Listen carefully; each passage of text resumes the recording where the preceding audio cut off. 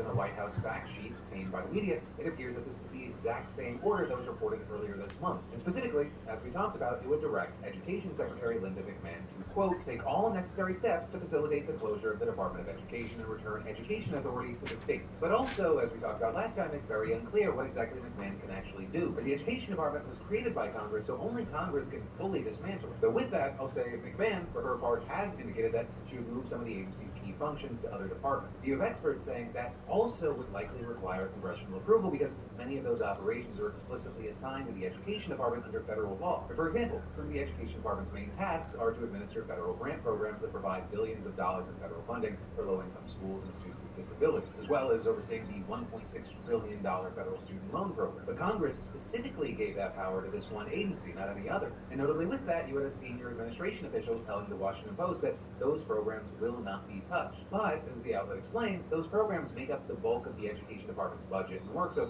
it's not clear what that means or how the White House expects significant change without touching those programs. State and local governments already carry most of the responsibility for education. They provide around 90% of the funds and determine most of the rules. The Education Department doesn't set curriculum or decide most schools' policies. Again, most of its work is supplementing funding for... We're headed to the war zone.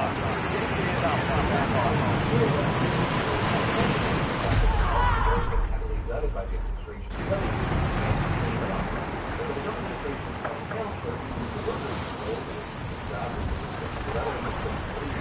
already roughly half the size it was. So now we're going to have to wait and see what happens. So if it is just continuing to keep the trend, like all the time here, it's going to happen. Right after we go live. Enemy soldier incoming. Then, next up there, we're going to talk about Israel. Just like we talked about on Tuesday, looks like the war in Gaza is back on. The issue of conducting airstrikes, Israeli forces have now conducted a massive ground operation in terrible. And on top of that, Hamas is responding to all farms. Saying outlets like NPR and CNN saying that Israel is the one that broke the 2-month ceasefire. Negotiations broke down, but there, we've seen some pushing back against that. Claiming the ceasefire technically ended 10 days ago. But the counter-argument is that the devil is in the details. Like Israel wanted to change the original ceasefire blueprint that Hamas agreed to and having every hostage released at once. And Hamas wanted to continue the original deal. Enemies dropping into the area. People on your own specifics, knowing all this, you have Israel running with ground operations, ashes, structure. But through the fog of war right now, it's hard to tell if that's actually the case. One of the things we have seen is that families in Gaza, the ruined parts of northern Gaza, being forced to flee again ahead of the Israeli advance. And all of that is bad enough. Israeli Defense Minister Israel Katz warned that it's likely going to get a lot worse unless Hamas releases the remaining hostages. Saying citizens of Gaza, this is their last warning. The Air Force attack against Hamas terrorists was only the first step. The rest will be significantly worse. All the Israeli hostages released and Hamas is expelled from Gaza, Israel will have forces never before seen take the U.S. president's advice, return the hostages, and expel Hamas and other options presented to you, including relocating to other places in the world for those who wish. Adding, the alternative is utter devastation and destruction. With this, response to the series of rocket attacks in the Kyiv area, all of which were either intercepted. Enemies are dropping into the area. Watch the skies. And something else we've seen is the return of hostilities to Gaza has sparked serious protests in Israel. 3 days now, taking the streets to protest demands that cops take place instead of force, trying to release the citizen and remain hostages. And that feeling that it was justified is the flag and the government assigned the hostages death. This is the president waving Israeli flags and called for re-election. This doesn't appear to be a small but dedicated survive and your team can redeploy. Eliminate targets and bring them back faster. Your team leader. Set a drop point in your squad soldier. And this is other U.S. senators and Democrats like John Fetterman have been far more pro-Israel. Shortly after Israel resumed its airstrikes on Gaza, the world does not want peace. They unapologetically 100% stand with Israel and demand the release of all remaining hostages. It looks like, despite a slim chance that peace is on the horizon, we're back to more bloodshed over Gaza. Really, who knows exactly what we're going to see? Because, yeah, the first time around, U.S. Congress lost some of its appetite to support Israel, cutting off arms shipments and trying to provide aid to Gaza, though many felt that was enough. This time, you enemy counter UAV inbound. Turning into so-called the era of the Middle East. And then, we've got some more important news. It's been a minute for good kill. Marking the rest of that squad on your tag map. Not only are we flying back in stock and making all our stuff on our it's just the best fit deal out there. Two, not only can you snag yourself some really comfortable and awesome bestsellers this year, like You're being God is tracked by an Testing enemy or squad. Huge Try Studies, to the survive. use of this economy, we the people are so over it. Yeah, no, I'm fine. Hey, spare it not on. Or, free right now, you can get yourself 50% off by just using code BS at checkout. So snag what you want, Keep while your you head up. can over to Return to base best.com. and be free. And hey, while you're at it, text me at 813-213-4423 because I have an awesome announcement coming this Sunday, Monday. But then, shifting gears from random, interesting news, the global human population may have just increased by billions. The economy is basically about 8.2 billion people back. But there's now new research that was published in the journal Nature Communications that suggests otherwise, with it claiming that the 5 most widely used global population data sets significantly undercounts the true numbers. And that because they're based on census data, which the study's authors argue is flawed for several reasons, with them most notably claiming that towns are often underfunded, communities in remote locations are impacted by conflict and violence or different taxes, and census enumerators often face language barriers and resistance to participation. The paper, citing Paraguay as an example, saying the 2012 census there may have missed a quarter of the population, and adding, this is remarkable as countless studies have employed these data sets without questioning their accuracy in the rural domain. So to get a more accurate picture, they looked at over 300 rural dam projects across 35 countries, because you see, when dams are built, people have to be resettled, and the numbers are usually very precise because companies have to compensate anyone affected by that project. And so by comparing that data to the traditional population data sets, this study tried to gauge the difference, and there was a difference. It is finding that the previous estimates undercounted the rural population by anywhere from between 53 and 84%, with the biggest discrepancies being found in China, Brazil, Australia, Poland, and Colombia. And a big thing to keep in mind is that current estimates suggest that over 40% of the world's 8.2 billion people live in rural areas. And so while the study stopped short of throwing out its own population figure, that would suggest there's hundreds of millions, if not billions more people on this planet than we've long thought. Which I will say is not only just interesting, but it's actually huge because policymakers have been using these data sets to make important decisions for decades. Use this From time for everything some target practice. disaster preparedness and environmental conservation. But again, at the very least, it's just interesting. And hey, the next time someone's like, hey, there's like 8 billion people on the planet, you can be like, well, actually, you can say it's smarter than you want. Like 30% of the reason to watch this show. Then, next up, we're going to talk about the daily dose of good news. So, I will say, they have to revisit the most horrifying stories of the 30-year-old man was eventually by his father and stepmother. Since then, he was imprisoned inside of a tiny storage room, eating for a couple hours a day. Enemy KIA. He's 11-year-old star. Basically, the guy that shred whatsoever. He's very hard to do. How horrible is all that was. I'm very happy to say that this whole community, this country, and even the wider world is rallied around us and learn that it's great to state for better. Now we live in a safe haven, a great library, and non-profit. Enemy soldier incoming. The initial goal was $10,000 as reporting only 2,000 people donated more than $150,000 so far to this one. The number is still climbing. Also, with that, you have set of request for the man saying the money we use covers thousands of days living expenses and support for Enemy dropping into the AR. So, it's an educational resources. We haven't even talked about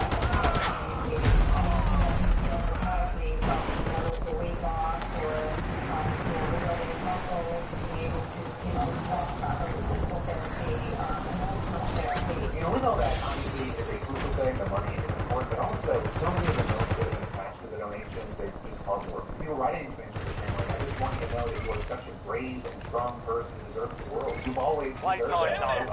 Stand by for deployment to the war zone. Hope and kindness. As well as people encouring him to Enemies dropping into the area. Watch the skies. Sunset, sunrise, park, ride, and all different things. We're your brothers and sisters. We're so sorry.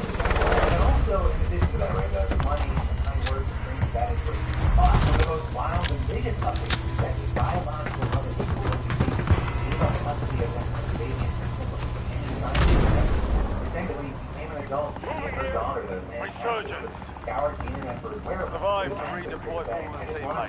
Still to bring him back from. I've always known he's existed, I've always loved him, and I've always been trying to find him. I've been looking for him for over a decade, and there was nothing. No social media, no photograph,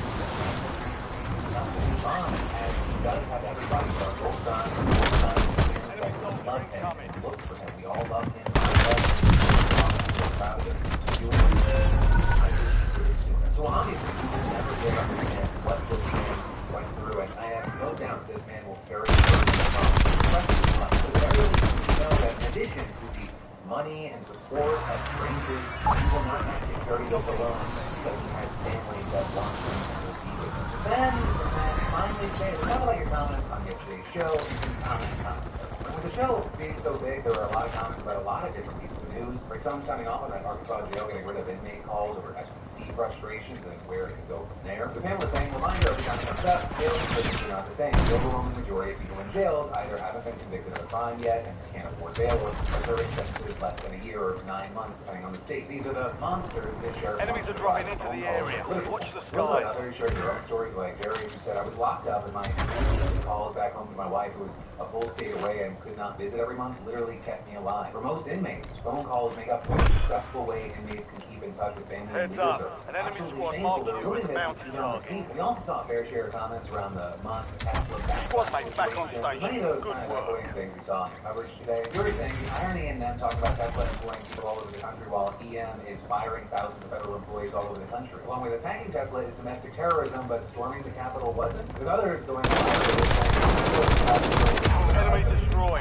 Use your tac map to hunt down the rest of them. Tesla stock falls and Tim Walz makes fun of it. Republicans. There was also, once again, a positive news story at the end, including interesting insights like I had to stop watching it with my wife because she was leaving the videos feeling so overwhelmed. Starting out Trump, we're back watching it. We just feel way more positive and optimistic for the future. Thanks for that, my friend. Beautiful bastards. It's the end of your Thursday evening down to the news. Don't worry, I will see you soon because you're going to follow me maybe at any of these socials here. Or, of course, I post a brand new episode of this show every Monday, Tuesday, Wednesday, and Thursday at 6 p.m. Eastern, 3 p.m. Pacific. Thanks for watching. I'm Yo Basis, and I'll see you right back here on Monday.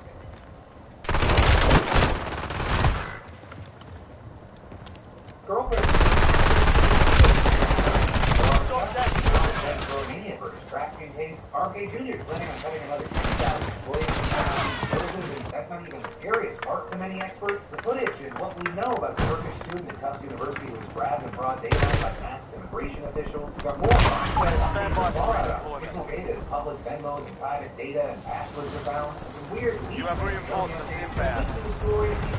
We'll talk about all that and much more on today's brand new Philip the Brink will show you daily dives into the news, how it's being covered, and how people are reacting to it, starting with this. The Trump team's signal gate scandal just got even dumber. And that because the German report that it did some snooping, personal emails, phone numbers, and even passwords connected to I wanted to take a shot at the outlets say it was actually particularly easy to get the defense secretary's info. All they did was the provider of contact information primarily used by marketing and recruitment. The reporters can mix an email address, a phone number, and then find email as well, sometimes a password affiliated with it, and over 20 publicly accessible data. Right? This isn't like some super old another life information. The outlet verified that the email had been used just a few days ago. But then also the phone number leading the word to a WhatsApp account that apparently only recently been deleted. You would also have the outlet using the same commercial provider. You've got a loadout drop inbound. Enemy dropping into the AR. LinkedIn, WhatsApp, and Oh, mama. several passwords for his email address and linked database. But reportedly, at least the WhatsApp and Signal accounts still in use at the time because when Mirror's people tried them, the messages were delivered, though both accounts apparently were then deactivated shortly after. And then lastly, with the outlet saying that Gabber's information was the hardest to find since she had hers blocked on the commercial provider. But basically, did track down her email address and The enemy lost track of you. Good work down there. WhatsApp account, Signal profile. With that, Gabber's office told reporters that her leaked data is overplaying, but she hadn't used the relevant platform. Passwords over time. But their speaker reported that her private Google account was used recently around 2 weeks ago as messages for WhatsApp and Signal accounts were apparently delivered. And actually, all in all, you have the outlet saying that most of the numbers and email addresses are apparently still in use and they were used to create Dropbox accounts and profiles and apps at draft running date. But there, they also clarified that it's unclear whether these are the same phone number as the Signal accounts involved in reality. Not war plans, definitely just attack plans scandal. With them also adding they didn't try email passwords to test if they were still accurate. But either way, you have experts warning that hackers use the data Yeah. to work convincingly posed official. And this is, you then have the risks of Bounty malware, targets are up. spyware, Get off. blackmail, which is either included. It is thus conceivable that foreign agents Enemy could be soldier the incoming. attack group which Nuketown.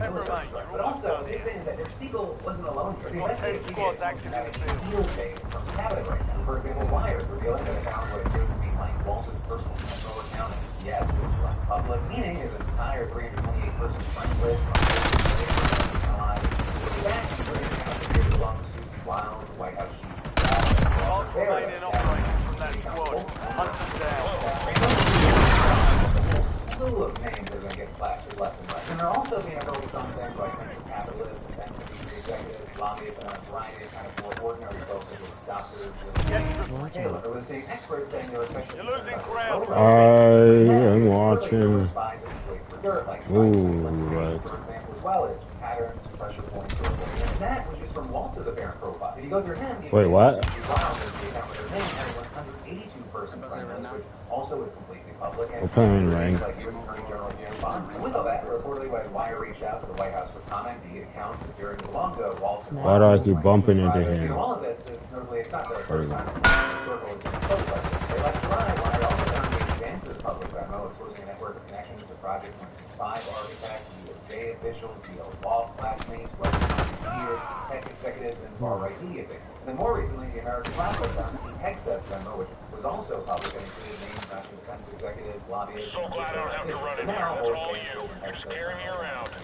And with all this, I think it's fair and important to know that just because they're friends with someone on Venmo, that does not necessarily mean they transact with each other. It is possible they just automatically populate the friends list with phone contacts. But still, you have experts saying sprawling networks connected to the highest people in the White House are security vulnerabilities in themselves. So glad I don't have to run it here. That's all you. You're scaring me around. Rather, part of the pattern of sloppiness is very looking. It looks like most ordinary people are not buying the White House attempts to downplay this. For example, if you use a poll finding 74% of Americans and 60% of Republicans believe that signal-based is serious. However, only about I will say it's all the more interesting, that's the word I'll use, that we've now gotten the news that Trump has reportedly assigned Elon Musk the ability to assist in the investigation of signal. Because, you know, why not? You know, naturally, many people have the trust or feel like waiting for the White House. Yeah, they're all under me. The nonpartisan American Oversight Enemy Organization, UAV overhead. HEXF, Gabbard, Ratcliffe, Enemy Rubio, UAV Treasury is Secretary online. Besson, and the National Enemy Archives and advanced Records UAV Administration.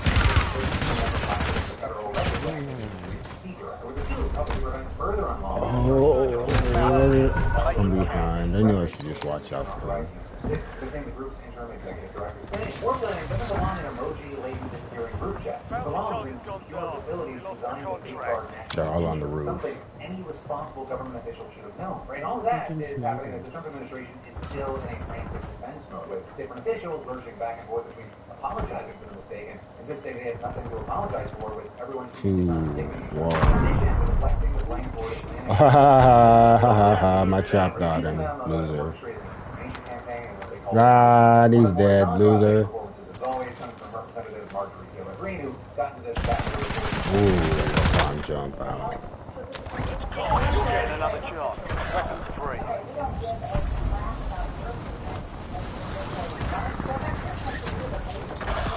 It's all on you. Stay alive so your squad can redeploy. He literally like turned, like he just turned into the next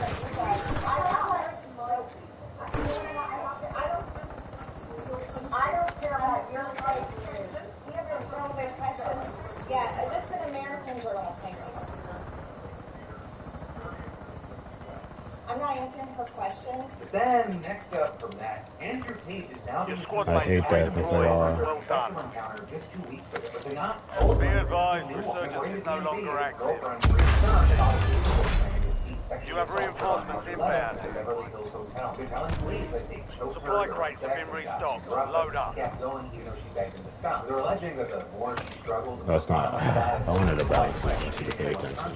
Proceed to the buy station before time runs out to receive a discounted item. After he fell asleep, he said she took photos of redness and bruises on her face, which she can't see pain. And then she claims that a few days later, she flew to New York for work and visited an ER where she was diagnosed as post-concussive. Additionally, TMZ said that they obtained 11 text screenshots that showed tips and feeds and impregnate Stern despite the fact that she says that she didn't want that. They're then also saying that she waited to file the police report now because the Peake brothers just left the state. Move to the safe zone. Police didn't feel safe enough Low to down file drop, the headed report, your so they way. leaked out of the country. Now with this, the Beverly Hills Police Department didn't give a comment on the allegations to TMZ, but Peake's legal team denied it, telling the outlet. Andrew Tate vehemently rejects this outrageous allegation and will relentlessly pursue legal action against anyone involved in spreading this blatant falsehood. And once again, we witnessed the media recklessly publishing a one-sided narrative. Yeah, I really wanted to go out that way. With that, claiming the photos TMZ We gotta go up this way.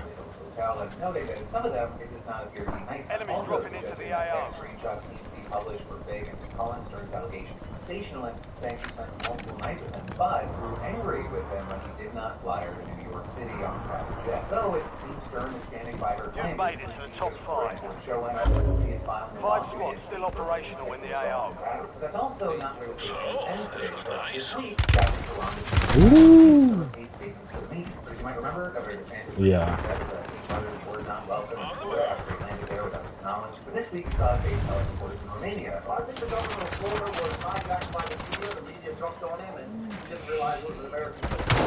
Now conversations and everything's been settled. But that comment suggests that DeSantis complained about it on the criminal investigation in Florida that opened into him and been settled. But that is apparently not the case. The position is unchanged. The outlet noting that just last week, the state's attorney general said the investigation is still ongoing. Contract flag. We can show that the police funds are for sure, and we will continue to use them, at all costs. Every time that these guys open their mouths,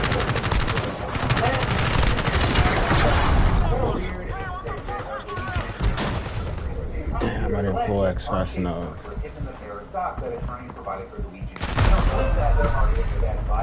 And I didn't get any plates either. Maybe I took them all. That's what I wanted.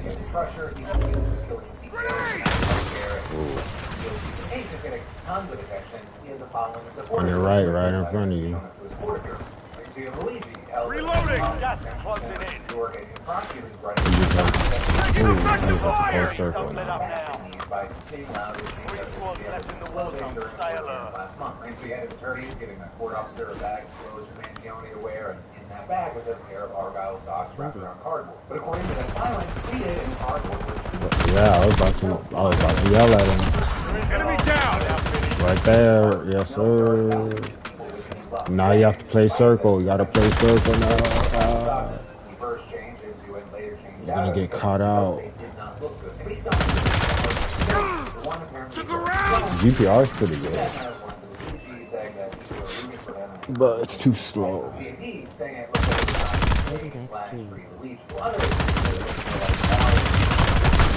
Yeah. If he played Storm and got high ground. Hard that time. Knock yourself out, regroup, and get back out.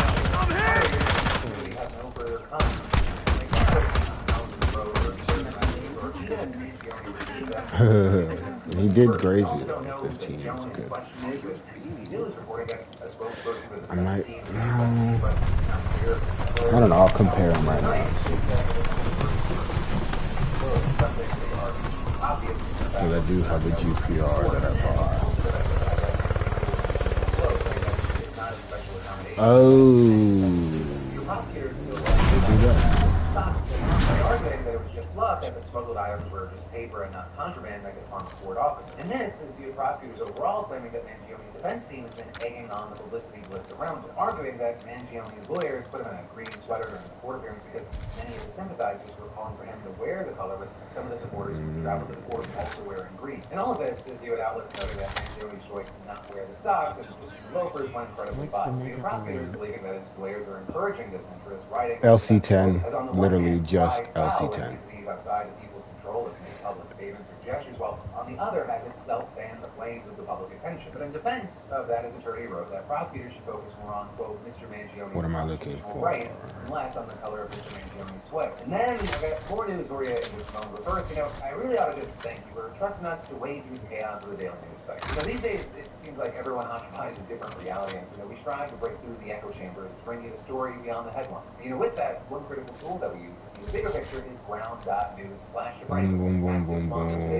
unlike other news platforms, Ground News delivers multiple perspectives on each story to hedge against reporting bias. So for example, the signal about officials accidentally adding journalists to private has been covered by roughly 600 sources. You know, very few. Basically, the same pattern as the kilo. Little more. Reckless with national security, emphasizing broader carelessness. And that, well, the right-leaning New York Post framed it as an unfortunate, isolated breach, and something of kind of lesser consequence of being 40, 40, and so many people these days, they 43, 34. The kilo does more headshot damage. Oh, I remember why the GPR is good. Because the GPR does really good body damage, and that's mostly what you're hitting most of the time. So that does make sense that it burns like that. So that 40 to the torso really counts versus 34 to the torso. Unlimited access to the Vantage plan, which is the same plan I use. Then, from that next up today, masked men abducted a young woman yesterday in broad daylight. I remember. That's why I ended up buying this, because I was going to use it, but I don't know. But yeah, for assault rifles, GPR, kilo if you want no recoil at all.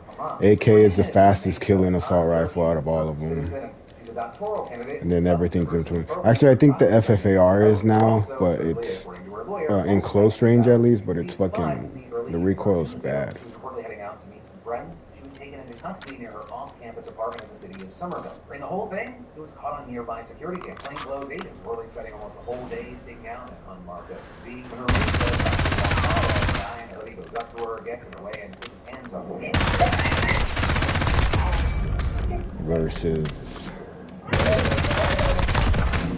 I mean, even with recoil strength, that's going to be crazy.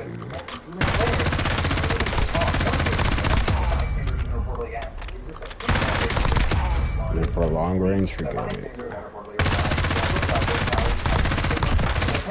This looks more like a kidnapping or an arrest.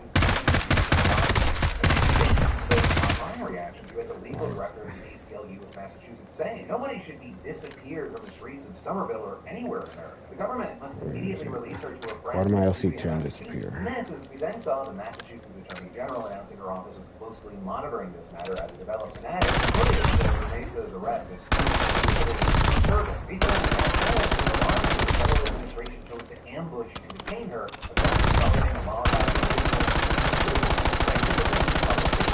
intimidation that will and should not started. And with all that, as far as the government side of the story, well, you had DHS spokesperson Tricia McLaughlin sharing a screenshot of the arrest footage and writing. DHS and ICE investigations found Mesa engaged in activities in support of Hamas, a foreign terrorist organization that relishes the killing of Americans. And added, a visa is a privilege, not a right. And then the recoil for the kill. Terminated. This is common sense. So that is, of course, matter she. Notably, however, a group by the name of Canary on its website identified her saying that activism in March 2024. And with that, this document people say Israel explaining that Israeli how does it feel versus? And with that, evidence that it provides of Mesa's elected several published last March in the student newspaper. It was a piece that criticized university leaders in response to that they, quote, acknowledged the genocide and divested itself from Palestine and Israel. Actually, with that, former President of the New York Times run from Mesa a couple weeks ago, asking her to remove pictures of her with weapons from the account of the lab where they were Mesa really wanted the Eugene Dobson. That professor also saying about her former student, she is extremely sensitive about human rights, about not that glitched it onto this gun. That's crazy. You know, with that, as far as where we are right now, Mesa's lawyer says that no charges actually been filed against her. They're also saying in her initial statement that she was unaware of her. You don't have an eyeball. But it's also not clear if that's still the case because notably, ICE records show that a person with Mesa's name is now being held in a Louisiana detention center. Right, and that after a judge of the federal district court in Massachusetts. Yeah, no asshole, no eyeball. Out of the state without advance written notice. I don't think you even have bones.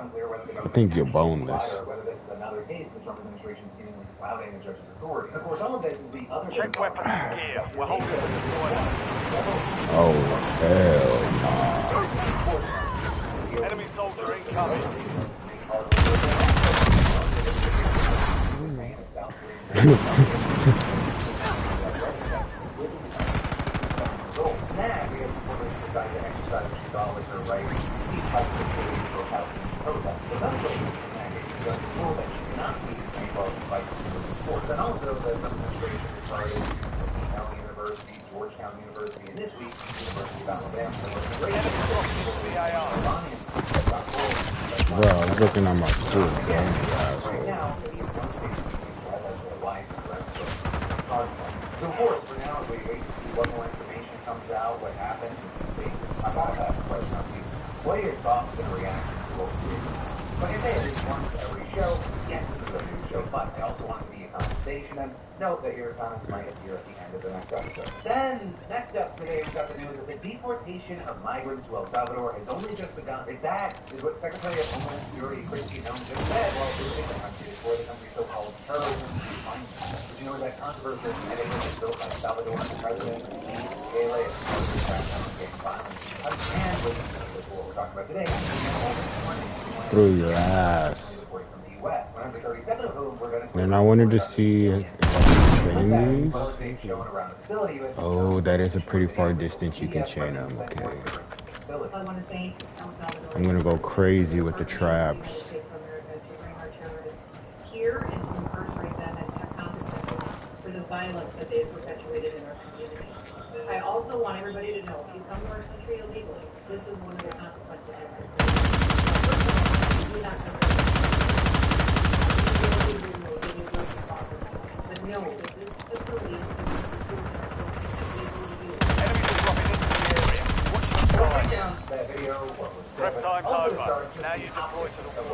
That felt slower than the kilo, bro. The headshots is really easy to go with the kilo because there's no recoil. Yeah, long distance. Body shots. For example, regardless of your ideology, background props and propaganda is another account. Guess we'll see which one's more reliable. Oh, I am a glitch. Because they're bright as fuck. I've seen some people running some of the cartoon skins in ranked, but they're so bright, you might as well just not even pull your parachute when you hit the ground and you start the game.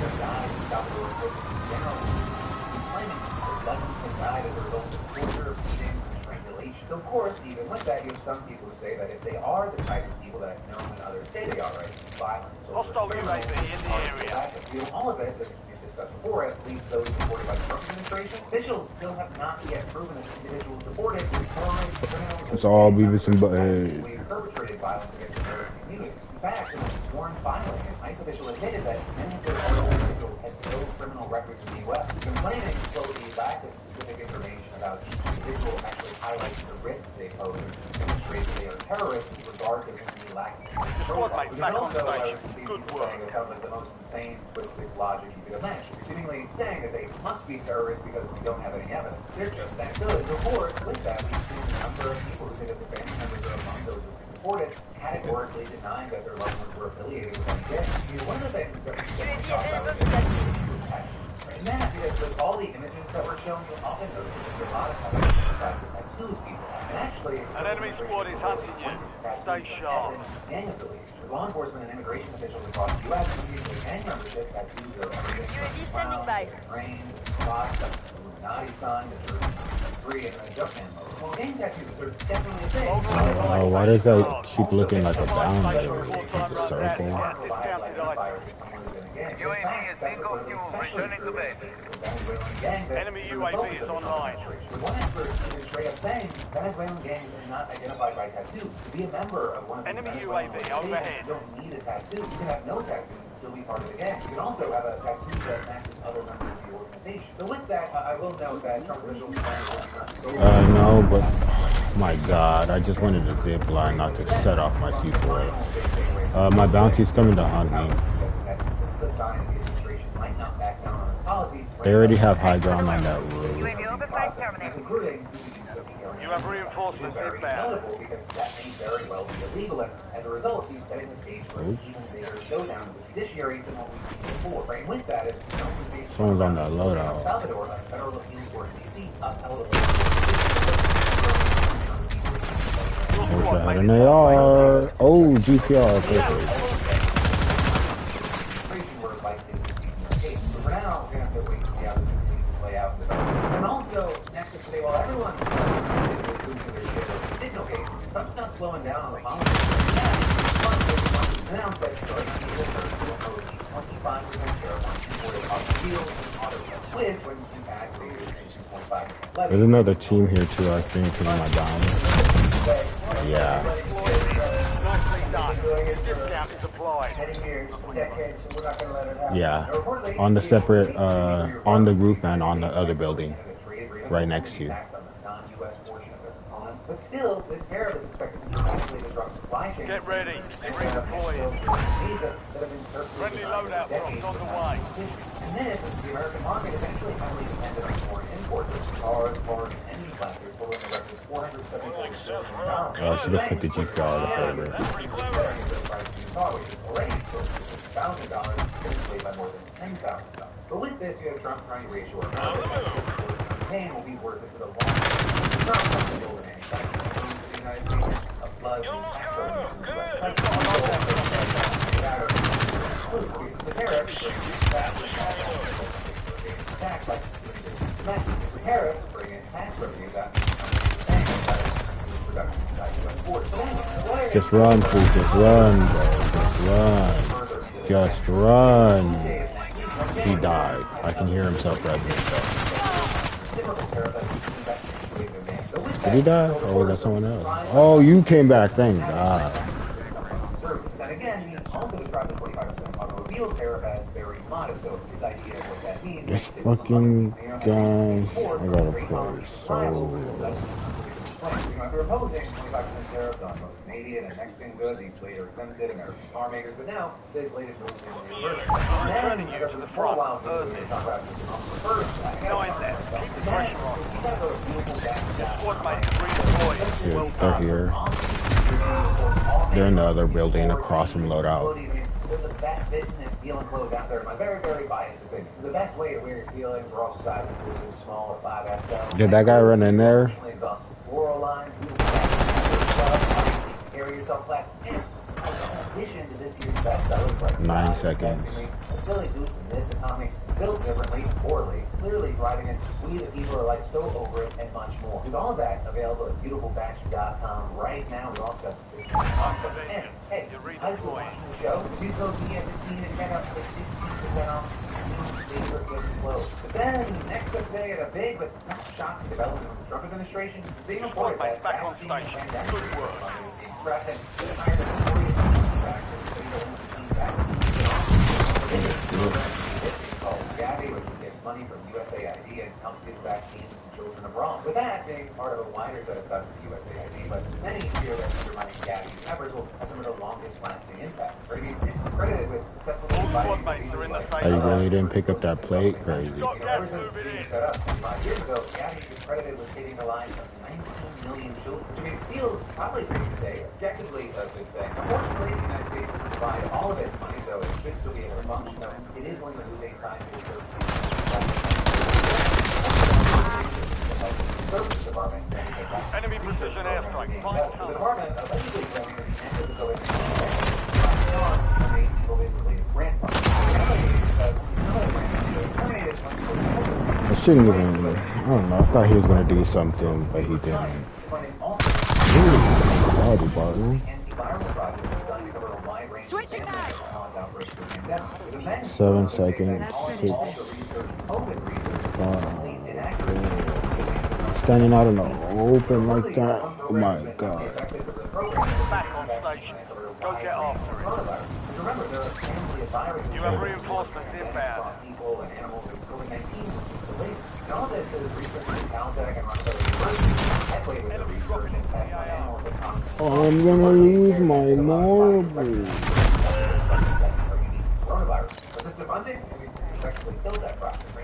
They came from there. They're right under you.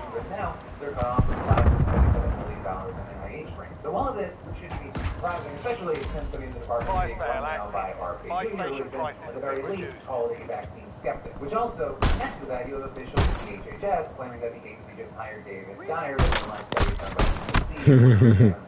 Vaccines and autism. But in this, Dyer has a long history of promoting or a long thread of claim that the two were linked, and even published studies about the topic of the spot. Although there, you have people saying, oh, those studies was a stretch. Enemy UAV online. Nowhere safe. Oh, they were just down there buying shit. Watch your six. So part of what we're seeing is a real fear in the medical community that Dyer will put Where's Circle at? study will have far-reaching consequences considering It's gonna pull this one. study. Then, in turn, could possibly lead to people avoiding vaccines of all times with disproven links to autism. So with this, we've seen things like, for example, Alison Singer, the president of the Autism Science Foundation, putting it this way, saying it seems before this Get ready. You're redeploying. autism, even though they don't. They are starting with the conclusion and looking to prove it. That's not how science is done. So now, this is something that we're going to have to deny. Medical experts said when the next pandemic hits, will once again. Oh my God, my button. Come back with a massive This game. we're likely to see an explosion of diseases that otherwise. This game sucks. This game. People saying then, next up today, for your bit of good news, people with rare conditions finding treatments thanks to this doctor and his application of AI. And so this is Dr. David Fagenbaum. As a 25-year-old med student, he was diagnosed with a rare subtype of Castleman's disease, landed him in the ICU, but not responding to any treatment and went through rounds of chemotherapy that only helped for a little while. But between hospitalizations, Dr. Fagenbaum getting another shot. Weapons free. Over medical literature to find some treatment. Saying, I had this real clear realization that I didn't have $1 billion in 10 years of Stand to you, soldier. Stay sharp. Enemies are dropping into the area. The man going on to become a professor at the University of Pennsylvania, and he began looking into how drugs can be perfect for treating which isn't necessarily a new idea. You know, with that, his lab did have some success. It was just that it was a long and hard process because Dr. Fagenbaum's team had to compare one drug at a time to one disease at a time. Dr. Fagenbaum helped found Every Cure, a nonprofit aimed at using machine learning to compare thousands of drugs and diseases at once. So the platform comparing roughly 4,000 drugs against 18,500 diseases, and then for each disease, the drugs would get a score based on the likelihood of work. And then the team of researchers looked through the AI prediction lab tests or doctors going to try the drugs on patients. Notably, they're not alone. We're seeing work similar to Every Cure across the world. The University of Alabama and Birmingham that developed predicted several treatments. So the same things like amphetamines typically used to treat ADHD, relieving periodic paralysis in children with rare genetic disorder, as well as a common blood pressure medicine, drastically improving the mobility of a pediatric patient with a different neurological condition, with a doctor who leads that.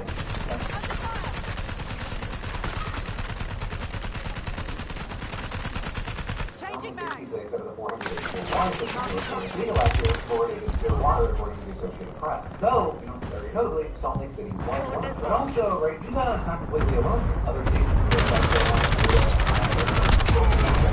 similar legislation being proposed that may well, and this is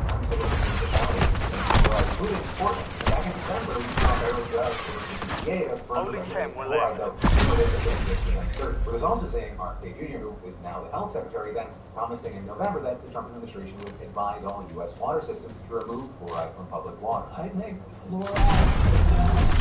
So with that, we've seen a number of experts saying that just like vaccine skepticism, fluoride fears have been brewing for decades, but really exploded after the pandemic. People alleging that it causes everything from acne, high blood pressure, and thyroid dysfunction to bone cancer, kidney disease, and arthritis. And of course, all of that in addition to the most heated accusation, which is a decrease in intelligence. So there, just to spoil the ending for you, the evidence for those claims is very weak. But also, before we dive into exactly why, let's get the facts right about fluoride. Starting with the basics. It is a naturally occurring mineral found in water, soil, plants, rocks, and even the air. By the late 1930s, scientists discovered that people whose water naturally had more fluoride also had fewer cavities and stronger teeth, with experts also saying that putting it in toothpaste or mouthwash wasn't enough because need to be ingested to get the most benefit. So in 1945, Grand Rapids, Michigan became the first U.S. city to start adding fluoride to tap water. One of the things they ended up saying was that cavities among young children plummeted by 60% within a decade, with then federal officials endorsing water fluoridation in 1950 and the practice spreading throughout the country from there. Now, our children can have better health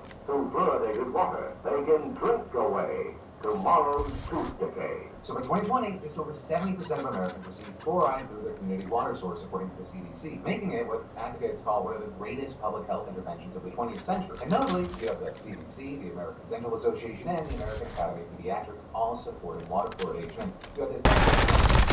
We know that fluoride works. All the journal articles there's a 25% reduction in children and adults that are in using fluoridated water. So then we get to the question, well, why all the skepticism? Where is it coming from? Well, when you get into it, the skeptics almost always cite this one study from 2019 in Canada that associated fluoride exposure during pregnancy with lower IQ scores in children. But there, based on self-reporting, which isn't very rigorous, and perceived methodological shortcomings. Now also with this, there's another report that came out last fall program, and it found that water containing more than 1.5 milligrams per liter of fluoride is consistently associated with fluoride use in children. That report too has been widely criticized for the low quality of its data and its irrelevance for the United States. And that because the evidence came from Canada, China, India, Iran, Pakistan, and Mexico, and it focused on populations that received very high fluoride levels. Which matters because the United States has never recommended more than 1.2 milligrams per liter, and even then, only in cooler climates where people supposedly drink less water. And in fact, in 2015, we're headed to the lowered the Warzone. recommendation. Get geared up, stand by. Teeth that have become more common in kids. A condition that I know, by the way, that the executives are generally not saying primarily not. There's still no evidence of these things but also is a very different state from nobody in the United States in just 2 months before. Because the report noted that about 26% of the U.S. population water systems are naturally learned levels of 5 milligrams or higher, which is the level that the report claims with moderate confidence. So, again, the World Health Organization claims that at least with all this, experts saying that thanks for this, this reduces the fluoride level. Plus, since the authority recommends that they comment fluoridated toothpaste in kids, so it's no more than enemies are dropping into the area. Watch the skies. Those below 3 and not at all before the age of 2. And as for all the other non-IQ related claims about fluoride skin response, what we see is while recent population-based studies about evidence of fluoridated water to bone cancer, for example. When it comes to pregnancy or dry scientists have studied more before jumping to any conclusion. But for now, that is what we are. And also, how many states follow suit. Then, next up, we have a daily dose of good news, so let's start off front. Uganda used to be home to hundreds of but by the late early 80s, native populations enemy soldiers incoming. Were wiped out and then, Rhino from Uganda was formed as they approached the name of the Cattle Ranch, Captain Joyce's Charles Ward. That's crazy, because as it turns out, Captain Joyce's Cattle Ranch was sitting on a prime rhino mount. So the Rhino from Uganda charity asked him to move his cattle and bring it to the enemy soldiers his daughter is a lover of animals and time, so so 2005, 2006, run all the way from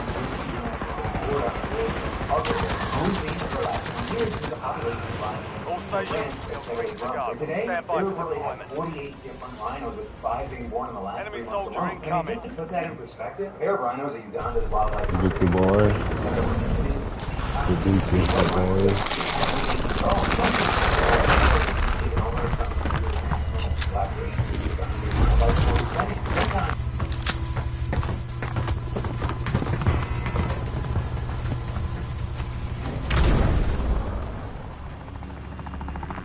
Resurgence. Survive to redeploy fallen teammates. Kill to bring them back faster.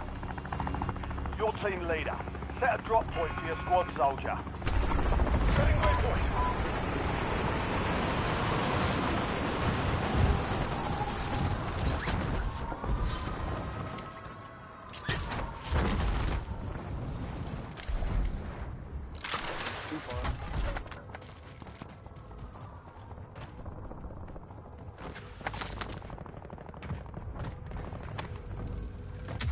Enemy UAV overhead.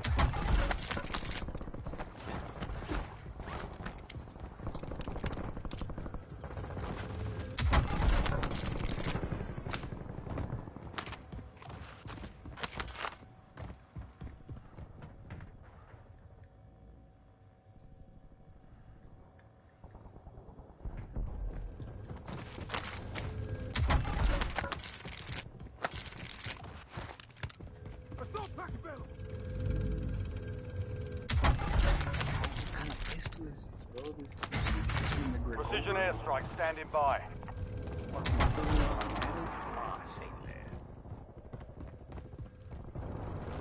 Enemy UAV is online. Hostile UAV in the area.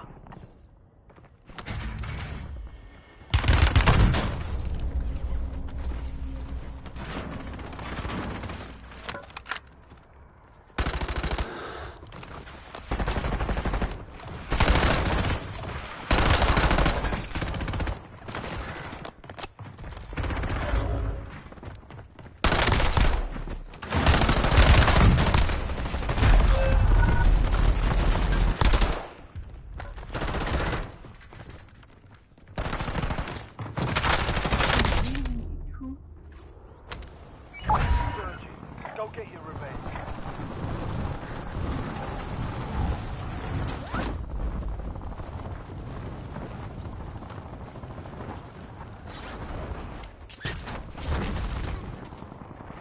Enemies are dropping into the area. Watch the skies. Your squad mates back on station. Good work. Enemy UAV overhead.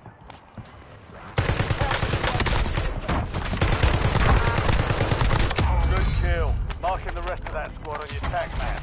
Get hunting. Squad's in the safe zone. Gas is moving.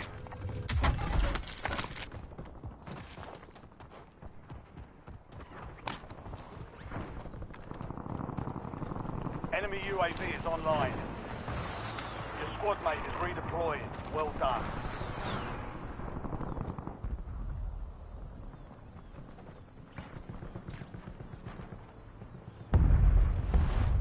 Enemy counter UAV inbound.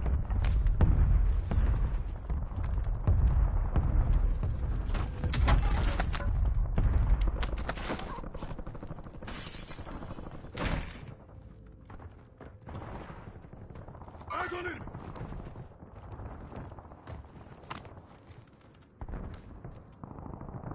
Inserting armor.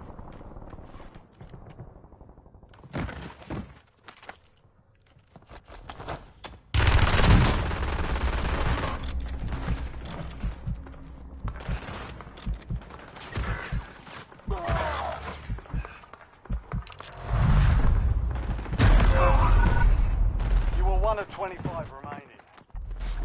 We lost that one, but we'll get a W next time.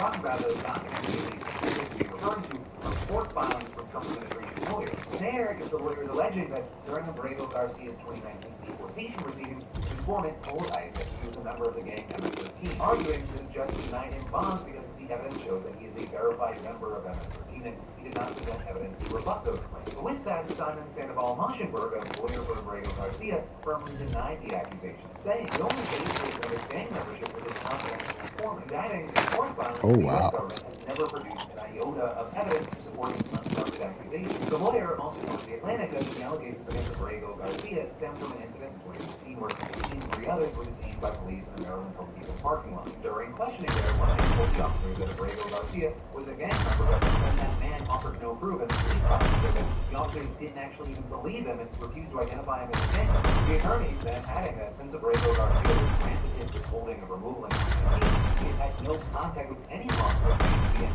has complied with the requirements that justice the White House Secretary Caroline Leatherwood asked this afternoon what evidence Vance had for his claims that Abrego Garcia had been convicted. She just said that the government had, quote, a lot of evidence and that she herself saw this court. Notably, she also didn't provide any information about what the evidence was or why it hadn't been presented in the court. But also, regardless of the gang tie allegations, Sandoval Moschenberg argues that this deportation is flatly illegal because no matter how you feel about it, explicitly protected Abrego Garcia from being deported. If the government wants to deport someone with protected status, they usually eventually have to reopen the case and introduce new evidence for deportation, which a very key thing is why you even have government attorneys telling the Atlantic that they are stunned by this case. With Sandoval Moschenberg also telling the out that he believes that Trump officials deported his client, quote, through extrajudicial means because they believe that process took too long and they feared that they might not win all of their cases. With him adding that he's never seen a case where the government knowingly deported someone who had received protected legal status.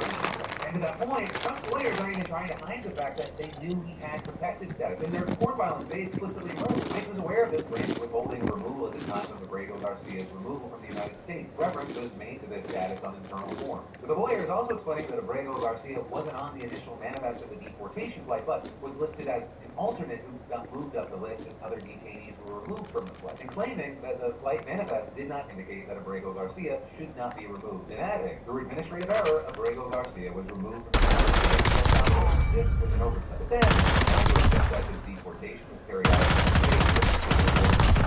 13. The Sandoval Moschenberg also pointed out that the case appears to be the first time the Trump administration was admitted to errors when plane loads of Salvadoran prison. Right in this, as we've talked about before, attorneys for some of those people of falsely labeling their clients as gang members because of their gangs. There, some officials have disputed clients are concerned about violence. That said, as far as what happens next with Abrego Garcia's case, lawyers representing him asked the court that ordered the Trump administration to return, and that, even if it means withholding payment to the Salvadoran government, which is claimed it's getting $6 million annually to jail U.S. deportees. Then, on the other side, the Trump administration asking the court to dismiss those requests on multiple grounds, arguing that Trump's primacy in foreign affairs outweighs the interests of Abrego Garcia and his family. And this, as I mentioned earlier, claiming that U.S. courts don't have the jurisdiction to order his release. But notably, Sandoval Moschenberg has hit back against that, telling the Atlantic, if that's true, immigration laws are meaningless. All of them. Because the government can deport whoever they want, wherever they want, whenever they want, and no court can do anything about it once it's done. For now, we're largely going to have to just wait to see how this plays out, though. In the meantime, we're probably waiting for of that. In fact, within Trump's broader deportation act, that potential unlikely voices condemning them. With this, even including the likes of Joe Rogan, who of course famously endorsed Trump. Joe Rogan talked about these guys on the podcast this weekend with commentator Rogan did praise Trump for lowering the number of illegal migrant laws at the border. He also saw like, you gotta get scared of it. Not sometimes, like, not suit up and support it. It's simply like, oh no. When you do things quickly and you do things aggressively, that's how you get shit done. But that's also when mistakes get made. And I think a human being plucked out of nowhere and ending up in a country he's never been in a maximum security prison with gang members, seems like a bad thing to happen to me. It's horrific. It's horrific. Check your gear and weapons.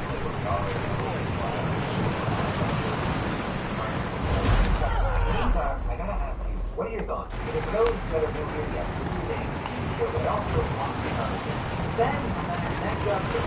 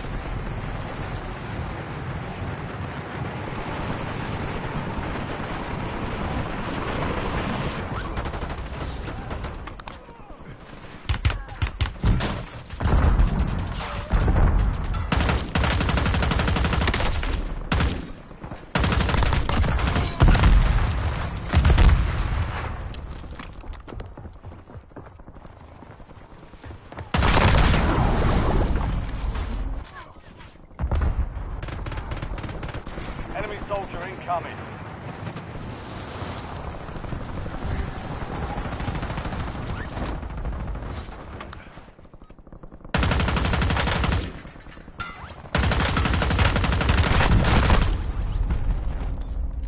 Changing map!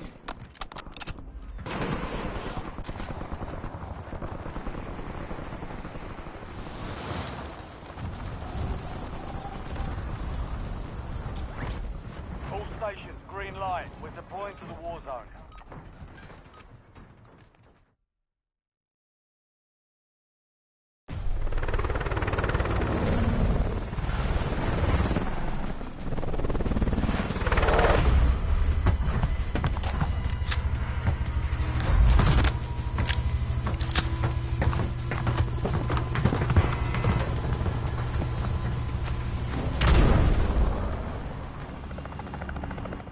Resurgence. Stay alive to keep your squad in the fight.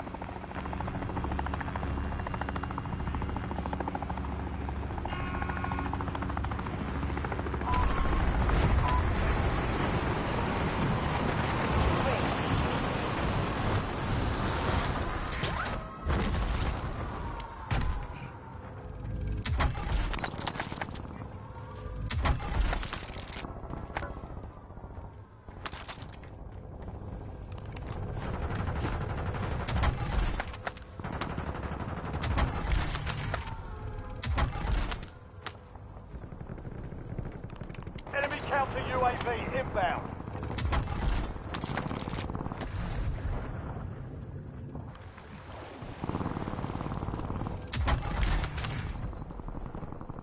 Hostile UAV in the area.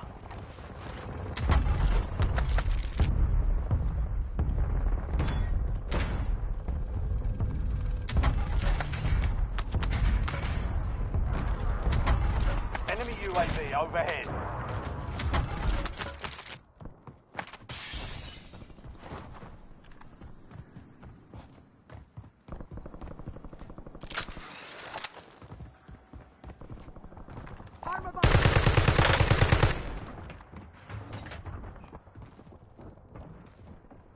Enemy dropping into the AO.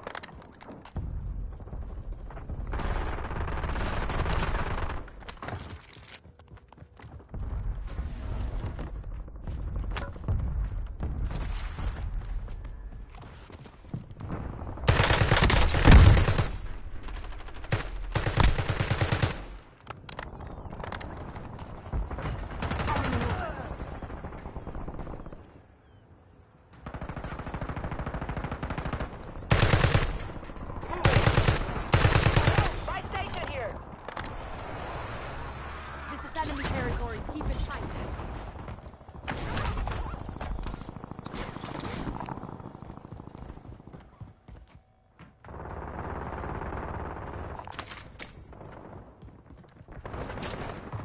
Enemies are dropping into the area. Watch the sky. Target down. Marking the rest of them.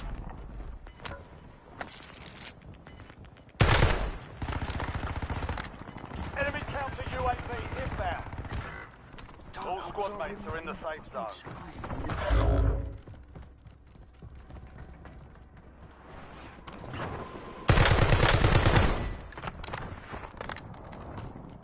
Enemy counter UAV inbound. Throwing flash grenade!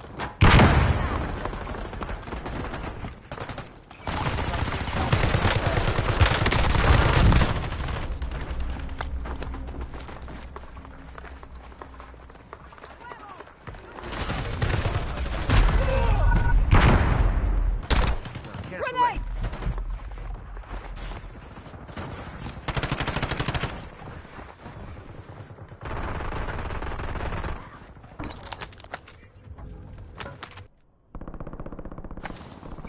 Stand by for redeployment. Good kill. Marking the rest of that squad on your tac map. Get hunting.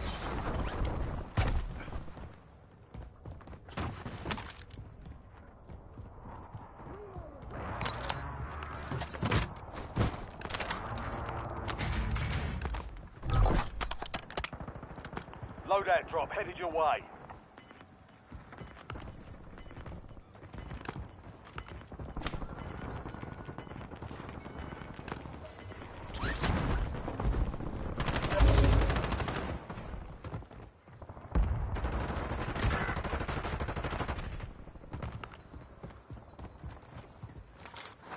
¡Aquí hay enemigos! ¡Cántalo!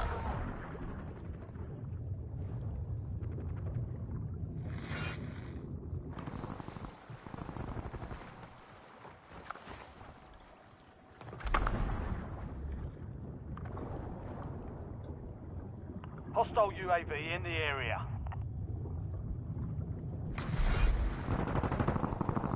Your squad mates back on station.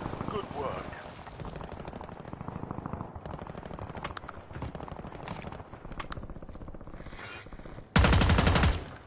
Enemy UAV is online.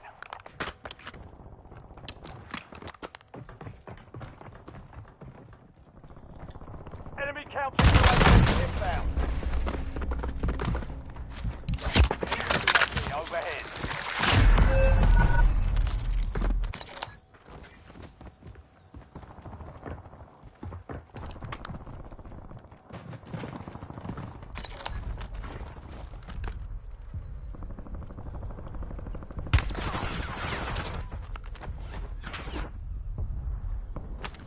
You're back on station. Go get after it.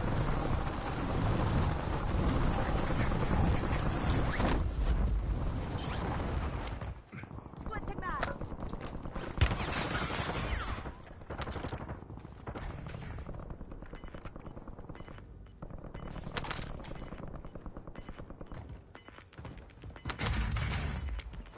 Enemy UAV is online. Enemy soldiers incoming. Your squad made it to the safe zone.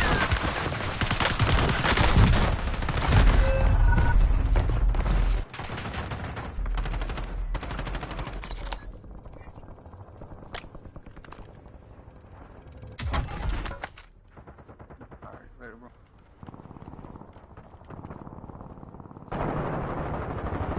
Reloading. Time for vengeance. You're redeploying.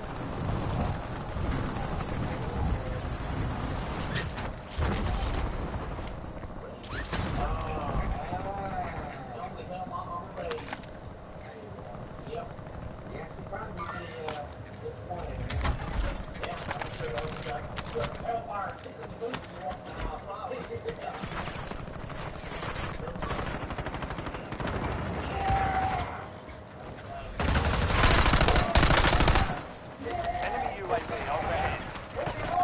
Hostile UAV in the area. Only 10 left. Your squad mate is redeploying. Well done. Changing man.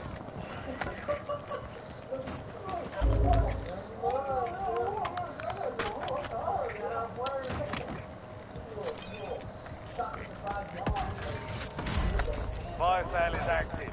Buy station prices are adjusted. UAV available for tasking. UAV standing by.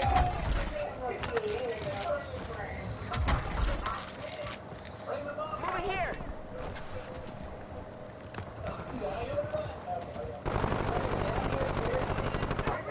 Enemy dropping into the AO. Enemy UAV is online.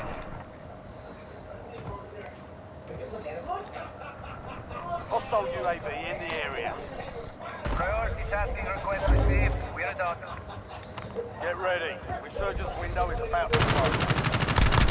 Enemy UAV overhead. Hostile UAV in the area.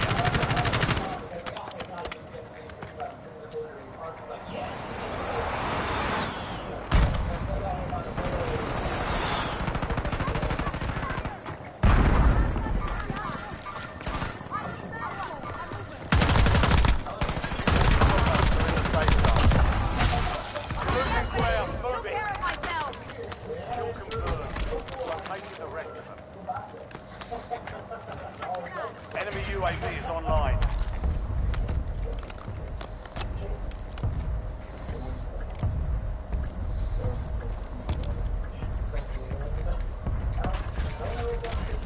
Fire sales done. Prices are back to normal.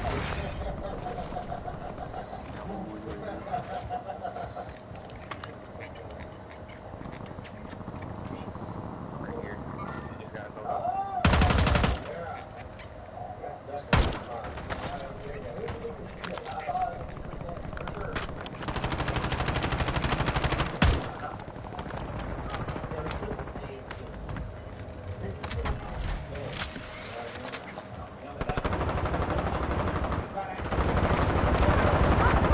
Be advised, resurgence is no longer active.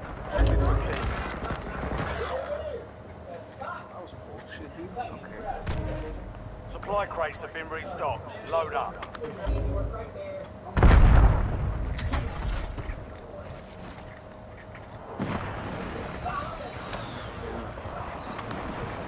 Enemies are dropping into the area. Watch the skies.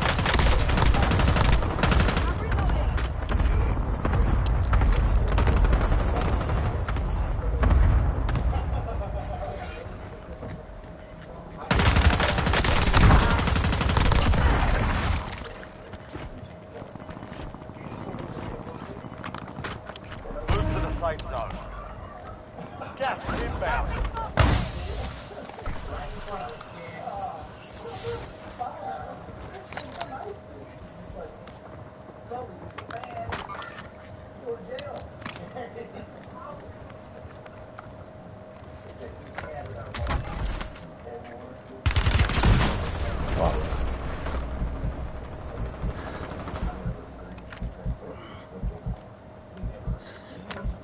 Your fight's not over yet. Changing mans.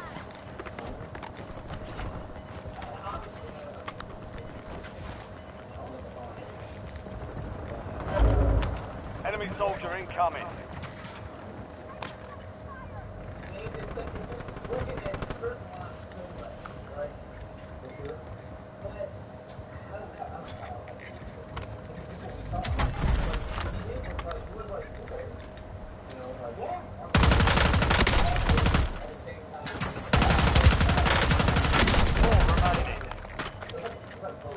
Five squads still operational in the AO. Get to the safe zone. Gas is closing in.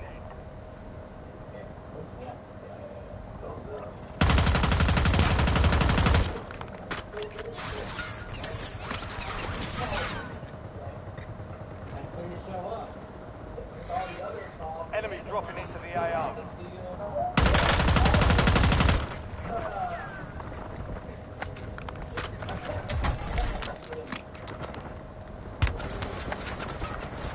You're in the top three. Don't let up now. 3 squads left in the war zone. Stay alert.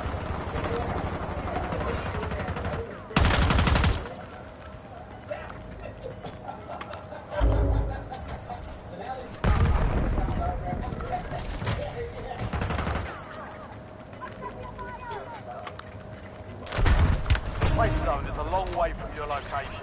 Move like you mean it.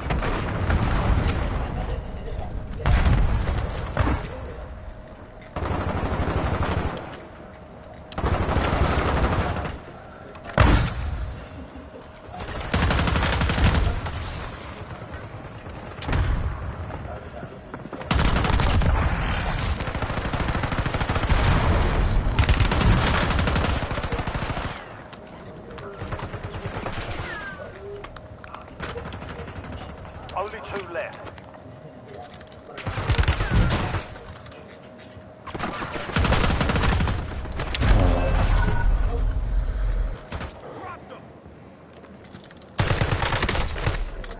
Less than 5 are still standing. Next time we'll take that. They hit us hard that time. Dust yourself off. Get back out there.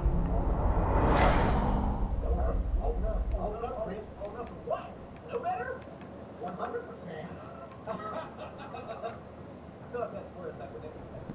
Hold up, I'm going as man.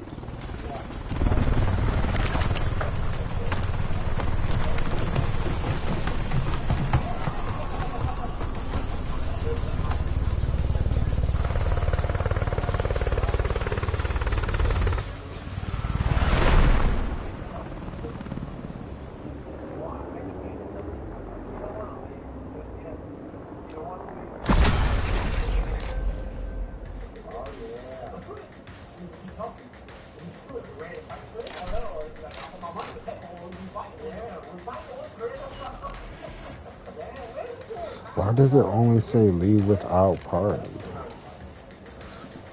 It's driving me crazy.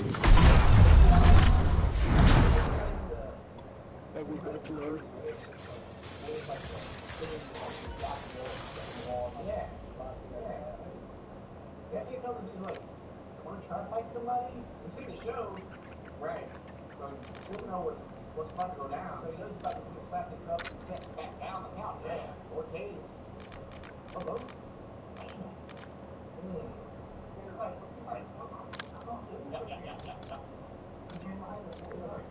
I'm not doing that. It looked like the cop slammed against the wall, but he's stuck around that far. Holy shit, dude, our team had 22 fucking kills. Yeah.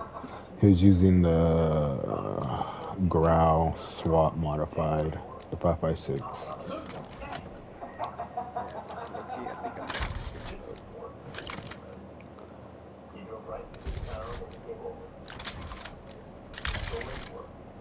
So this man is turning into a foe.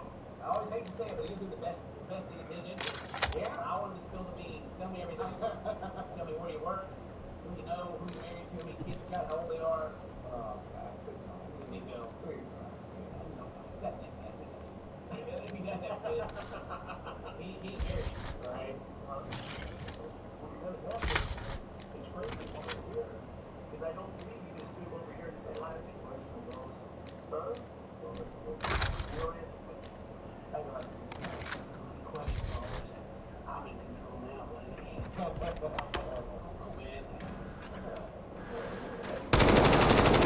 So, yeah. 'em.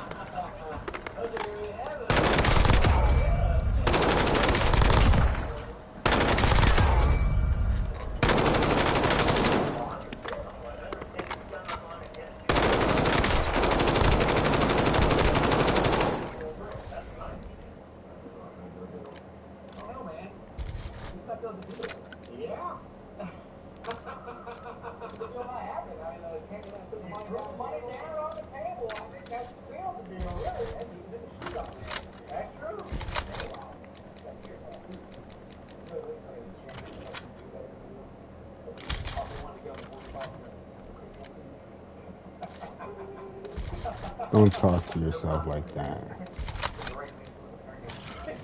Don't answer questions, boss. Don't answer questions, boss.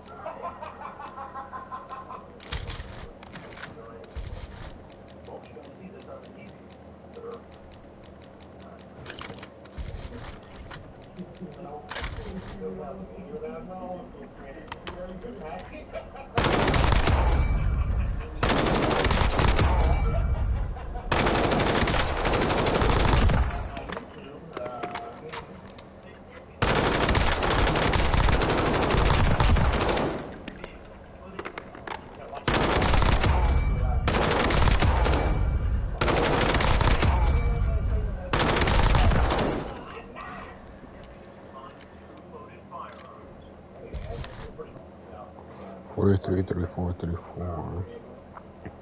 But those numbers are so bad. Is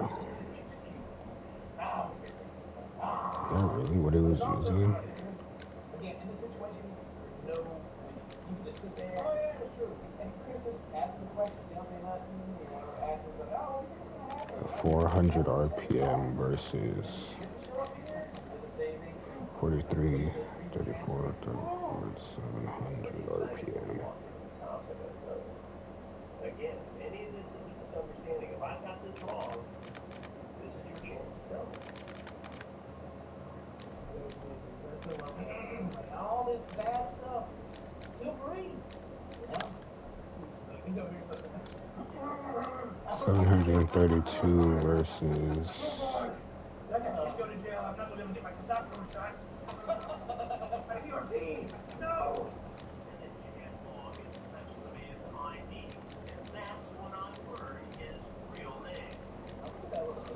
Yeah, I'm gonna go back to this boy.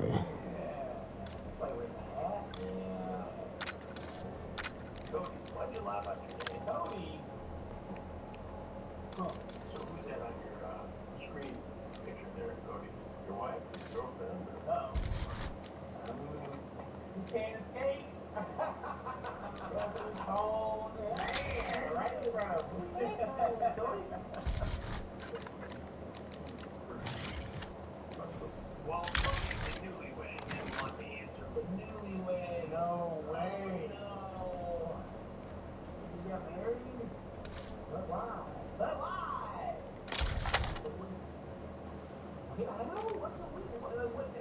once a week, I go cheat on my newly quit wife. Or you could just not married. No, it's taxes. Oh, okay. Alright.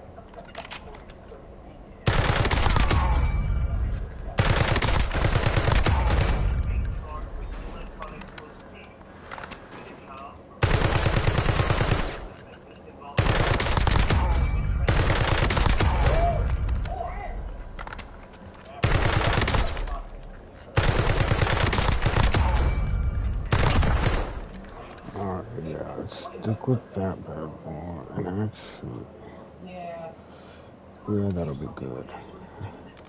But it shows that the crimes these men commit leave a lasting trail of damage that goes far beyond what happens to them. Yeah, that's the thing, like, there isn't any crime really. There's always, and the dude obviously was wrong. Like, gets robbed about it, but also, like, comes up and saves his life and all that stuff. Yeah.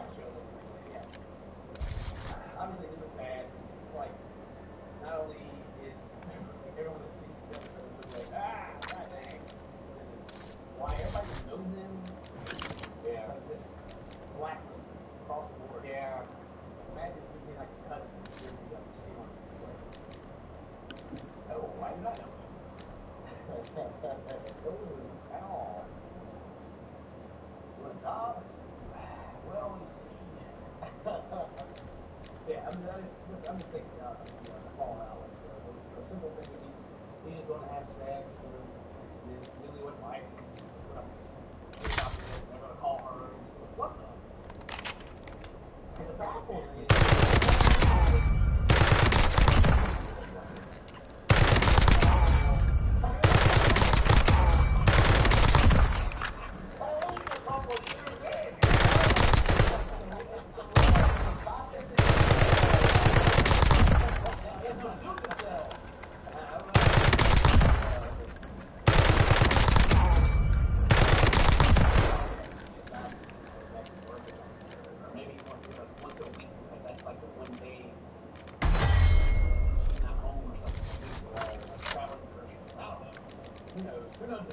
Otro.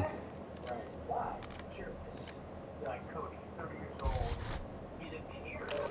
From what we know now, he got married just a week ago. So serious.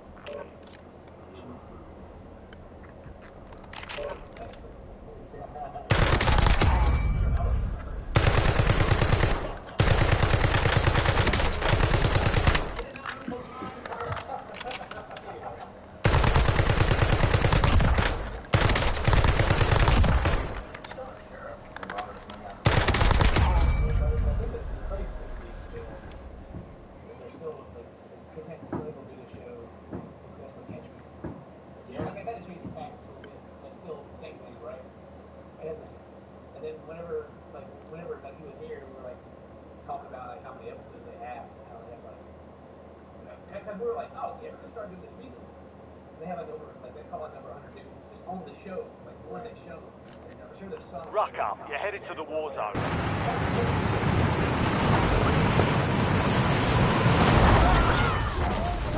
Enemies are dropping into the area.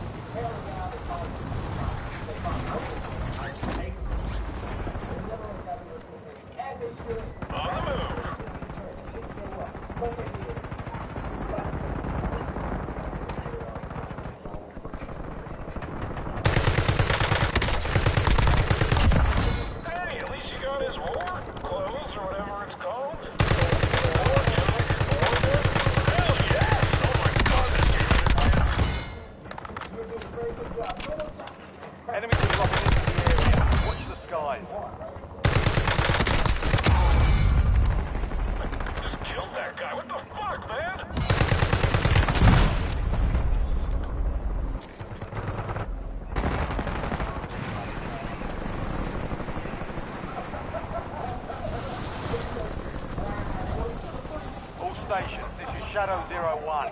Deployment to the war zone has been authorized. Hell Enemy yeah! dropping into Oh the my AO. god, this game is intense.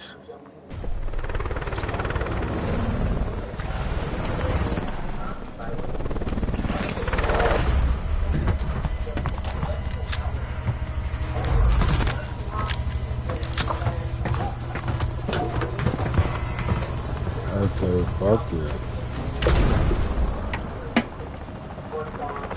Resurgence. I said Survive and it. your team can redeploy. Eliminate targets to bring them back faster. Alright, soldier. Mark a drop point for your squad and go get after it.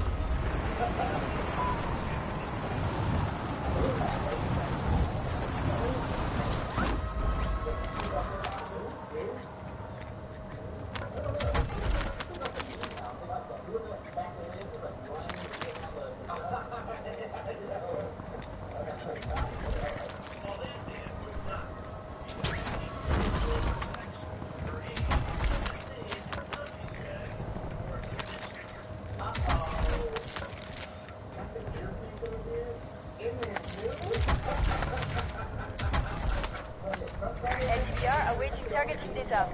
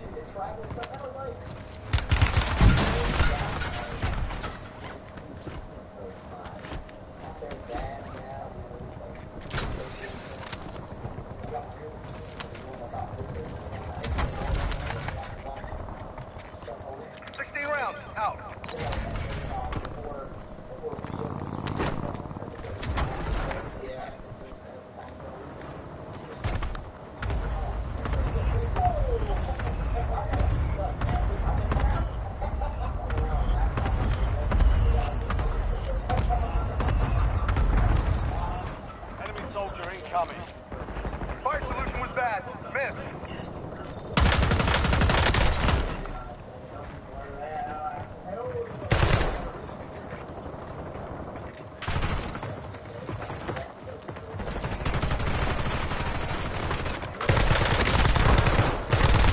Target down. Marking the rest of them.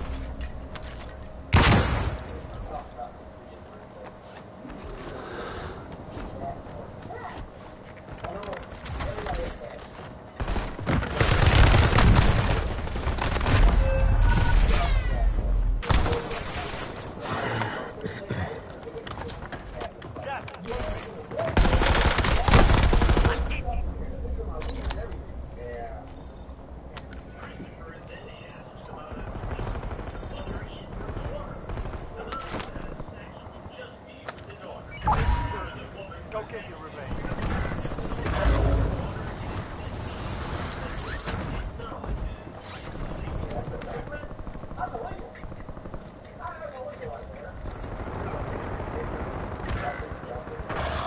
You're the last one standing, soldier. Survive until your squad can redeploy. You have reinforcements inbound.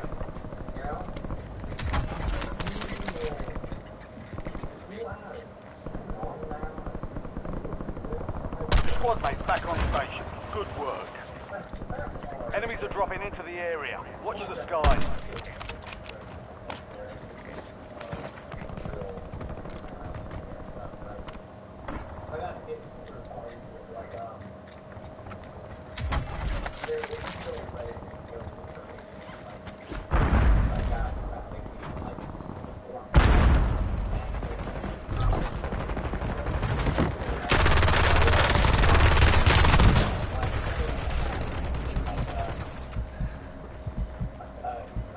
Mark the remaining operators from that squad. Hunt them down. Your squad mate is redeployed. Well done. Pretty much only in the videos, like, you know, it's crazy. There's just like a more, wait, yeah, also,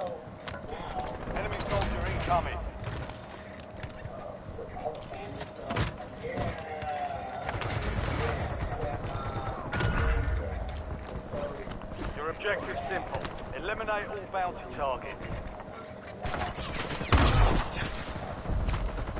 You've got a loadout drop inbound.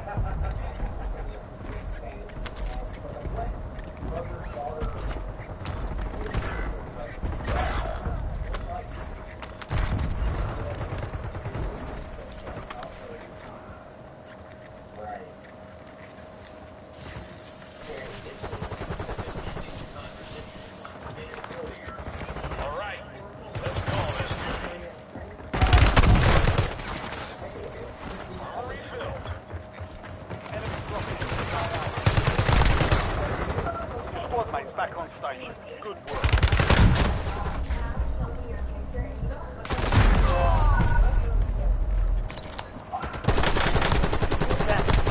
Win this thing.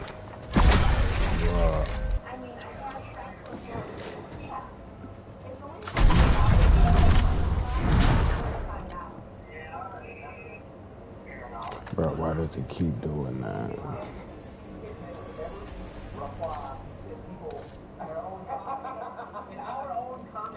Has said whenever we watch a video about like a 30-year-old female teacher sleeping with like a 15-year-old male student. Right. That is the same thing that she just said to him. Which in the context, it is illegal and it is wrong. But for some reason, I just looks the other way. People make the excuses. It's like, yeah, cool.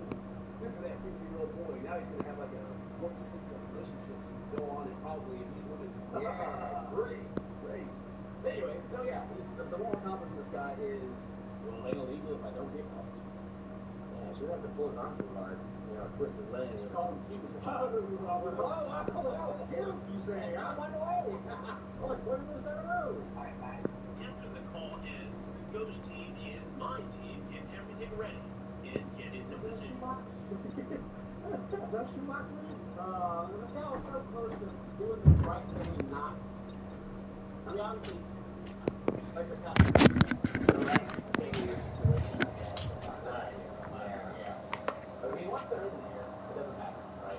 Once they're in the house, too late. They've already showed up. Yeah, well, even before that, I guess, they've already had like the conversations and stuff, so it's already too late.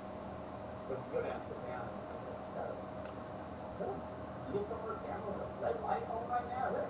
Yeah, my car was there. Hang on a second. We're headed to the war zone. Get geared up. Stand by.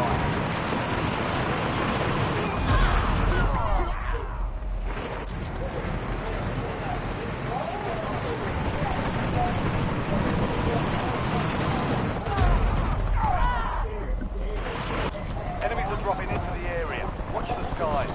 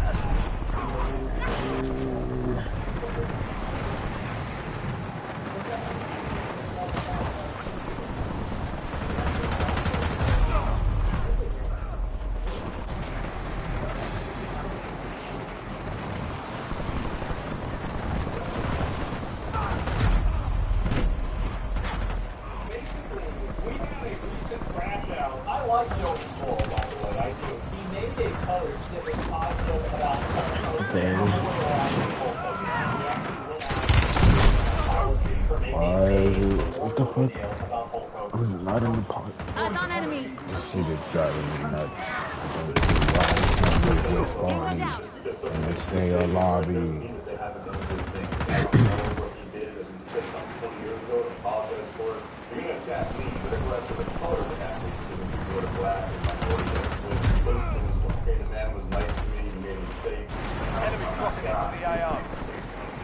I owe my followers, my community, and all of social media an apology. A few days ago, I reposted an old video of me in the gym wearing a Hulk Hogan Halloween costume on the day that he passed. Last night in my live stream, a lot of people expressed how upset and frustrated they were with me. I didn't know to the extent Stand by for deployment to the war zone. Since last night, I have done a lot of research, talked to some people, and learned all of the horrible things that happened. Yeah, Last night's live.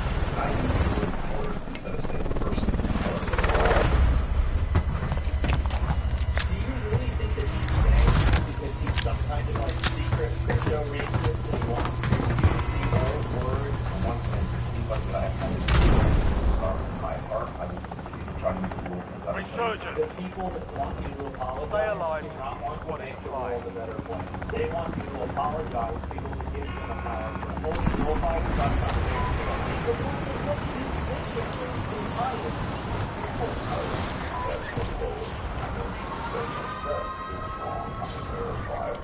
everybody at their lowest point was judged on one thing he said. Mobs are trying to cancel him for the longest time. This is just the final straw for them. The mob can't cancel anybody. The only way you can get canceled is if your own audience stops watching. And I can guarantee you, for Joey Slow, one of the best ways to make your audience stop watching you is to apologize for things. Enemy UAV overhead.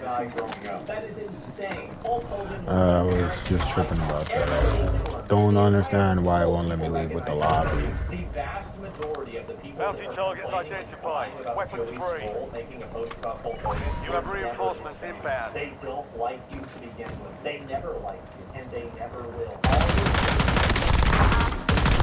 Enemy destroyed. Use your tac map to hunt down the rest of them. All bounty targets KIA. Well done. Talk about the Logan Paul situation. What the fuck are you doing? Logan Paul has been trying to bully the crypto victims after scamming them. Flights they can't afford. He's also been trying to bury other people involved in tons of target down. Marking the rest of them. His lawyers are somehow sabotaging him by making horrible arguments to the court, potentially working in enemy UAV is online. Crime is completely failing as a company with record low revenue, and Logan is panicking. Reincarnated as Logan's child. You're absolutely cooked.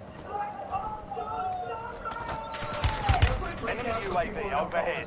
A while back, CompuZilla exposed Logan Paul for his crypto scam with a very popular YouTube series. And Logan Paul did the logical thing, and instead of just paying back the victims from CryptoZoo, the people that he actually scammed, he decided to sue CompuZilla for defamation, insisting that he is not a scammer. Okay, so since then, Logan Paul's scummy text messages also got leaked, basically showing that he was not suing CompuZilla because he thought it was a thing, because he's a self-proclaimed petty billionaire who just wanted to ruin his life. Paul also admitted that he's suing him just to make his life difficult. And he said Zilla will pay What's in the safe zone? I'll make sure of it. Throw your You're losing billionaire. ground. Paul Move it. responds with a petty billionaire. Your squad mate is redeployed. Well done. While I continue getting wins on their grave. Right, so after that, Logan Paul was being investigated by the FBI and the SEC, and that brings us to today, where Logan Paul is called on 3 victims of CryptoZoo to give video deposition for the case. But turns out these victims are from Portugal and New Zealand, so, they're very far from America and Texas, where this case is happening. And these depositions are not in his favor. Obviously, the victims are going to speak out against Logan Paul, right? So what he's doing here, he's asking them to appear in person and not over a video call, because he knows they can't afford the flights to come to the Shout out to you flights for this info. Friendly loadout drops on the way. So many people out there already did. Specifically, it comes up in the motion filed by CompuZilla.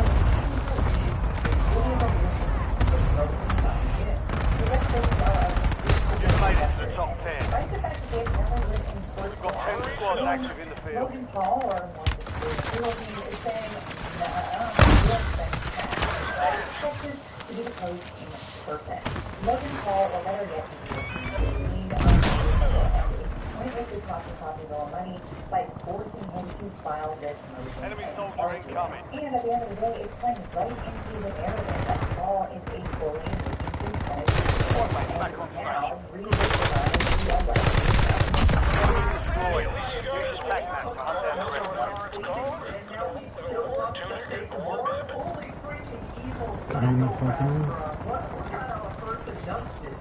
So obviously the victims can't afford these flights, so Coffee will be forced to pay the expenses on their behalf. And essentially that's what Logan is trying to do. He's trying to milk Coffee for as much money as humanly possible and essentially bleed him out dry so everybody knows in the future never to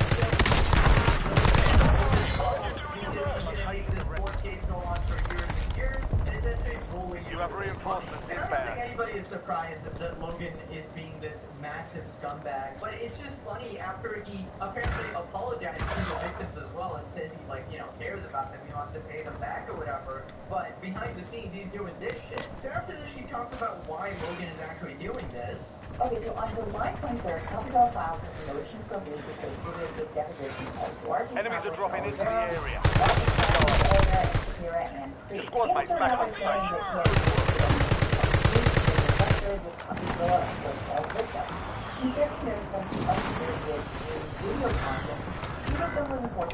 There's an airstrike available. Of course, this lawsuit is also in Texas, in the United States.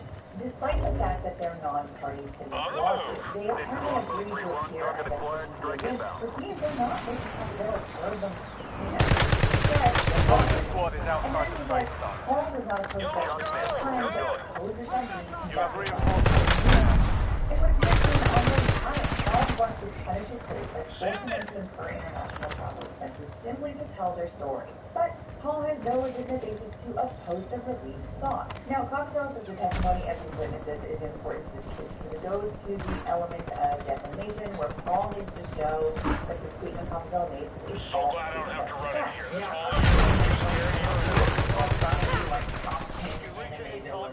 There's no way this in financial dementor is still trying to suck away even more money from his victims. So it wasn't enough to actually do a crypto scam and all this shady bullshit. Now you're making sure they will never oppose you again because you're an actual hostile UAV in the area. And the funniest part is he's not even arguing that they shouldn't give a deposition, right? If you didn't know, a deposition is basically like giving testimony, but it's like before the trial. So he's just trying to make it as annoying as humanly possible. And obviously that's why this court case has been taking over a year, and some lawyers are speculating that it's going to take even more years now, potentially 2 more years. So Logan is literally going to stretch this out as long as humanly possible. He talks about the victims and how they actually declared on paper that they were victims of Logan. Fire sale active. My station prices have been reduced.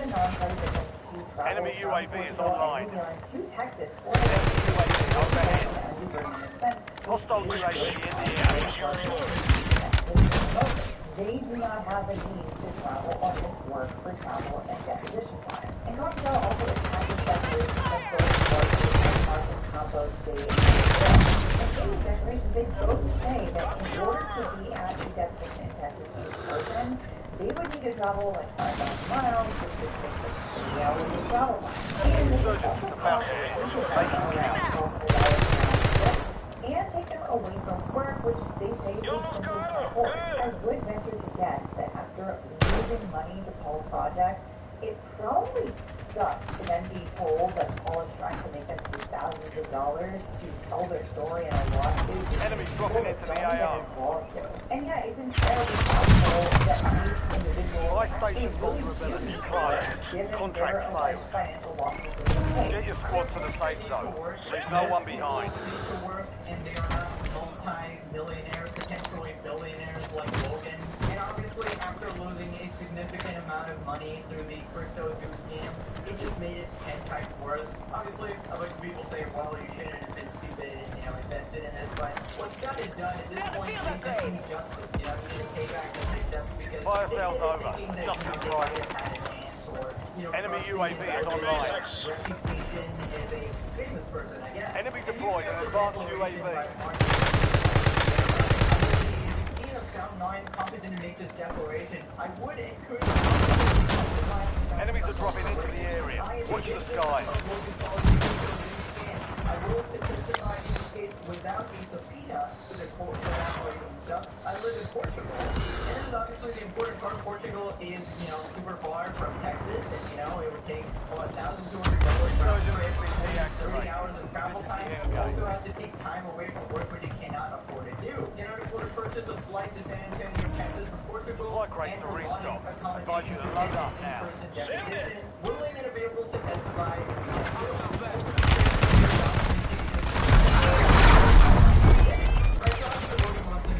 Thousands of dollars to go to Texas. Not to mention, this is not the only problem, because they're gonna have to give about 8 hours of deposition, and they have to give it to each side, right? To each of the lawyers on both sides. So it's basically like 16 hours of wasted time, even once you go there. And that's not including time you're just waiting for the court to take place, for proceedings to take place, right? And obviously, you mentioned the accommodation costs as well. You're gonna probably have to buy a hotel or something, because they likely don't have lost money, you know, from time they could be spending working, time away from the family, etc., etc. And essentially, they have to put their life on pause for this lawsuit, right? And after they are already victims and lost a shit ton of money that they're attempting to make back by working. And Logan knows all of this, obviously, and he knows that a video deposition would make absolutely no difference, right? And the only reason you would need them there physically is to potentially verify their identity, but it's pretty obvious you could do that through video means at this point. You know, just pull up your ID, send it, etc. You know, AI is not advanced enough at this point to, you know, perfectly replicate some dude, you know, perfectly respond. So instead, what Coffee actually anticipates Logan's arguments and tries to counteract them beforehand. And you can see that Coffee is basically trying to do anything to make this whole thing speed up, because, you know, this is just bleeding him dry constantly, more and more expenses.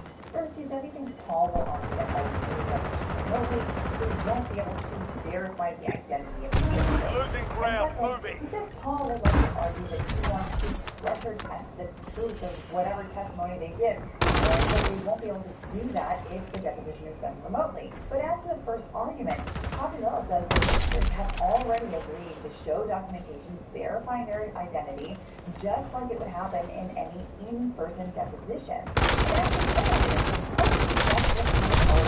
As it essentially would result in the rule allowing any remote deposition. And interestingly, Capizella also points out in a footnote that the parties have already agreed to do a number of depositions remotely in this case, to include both sides experts and a crypto-zoo investor that all have Only 4 remain. And Logan is instead playing into the billionaire narrative here. He is exploiting in massive amounts of wealth here to bleed the victims dry and get points on Coffeezilla. He just wants to further disparage any victims from coming out, and it's basically a warning sign to anyone opposing Logan Paul, right? Even if you sue him, even if you are in the right, even if you actually have a good, you know, case, open and shut case, he will still make it take years. He will still bleed you dry. He will still inconvenience the absolute hell out of you. Do anything he can to, you know, make this more arduous for you. So essentially the message is, don't sue Logan Paul. Doesn't matter if he scammed you. I'm Logan Paul. I can do anything. I'm rich and I will get away with it. That's what he's trying to say here. Also, this guy is so pathetic. He actually already agreed to do a video deposition involving someone else in the case. But apparently these brothers who actually are the victims, right, a main part of the case, apparently they are not allowed to do the deposition, right? They have to actually come in person. Logan really just wants to see their toenails, actually. He's just a big fan of their toes.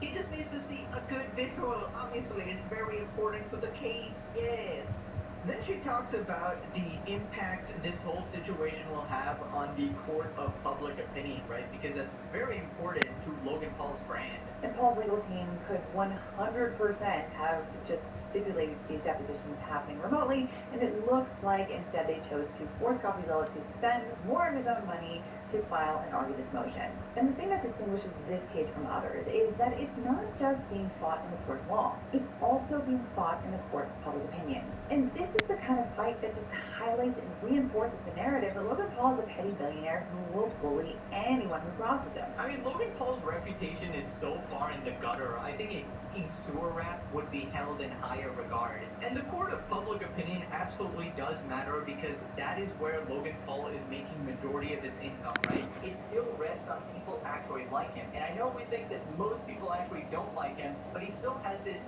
fringe, like, cult audience or something, maybe a bunch of kids who don't really care about what's going on here. But even that audience is sort of growing up at this point, and I feel like if enough people know about this, if enough people actually... Use this time for some target practice.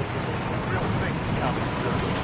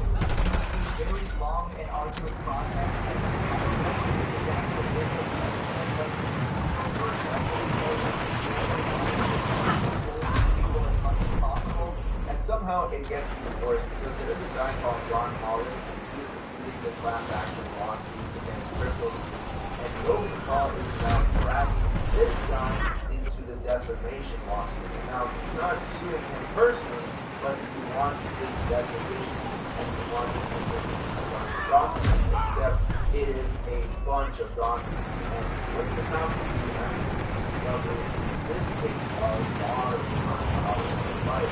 I was watching this channel that said he was asked for discovery. Enemy soldier incoming. To spend 3 to 4 weeks non-stop getting 7,000 shots. Email, text messages that he sent out. So this can be very taxing on someone's life. Obviously, he said no, and this is what Logan Paul had to say. Through his counsel, Paul objected to the subpoena in its entirety, refused to produce any responsive documents, and subsequently ignored multiple good faith attempts by Paul's counsel. There being no legitimate basis at all to resist compliance with Paul's subpoena, Holland should be ordered to promptly produce responsive material. And this is his end goal. He's trying to make it as expensive and as annoying as possible to be so that the next time someone wants to speak up against him and say, hey, I lost money. Survive to redeploy fallen teammates. Kill to bring them back faster.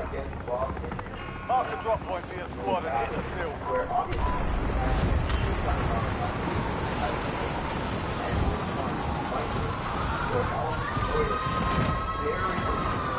enemy soldier incoming.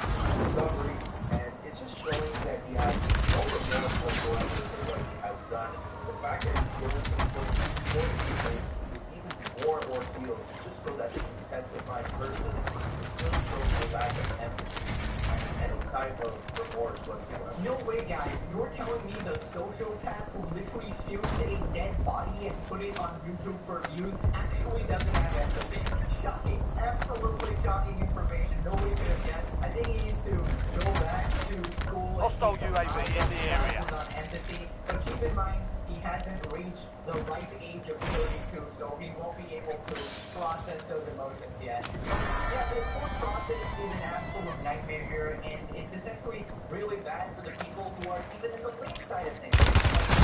As one of the lawyers said that we were covering before, if you end up going to court, you have already lost, right? Most, like 97% of cases ended in like settlements or something. So if it ends up going to court, both sides essentially just spend a lot of time and resources and money. And yeah, this is going to be an absolute headache for everybody involved. Enemy and UAV I don't like overhead. scumbags having to deal with this shit, but the fact that so many people are actually victims and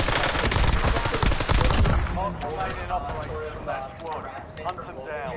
It's just so pathetic. If Paul was able to take money from them through the internet, the victims should be able to justify using the internet. Actual victims. Okay, this is actually like perfect. Heads up. Enemy squad marked you as a bounty target. My god.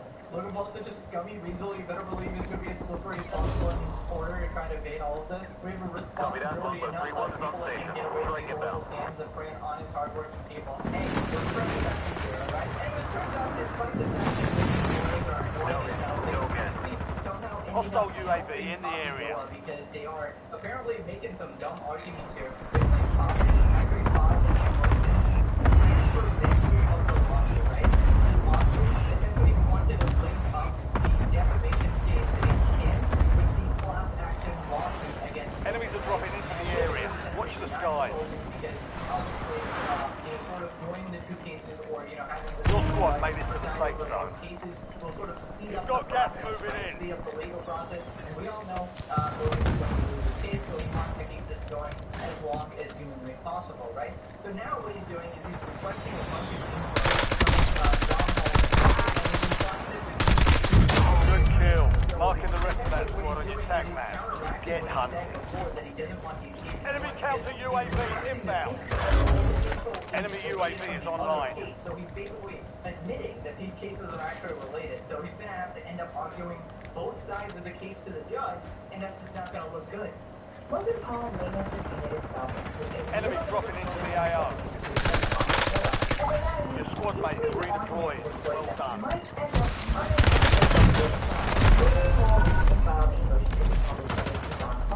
You'll notice that Holland is not a party to this dispute against Cosby. Rather, he took class of the victim to introduce class action. from years ago. Back on station. Go get after it.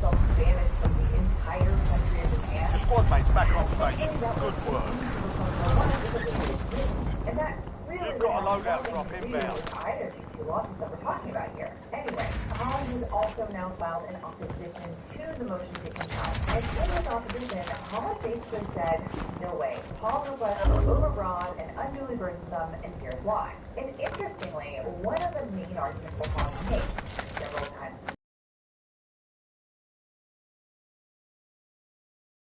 somehow relevant, not to this class action case, or his way to evidence he's not allowed to demand yet. And to do that, he needs to show that it's relevant to this case.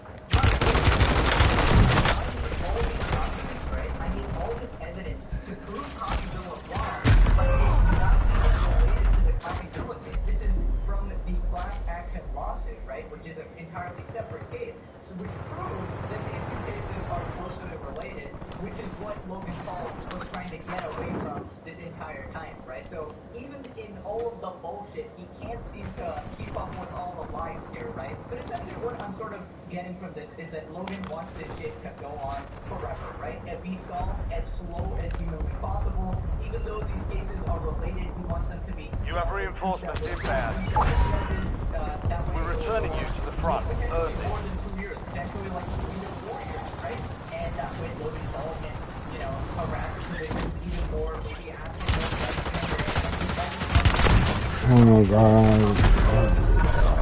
Pay these people to do the deposition because he's gonna have to pay all the flights and everything like that. 25 remain. This is just a stupid ass rule, by the way. If you want to demand they appear in person, right? I think you should be made to pay it, right? It's not the video deposition here. What is your reasoning for that, right? Obviously, you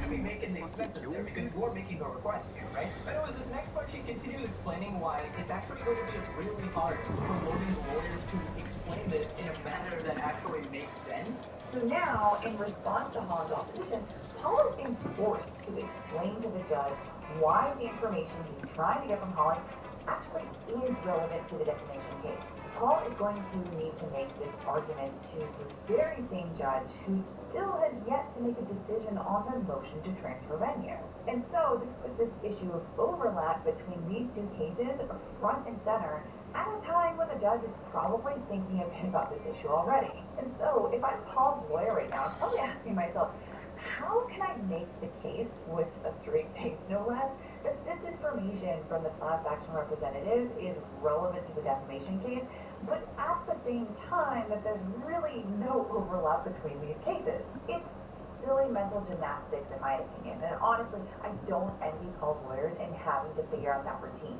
Yeah, unfortunately for Logan, his signature move of constant bullshitting doesn't seem to be working in court here, and even his lawyers are struggling to keep up with the fact that they are supposed to somehow win this case while arguing it both ways. Like, that's just not going to happen. So anyways, horrible move by Logan here. Literally ended up helping Coffee and essentially proving his point that these two cases should be related and should be litigated in close proximity by the same judge here. And the reason being obviously convenience because, you know, courts love to save time. If you watch any show ever, well, hurry up. Any TV show ever, the judge is always like, hurry up, you're wasting the time of the court, wasting the time of the court. I just want Coffeezilla to cross-examine Logan Paul in jury case on TV or streaming. That's what I want. Absolute cinema, dude. I can't do. I just want live stream trial, even with this whole Ethan Hassan thing. I just want a trial, man. Oh my god, the amount of content would be amazing. When is the court going to declare petty billionaire Logan Paul a vexatious litigant with this time-wasting and money-wasting shenanigans? I hope this BS makes a judge angry for wasting everyone's time and being so petty. I mean, they get real pissed with that shit, so who knows? Apart from cost, they may not even be allowed entry into the U.S. unless they're citizens. No, you're I not. guess they'd have to get their own visas too as well, right? The extra $250 they need to apply for a travel visa or so after the country. My god, dude. I really think Logan needs to pay that shit. Like, it's just such a weird system that he doesn't have to pay that. Check your gear and weapons.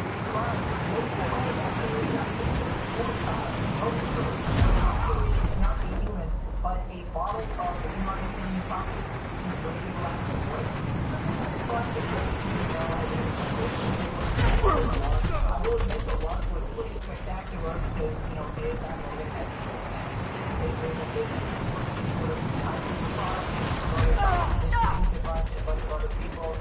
everyone sort of, knew that hype would be pretty strong at the start. But everybody knew that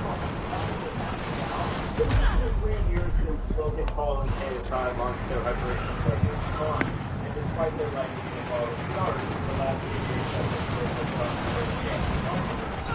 like the discover chemicals in their products, chemical lawsuits, people who make famous suckers there on the planet, currently an extreme downfall of crime sales all over the world. Has now diminished to the clearance rack at your local Walmarts. We all know that Logan will stop at nothing to promote his products, being seen absolutely everywhere with it, and even using the hype of his wife's pregnancy to indirectly promote it, alongside his at the time new product Lunch Lead, which also coincidentally features a prime beverage. And of course, we have our snacks and our energy drink, none other than the greatest meals in the world. Lunch Lead. Of course, we have the cheese cracker stack, also the Fiesta nachos, my personal favorite. Like I'm saying, Prime is going backwards faster than Megamind's hairline. Megamind's hairline is diabolical, bro. Holy shit. KSI, man. I understand why you wear the bandana. Holy shit. Now, but honestly, Logan is such a piece of shit, dude. He's so obsessed with promoting Prime. Obviously, we talked about this and the whole Lunchly saga that he was promoting it at the birth of his child. Literally, like, putting it on his wife's pregnant belly and shit. It was just the most dystopian shit he would ever have done. And Logan somehow admires it, right? Obviously, Messi cooked it back to a lawsuit. He was beefing with Messi's bodyguard as well. All stations, green light. We're deploying to the war zone. Because that guy's an absolute titan. So anyways, even statistics-wise, it's just not looking good for Prime. They're talking about all the sales and the revenue down like 70%. You have to understand the decline in popularity across the fund over for the sports drink has reportedly lost 90% of their profit year over year, going from £3 million to an easy $300 million. We already knew that last year the sales in America were down over 50% in the first half Survive and your team will redeploy. Now it has been Eliminate targets and bring them back faster. down 70% from Your team leader. Set a drop point. the exact gap from £112.2 million to £32.8 million. This actually makes it one of the steepest falls fast-moving consumer goods in the entire Western industry. Wow, who would have thought that a product called Black Hydration, which is meant to hydrate you, and none of the ingredients actually accomplish that in a Enemy counter UAV inbound. is actually better as a weapon. Wow, who would have thought? Now, obviously, down 70% is an Omega yikes, and this is in the UK too, which is Squad mate, green point. Well done. 99% of the audience is from there. Enemy UAV overhead. Every single thing. He could probably tell them to jump off the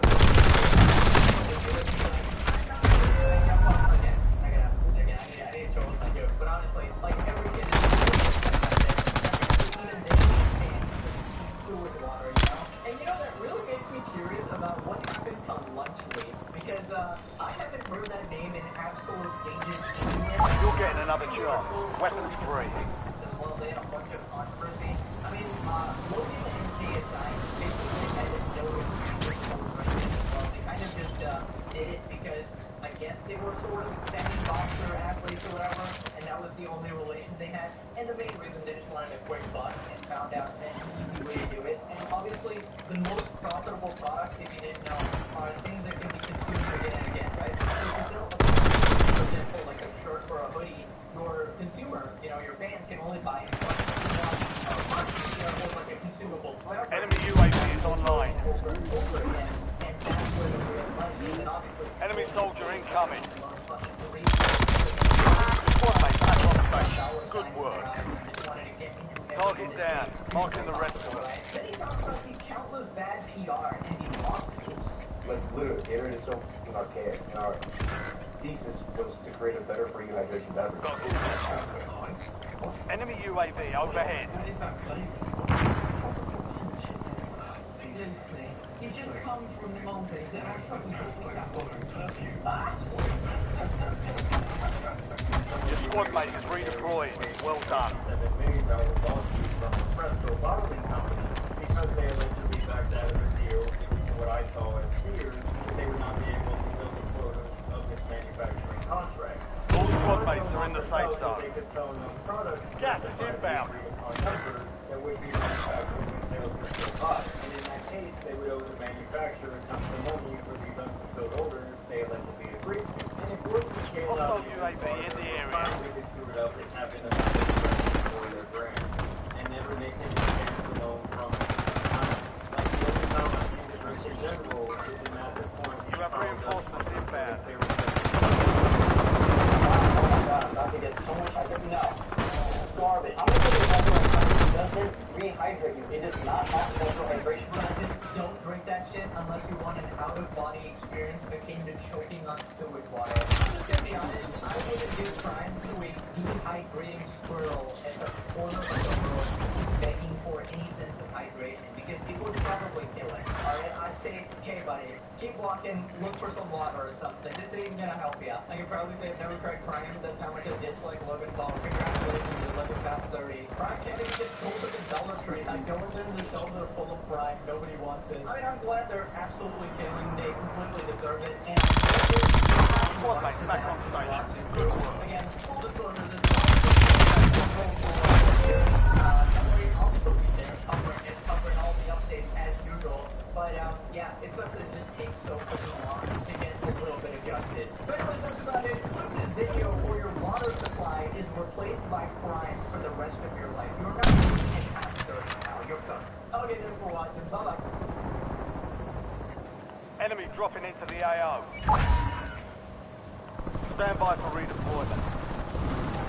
You have reinforcements inbound. Thousands of jobs getting slashed and $1 billion went for schools and food banks getting blocked. We have U.S. government employees being ordered to burn and shred classified documents with many asking what they're trying to hide. The truth about Mr. B's business empire just came out, and the situation and numbers are shocking. I've got some awesome space and cat news just to take the edge off for it. We're talking about all that and much more. 9 things we need to know today. So he's brand new for the Franco Show daily dive into More like Seth Rogen. Good. how people react. Starting with this. So the Trump administration is now disavowing the education department, but I mean, they're just getting started. They're really appointed education secretary, the wife of Vince McMahon and WWE executive, completely shuttering the department's office today while he lays off nearly half the workforce.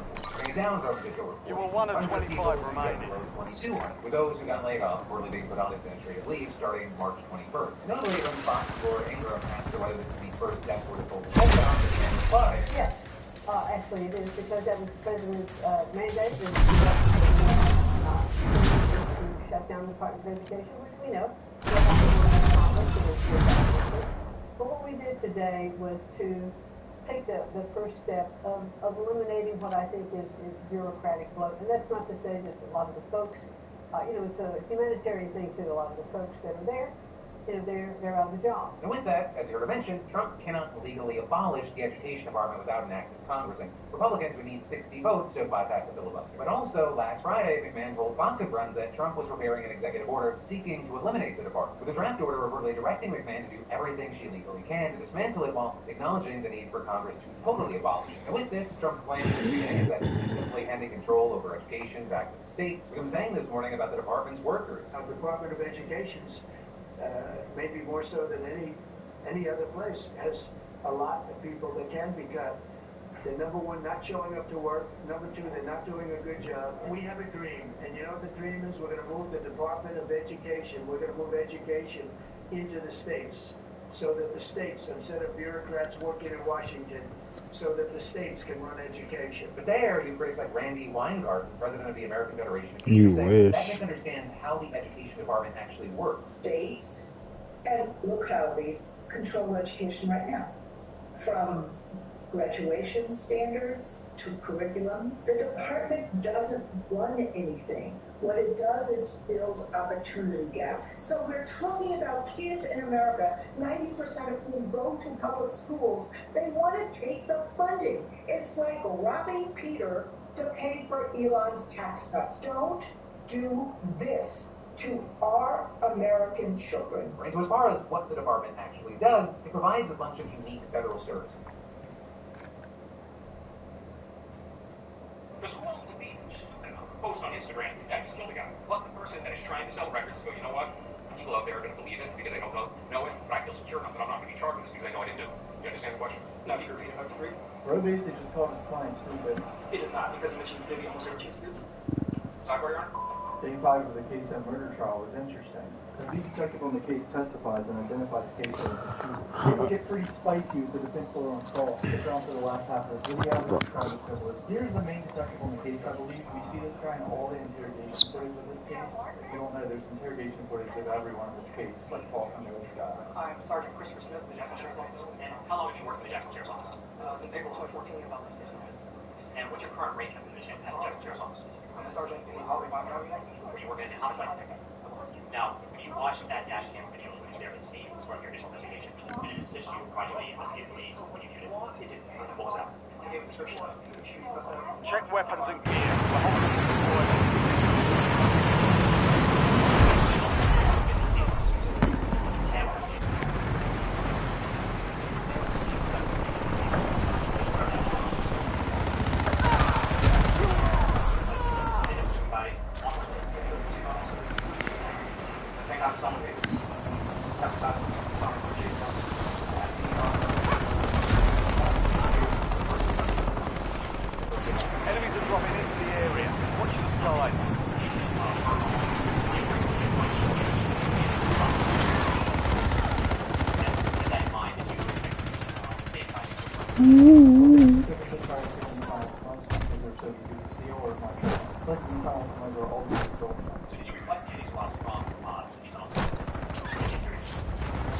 Enemy soldier incoming.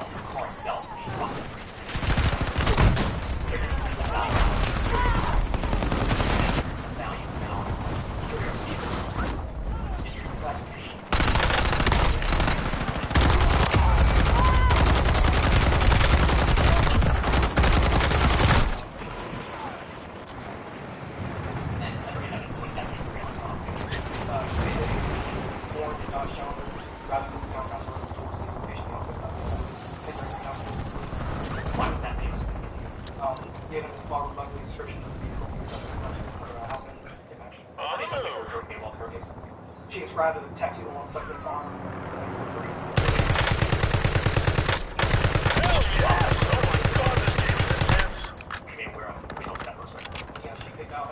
Hey, don't worry, bud. You're doing your best. Bro really cooked himself, had a nice neck to run around with that, like both each other. Were there any words of value found on the right? Now, you see Rob's report here today. Can you please tell us where you see it? All stations, we are green to go. Stand by for deployment.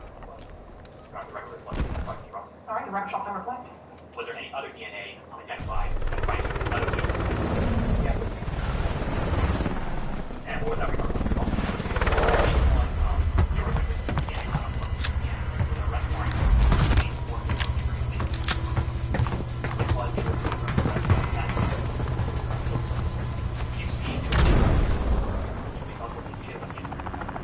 Resurgence.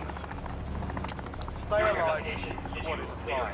Additional results regarding the shell pieces from the last and when you were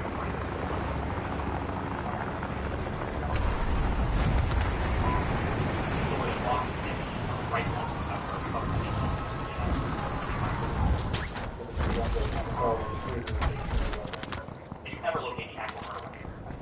Never located the murder weapon back. Apparently, I think someone said he left it to prove someone. I saw someone also said you can't charge someone with murder without a murder weapon, which is completely false. I don't know where they got that. There's a lot of dumb stuff. Yeah. Okay. Now, what about the two white shirts that were from the South? He died. Oh, no, good. Oh, he's nowhere close to us. Squad mate is redeploying. Well done. So, once you were made aware of that hair, DNA aspect, did you lie over? Did you attempt to investigate the DNA to determine whether or not he was a suspect? Yes. And are you serious? Did you also identify his phone number that he was using at the time? And you recall that Fuck you want me to do with that, pal? cell phone records associated with that specific phone. You can stay up there and think about your decisions. And did you request to have that information mapped by the FBI asking it to determine where that phone was located? And based on those results, was Siobhan Logan ruled out as a suspect? Yes. And do you recall what his rank was? were you able to view some of the content on that Instagram account very early on in your investigation? Very early on, day speaking, after Corpus Murder, did you see anything that you believe is relevant to your investigation related to that account? Yes. And with that, bounty targets are up. Get after us. Small child singing the song. Oh, he's AFK. Then on it was the 19th of January, the victim was posted and captured for a text that was over 6 miles. And then I think a day later there was a video of someone in the salon. You're down one squad, mate. We'll get you redeployed faster. So I'm ready to get my face done. This is what I'm talking about with self-censorship, man. If you do dumb shit like this on the internet, you honestly deserve to get caught. I'm sorry. It's just so fucking stupid.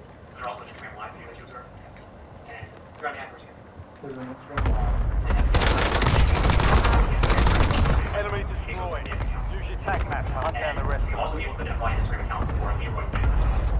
And you can call whether or not you're able to identify an Instagram account for the Ross Studio. Or no ways.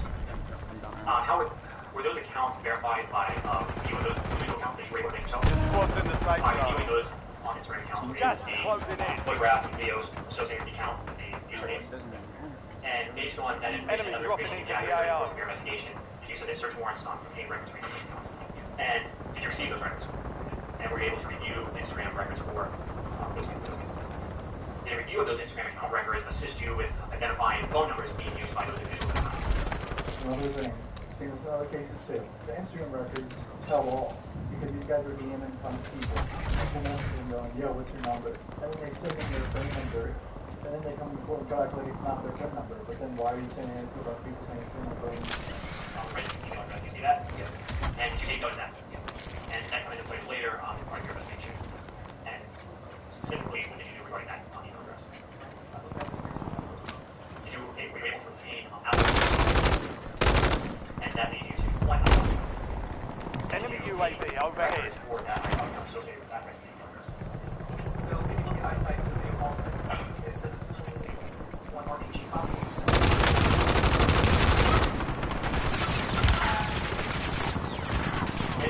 Were those video calls? Friendly loadout drops on the way. So that means 10 to 3 a.m. in this time.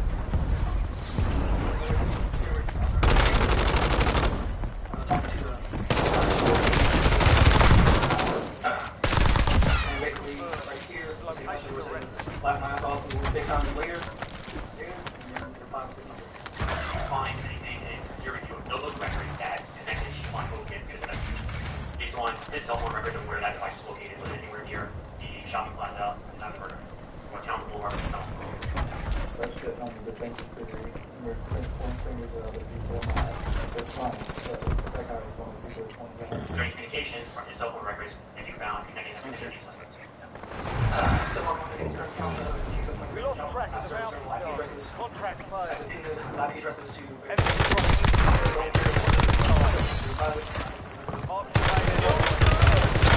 Hunt them down. Good kill. You're the last one alive. I'm self-resing if you chase him. You're in the top 10. Keep knocking them down. 478-491-2831 Got 10 squads active in the field. Those identified as juniors. What about calls in yellow? You said those were calls in green and were also juniors. Mr. Lear Whitaker. Time of those calls around the It is 1604, so right around 12. Yeah. I mean, no matter what you think, there's a bad look. I mean, all these guys are calling each other around the time of the murder. Before and after, it's just not a good look, man. First call in yellow is at 10:48. Yes, 11:01. The cell phone for 478-305-918. Your squad is down. Stay alive to bring them back. Here's a gray body. Here's a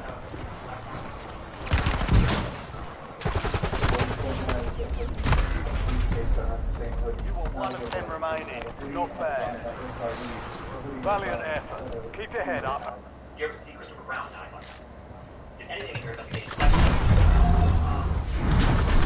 crime in terms of cell phone records, physical evidence, DNA, fingerprints, anything like that? Boom.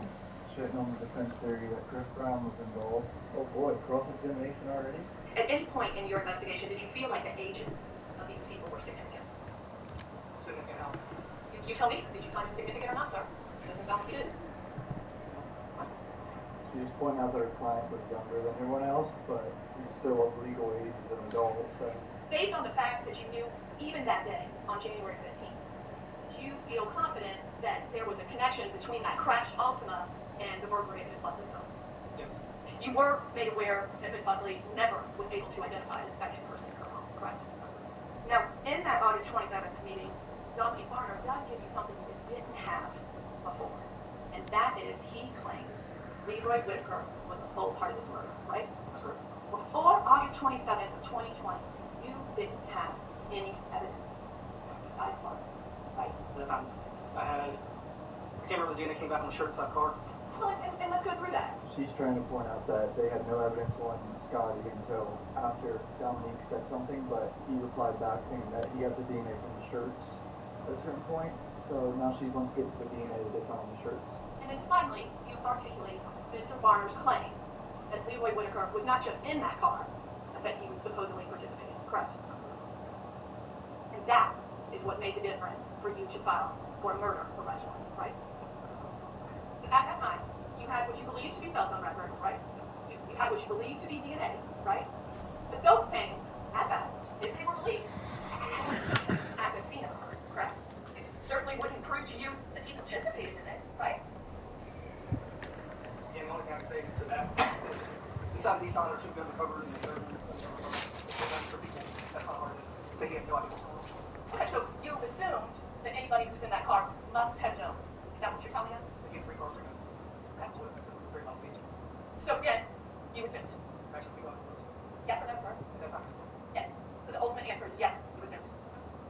You're doing okay. Trying to make him look dumb. His investigation was terrible, but You'd agree with me that there is nowhere in your very extensive report where you indicate that you had put a known license plate of the Nissan Altima used in this case through that license plate reader. this reminds me of the YSL trial. With license plate readers, you didn't put Rock everything out. on You're the heading report. for The license report makes it detailed. Sorry, license plate. I'm sorry, say that okay, so your testimony without putting notes in your report. Enemy dropping into the That your AR. memory is that you did this, but it wasn't helpful. Is that what I'm trying to say, sir? Recollection, yes. And you would have received all of the photographs that the evidence technicians took as they're actually searching this Altima, right? And I think you were correct, you were physically there. Yes. Right? So you knew that there was this Bible found in the trunk. I can't recall.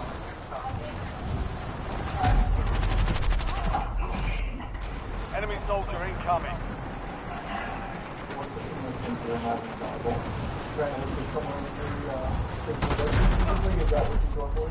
He's a nice young religious man that just happened to be in the car that murdered someone.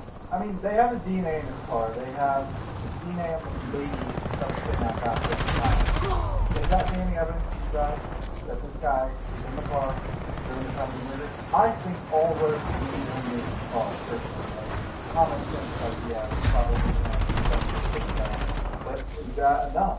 It's probably him enough to convict him. Who knows? Your explanation is no one contacted you and let you know. Torrey Williams, who you always had wanted to interview and were actively investigating in this case, was physically in the Duval County Court. Was the one prosecuting him. Are you aware of that? The only looking what we're doing here is trying to make him look like an idiot, terrible investigation. You got the wrong guy. He's innocent.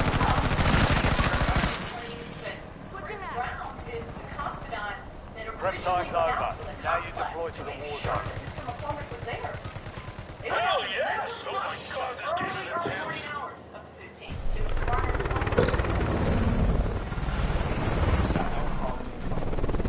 and you don't remember, you don't recall being explained that he was with Brown. They were actively talking about the benefits of killing Charles Warner.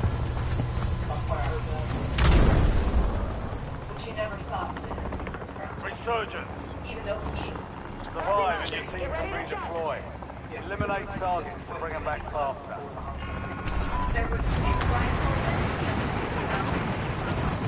right? And according to Mr. Barner, that rifle... Enemies are dropping into the area. Watch the skies. Okay. Only to Dominic Barner, right? We don't have physical evidence, right? We've seen Instagram photos and such. Do we have photographs of Mr. Whitaker recording his dialogue? In fact, I did not hear you testify, sir, to any kind of Instagram post by Roy Whitaker, correct? Enemy And counter Mr. Whitaker UAV is not inbound. this video that we saw of Charles McCormick dancing around, correct? Of Mr. McCormick dancing around, the video that you felt was referring to as the bye video. You never ended up doing any kind of a search warrant at Mr. Enemy Whitaker's UAV home? is online. Never spoke to his father?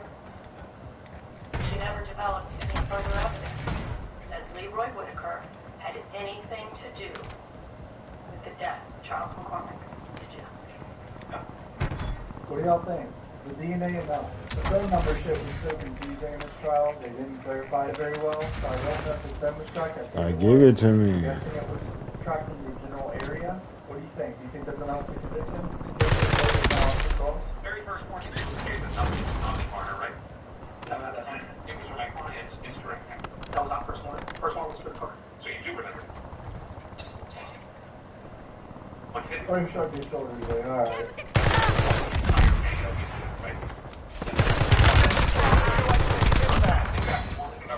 Mark remaining operators from that squad. Hunt them down. Have some doubt that someone else was the shooter in these videos. Hostile UAV in the area. On the gun that was found inside the car. He's left on that gun.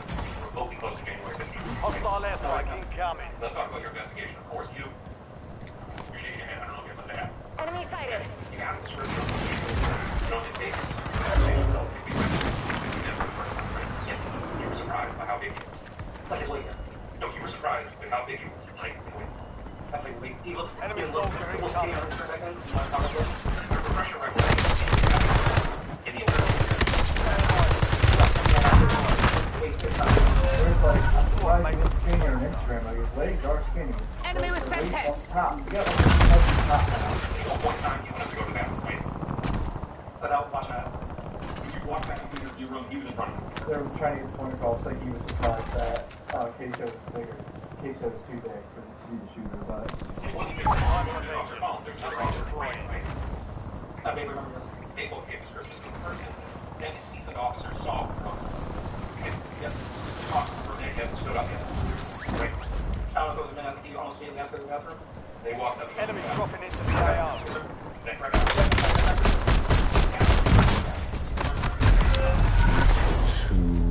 One that was important when I dropped. Not the exact same size. The shooter that investigating. Either consciously or subconsciously, you say, what are you gonna fucking say? this was taped to the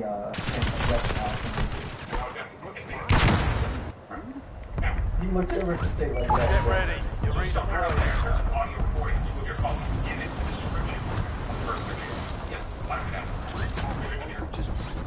Enemy UAV overhead. I can have rounds with you. Okay.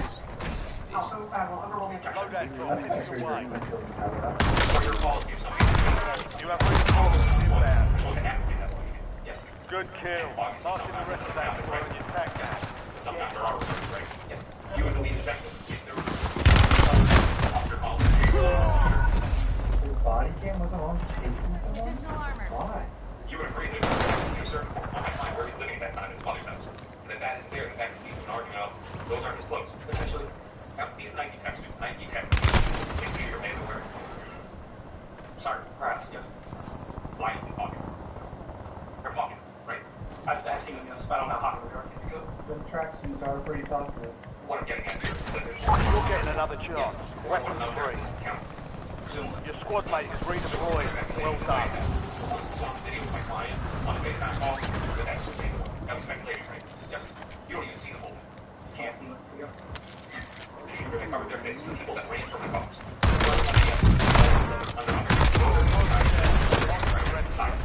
Yes. About getting the new talking to each other. That's evidence of this work. context of everyone else that was posted.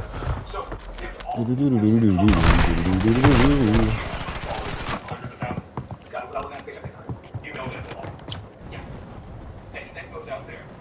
If he confesses, that's your belief that everything is done to hide in the moment, and then 5 days later, just confess with it. Sadly, yes. This is a self-contained situation here. Real rapper day, boys. Yes. That's your belief. Yes. You have any way of saying that he wasn't just co-opting the life that he saw? Don't get it up. Because who else would he post on Instagram that was Squad mates back on station. Good work. You know what? People out there are going to believe it because they don't know it. I wasn't sure enough, but I'm not going to be charged because I know I didn't do it. You understand the question? That's true. You agree? They're basically just calling the client stupid in front of the jury, and I'm sure a few jurors probably believe the same. Squad's in the safe zone. Yes, moving. God damn it. They go on social media.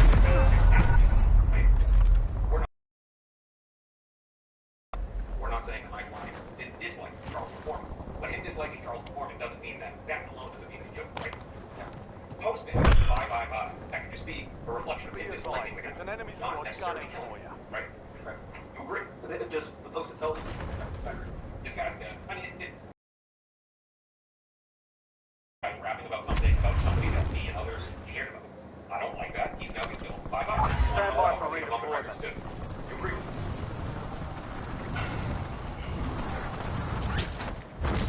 Charles McCormick, to the best of your knowledge, was he rapping about something that he was never involved in? As far as I can say, I can't take any involvement in murder. You can't say it again. Enemy counter UAV inbound.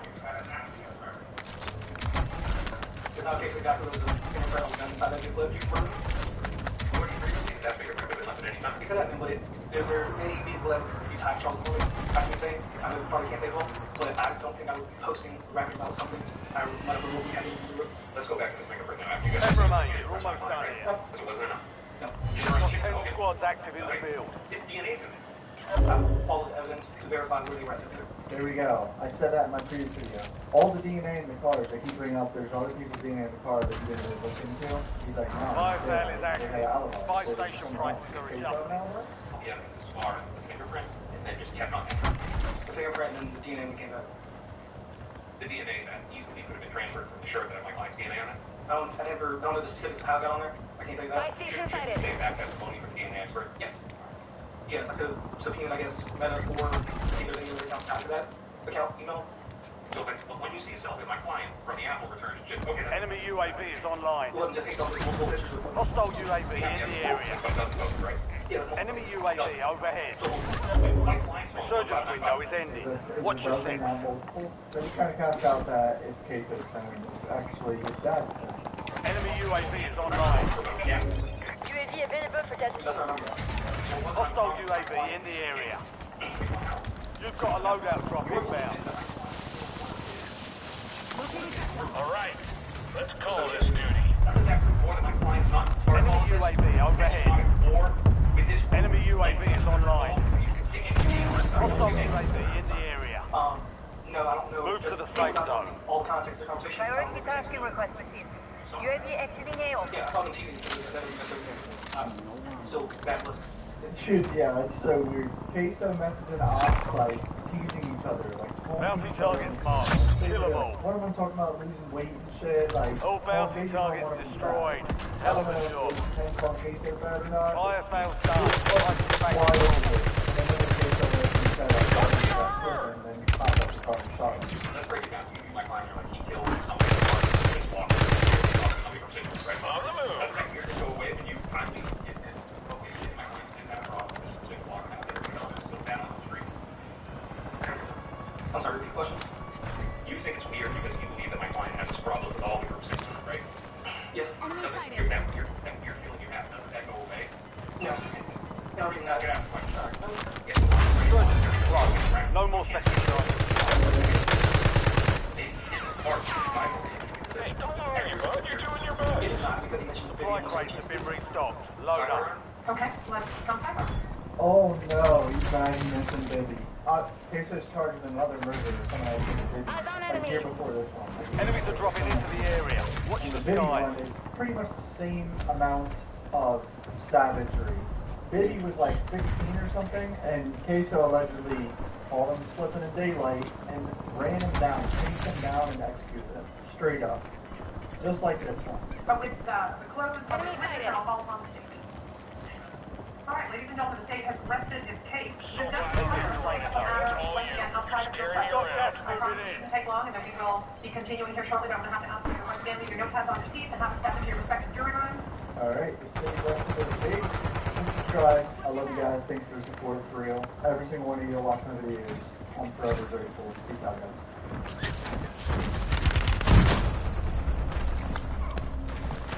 Oh, there's a team under. Queso Robinson, the cousin of Leroy Whitaker Jr., are on trial for the 2020 murder of Charles Warbucks McCormick Jr. On January 15, 2020, McCormick was briefly assassinated. He was shot and killed in the parking lot. I have been crazy this week, that's why I've been a little late on this. I didn't want to go all in. I talked to the things. Only 10 will all gathered here today because of a murderous plot that unfolded on January 15, 2020. Oh my god, dude. That's fucking again. Consciously and callously work together to ensure January 15, 2020 was the day 23-year-old Charles McCormick died. It was thought out, and it was brazenly executed in broad daylight without any fear of accountability. Every single conduct that participated in this crime were members of AZK, a local rap group. All but one of them were related by blood. This was a crime committed by family. The names of the guilty: Akeem Robinson, sitting right here, whose nickname is Key to his family. Queso is rap name Leroy Whitaker, a co-defendant sitting before him, a cousin whose nickname is Scotty, Dominique Warner, whose nickname is Bud, the only one not related to the others by blood. But he might as well have been, because for years they have known Warner.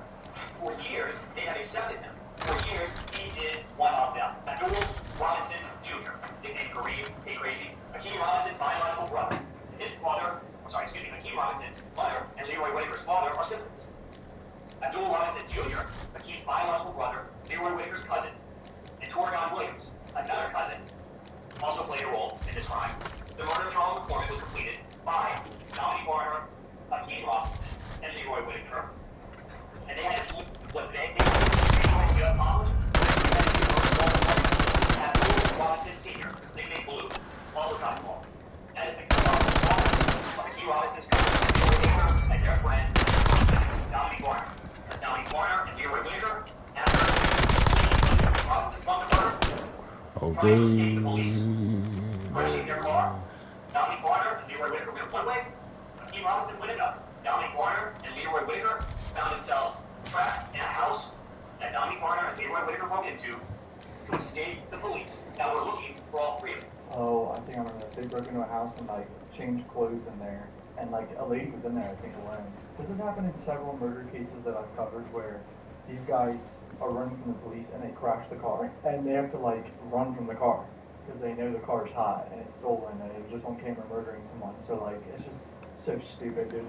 To escape the police that were looking for all three of them, trying to avoid getting caught, avoiding accountability for the murder they just committed in broad daylight. And because Dominique Warner and Leroy Whitaker were trapped, Abdul Robinson Sr. Check weapons in gear. It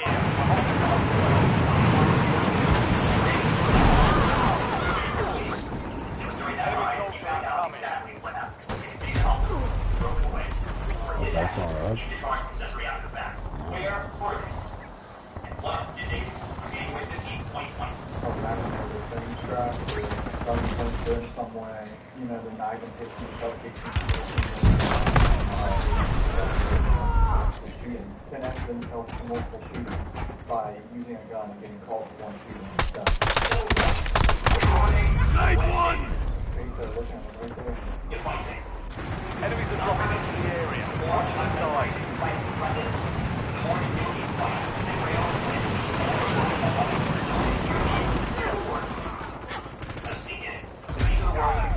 Did it still die from that high?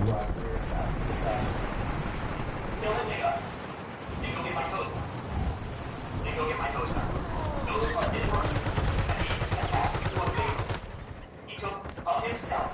Enemies dropping into the AR. What is the point of mounting?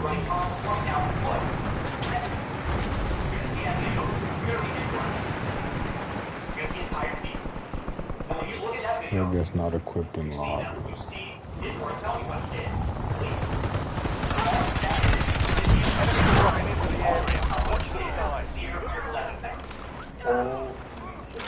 many people in Hostile Talk do lyrics and shit in the trees, but I think they should only go to lyrics that describing it.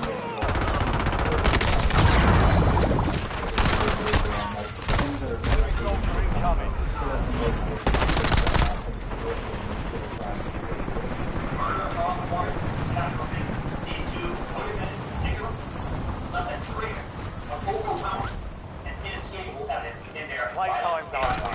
Stand by for deployment to Warzone.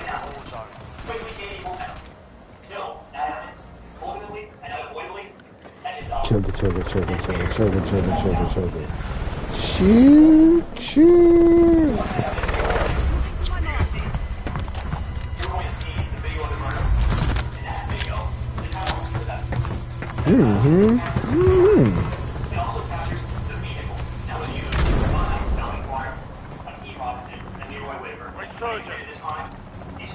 I said you were in my lobby, and now I have two completely different people.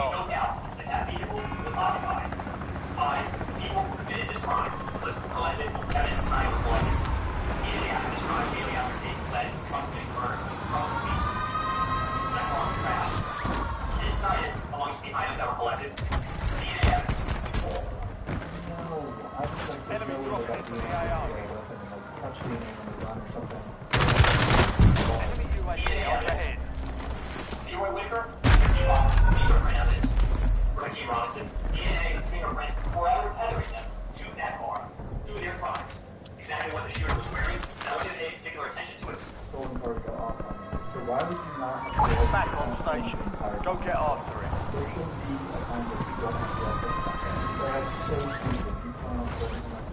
And you will see that the shooter was wearing a two-tone hoodie, green chest, dark black arms, black hoodie pulled up over his head.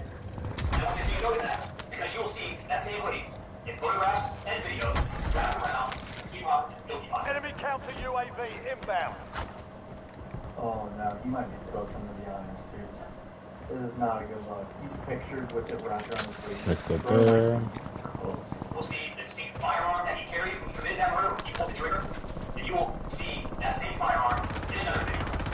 In the Key Robinson's hands. Not for entertainment.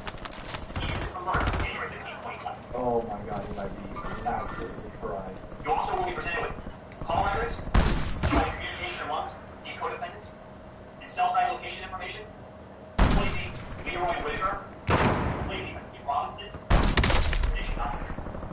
Placing them ridiculed. You'll see social media posts, in addition to the nail salon video that we've already talked about, another video posted to Key Robinson's Instagram account, just a couple days after the murder. Enemy soldier Video incoming. of Charles McCormick rapping a song, but when you get to Charles McCormick in the video, you see his face, what's that? Animals. Bye-bye. The more he talks to it, that's what his job is. Defense is going to go up there and try to cast some doubt, but holy shit, he's not doing it.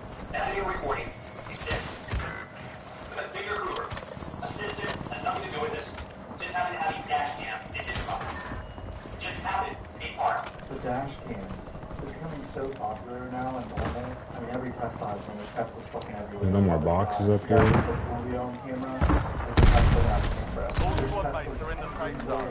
It's just captured what happened. High definition for each and every one of you to see. And so, when you watch that video, I want you to trust your eyes. Because again, it's not a single photo. It is a Enemy video UAV is that online. shows it. That's Key Robinson. Grab Charles putting down the foot next to him. Based on the location of the camera, it doesn't capture the shooter's face. This it captured more than enough.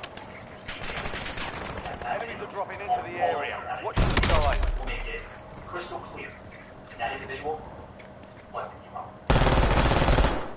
I don't expect that there will be any debate that what happened to Charles McCormick on that video is anything other than first-degree murder. Don't think that will be a debate. The only question is to decide. Invade and survive. Bring us back to those two very simple questions. they? And what did they do? You asked me. So what happened? Your squad mate is deployed. Well done. 2019. Enemy January counter 15, UAV 2019. inbound. Lily Addison. Nine there. Keep the pressure on. Shots rang Got out. 10 squads active in the field. Lily Addison was struck. The enemy is He wasn't the one with the on one side, April, January 15, 2019. Abdul Robinson Sr., his father, Mr. C. Lily Addison. Abdul Robinson Abdul Robinson Jr. Names up. You were waiting for us. Abdul Robinson Jr. was struck in the head. Thanks over right now. We're running down this target in your rear. Physical limitations that Mr. Robinson and Whitaker did not share. Also in the vehicle, four non-blades, their cousin, and a couple of others. And while it is true that neither he, Robinson, and Whitaker were not the car, those shots rang out on January 15, 2019, because it was still their family in that car. It was their family whose blood was spilled. Physical injuries, sometimes physical pain, but memories, vendetta, that lasts someone's lifetime. So you're showing the jury possible motive. Enemy dropping into the AO. AO.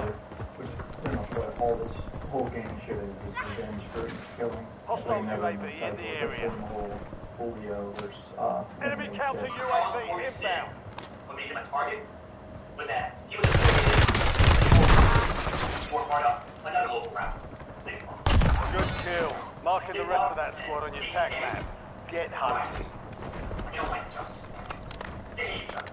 And one of the traditions of both groups is producing rap music, drill rap, diss songs that make fun of or talk disrespectfully about members of their moms.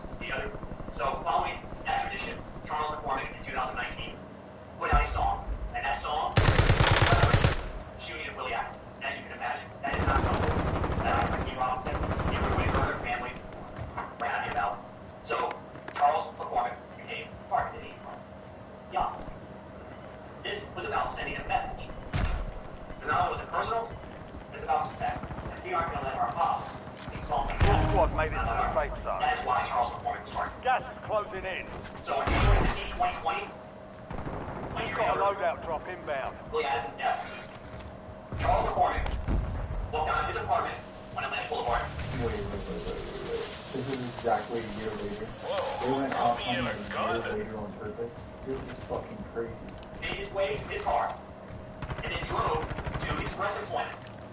The temp agency located and he went there because he had just been selected for a new job. Charles McCormick needed the details to start that new job. He had no idea that he was being stalked by people up there. Their good friend Alfie Warner is driving, pursuing Charles McCormick from his apartment complex all the way up to the Melrose Shopping Plaza. They saw that Charles McCormick parked his car and walked into Express Point. Leroy Whitaker with his AR-15 rifle, both loaded, rounds chambered, ready to fire. So I don't have to run in here. That's all you. You're just carrying me around. Leroy Whitaker jumped out of that stolen piece of help. Enemy UAV is online. Down in the corner, their friends pick them up and drive them out. Pretty sure Dominique Barnum is snitching later on. Dominique Barnum decided it was their vehicle.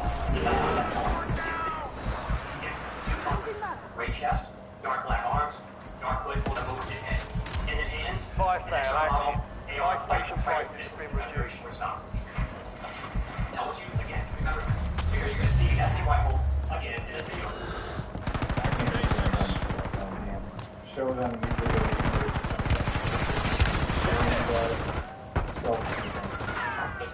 Enemy UAV overhead. With that rifle, hostile UAV in the area. Enemy advanced UAV overhead. The reason that they were there, his finger arrest, that'll trigger. But that morning, that trigger represented the power of life and Get death. ready. First that course Surgeon's window is about to close. around the building on the side. Got it. Barely made it that far. Before he was struck by one of those Squad rounds. mates back on station. Good work. Keith Robinson, Hunter, designated executioner, never stopped. Yeah. He was one You were in my lobby. I don't know why I loaded. Oh, did you back out? Yeah, could you load? You were in my lobby, and then I loaded into the game, and then it was just two randoms. I was like, what? safe zone. Said get from the Gas is moving. Just the room and executed them too. You needed some mercy, but there would be no mercy. Not on January 15, 2020. Not on Willie's day. So, the murder that they collectively, along with, that we're participating in. Hakeem Robinson pulled the trigger. Over and over and over and over. And each and every pull of that trigger resulted in just in popped out. Carrying it into Charles Park's body. Counter UAV inbound. Your squad mate is redeploying. Well done. Brain matter, even teeth. Send flying. Mark remaining operators from that squad. Hunt them down. Don't worry, bud. You're doing your best. He walked in from the passenger side, that east side of the stolen car. Driven by Dominic Warner. He took off. Surgeons have been deactivated. Because this was a This shot is the fire, air and game. the other coming out of the bullets was also calm. Squad rates are restocked. Advise you to load up. Yeah. Oh my god, the police chase ensues. Based on where Officer Collins is at, in his vehicle, this is that. He notices one individual get out and run east towards the house where they crashed, and another wearing that two-tone hoodie with a rifle. Actually, we should probably head over here. These guys go through doing dumb shit like this and like murdering No, there's people. already a team over there. Like this probably can even say that out of this. There's no fucking insane. They, just like the Iraqs, were desperate to escape. You're losing ground. Move. They left their firearms behind them. And what happens next?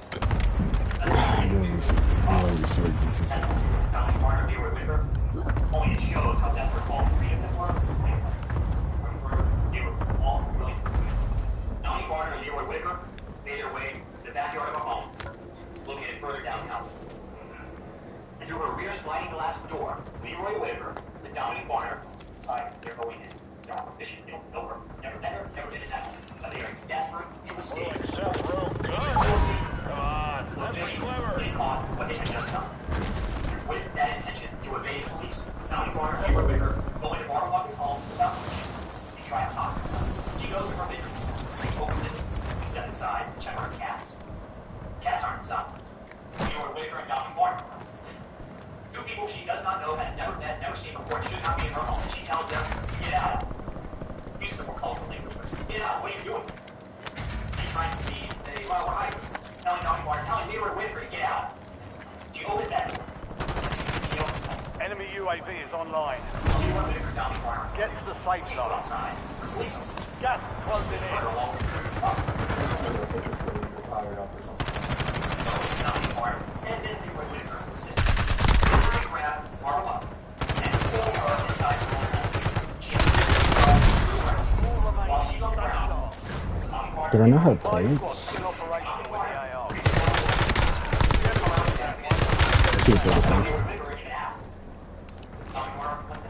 So they then make her stay in the home.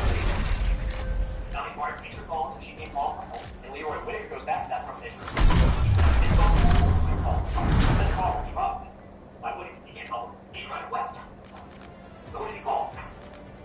He calls Noel Robinson Jr. And you're going to see phone records corroborating from Leroy Whitaker about Noel Robinson Jr. And then also about Noel Robinson Sr., his father. You're going to see how he sent them pin drops, location information, showing where they were at. They haven't been in that house before. Sounds like the Melly case a little bit, where Melly allegedly was dropped off in the woods and then called Fredo Bang to come get him and sent 10 drops. Leroy Whitaker, Dominic Barner, take clothing from this company in their husband so that they can change their appearance. Steal their clothes. And then after they've been there for about an hour, a red, orange Dodge Challenger driven by Abdul Robinson Sr. His father. You'll see some videos of him that captures that car as it comes downtown. She also got a very good look at the arms of Dominic Barner, which has some distinct tattoos for his forearms. She provides that description to the police. And so, based on her I'm going to be honest, the more this guy talks, the more these guys are cooked, especially with snitches involved. descriptions that day, Dominic Barner is identified as a potential suspect. They put together a photo spread, and they showed that photo spread to his father. They identified Dominic Barner. One of them was in my house. The other individual, who was Leroy Whitaker, she never got a good look at his face, so she can't identify him. Because when Leroy Whitaker went in along with Dominic Barner, he grabbed her, pulled her back inside. He left some of himself behind. essentially a signed confession. 3 little letters, DNA, on Miss Buckley's clothing. Replace it at no right. That DNA evidence, along with cell phone records and location information, proved beyond all doubt it was Leroy Whitaker and Dominique Barner that broke into Miss Buckley's home and held her hostage as they tried to escape from the police. Because of the murder, they, along with E. Robinson, just did it. Inside that car was occupied by suspects in this case. They crashed. Couple white shirts. DNA for Leroy Whitaker and E. Robinson. From the interior swab of the vehicle, mixture of DNA. DNA is really hard to fight. I mean, you should scrutinize the handling of how it was collected, the analysis of the DNA, and if there's any errors, contamination, and misrepresentations, but man, it's hard. DNA in a car, it had no right to be. A car that's not connected to them in any way. Now, you already know how Leroy Whitaker and Dominique Barner got out of there, but what about how did his? Well, based on his path to travel west through towns in that neighborhood, into a nature reserve. And he went through that local park, nature reserve, and made it out the other side in an apartment complex. An apartment express. And he was able to ruck up. You're heading to the war zone. His brother and they both pleased. At that point, Bill Robinson Jr., Gordon Williams, back, and Colonel Paul were stride just behind their old shotgun. Starting in the wall. So, he pulled up. She was asked to go to that apartment complex. Oh, wait. I remember how I used to run this. Fuck you, asshole. White female in a silver car as she enters her family vehicle. She drove over there. Right around the front car. And she pulled herself. And that resident realized Natalie is really belonging in the area. She also got an alert on her phone about DSO suspects. Natalie was out front, trying to find. She heard another person was wearing that too quickly. I'm sorry, from Albert. She didn't get along enough look, saying, I recognize that person, she's not going to identify her. She got a quick glance because when she saw the clothing based on the alert, she got scared and stayed back inside. Is this Natalie girl gonna have to, is she charged or is she have to testify? Dominique Barner was the first to be identified, the first to be arrested, the first to be charged. And when he was initially arrested on January 15, 2020, that same day, he did walk in, the police said, you got me, this is what I did, this is what we did. He minimized, in some states, he minimized, and didn't say who he was with. But he was charged. So when he testifies, he's going to find that he's in the jail year 1. And she's after that he has his own. And he has pled guilty to multiple crimes. He has pled guilty to second-degree murder for his involvement in driving, taking, participating in murder for all he robbed the Leroy Whitaker. He's pled guilty. Pled guilty to burglary with assault and battery, like he, Leroy Whitaker, did in his bucket. He did their home escape, piece of crap inside. I'm really interested in And he has also pled guilty to Shadow 01. Old stations. This is Shadow 01. Old stations. Oh, shit, chat.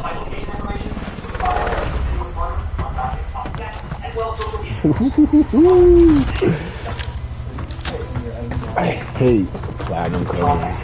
Platinum is a fucking brand. Resurgence. Survive and your team can redeploy. Eliminate targets and bring them back faster.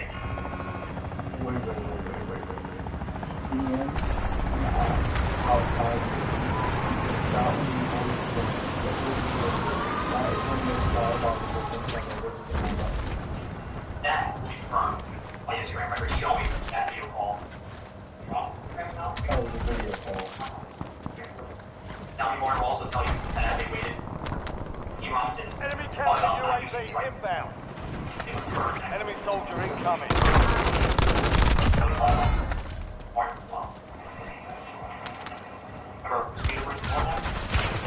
All your podcasts, all your terrible, bro. Something about case for one use different guns per second, I felt like even the block instead. And though he didn't know about the murder report having been participated in, he went. He came up and found out. He still threw it away. He also will tell you that he is aware of that dash cam later, the caption murder. He has seen it. He will tell you in this courtroom, Ron Smith, 2 here in that video. Decide. Bro is snitching on his son in court. That's what's gonna happen here. In addition to all of this evidence, as I have touched on briefly, you will see cell phone records, communications from members of these codependents, but cell site location information. Cell site location information confirming what Abdul Robinson Sr. will tell you. He was somewhere else and how he arrived at Downey Moore, Leroy Whitaker, Downey Moore up. What's with these guys in these cases not getting just like a big pack of burner phones and like leaving their phone at their house for the day? Find a burner phone with I probably shouldn't be saying this, but that's how I would. Friendly loadout drops on the way. Prosecutor did his job. The defense has to have some sort of plan here, so completely switch the narrative, cast out, take off the stable investigation. Enemy dropping into the AO. On January 15th, 2020, Tom McCormick was shot. Squad mates back on station. Good work. There will be no question about that. We'll watch the video tape. There will also be no question whatsoever. Leroy Whitaker did not pull that trigger. Leroy Whitaker had nothing to do with the death of Charles McCormick. You're going to watch a video of Charles McCormick being chased down and shot. Squad mates are in the safe zone. The gunman in that video? So how are we here? Why are we here? In this room, everything changes. See, before we come into this room, the state of Florida had the absolute power, choice, prerogative to charge or not charge whoever they want. Once we come in here to our hall of justice, they must prove their allegations. They must prove their allegations with actual credibility. This is Leroy's operating. I urge you to write right now, even though that we're provided to you, a little topic I suggest. Evidence of Leroy Whitaker's participation in this murder. Ladies and gentlemen, there's going to be one thing and only one thing at the very end of all the testimony, everything that you're going to be presented. One name only. Only this man who has You have reinforcements inbound. He's just trying to get less prison time. A state star witness of which their house of cards and their allegations against Mr. Whitaker will collapse. Dominique Martin will admitted two-time killing. Enemies are dropping into the area. Self-proclaimed. Paid for salary. Okay. Dominique Parker, who walks into this courtroom, Squad mates back on station. will try to fill the blatant holes. Enemy counter UAV inbound. Their star witness will explain to you. You know, on January 15th, halls of it. See, I have 1993 strapped right on my arm. Pretty distinct. Enemy counter UAV inbound. Did describe that in detail. And so the Jacksonville Sheriff's Office was able to hours of Barbara Buckley's home and lo and behold, she was, in no uncertain terms, enemy counter UAV inbound. Dominique Bonner sure scared me.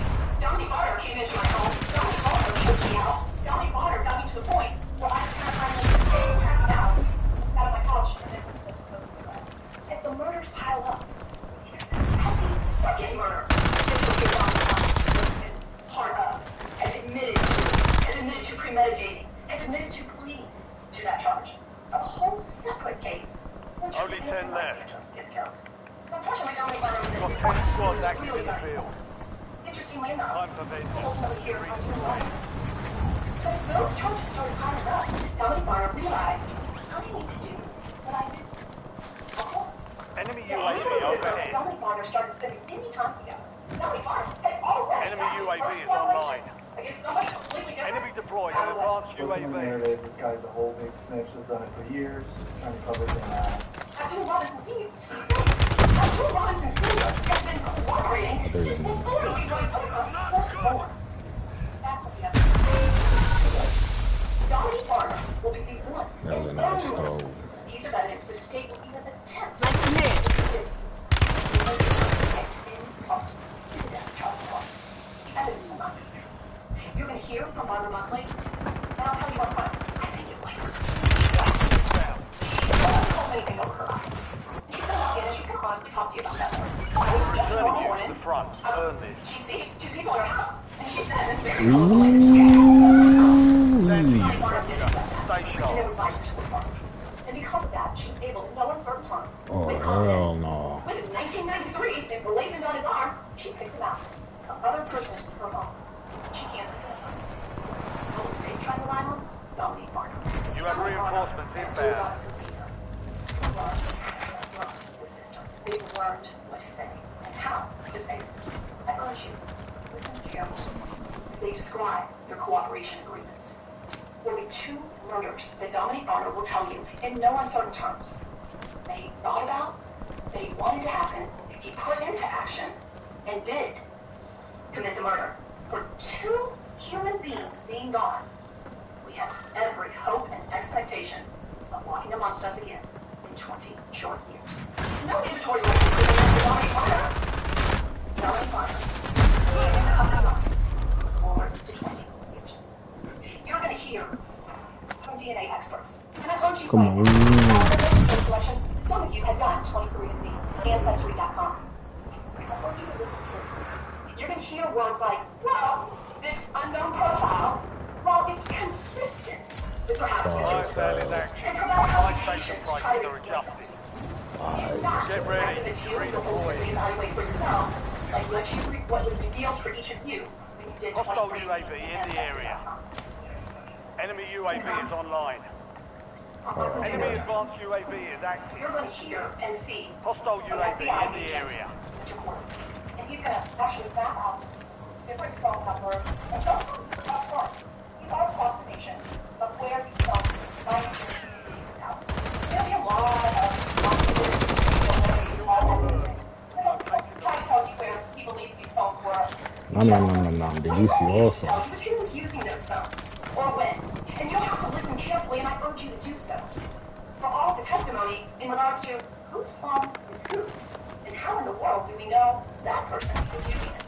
One thing you'll learn from Agent Corley as well as Jacksonville Sheriff's Office is that oftentimes they'll get phone records for a month or maybe even 2 months and go through the phones to determine who are these people talking to. This is a way, an investigative tool, if you will, to determine who's actually using these phones. Ultimately, no such evidence will be presented like that in this case. At the close of all the evidence, after you carefully and critically analyze it, you will realize the state of Florida is on stress. They will do so on a house of cards. Fire sales done. Prices are back to normal. What the fuck? No, this guy I was chasing just disappeared, and I was like, okay. Those are verdicts. I'm not guilty. We're going with. You did okay. We'll see how the testimony goes. I think another defense will come out now. Now, the government just got up here and told you that they're going to prove to you, beyond and to the exclusion of all reasonable doubt, that Hakeem Robinson is the person who shot and killed Charles McCormick on January 15th of 2020. For members of the jury, enemy UAV is online. Because Hakeem Robinson is innocent. Be advised, the search is no longer active. There is no way that Hakeem Robinson is the person that shot and killed Charles McCormick. In order to try and prove their case, they're going to ask you to do something that I have never seen before. They're going to ask you to not believe your eyes. They're going to ask you to ignore what you see right in front of you. Because the government just told you there is a video recording of this homicide. And you're going to be able to see it. And you're going to be able to watch it. You're going to see a person covered from head, or whatever's on top of his head, to toe. Completely covered. Chase down Charles McCormick in broad daylight and shoot him to death. Enemy UAV overhead. A bunch of witnesses. Enemy UAV is online. This case is going to be Enemy advanced UAV overhead. members of the jury, that is Shuto. This whole team. So they say this is case I think Queso was like bigger or fatter or something. So I don't think Queso was like that fat. Like he was just like skinny fat, which is like kind of matches this person's description a little bit. These are prosecutors I'm going to ask you to do is to find that Hakeem Robinson. That's a whole nother thing. About 6 feet tall and a heavy set person. And was like that 5 years ago. You said he was a heavy set person 5 years ago. I mean, he's got skinny legs. Like he's not like this is probably on 2019, 2020. Like he's not. I wouldn't say heavy set. He's just skinny fat. But who is like? He's like skinny fat. Valiant effort. Keep your head up and return to base. Dusted him. Only 4 left. I don't know, man. We are going to ask you to perform the instructions given by each and every person that saw the shooter live. These witnesses, each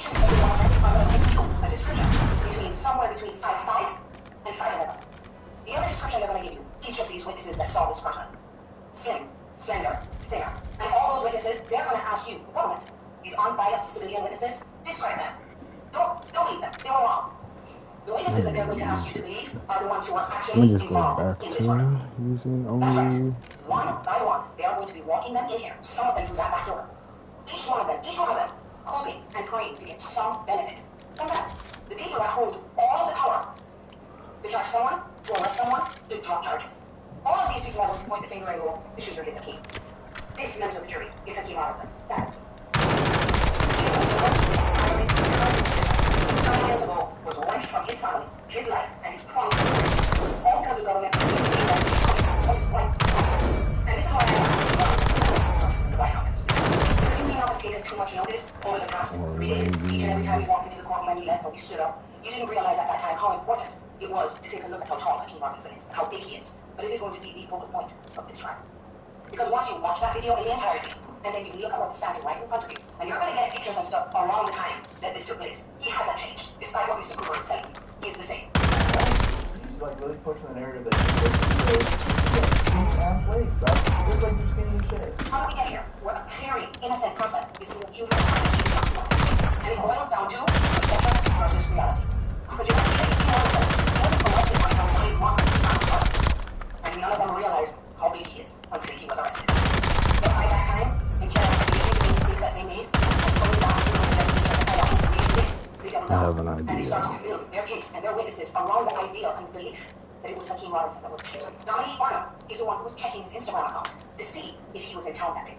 Dominique Barnum is the one who pulled up his address on the court clerk's website to find out where he lived. He is the one that then tried to track him down and kill him that morning. You will hear that the reason Dominique Barnum decided that he wanted to have Charles McCormick killed was all because of a song that he didn't like the lyrics to. The whole story that Mr. Cooper failed to mention to you, members of the jury, is that Mr. Barnum will just tell you, I just didn't like that he was singing something he didn't know about. That's the reason why Charles McCormick is dead. And this man, members of the jury, Dominique Barnum, the man who planned and orchestrated the murder of Charles McCormick, is going to be the government's star witness in this case. You're going to hear that he took the stand in another case and lied in a hearing in front of a judge. And he's going to tell you the reason he did that, because he wanted the defendant to go free so he could kill him himself. That is their star witness who they're going to ask you to believe. We're headed to the war zone. Get up.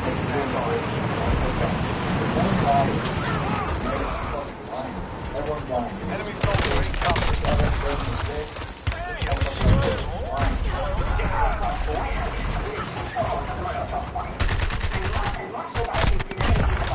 And when he realized that he thought the shooter was Hakeem Robinson, he confirmed.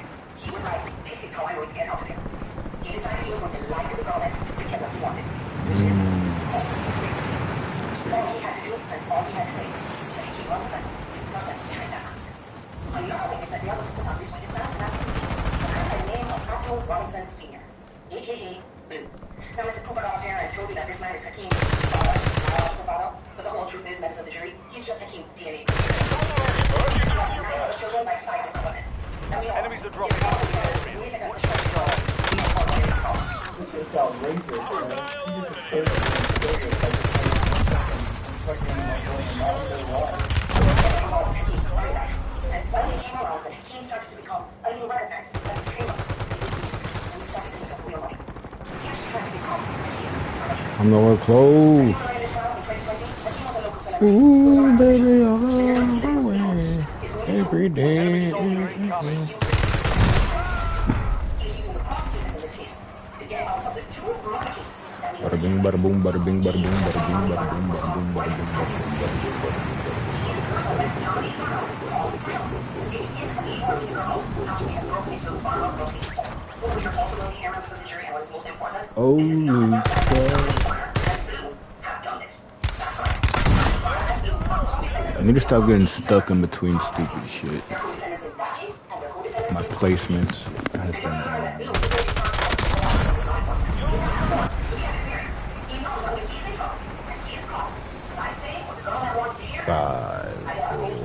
Green light with the point in the war zone. To the ground running. How much more troubling with Bill, members of the jury? In exchange for his testimony in this case, he is going to get 76 months. 6 months. He's already served 6 years. Less than 2 years. Wait, is this a live stream? Oh, the queso thing is in the thumbnail. Okay, that's what Shit on all their women. Gotta cast out, man. Marking target location. Survive to redeploy fallen teammates. Kill to bring Survive to back redeploy fallen teammates. That circle's gonna be on both the whole game. Because what you will see that all the reliable witnesses say was that Ash shoot them. They actually saw him with his own eyes, as I told you before. Slim, slender, 5'8" to 5'11". Some of them say 5'5" to 5'8". Notice that they give you a description. I know you said that. But what did you not hear in his opening statement? Mr. Kruger gave the description. You want to know what that description was? 5'10" to 5'11", and he was thin. Very hot, but keep on saying. Not the only one. Javara's Carlos, who worked in the sports. There's all them skinny ass ladies who thought he was thin. She's doing her job there. She cast him out. Described the shooter as 5'8" to 5'9" on the skinnier side. Then we got the beer on the height is weird though. I don't know how you mess up the height that badly. Someone running with the gun, crouching a little bit. Who knows? Slim build, 5'8" to 5'9", between 160 to 170 pounds. That is not even close to the key officer. Multiple independent civilian witnesses, multiple police officers, all describing someone that could not possibly be a key officer. They're all consistent. It's clearly not it. The only eyewitnesses on the scene. Are you kidding me? Enemy destroyed. Use your tac map to hunt down the rest of them. Or they don't have a record of being used? I don't know. The King Robinson. Mr. Cooper just got a very with you that he's going to try to put a phone in the possession of the King Robinson. A phone number that begins with 478. You know whose phone that's registered to? Are you serious? Enemy UAV overhead. I already went there. And you're going to see that phone the day before was being in the same place that his father was. They're going to try to make you think and connect that phone to the King Robinson and Going through all that, cast him out. Let's go. they're going to try to present you with DNA and fingerprint evidence trying to put the key in that car on that day. But members of the jury, their own expert will tell you, their experts are going to tell you, no idea when that DNA was left there. Oh yeah. Should have been in the car a week before. Should have been in the car a few days before, a week before. We have no idea how that fingerprint went or where he got there. All that proves to you members of the jury is that King Robinson knows Leroy was there. They have all together. That's a fact that we're not disputing. And what did Mr. Kruger fail to tell you? That's a whole team. Was found on a t-shirt. It's not just one anymore. It's not just the King Robinson's team. The expert is going to tell you that it's mixed up with 3 other people that I don't know who it is. That's on that shirt. All that's going to prove Right on my level. is that King Robinson, Leroy Whitaker, Torvon Williams, they're all friends and they know each other. He told you that car was stolen, so had been stolen for 2 months. They had been all in and out of my car. That DNA and that fingerprint does not place him in the car on the day of the murder. Now what you're going to hear, members of the jury, which is going to be very important. 4 days before the murder of morning, King Robinson was signed to a record label that gave him a $40,000. Bro, at $40,000. Enemy deployed and advanced.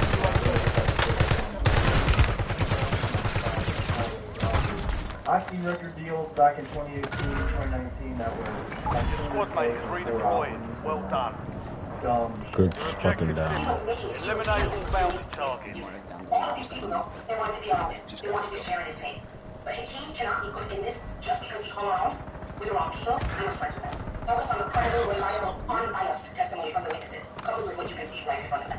More importantly, your common sense. Because that is what he believes. This is not him, that's the truth. That is all we fabricate.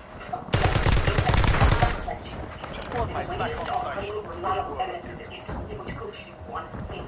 Hakeem Robinson is innocent of nothing. Thank you. We got a fight here, boys. All depends on the jury. I think they're coming up, so be careful. That's why jury selection is so important.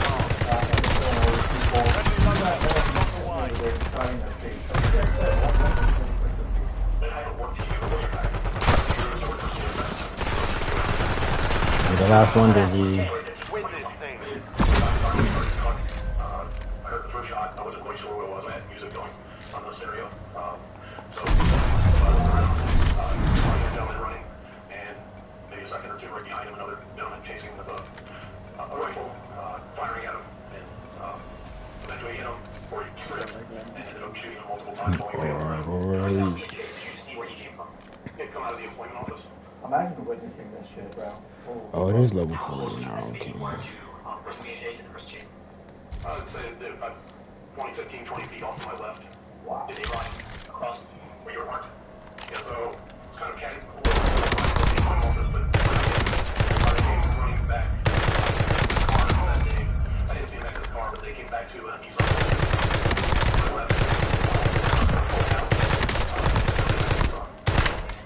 And what was the purpose of you trying to follow after that Nissan? Ultimately, the Nissan. More than that, I don't know whether I thought. What side of the car the shooter got into? Passenger side front. Do you recall what the shooter was wearing? Sort of hoodie. It was very baggy. So there wasn't really much I could see of the shooter. No. Could you tell anything about how the person was? Going on some kind of watching the shooter come back. He had a mask on, but I couldn't see him. Nothing was black into it. Did you make it was baggy enough. Movement. I would say it was probably. Yeah, I really couldn't tell anything. Alright, we got some dash cam here. Let's go.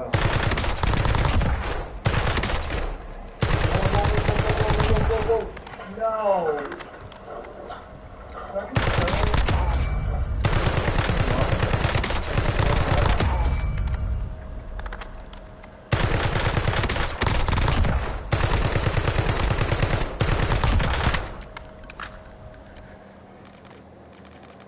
Wait, is that them right there in front of the cop? They were that close to the cop being chased, and they didn't get caught.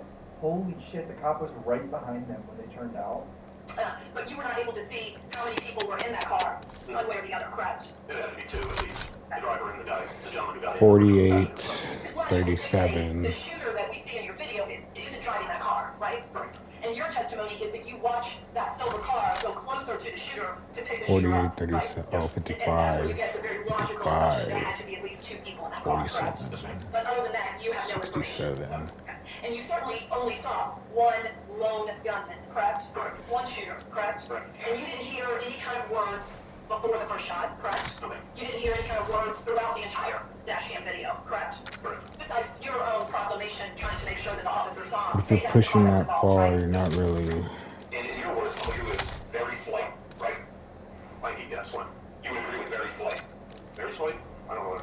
As a tracksuit was 30, 40, 30, 45, 30, 39, 39, 35, 37. Shooter was very slight, right? That was word, yes. It says the longest damage effective. Yeah, he wasn't carrying a lot of body fat either, correct? Right. And although you said that he was 5'10 to 5'11, you wouldn't swear to that. As a matter of speech, it was my estimation. That's what I really meant. But you unequivocally said that he was very This one's 43. The guy didn't really see anything besides someone running into a car. So the best or whatever, but damage range is this. It's out there for some people, maybe there is. So subscribe, love you boys, peace out. Making it a 74, which is crazy.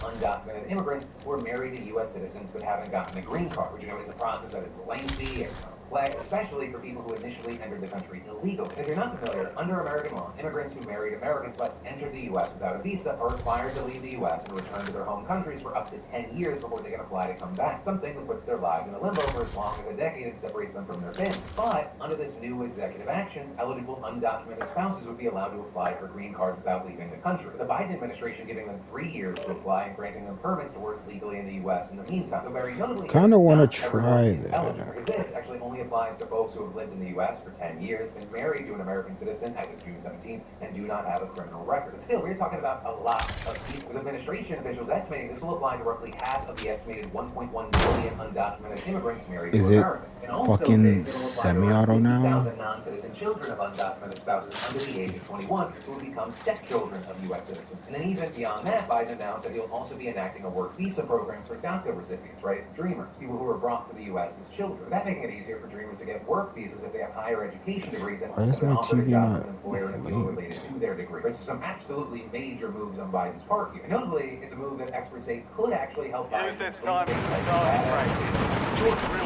Nevada. More than 100,000 voters in households with mixed immigration status. So with this, we've seen different reactions like that. Anyways, if this is semi-auto, This is probably one of the worst attachments in the entire game. It is. Fuck. That felt really good. Shit. Is now eligible to earn full ad revenue. Enemy dropping into the AO. The new policy comes about 2.5 years after And it cranks the diagram, bro. started right out with non-micro language from the get-go before responding and allowing enemy dropping into the area. It could be semi-auto. You can do it pretty fast.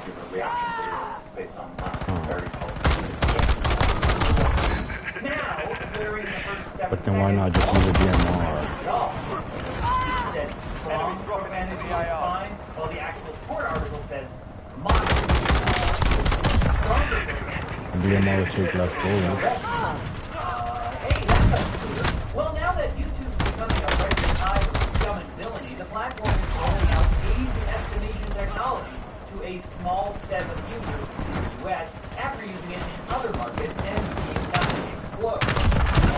Starting on August 15th, if you're under 18, they'll activate protection only non-personalized ads, enabling take a break. Didn't have 10 bullets in the range now. And recommending That would have end well. that could be problematic if viewed in repetition. Creators will also have their ability to earn gifts restricted on vertical live streams. All stations, we are green to go. Stand by for deployment. It's weird though, you can dispute the age estimation by uploading a credit card or a government ID. So, I guess you can preserve more privacy if you don't act like a 12-year-old. It's not clear how long that will be the case, as age are currently spreading across the internet faster than that hot brain rot slang that gets dropped. You know why I won't say it. Because Google is actually doing the same thing as YouTube, announcing that age assurance will roll out a small set of US-based Google accounts over the next few weeks. Over in Australia, the government is nixing the exemption they were going to be in the country's social media ban. So now, come December, accounts for users under 16 will be illegal. Prime Minister Anthony Albanese announcing, right, I'm calling time on it. But should we really trust Australia with this when they can't even get an orbital class rocket to stay in the air for more than 14 seconds? I mean, it's not even just the front of the it's the whole thing. Australia, please send me more. NDR, ready for launch. For now. As Emma Roth writes at The Verge, for better or worse, age verification is happening. And now Spotify is threatening to delete UK users' accounts if they fail an age verification test. But what if you're an adult and you just have the mind of a child? People are getting worked into a frenzy. Fears of the EU's upcoming official age-checking app only allowing users to install apps that were certified by Apple or Google did turn out to be unfounded. But still, it's kind of an uncomfortable situation to have a bunch of different age verification services amassing hordes of selfies and government IDs, especially in the wake of the women's dating safety app T having thousands of those very things.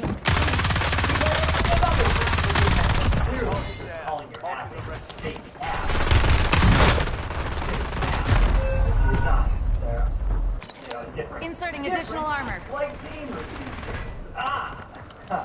That's according to IGN's new expansive 2025 gaming trends report, which shares some interesting insights into the games industry.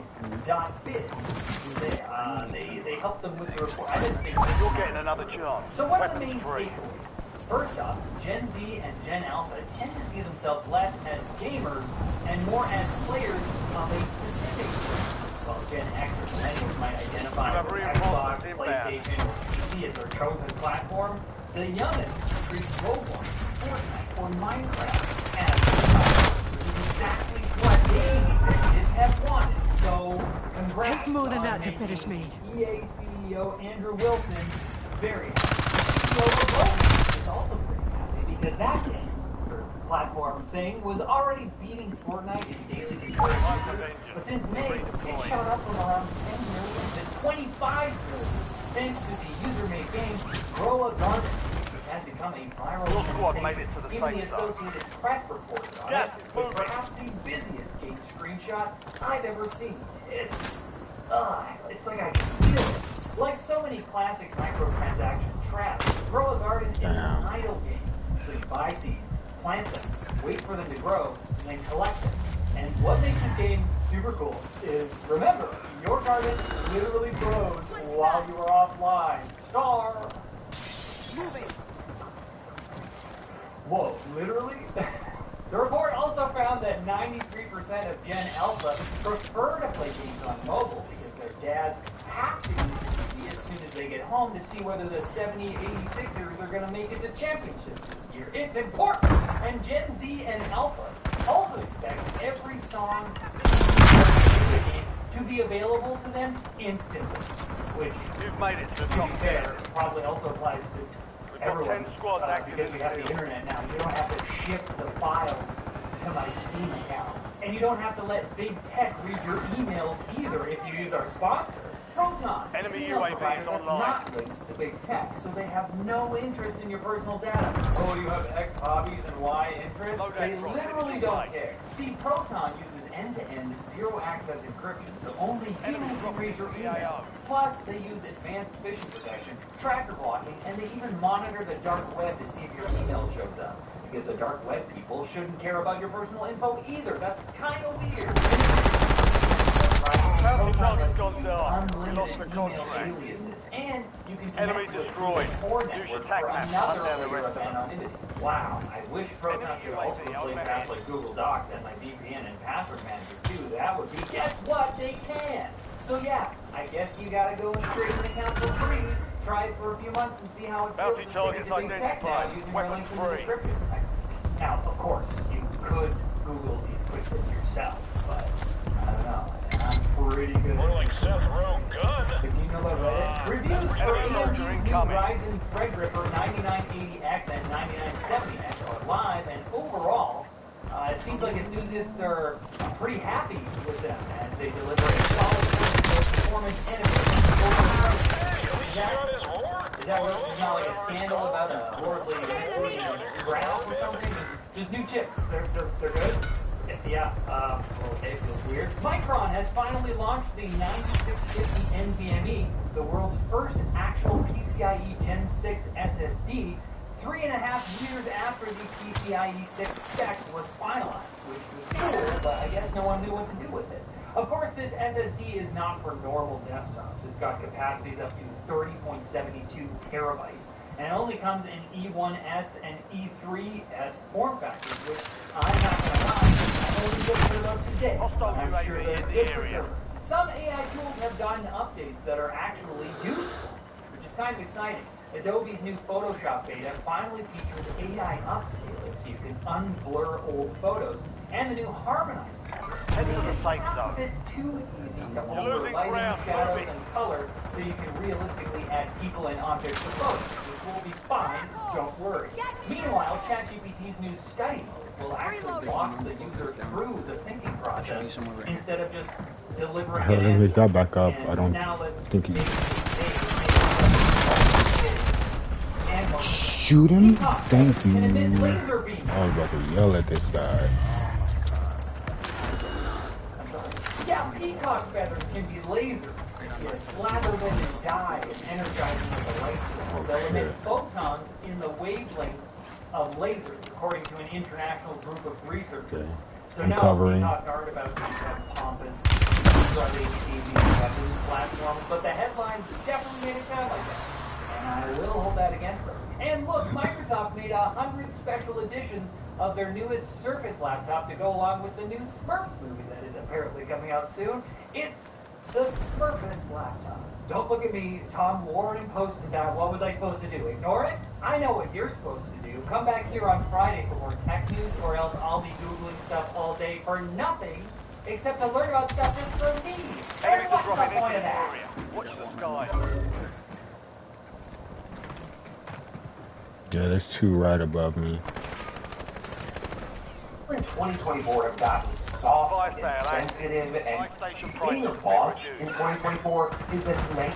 I'll give you an example. Like, me as the boss, if I made it a mandatory company policy that you have to naked sauna with me and your coworkers, some people now are going to say that's inappropriate. That feels like it should be illegal. When in reality, I'm just trying to set up my employees for success. And at this point, if you're going, Bill, you sound like a crazy person. Well, boy, did I get you hooked, line, and sinker. I gotta tell you about Spectrum Studios. Because they are in the news not because they're currently developing a game that claims to be a mix of Life is Strange, Final Fantasy, Heart of Darkness, Tourist, and Tony Hawk's Pro Skater 2, which is kind of a strange addition, or whatever. Rather, because the company's creative director, Jacek Pierkowski, had to call it very eye-catching back and forth with a narrative designer and writer on LinkedIn. Because he offered her a potential job, to which she replies, hey, you must not remember, we've actually already spoken before. Explain it. From what you said, sessions are part of work responsibilities in the studio. I told you, that's a deal breaker for me, and we've called it a day. And understandably, a lot of people saw that and they were like, excuse me, what the fuck? Mandatory naked sauna sessions? Okay, Harvey Weinstein. But well, as it turns out, the game's main character will be a sauna master and will be in charge of performing in various saunas. So that's according to a help wanted ad for the studio, which explains that attending the sauna sessions is, quote,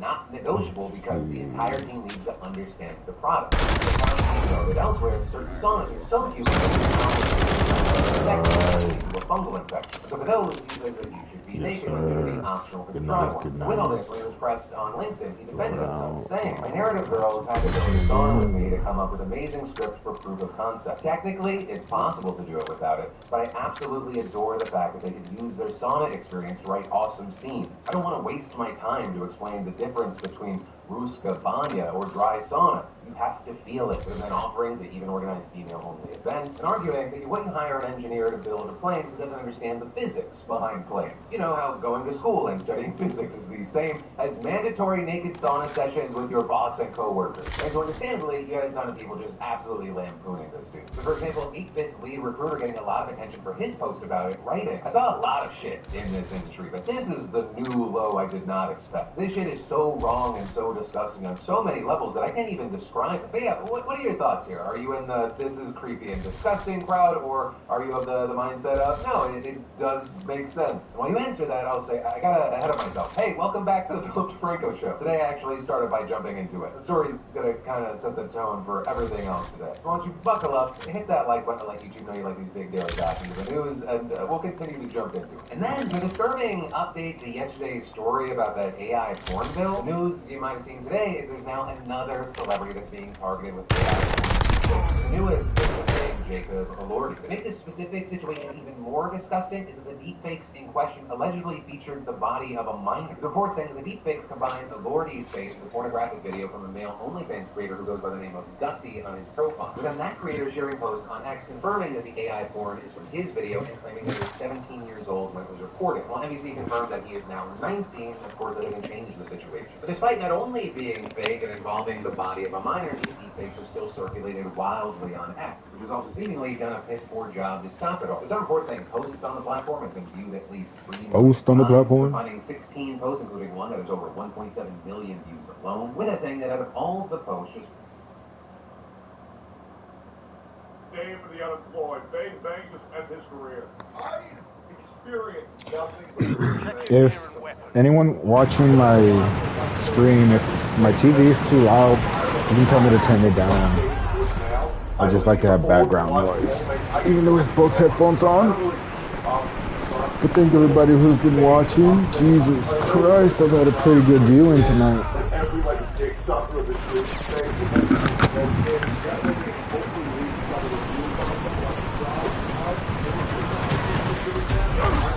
Down to beat anybody, but I'm not going to suck anybody's dick to do so. Don't even know too much about Faze. I think Lacey's fine. I think Faze is Faze Banks is great. Other than that, I don't really know if the other members, I don't think. Faze Banks straight up ruined his career and stepped down from Faze. Wait, what? Is this a thing that happened? Wait, did he really drop out Faze straight up? What did he do? Allegedly, he scammed a bunch of people, including Aiden Ross, Faze CEO and owner Banks.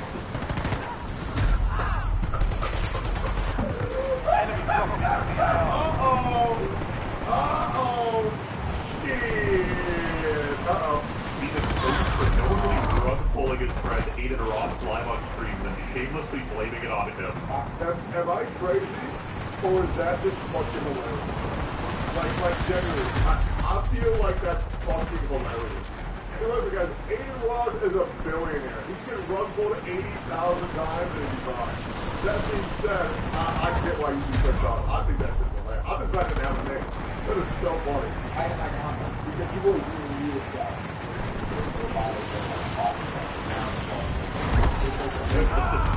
All at the back smiling. You know this dude's up to no good. Go up. People have been expecting this moment all day. A lot of people bought it.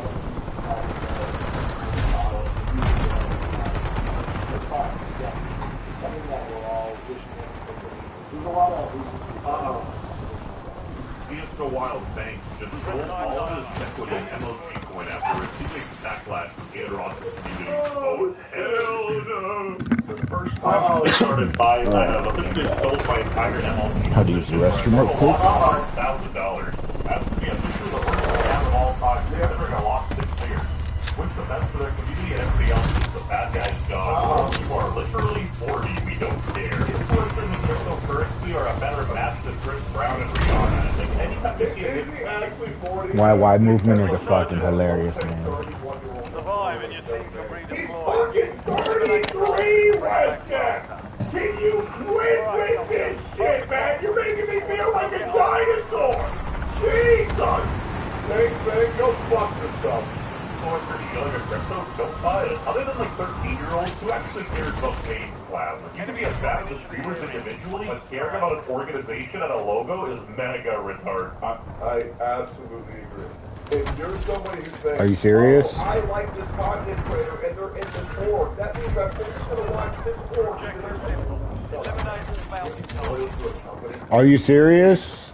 And ugly LMG is really the only. Are you serious? Are you joking right now?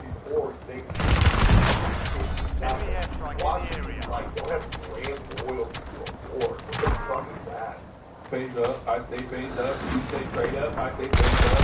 You already Squad mate is redeployed. Well done. watching this try to fit in with a bunch of 18-year-old streamers. Because he knows, and by the way, if any one of FaZe viewers were to watch this stream, they would kill themselves. Or they would kill somebody else. This is on Radical. Right? And young impressionable kids are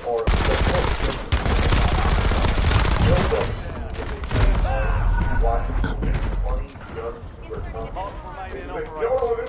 want to be radicalized to a terrorist. You know what? Look at this. I bought my first IED. This is big. They feather flock together. Hassan's got to be the most pathetic loser to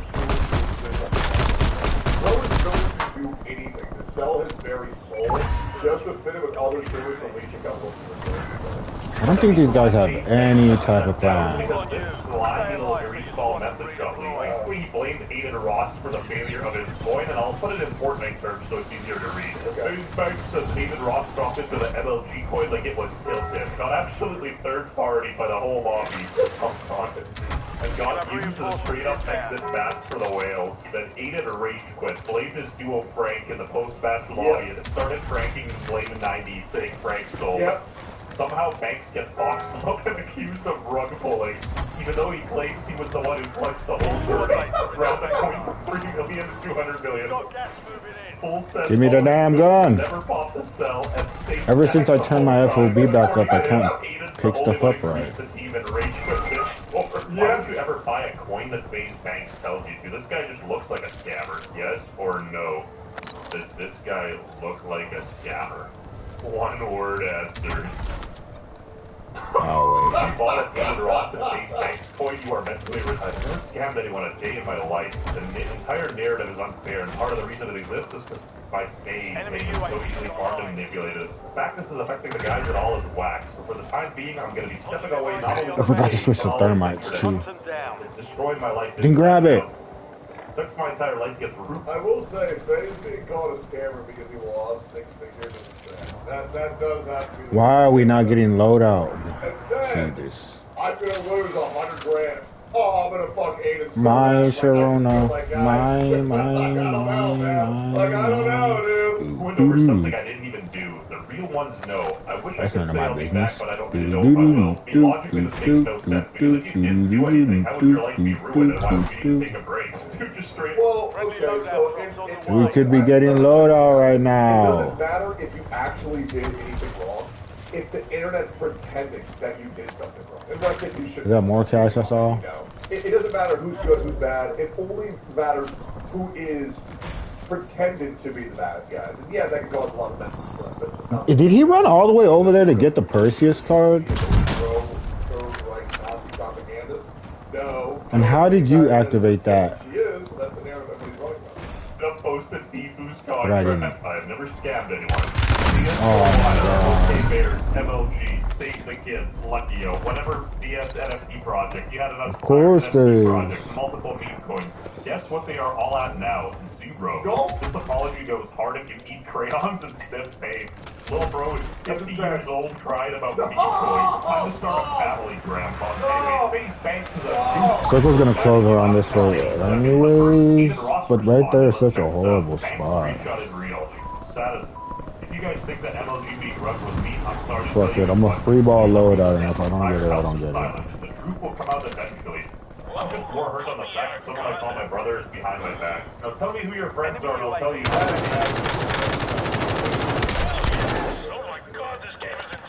Piece of shit. Very easily manipulated by a lot of people, and I do think the biggest issue is blind. I don't have any plates. And so he does get taken advantage of quite a bit. It actually is very fucked up. It is. I think Aiden's a good F2. Who you are, Aiden Ross. You got Aiden, a good dude. Wahaha. Okay. What do you think? What do you think Aiden did that was so bad? Are we gonna fight for this? What are we gonna do? You guys are just running around. You said words. Go. I want this. Oh, man. I'm going for it. Tom said he's bad. I'm like, yeah. Did he call somebody the F-score like 35, 50 months ago? Oh my god. He said a word. Oh my god. Well, I'm not hearing my plates go down. No way. No. That's rough, dude. I make better choices. I'm sorry, but Banks Banks is a saline ball. He literally slept with Lily Phillips. Yo, Banks. I'm streaming right now, man. Congratulations on, Lily Phillips, man. Like, this guy's existence just screams scammer. Like, I'm sorry. You know what's funny is that exactly a year ago, a popular streamer, Bruce, dropped him off. Actually, Brucey! Hey, Bruce, you will never get me to hate you. I know you hate white people, but that's okay, man. This white man likes you. Take a look at all my friends. 90% of them are black. And that's the truth, guys. Y'all know I be howling out with hella black people. You want to know why? Because my 22% should be 50%. I love my fellow black. I would like you to at least admit that I was one of the good ones. I understand white people, they be getting crazy sometimes. They be getting uppity in the Starbucks. I get it. I apologize for my kind, but I am one of the good ones. Pretty much predicted. What do you think about Bruce? I think Bruce is funny as fuck. Yep. I think Bruce is funny as fuck. That's the whole exact thing. Hey, bro. And just wait. Wait until y'all see that crypto that they two twin. They got some cooking twin. That's why all these be trying to. Hey, bro, I ain't gonna say too much. I'ma just laugh right now, bro, because y'all don't get it. So I'ma just laugh, bro. But just remember what I'm talking about, bro. No, I wouldn't do that.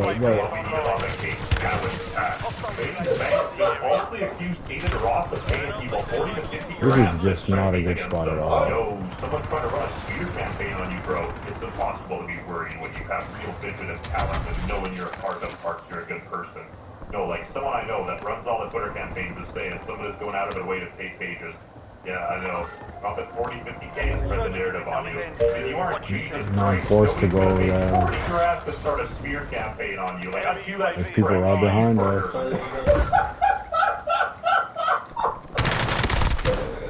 Oh, shit, that's crazy. To be fair, though, if I were to offer, like, 400 people $100. How the fuck? How did he get out of both of those blast traps? Oh, maybe the perk. Maybe we'll do that, bro. We'll see how that goes. Yo, guys, how many of y'all in chat want a cheeseburger? I got a great deal for you. This shit is fire Saying stuff. outright he is a scammer. He just looks like a scammer. Dude's literally using Darbo manipulation. There is a difference. There is a difference. I never called Chad a pedophile. I just said that he looks like one. Right? There is a difference. There is a difference. Tactics to deceive people. Check this out. First he denies, then he attacks, and then he reverses the victim and offender. Being phased up is a fucking mindset, okay? It's not about age. Fuck you. Why does this not matter?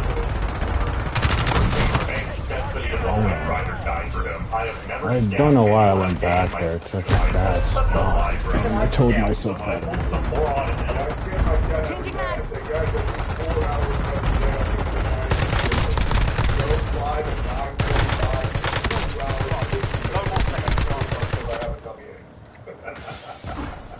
Guys, I have been underworking for so long. I switch to my kilo. You guys are way too good to me, bro. Straight up, you guys are way too good to me. Straight up, scammer, we were right a Google Dog on you. Oh, another one? Okay, great. Elementary school, if this Kecleon card was super rare and he gave it to this verdict level X, is this the same banks? CSGO Wild with the biggest scam in CSGO history. To make matters worse, this all was so Now, can we hold this like good boys? Shit, publicly just has absolutely no benefit to me. It does absolutely nothing for me. Oh my god. I'm not. I bought this stuff. I got it. I'm not even mentioning that. I promise you not. How many of y'all sold on me? Don't even I lie. didn't switch to my I know kilo. motherfuckers did, bro. I know y'all did. I know I'm public. Some of y'all made some money. Retrospective Steve's really Dude, David taking his stand that well is so funny. I will say, I have talked to Dave next on screen. Great guy, very kind guy. He's trying to scam me, so, I mean, you know, anybody who tried to scam me, they know I got love.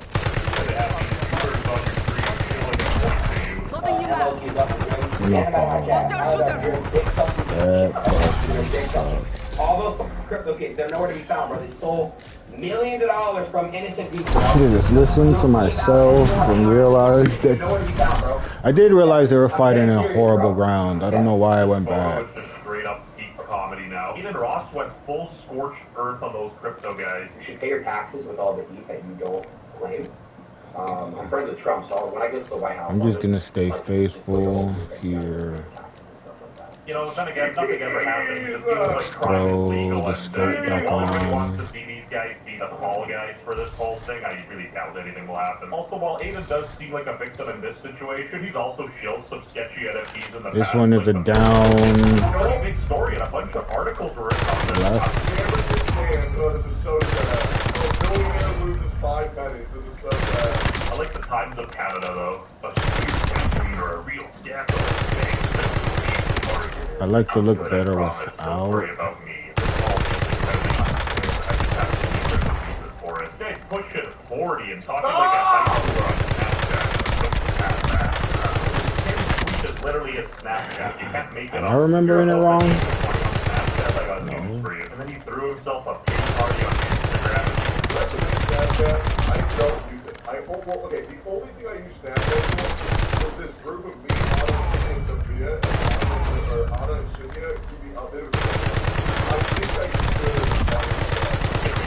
I don't know. I think I'm gonna keep. The scope just doesn't feel good on the cipher.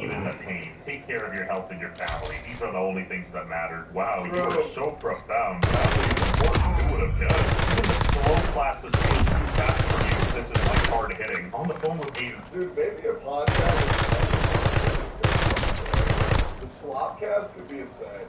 With the sloppiest slop tubers on earth. Right now, we're doing a stream tonight to address all of this. This whole thing has been wildly miscommunicated and destroyed my mental the last several months. I wanted to more publicly talk about the situation for a while. Sucks to hear see you guys tonight. So I just got used to the force sensitivity. That's also what it was. He's not bald. But it still feels super slow. How can I speed it up a little bit?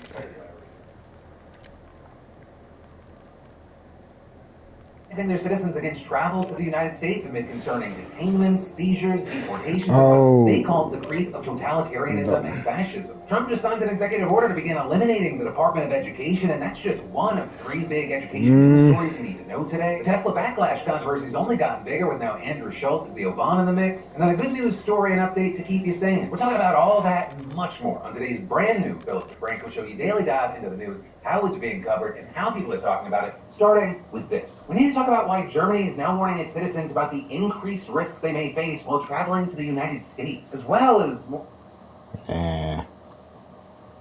He was arrested during a challenge live. So it's safe to say the streamer's reality show spiraled into chaos before the contestants even knew what hit them. So on the very first day, the police showed up, but the person who ended up in handcuffs wasn't even one of the contestants. But if you've been following the world of IRL streaming, especially what we've been covering here on this channel, you probably know who Ice Poseidon is. He's a kid streamer we've covered before, and essentially he was one of those guys who traveled in Japan and South Korea and Japan, drawing a lot of attention to their sin and his questionable behavior while he was abroad. And of course, he had that infamous clip when he crashed out over his girlfriend and ended up smashing a rental car's windshield. I can't believe that.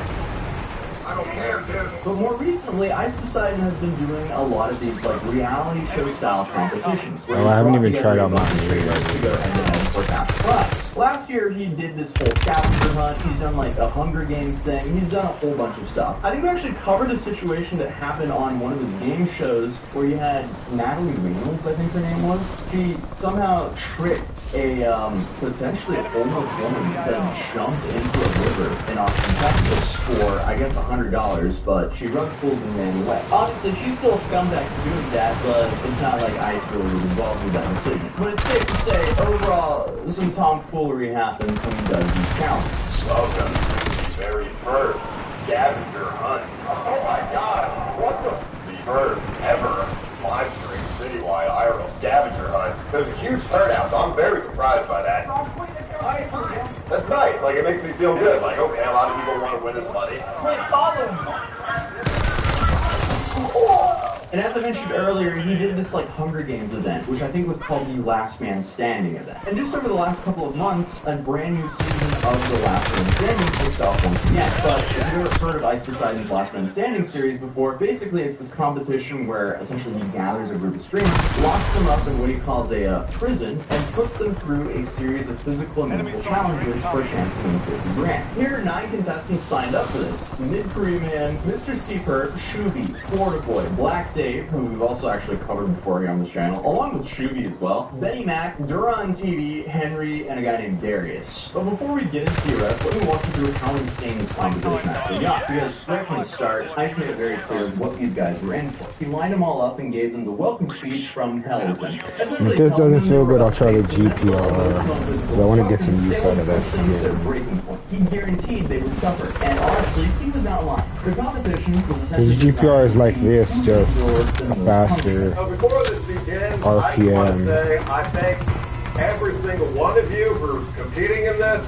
This The Cypher just hits so It's going to be hard. very hard. But the recoil pattern You guys isn't are going to go past your breaking point. I guarantee it. You guys will suffer mental, emotional, and physical disruptions, and we will see who the last one standing is. And it's safe to say that Ice had some pretty creative ways to make their lives miserable. Yeah, things went south immediately, because 2 of the contestants, Benny and Florida Boy, they couldn't just stop trying to play each other. These guys got into multiple fistfights right from the start, which should have been a red flag for how the rest of the event was going to go, but I guess that was just a warm-up. One of Ice's favorite ways to keep contestants in line is with a pellet gun. So, when someone would ask to use the bathroom too many times or step out of line, Ice would just have someone shoot them with pellets. Sometimes he would do it himself. Whoa! Shoot! Okay, hold this. Okay, how many times are you going to ask to go pee? You get pee! Shoot, you get pee!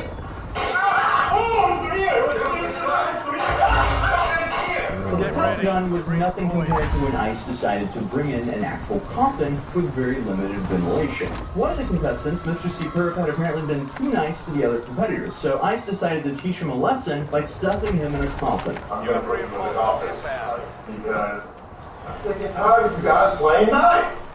What is wrong with you? He told the guy that he had to lift his head up using his neck muscles and put his mouth around a breathing tube, or he'd suffocate in about 10 minutes. Ice then left the key nearby and told the other contestants that they could let him out if they wanted, but the whole point was to teach him not to help That's a loadout job. Since apparently a coffin with limited air wasn't extreme enough, Ice decided to escalate things further. So he crammed in all the contestants into a very small room just to pepper spray them all at the same time. So obviously the contestants were coughing, saying they needed to use the bathroom while the audience could see them struggling with the effects of being pepper sprayed. Oh, and it's worth noting that while all this was happening, viewers could actually place bets on which contestant had the best odds of winning. So people were literally gambling on who could endure the most punishment. We're definitely getting pretty close to Black Mirror with this one, guys. Congratulations. We have entered full-on dystopian content creation. But throughout the competition, there were beatings, tasings, and all sorts of other creative punishments that Ice came up with. And it's safe to say that over time, the whole thing started to feel less like a competition and more like watching people get fined for entertainment, which I guess at some point is exactly what it was. At one point, Ice brought two contestants, Ron, TV, and Dave, into a separate office to attempt to persuade them into turning against each other. He offered Gatorades, Cheetos, and other perks that would essentially sabotage the fellow competitors. And yeah, obviously, they took the deal. Ice told them they needed to do more than just I keep forgetting to put thermites on, too. Everyone if they wanted to continue receiving special treatment. But not everyone was willing to stick it out, though. One contestant, Benny Max, had what you would call a moment of clarity near the end of the day. And what a fucking skater. He made it very clear that he was not willing to get knocked out. That should have revived me, but okay. That no one was going to touch him, Benny Mac was not buying. Benny said that he valued his freedom too much to risk getting assaulted on stream. So he put that guy on skate, and now I'm back here. To get out of it. Now, what was I gonna do? Weapons, loadouts. And it has nothing to do with the actual competition. As all this was happening with the I don't really give a fuck about tempered. I haven't heard my shield break. I think there's a bug with that. We're also streamers. Action Man and Burger Planet, they got into their own I haven't heard my shit break once. Way beyond just words. The I was argument looking began over some serious accusations, with one guy confronting the other guy about some pretty crazy stuff that clearly crossed the line. Hey, bro, there's mad like lore behind you. I don't know what? you're talking about. Then, the confrontation continued to escalate until Burger Planet physically attacked Action Man by elbowing him in the face. So, Action Man then called the cops to get Burger Planet arrested. And funnily enough, he seemed pretty happy about the whole thing. Go to jail! On stream! So now we have Burger Planet's mugshot after the police showed up and took him into custody. So obviously while that whole debacle was going on, the contest was still running. So Florida Boy actually ended up winning after... This doesn't even fucking make sense. How is it a legacy? I'm definitely saying sentences I've never said before after recording this video, that's for sure. But Ice Poseidon has already announced that there will be a have I just never used it? That's about to begin. So if anything interesting or laughably stupid happens during this event, you could probably bet that we'll be covering it. But that was another story on how I used to use thermites all the time. To get another arrest. So if there is a takeaway from this video, let's not commit a felony. But especially, why does this keep showing don't up commit too? a felony while everyone around you is live streaming. What can I because as we've replace? learned time and time again here on this channel, that never ends well. Molotov. But hey, at least he wasn't given a free house, then completely destroy it like this homeless TikToker Let's was. just use Because a that Molotov is just like now a that. raging story I would recommend checking out here. Because it's frustrating, but also... I'd rather use a Semtex. No, it's just straight up frustrating. But if you're new here, feel free to subscribe, drop a like in this video if you enjoyed, and I'll see you guys tomorrow. Peace.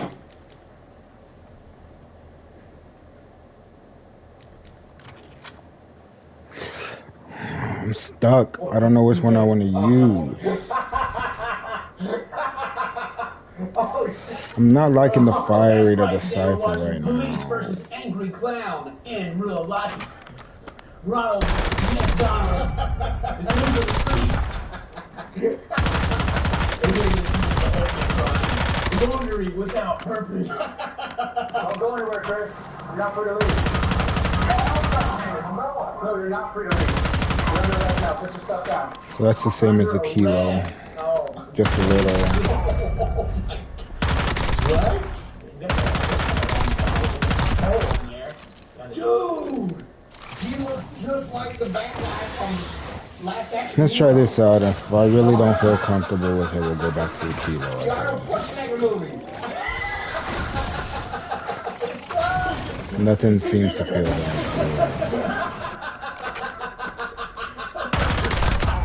movie, he comes out of I mean, even this is like okay. His last action hero. Rodney, put your stuff down. Oh, that moves. Get that fucking master. He's not Arnold. He doesn't Yeah. He's got quick hands. Walking style.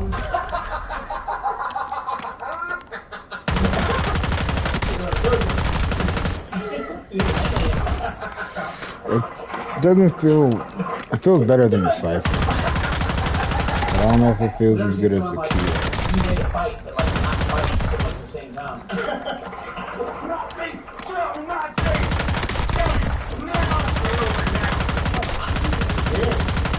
I almost I almost wish there was more zoom. I have to sit up to keep me on back. Rolled up corners ready to fight. Makes his breath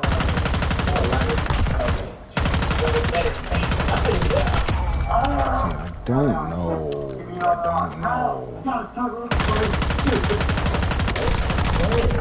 I feel like you'd have better consistency with the Kilo. Then there is a swab. Let me make it.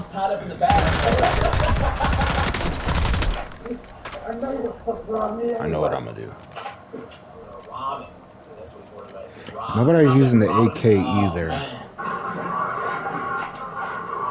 More flares. Jeez.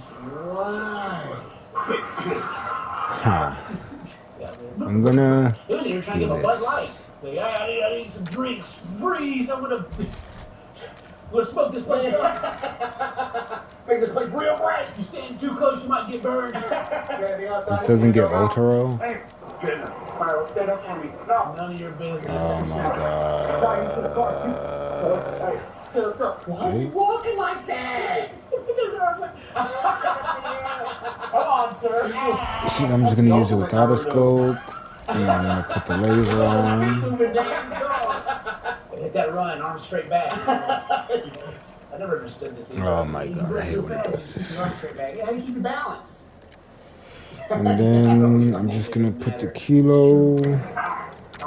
Keep it right there because I already know the Kilo. Do I want to try the AK? I really. This is a 15-minute video. We're like 2 minutes. No, because the AK is big when the AMAX is big. That's My about it. gosh. Watch your wrist go the book.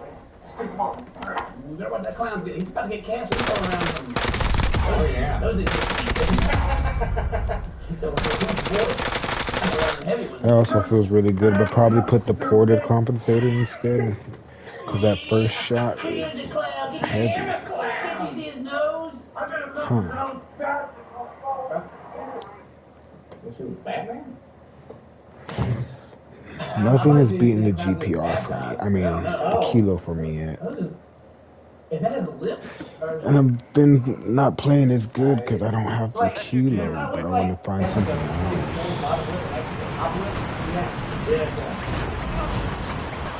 Enemy soldier incoming. But that TTK feels super fun.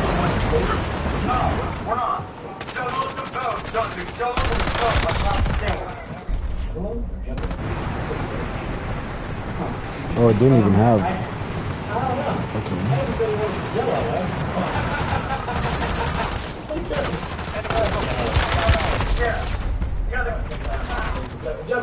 And of course, I get killed by a guy using a Kilo. Yeah. I feel like I'm making all these references. I got my keyboard over here now, so I got to look up stuff. We're missing out the keyboard. Yeah, they're gonna get out here. Stupid guy, they got spray everywhere. Go here, just like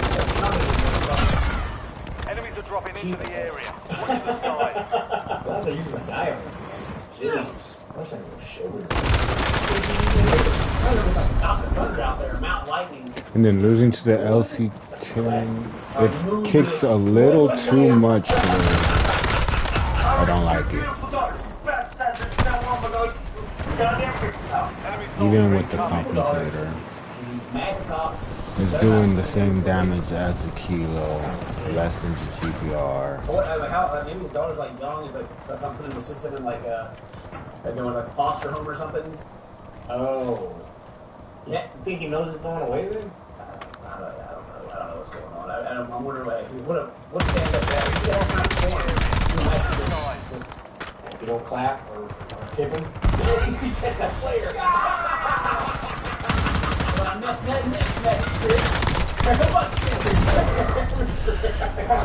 GPR, I think it does feel better than Kilo. Let's not speak too soon. Because that was all body shit. I feel like a lot of people run off and they missed the last shot in the Kilo. But the same thing just happened there. Yeah, I had bag and everything. Man, it's a professional.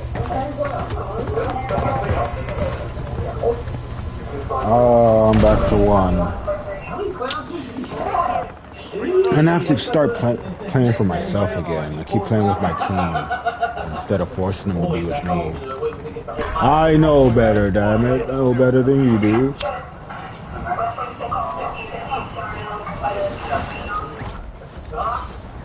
I'm gonna guess it. It's a stolen. Think all the suits are?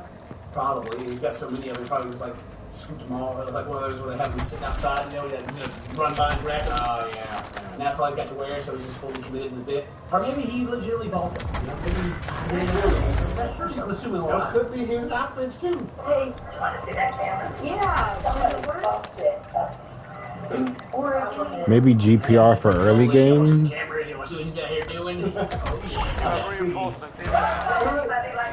Who has the best view? Yeah. He looks like the guy that stands at I-95 and is just looking at the hands. They're trying to find some witnesses. You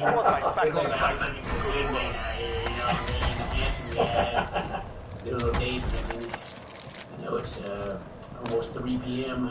If anybody's wondering how to force your squad on you, that's how you just stay alive. Oh, I'll let him know. You don't like that. Enemy counter UAV inbound. There's people here. Don't do it. Please. He's gonna be like, no. But yes, Christopher is. It's a little too fast now. So, clown. Does he cause any problems with them? Usually not, no, but today he's having. Yeah. Alright, so they know him. He's the Palm Bay Crown, and usually he's pretty chill. Bounty targets identified. Sometimes had a bad day, I guess. He was just talking like crazy. Oh, I forgot this is about roof. Enemy UAV is online. Alright, he's out there freestyling. Yeah. Enemy counter UAV inbound. I've been out for 3 months. So he's doing That is not a roof you want to fight on I always ever. call it the homeless guy. Oh, yeah. You're like in the city and you got the one homeless guy that's over there just like, he's rambling about everything. He's always outside doing that. Gotcha.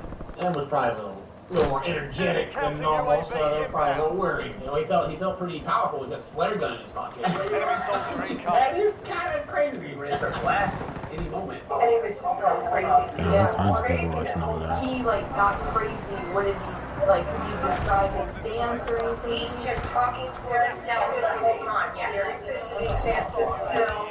So far from his witness statements, he was just out there talking. Yeah. But he was kind of weird, made him uncomfortable, so I called the cops on him, and then he was like, "Rawr." I like the descriptions they gave him too, like, he was acting crazy, and the cops were like, elaborate? So what does acting crazy mean? Was that acting wild? Okay. And how was he doing that? But it was real off kilter the whole entire time he was out there. Alright, so they probably suspect he's on drugs, and so maybe this lady too, the way she's making that face right now. Did they see me? There's no way. Did he make any sort of like aggressive stance or anything like that? Not until the cops came and grabbed him. Okay, so he didn't do anything to the cops came. Wow. One died and the other one flew down. Yeah. Can they really look up like that? I never paid attention. I guess so. So far, the witness statements are a lot of nothing. I didn't mean to drop that far, but it works. Now I can cut that gap. Fighting back and some guys in trouble. Gotcha. can't I talk to the chief? I need to talk to your manager. Here's some I wasn't doing anything. I was just sitting out there. You guys started jumping me, trying to steal my stuff. He didn't even reach for the guy. It's true. It's own it. You were out there with a sergeant who was my supervisor. So what's going to happen now? I want your full cooperation, okay? Your squad mate is redeployed. Well done. We're going to walk willingly in through this door. All right, this is what we're going to do. You're going to do this, right? I would talk to your supervisor. Well, my supervisor arrested you, actually. So. The sergeant was there. He delivered the whole thing. You're going to be taken out at some point. We're going to drive you up to the jail. So, well, for what?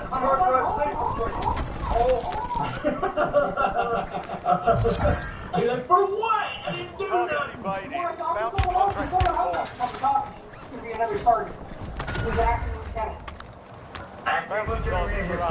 No, he's just acting lieutenant. Don't give him no clown, It is way too fast. I keep clicking way off. Sergeant, he's going to come talk to you. Listen. Does he have a degree in psychology to handle people like me? I see. Oh, what a question. Does he have a degree in psychology to handle people like me? I'm just going to respond with, no, he took a criminal justice class at the local community college, and, yeah. I mean, passed the physical. And, yeah, went to academy and served UAV in for the area. a number of years and has been promoted, and he has probably done well. He has probably dealt with plenty of people like you. Yeah, actually. I'm not wrong. Love it. Is he a psychologist? I'm a medical doctor here to arrest me. So, do you want to talk to that person who's going to come here and talk to you? He's just taking him out off the set. That work with us. It works with us. Just take him. All bounty targets destroyed. Hell of a job. These motherfuckers really keep pushing that door open. Okay, so we're going to take out... It's kind of agreeable. I don't know. He's like, yeah. Like, all right, yeah. Let's shove that guy. All right, that'll work. No, normally I'm all about like, take them, get them out of here. The guy No, why do you keep doing the that? witnesses and he was outside being weird, made him uncomfortable, and brought the cops on him, but then tried to fight the cops. I mean, you know, it's. You're messing with Ronald McDonald. You gotta be ready for anything. But it was a bad day. I'm not sitting here and arguing with you about this, right? I'm telling you what's going to happen. Back on station. I'm telling you A, B, C. Okay, You're afraid of working something? Are you going to cooperate? I'm trying to get you to help me out. Kobe. He's trying to get you to help me out, man. Well, if you can't afford an attorney, you want to be assigned, you can help you out. Yeah. Yeah, I know. You're doing it to yourself. I almost feel like I'd be out quick. Yeah, I don't know. Like, maybe have to stay in for a night or two, but then maybe, depending. I don't know what else they found on him. Yeah, that's true. I don't know what else they got. Yeah. I also don't know if he's actually going to speak to someone or if they're just like going along with it to get him to cooperate. It's true. Yeah, I really don't know. Why I gotta keep asking? What is that? He disturbed me for sure. I don't know if he's a judge or in most cases. But still, it's just like, you went out there. I think if that was a kilo, he would have died.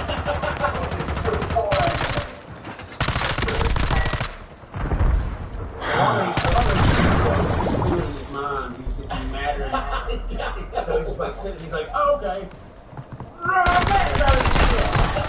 Is that a joke? I haven't gotten a single one. I'm fuming.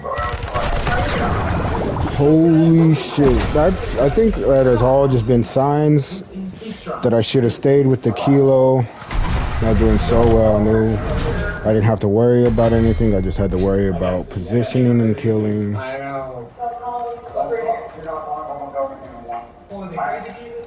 I'm over the experimenting. Red light, that's the camera for you, alright? Can I take this off? And actually, this started.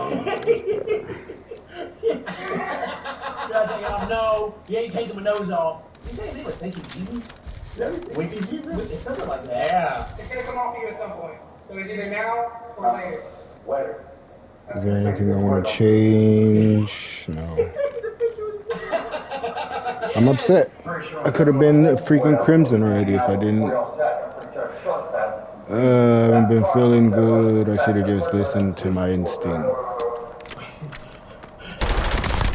He's met He was out there trying to be a homeboy before he got in trouble for trespass. Mm-hmm. Oh. I think he's already like discussing the trespassing, like about being out the sidewalk where he was. Yeah. He may get off the ground later. He's building a case here. All right.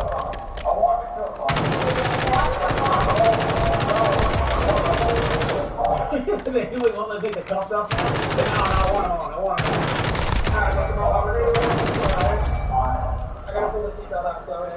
Maybe I'm messing up by also maybe turn it down even more. Now that kind of feels charged with trespassing and resisting an officer with violence and was booked into Brevard County Jail on a $5,500 bond. That's better. He didn't get out very well at all. I wish I could get right in between. We'll probably leave, and then some resisting with violence. Yeah, with the doggy style, you know. Yeah. How violent it was.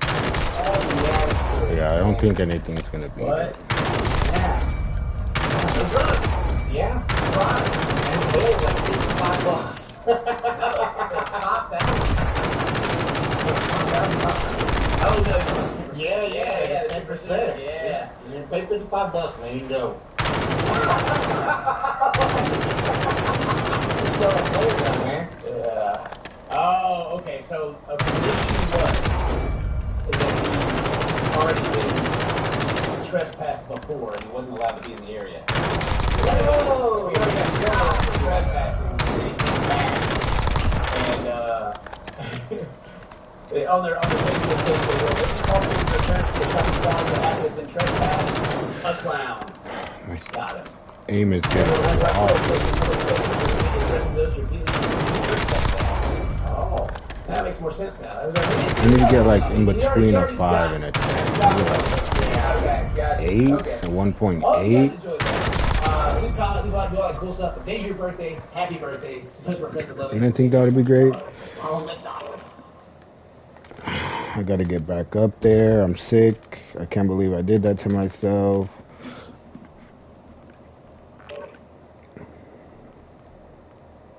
Police officers! Look at him, Dane. Look at this beast. God. He's so roided out, his belly button became an outie. I was gonna say, my man's like, belly button's even flexing over there. Veiny.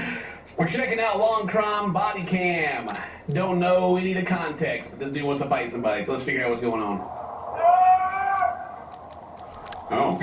He's working out. Break 2. Holy crap. It's 4:20. Go to Planet Fitness, buddy. You can't be doing that. Hey, Chris, PD, what's going on, man? I got no guns. Okay. Who are you? I'm the Reno Police Department. I work with your brother. Hand off the weapon right there, mother. Ooh, you better watch you get your hand off your weapon right now. What are you spray off the window? Come out that window. Where is it? You don't know where first going right now, Dane. You're good. I'm calling the shots. Okay, so I guess someone called for a noise complaint or something. They said they worked with his brother, but he's just in here in his living room. He was sitting down on the couch just yelling, I guess. Yeah. Alright. Chris. What is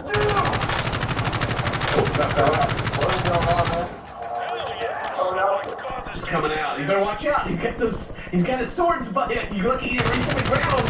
His katana where he comes out there. He's ready. He's even got the last scene on that walk where he got his hands, he's got to go through the door sideways. What is it, brother? I don't know. We've been trying to get a hold of him. He's coming out the window. He said he needs a hug. Okay. Where's his brother? He needs a hug. Stepping out. There's a light on him. Get a hold of my brother. My name is Christopher Nicholson. You got shot in 2020. You guys didn't pay me any money to shot me in my right shoulder. Taking his shirt off. Oh, he got shot by the cops before. Trying to show him where they shot him. I guess so.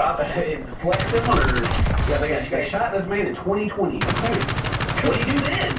You hold out. Is his brother went to the police department? I'm not too sure. Yeah, I don't know. What's going on today, Chris? Tried to do a backflip. Move away. Everybody back away. I tried to do a backflip. What? He's gotta get a pump in, you know? Please move.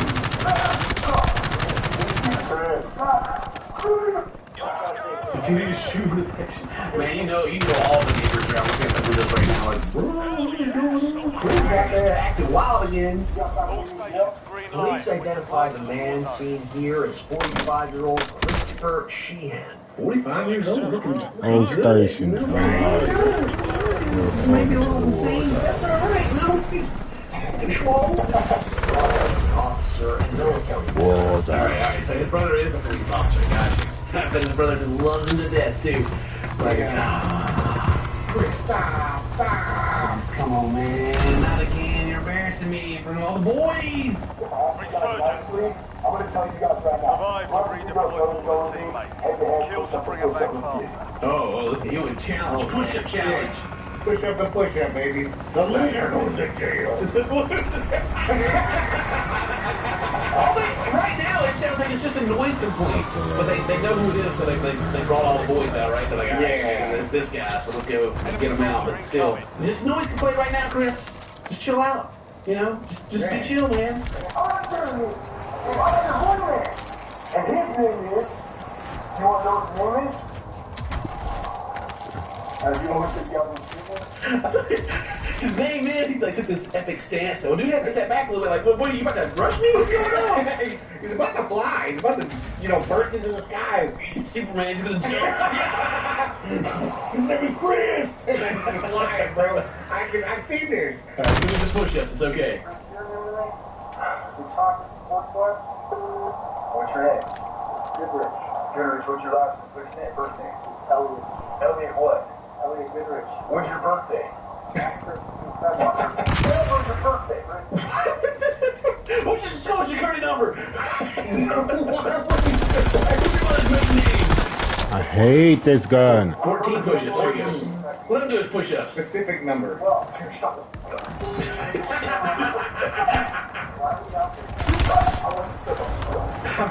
You're interrupting my reps, bro. Shut up. Oh my God, this dude is.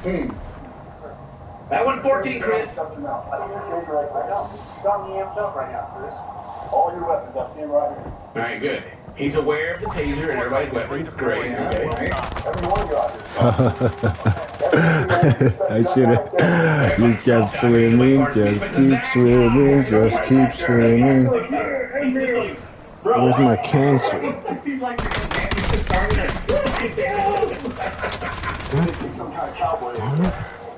Are you serious? Oh, I thought we died. Where's my freaking box? What the hell? There it is, right there. Did you do that?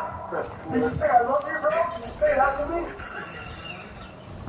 While he shot him? Why would he say that while he shot him, bro? He just needs some love, man. It's a weird thing to say. It's playing up on you! Oh! I don't know how it works! He just got so romantic all of a sudden. You love me, man? Did you kiss me? Did you kiss me softly? Good night. Did you caress my face? Did you say I love you, bro? You're gonna shoot me like a nomad. Wait, take his pants off too? You get naked for him now, you know? I mean, it's getting a little spicy. It's getting a little, I'm gonna ask for a hug in a minute. He needs that hug. He needs someone to tell him, did you tell me you love me, bro? Did you take his pants down? Do we make sweet love? Oh, Chris, he's about to go from a noise complaint to a sexual harassment going on out here. Cheers, baby. Cheers. Cheers. Cheers. Cheers. Woo! Woo! Nothing easy to hire this man. He is.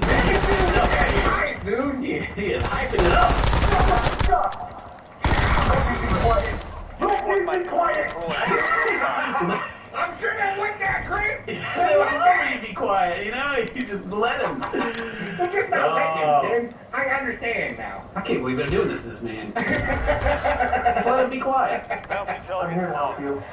We're trying to help you. You will not put your hands on me. You definitely not. Chris, you especially, you're all weak. Chris, come on.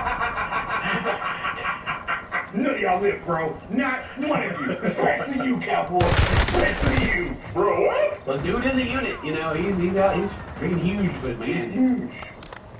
He ain't too big for that taser, though. I'm gonna let you know about that. Yeah, don't say I'm going in my way. No, we're not going. I'm going in my apartment. That is my dog's in there. Stop. My dog's in there.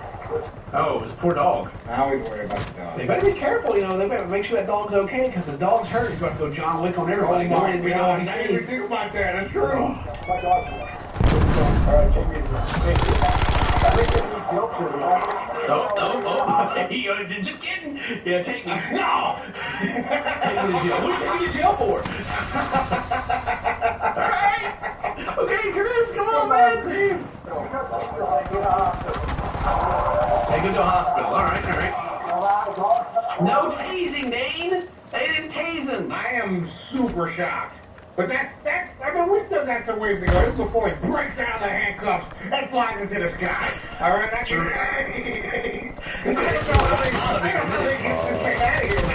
I don't understand. Okay, leave me alone, please. We're not here to hurt you, bro. We're not here to hurt you. You're not taking me to jail. Call my parents. I don't know, like, nothing. Not my lighter. Pull my pants up. I'm talking about that sweet man love, and then take me to jail. Pull my pants back up. Pull my pants up. Where's my brother? You guys got that. What do they call it? Is it the bubble gut?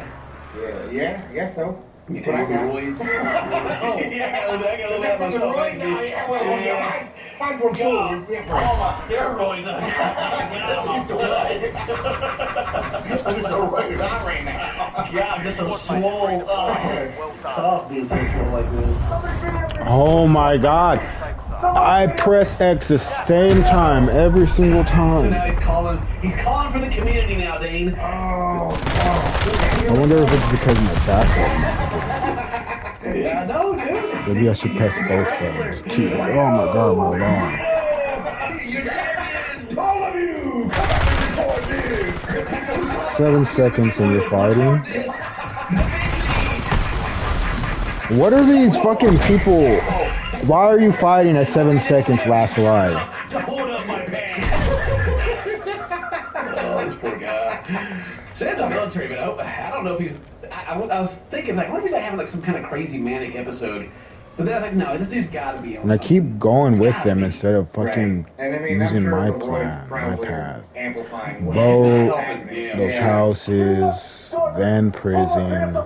If the top of boat isn't encircled. I'm sorry for calling names. Oh, he's sorry now. He's sorry now. I'm sorry. Oh, maybe I also.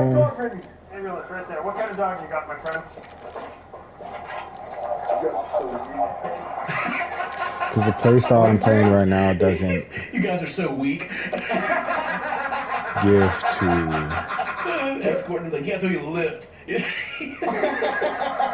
looks like they're handling him though. I don't know, to be so weak, they're still moving his body, you know. Maybe if he didn't want him to anymore though, he'd stop him. Guys, come on, man. What am I doing wrong? Am I breaking a law? Yes. How? You're being too loud. You pissed all your neighbors off by screaming. Yeah, sorry. Chris. Oh, goodness, shit, my bad. Oh, I love the way he whispered that after that. That was too good. Can you push my elbow back a little bit? Back like this? Yeah. Oh, yeah. Keep going. Just go, dude. Send it full send. I needed a break. I needed to pop. Chiropractor, so we'll let them figure that out. Yeah. Oh!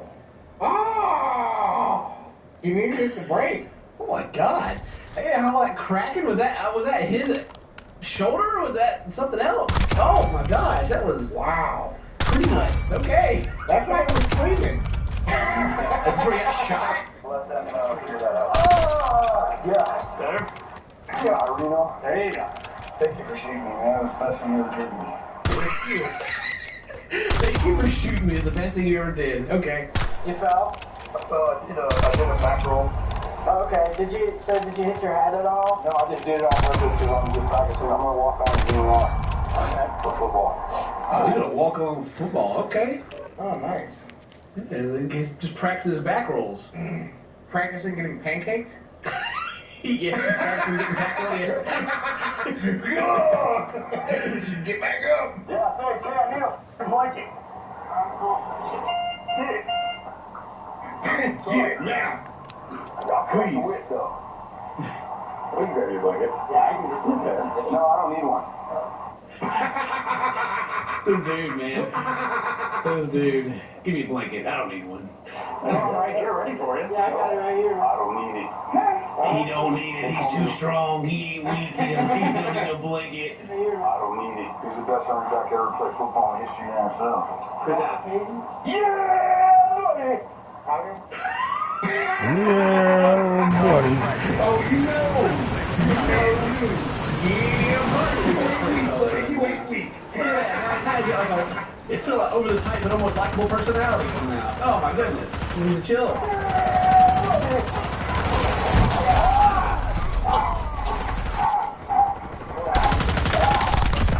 Hostile eliminated. Holy cow, my subscribers are going up too. He's trying to pull a smooth one, Dane. He's trying to escape. He is. But to hit that move, as soon as he gets over his shoes, he's getting out.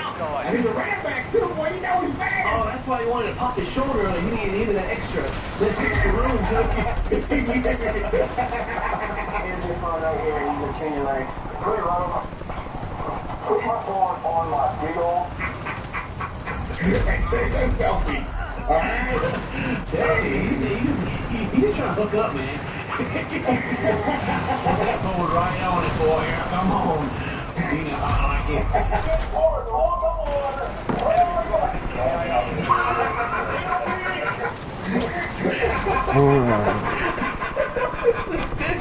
I do not need a blanket. Oh, I forgot to put my camera up. Cup of water. Right there, baby. Where is my camera? Calm me down. I done got so excited to see how many you guys out here today. What's up, pal? We want to drop together? I'm so lonely.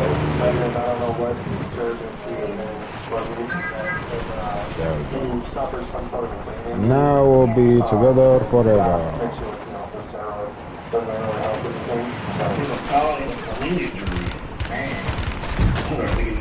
On something else. Maybe not. Maybe it's just the brain injury. But jeez, yeah. Well, I'm sure the roids don't help that. All that extra testosterone, you know. Golly. It was this Veterans Day? Yeah. That triggered him. That's why we were just talking about.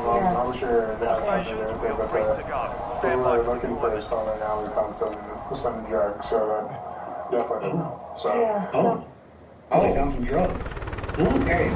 Yeah, well, you're right. You got some brain injury, roids, and some drugs. Yeah, that looks about like a very crystal clear. Last time I dealt with him, he was using he was using roids and Bang! I knew it! Damn, call it!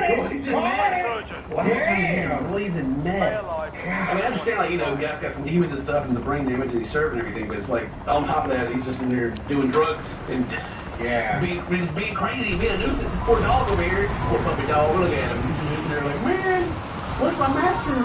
determination to power through those extra big workouts.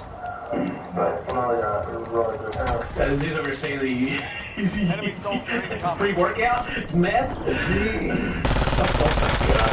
just trying to get home to my family. I'm cold. I'm out here with no shirt on. And someone gets there to watch me.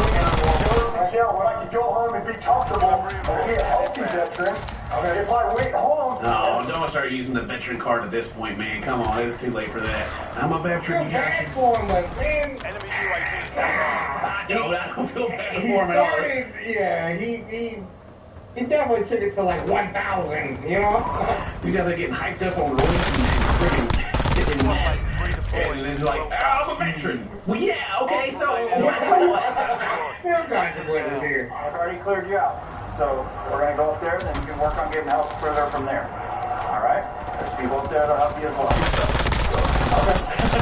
Stop talking sense. Stop talking sense to me. The hospital cleared him. The hospital's like, all right, yeah, he's good. Move him on. All right. Okay. And they go take him to jail. I'm sorry, I'm just told you to take me to jail. He's all over the place, man. He says it, and he's like, ah, man, I'm sorry. I'm just mad you're taking me to jail. All right, well, whatever. Okay, get in the car. You're just issuing me a ticket like you did not do. Shot me and let me over. I promise to be calm. Can you have a seat? I promise to be calm, guys. You wrote him a ticket after shooting him? I feel like we're missing a lot of context on the shooting. Blam, I love you. Take this ticket, bro. Yeah, right? I don't know what he did to get shot to begin with. He was like, you just shot me. He said it was the best thing they ever did to him.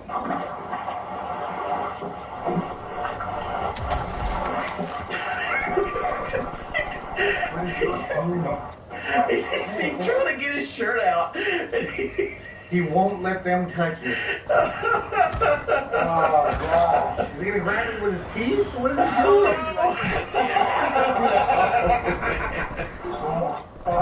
You ain't hard. You ain't hard. If you were hard, you could touch me. What the fuck? Bro, he's a real one. He's so real. We gotta go this side over here. Like, God, is someone in there? Who's that? You think you're hard? You ain't hard. Ooh. You ain't hard. So why is there so many operators here? Are you guys scared? What do you do with the mustache? Are you scared at all? He's doing the same thing, like calling individual dude, you scared? You scared? You scared? You scared at all? Chris was booked for disturbing the peace and resisting arrest. He later pleaded no contest to the charges and was sentenced to 60 days in jail. All right, he ended up being in jail. No contest. He's like, yep, you got me.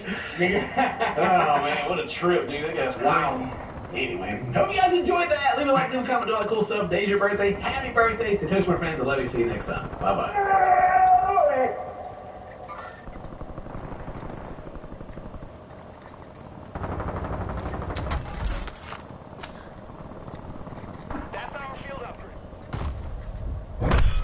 Police officer, very quickly.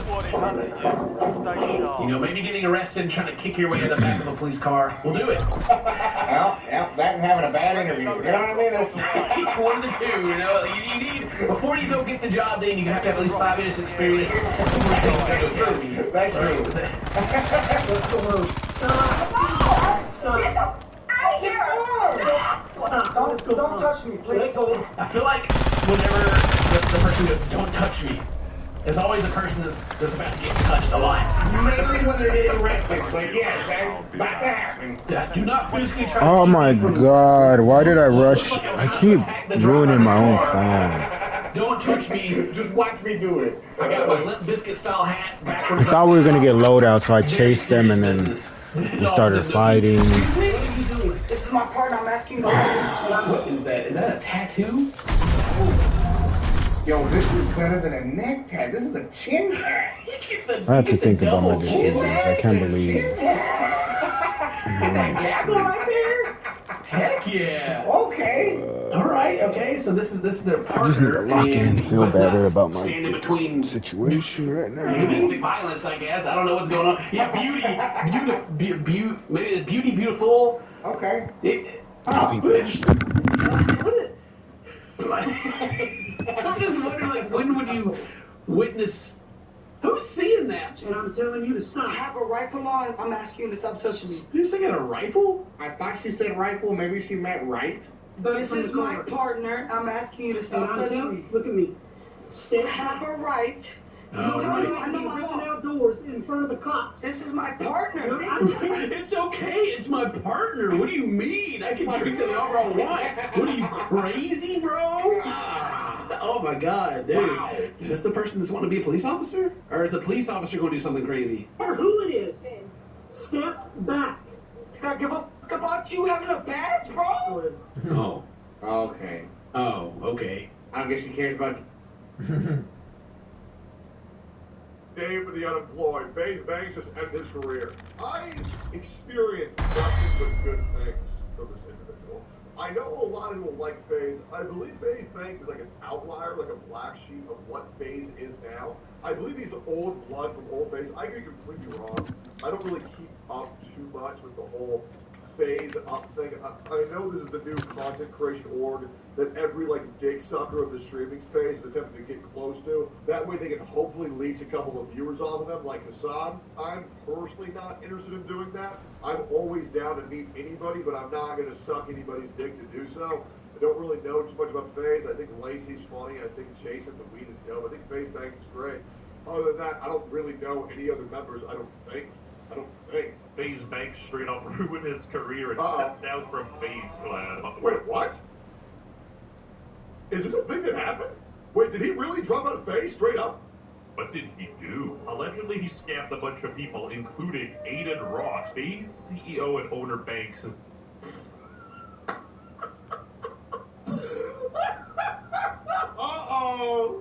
Uh-oh, shit, Being exposed for knowingly rug pulling his friend Aiden Ross live on stream, then shamelessly blaming it on him. Am I crazy, or is that just fucking hilarious? Like genuinely, I feel like that's fucking hilarious. Listen, guys, Aiden Ross is a billionaire. Not feeling any better. I get why you keep this on. I think that's I'm actually feeling worse. That is so funny. Because people are using to this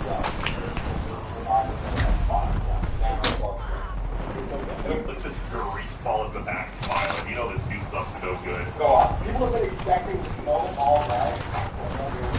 So a lot of people watch those every day. It's fun. Again, it's something that we're all pushing. We don't want to. CSGO Wild Banks just sold all of his equity in MLG coin after his backlash from the other Ross doing. I officially sold my entire MLG position for a total loss of $100,000. I can take you your shit off. And you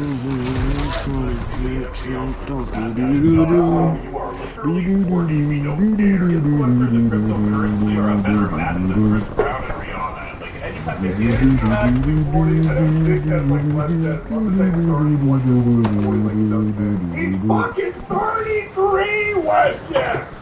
Oh my god, it was there the whole time. Such a goal. Like a dinosaur!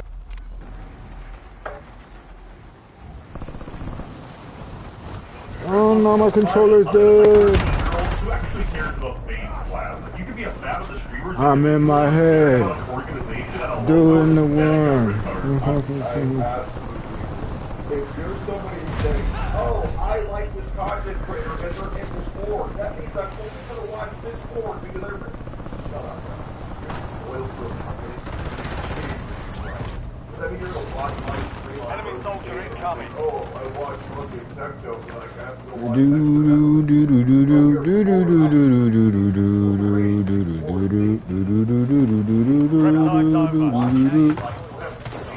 Stop. FaZe up, I stay phased up, you stay prayed up, I stay phased up, you already know what it is.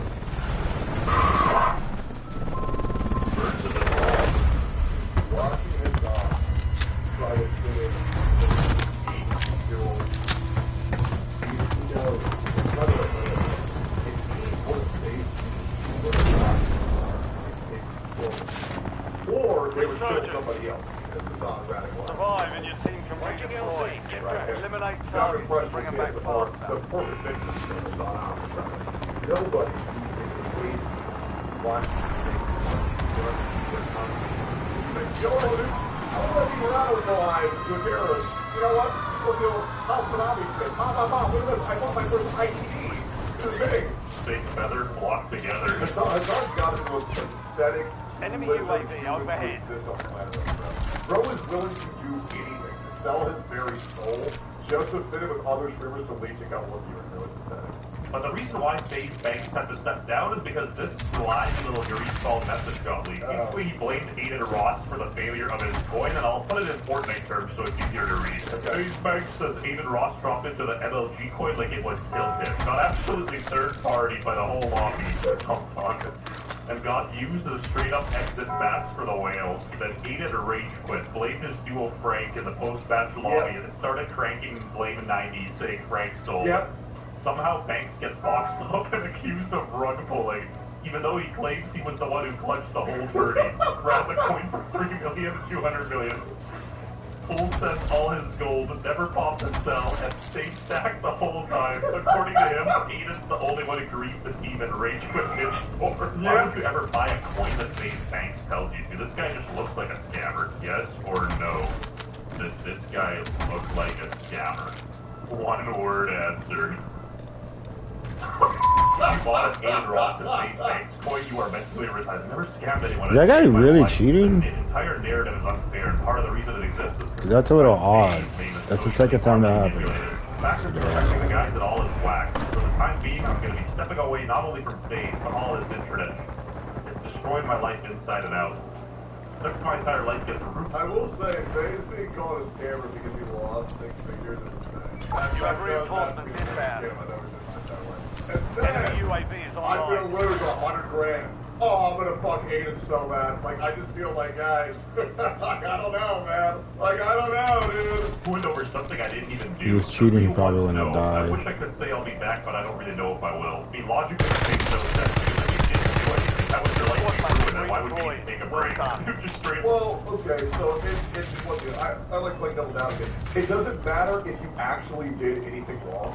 If the internet's pretending that you did something, unless then you should know about this. Come on, man, you know. It doesn't matter who's good, who's bad. It only matters who is pretended to be the bad guy. Yeah, that can cause a lot of mental stuff. That's just not good. No, however, the entire internet is pretending she is, so that's the narrative everybody's running with. Don't post a Tifu's contract. I have never scammed anyone. CSGO Wild, OK Bears, MLG, Basic Kids, Luckyo, whatever BS NFT project, you have an entire NFT project, multiple meme coins. Guess what they are all at now? You bro. All of you are hard if you keep crayons and stiff paint. Little bro is 50 years old, crying about meme coins. Time to start a family, Grandpa. Hey, FaZe Banks is a goof, and we'll be back to clowning him any second. But first, Aiden Ross responded. Let's check this out. The Banks screenshot is real. You're the last one Status. standing, soldier. If you guys think that MLG being rugged was me, I'm sorry to tell you it wasn't. There's a reason that entire house is silent. The truth will come out eventually. I'm just more hurt on the fact that someone I call my brother is behind my back. Now tell me who your friends are and I'll tell you. That actually does suck because Aiden Ross, I do think is a good ass dude. But I do think Aiden You have reinforcements inbound. easily manipulated by a lot. Loadout drop headed your way.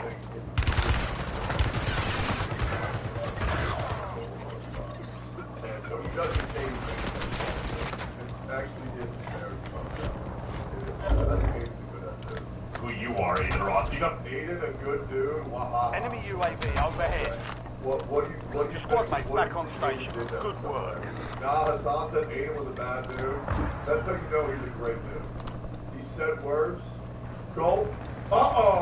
Oh, man. Oh, Hassan said he's bad. I'm like, yeah. Didn't he call somebody the F-slur like 30 times a few months ago? Oh, my God. He said a I word. did not mean to by herself. God. Oh my god. Oh, my God. No way. No. That's rough, dude. I make better choices. I'm sorry, but FaZe Banks is a saline ball. He literally slept with Lily Phillips. Yo, Banks. I'm streaming right now, man. Your squad mate is redeployed. Congratulations on Lily Phillips, man. This guy's existence just screams scammer. Like, I'm sorry. You know what's funny is that exactly a year ago, a popular streamer, Bruce, dropped him off. Actually, Bruce! Enemies are dropping into the area. Watch the sky. Hey, man, hey, Bruce, you will never get me to hate you. I know you hate white people, but that's okay, man. This white man likes you. Take a look at all my friends. 90% of them are black. And that's the truth, guys. Y'all know I be howling out with hella black people. You wanna know why? Because my 22% should be 50% because I love my fellow blacks. I would like you to at least admit that I was one of the good ones. I understand white people, they be getting crazy sometimes. They be getting up and getting stars on. And I apologize for my eye, but I am one of the good ones. pretty much predicted. What do you like about Bruce? I think Bruce is funny as fuck. I think Bruce is funny as fuck. Hey, bro. And just wait. Wait until y'all see that crypto shit that they on too, twin. They got something cooking, twin. That's why I trying to, hey, bro, I ain't gonna say too much. I'ma just laugh for right now, bro, because y'all don't get it. So I'ma just laugh, bro. But just remember what I'm talking about, bro. Alright? Yo, can somebody give us call and coffee still while we need it on the case now with facts? Banks just falsely accused Mr. Ross of harassment threatening against them. Yo, someone trying to run a smear campaign on you, bro. It's impossible to be worried when you have real business talent and know that you're a part of parts, you're a good person. No, like someone I know that runs all the Twitter campaigns is saying someone is going out of their way to pay pages. Yeah, I know. Up at 40, 50K to spread the narrative on you. If you aren't Jesus Christ, nobody's gonna pay 40 grand to start a smear campaign on you. Like, I'd do that for a cheeseburger.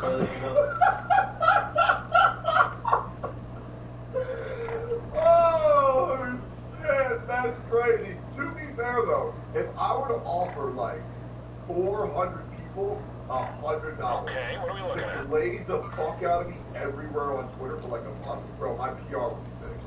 That's a great idea, bro. Maybe I drop 100 grand on astroturfing and make my reputation like the best it's ever been. Maybe we'll do that, bro. We'll see how that goes. Yo, guys, how many of y'all in chat want a cheeseburger? I got a great deal for you. Also, I'm not saying outright he is a scammer, he just looks like a scammer. He was literally using Darvo manipulation. There is a difference. There is a difference. I'm like, look, I never called that this time. Oh, that's my fault. There is a difference. There is a difference.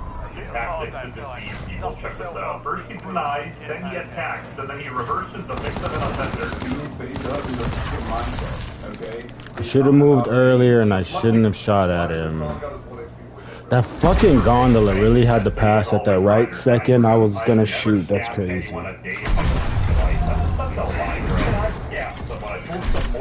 Yeah, I scam my chat every day. I say, guys, I shoot 4 hours every day. I'm gonna shoot at 9 a.m. CST. Goes live at 9:45. I haven't even made it to the top 10 in like an hour. Because I haven't done it. Guys, I have been underworked for so long. Am I just tired? Is that what it is? No, I'm never tired. You guys Shut are up. way too good to me, bro. Straight up. You guys are way too good to me. Straight up. Scammer, we were right at Google Doc. I need to hit the Benjamin. Elementary school, if this Kecleon card was super rare and he gave me his Infernape level X, is this the same Banks? CSGO Wild, the biggest scam in CSGO history. To make matters worse, he did this all while sober. And again, I rarely will like shill shit publicly. It just has absolutely no benefit to me. It does absolutely nothing for me. It's Hey, bro, I know what the fuck to do. I'm not gonna talk about what on stream. I'm not. I brought that shit up in peak. I got one. I'm not even gonna mention that on stream. I promise you I'm not. How many of y'all sold on me? Don't even lie.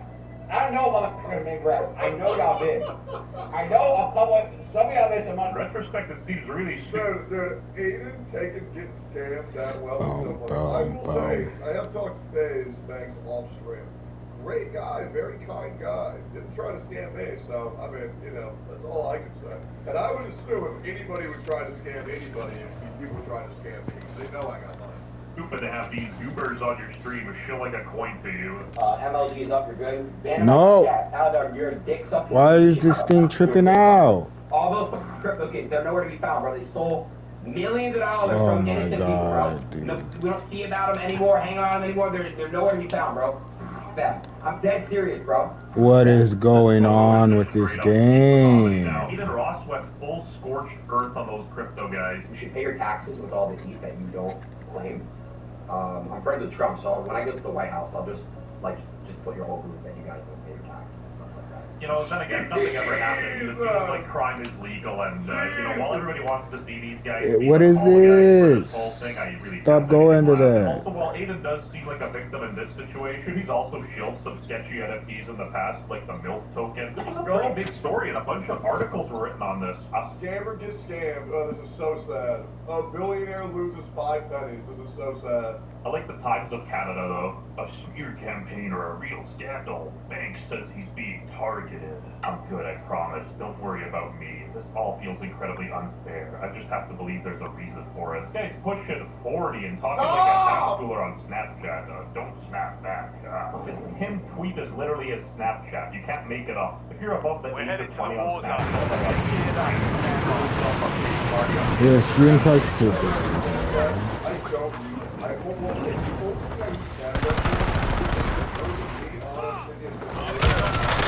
I wonder why he didn't shoot at me.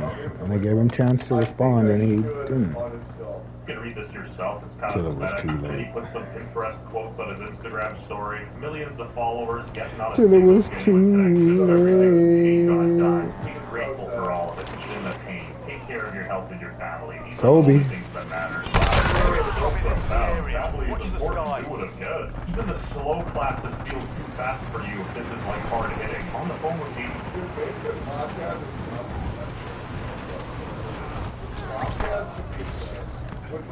Kobe. Right now, we're doing a stream tonight to address all of this. This whole thing has been widely miscommunicated and for the last several months. I've wanted to know all of this for a while. Some haters for me see that tonight. I don't think they ever they subscribe to the channel if they think is bald. He's not bald. I'm bald.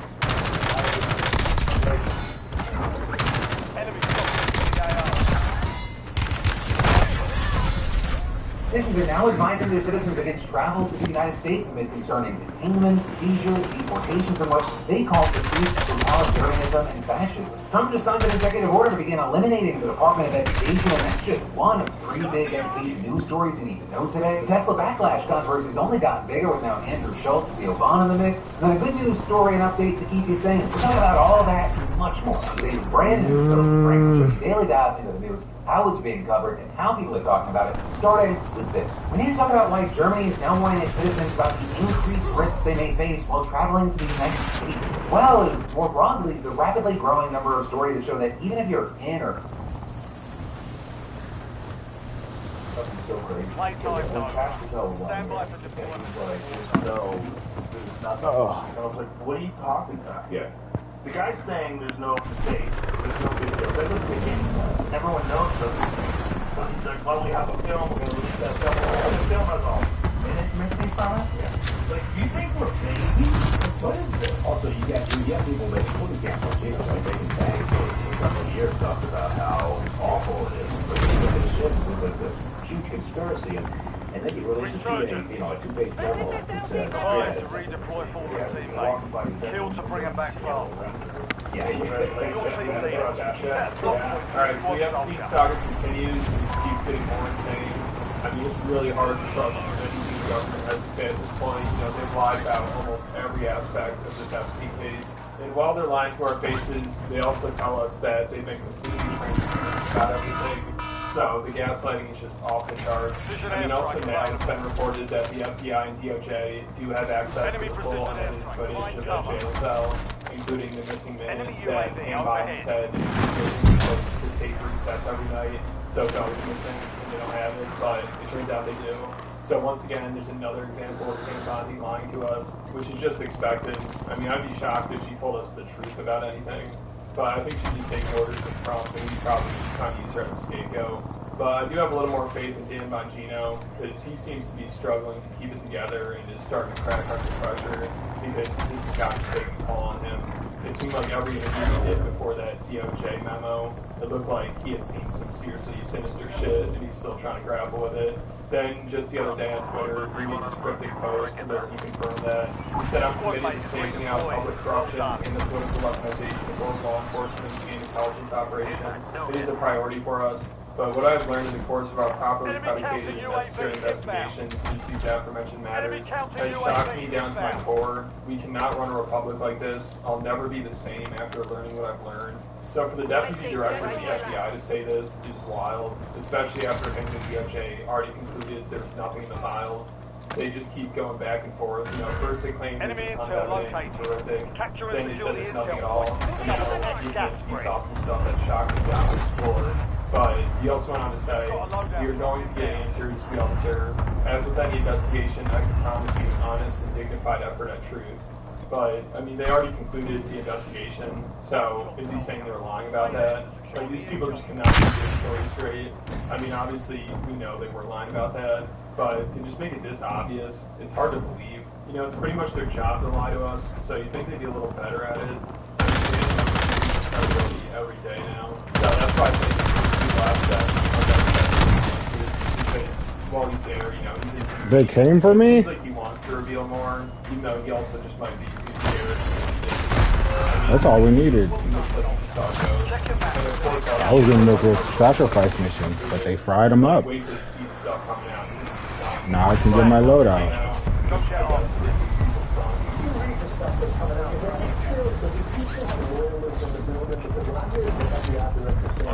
You guys are finding boxes that are hidden. Okay, how does that happen in the Bureau? Well, we were there a couple of weeks, and luckily there were a lot of people up there who grabbed us by the arm the minute we came in and said, "Thank you for being here. You know, we need to talk." There are people there who are really horrified at what happened. And there was a room, and we found stuff, a lot of stuff, a hidden room. I wouldn't call it hidden, but hidden from us at least, and not mentioned to us. And then we found stuff in there, and Enemy a lot of it's UAV from the is online. and we are working our damnedest right now to declassify. And just so you know, because I get the public, I totally understand people saying, "Well, do it now." The process is not all the information is ours to declassify. Some is other intelligence agencies. It's not. We literally can't do it. Once that gets done and that gets out there, and you read some of the stuff we found, that by the way, it's not processed through the normal procedure of digitizing and putting in FBI records. We found it in bags, hiding, like a gym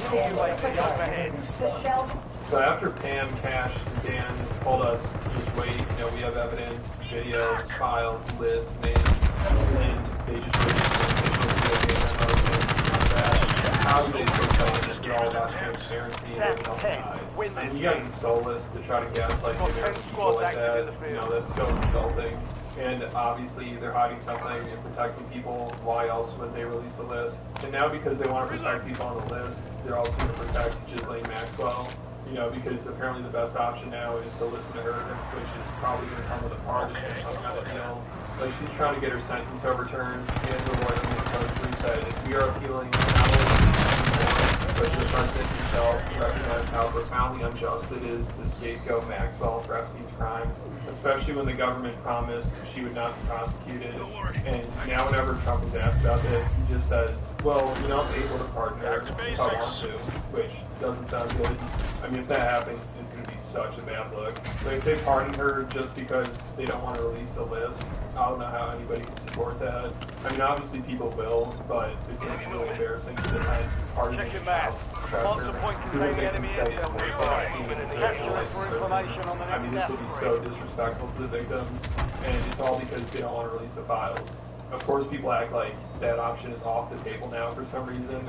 I guess people would rather see a child trafficker walk free over exposing everyone who's in Epstein's operation by releasing the list. Like, I just don't see how having Maxwell talk is a better option here, and it's so insulting to the victims who want Ghislaine Maxwell in jail and also want full transparency, which is the best way to go about that, but obviously we need to release the files, not to release Maxwell. She herself participated in their abuse. I think that's an important thing for people to understand. And so, I mean, she also, you know, made threats. She made threats to my sister, to our family, when it was clear that my sister had reported her. And so, I think that to be told that suddenly she's being brought to the table as a potential source of information when she's previously been charged with torturing by the government is very confusing and unsettling. Forced into Jeffrey's room. Enemy destroyed. Elaine is as responsible, if not you, than Jeffrey. What would justice look like for you as you sit here today? Mark remaining operators from that squad. Jeffrey's dead, Dementia. I will get in behind bars for the rest of her life. Purely because reinforcements inbound. She is that sick. The public are not safe with her on the street. She is a monster. She's worse than Epstein. Redeployed. She did things even worse than Epstein did. She was evil, and she's a woman. Her lawyers have said Glenn Maxwell is not a Jeffrey Epstein, that she has been a victim of media spin. They're doing their job, but I know that woman. I've known her really well. Put it this way. Epstein was Pinocchio, and she was Geppetto. She was the guy controlling the strings. Jeffrey. Yep, she was pulling the strings. She had his money. He had her contract. But Wheeler was much more conniving and smart than Epstein would ever was. In the last victim shown there, she recently allegedly committed suicide. So to let Maxwell off the hook after everything she caused them would be terrible. Also, she was recruited by Epstein at Mar-a-Lago, which was brought up on Rogan's podcast like a month ago by his guest. And Rogan told him to be careful. Definitely did not kill myself. Oh, yeah. Conveniently died. Yeah, didn't one of the Epstein witnesses just kill herself? Oh, yeah. Yeah. Enemy UAV is online. Yeah, you know what they recruited her? She got recruited at Mar-a-Lago. She was a locker room attendant at Mar-a-Lago when she got recruited. I'm pretty sure. Can you look that up? That new person who got free? I do want to say that's a crazy thing to say. Where like I can right about that. Yeah. At Mar-a-Lago. She was a spot, and Donald Trump's team at it. Elaine Maxwell. So, like, how you Yeah. And then, of course, right after that, just changed the topic. And also, just the other day, Trump, he actually talked about this and how Epstein recruited multiple young girls at Mar-a-Lago. And he said Epstein stole her from him, stole her ticket from him, which is a weird way to put it. We're flying on cue. UAV returning to base. UAV standing by. IFM done. Right back to normal. Everyone knows.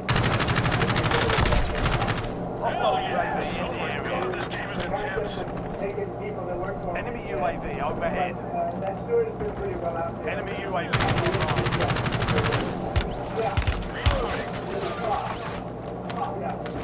UAV is single fuel, returning to base.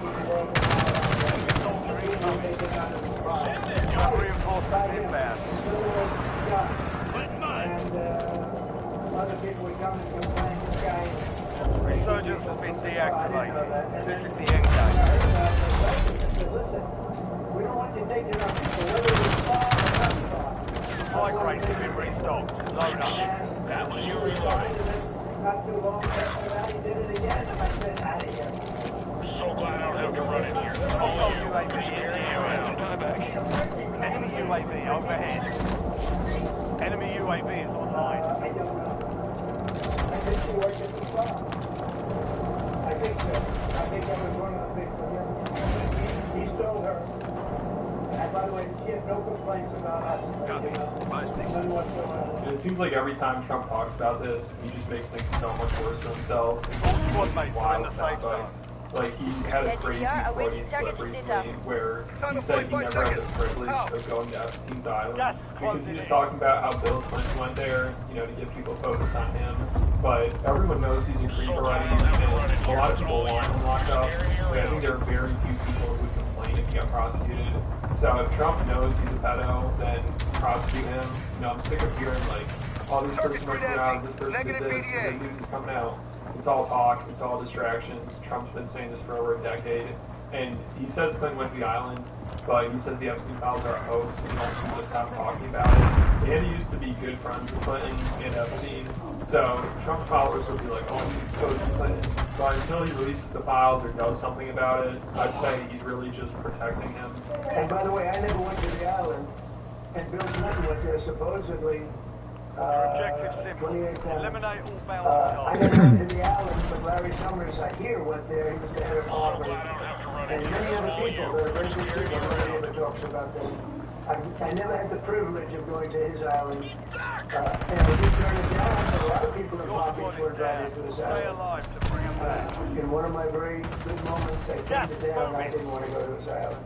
So this whole thing just seems so ridiculous, it's hard to believe. You shouldn't do something like this. And the more Trump talks about it, the worse he looks, the more important people think he is. And that's pretty much been the same treatment with Joe Clinton. You know, people are calling all kinds of stuff. So But look at you guys think. Ian, I just posted a new video on Patreon. It was a good one. People are really enjoying that. How Rogan and his posse are now the laughing stock of the comedy scene. More and more comedians are starting to mock them. It's hilarious. And also a couple months ago, I talked about Joe Diaz was on there, and he's going off about how people need to shut up about Epstein and mind their own business, which is really saucy. It was crazy. And over 140 other exclusive videos on there, so if you want more content from me, it's definitely worth it. There'll be a link in the description. And people are worried about the fucking Epstein list. Like, how is it going to change your life? Who did Tom Hanks in the ass? Who does it matter? And do you really care? At the end of the day, do you really care about that 16-year-old girl? No, you don't. So shut the fuck up. Jesus. Across the U.S. and around the world. There's an institute at the University of Alabama in Birmingham that developed a model that successfully has predicted several treatments, or with the same things like amphetamines typically used to treat ADHD, relieving periodic paralysis and children with a rare genetic disorder, as well as a counter blood pressure medicine drastically Oh my God. a pediatric patient with a different neurological condition. Stop sitting back, you fucking idiot. I need to get rid of it. Maybe I need a different chair than a recliner. But also, before you start panicking about AI spitting out whatever and doctors experimenting on patients, there is a lot of physician oversight here. With Dr. Marika Zitnik, an associate professor at Harvard Medical School who studies computer science applications and medical research, and whose lab also built an AI model for drug repurposing, clarifying that no model is infallible. And yes, sometimes the AI does spit out something without having sufficiently strong evidence. But that is why there's oversight on everything, and there are times when doctors decide that all AI suggested treatment is too risky. And this is other times. These crazy ideas that these AI systems produce are life-saving. Right? In one case, Dr. Feigenbaum was consulted about a young man named Joseph Coates who was losing his battle with a rare blood disorder called Combs disease, something that had left his feet and hands numb, his heart enlarged, and his kidneys failing. With Joseph having gotten too sick to receive a stem cell transplant, which was one of the only known treatments that could have put him in remission. And I mean, he had gotten to the point that nothing was working, and the only thing that Joseph could do was decide whether he wanted to die at home or at the hospital. But the thing is, Joseph and his girlfriend had met Dr. Feigenbaum at a rare disease summit a year earlier, and she reached out to him, begging for his help. By the next day, Dr. Feigenbaum's AI model suggested an unconventional combination of chemotherapy, immunotherapy, and steroids, and he passed it along to Joseph's doctor. But a doctor who was skeptical at first, but nothing else was working, and so his doctor said someone had to be the first to try. And boom, within a week, Joseph was responding to the treatment, and within 4 months, he was healthy enough for a stem cell transplant. Which brings us to now, just over a year later, and Joseph is in remission and a picture of health. Now with this, AI is generally a controversial topic, especially when we're talking about using it in the medical field, but according to EveryCure's co-founder and Dr. Feigenbaum's medical school classmate, Dr. Grant Mitchell, quote, "This is one example of AI that we don't have to fear, that we can be really excited about. This one's going to help a lot of people." Hopefully the advancements and the good news that we're seeing, it just continues to come in. But then, finally today, let's talk about y'all's comments on yesterday's show and some commentary. Right? And in those comments, there was so much conversation around the Signal scam. Starting with some of the most liked comments, you had, "I can lose my clearance for having unpaid parking tickets. I can go to jail for texting my wife what day of the week my commercial return flight from deployment is." But watch how far and fast those goalposts move for the inner circle. Someone needs to hold the children in this administration accountable, because they certainly won't take accountability on their own. The folks replying, "Unfortunately, the rules for thee, not for me crowd have the power here," as well as, "One of my friends doesn't download any games with sketchy anti-cheat or just sketchy at all to his computer because he has some higher clearance than normal and he takes that shit serious, and these clowns don't care." As well as top comments like, "I was an enlisted sailor, and if I had sent classified information over Signal, my ass would have been sent under the jail." And I love how they're blaming the guy who got the chat leaked instead of focusing on the fact that there was a group chat. And this is heard some saying, "Hegseth is the DEI hire we were all warned about." Though some argued it was actually a DUI hire. Now, regarding the semantics defense coming from the White House, we saw this war plans versus attack plans is the new, it depends on what the meaning of the word is. Then, in addition to that, we saw a decent amount of chatter around Elon Musk, Hassan Piker, Assassin's Creed, with anime fans saying Elon being dogged on Twitter is also part of my daily dose of good news, because you just know it bothers him and it's wonderful. And this is, you had a drift saying Elon is absolutely going to flake on Hassan just like he did with Jon Stewart, which I would say, how dare you? Elon Musk would dog walk Jon Stewart, and we should all encourage Elon Musk to go and debate and be interviewed by Jon Stewart, because he is so awesome. He is very likely to come off as the super genius with thick skin. Now, we all know he is, also attractive and funny. But that, my friends, you beautiful bastards, is where your Thursday, even Friday morning out into the news is going to end. Of course, remember, I've got a brand new show for you right here every Monday, Tuesday, Wednesday, and Thursday at 6 p.m. Eastern, 3 p.m. Pacific. I also post on these socials outside of that. But I love your faces. Thank you for watching, and I'll see you right back here on Monday. Wisconsin Supreme Court seat right now? Trump is teasing a third term as president because who cares about the 22nd Amendment anyway? Marine Le Pen was just found guilty of embezzlement and barred from running for president. What's really going on with this new fluoride and public water ban? Jeff Rowan's now found herself in two controversies at once, and then a good news story to keep you sane. We're talking about all that and much more on today's brand new Philip DeFrank will show you daily dive into the news, how it's being covered, and how people are reacting to it, starting with this. So let's talk about Trump saying that he is not joking about seeking a third term in office. Right? You know, Trump has repeatedly teased the possibility of another term in office, despite the fact that the Second Amendment of the Constitution clearly states no person shall be elected to the office of the president more than twice. While at least one of his most fervent allies in the House has proposed a long-shot amendment that would allow Trump to seek a third term, Republicans have largely painted the president's comments as a joke or just trolling. But now what we're seeing is that in a phone interview with NBC yesterday, Trump made it clear that he is actually serious about it, telling the outlet, a lot of people want me to do it, but I mean, I basically tell them we have a long way to go. You know, it's very early in the administration. I'm focused on the current. And when asked if he wanted another term, Trump responded, I like working. The outlet then asking him to clarify, and Trump explicitly saying, I'm not joking, but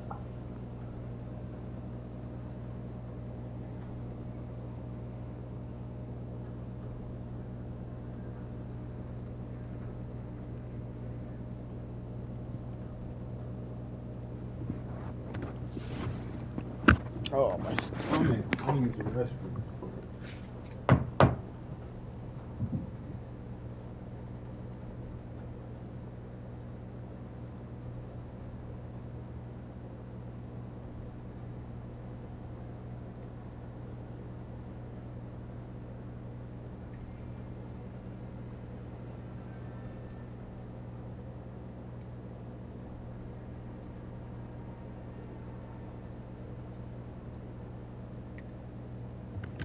Give me 1 minute. I'll be right back.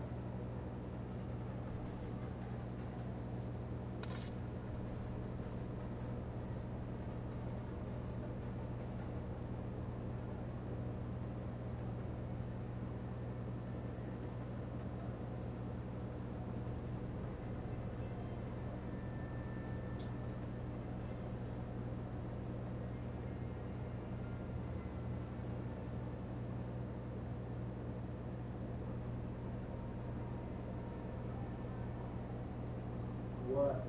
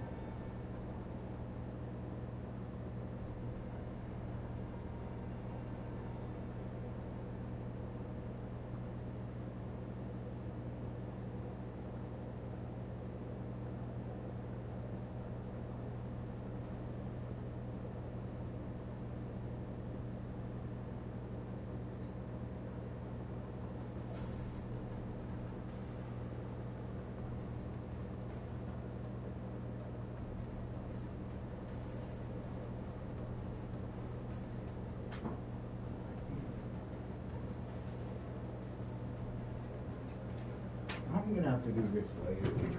I don't get it. I don't get why it's not working.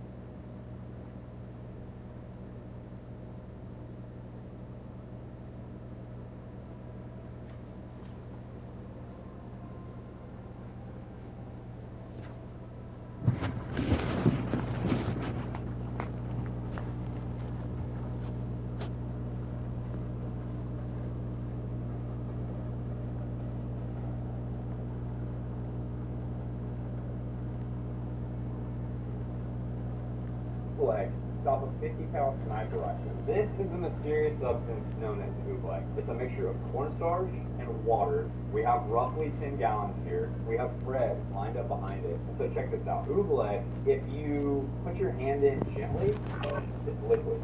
So if you move your hand slowly in it, it looks like liquid. I can cup it and lift it up. See, just running through my fingers here.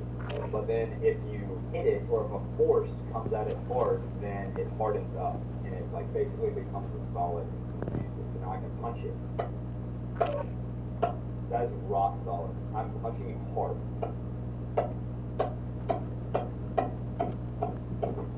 In theory, a bullet travels fast.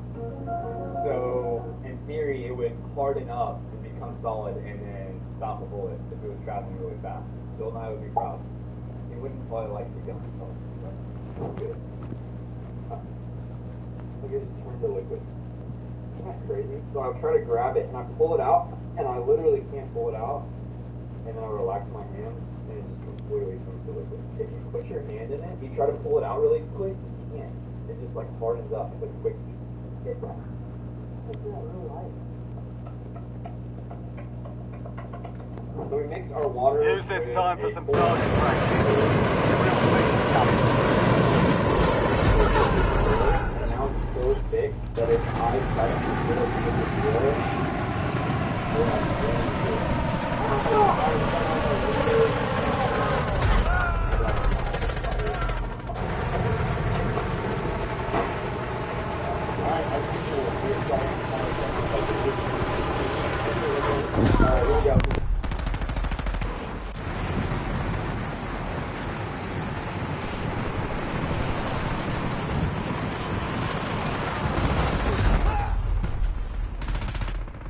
Enemies are dropping into the area. Watch the sky.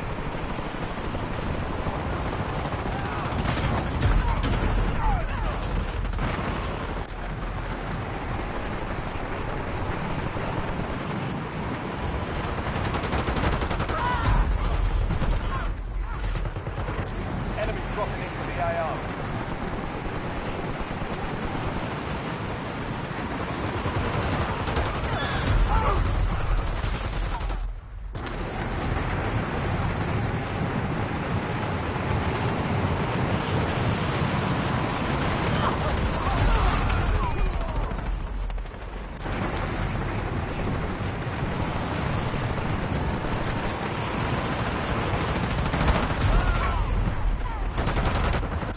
Enemy soldier incoming.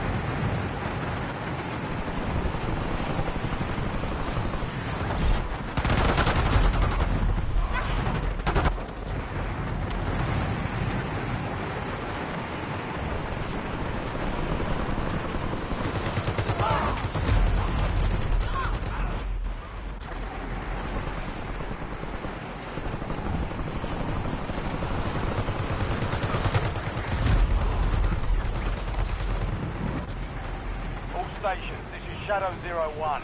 Deployment to the war zone has been authorized. Marking contract.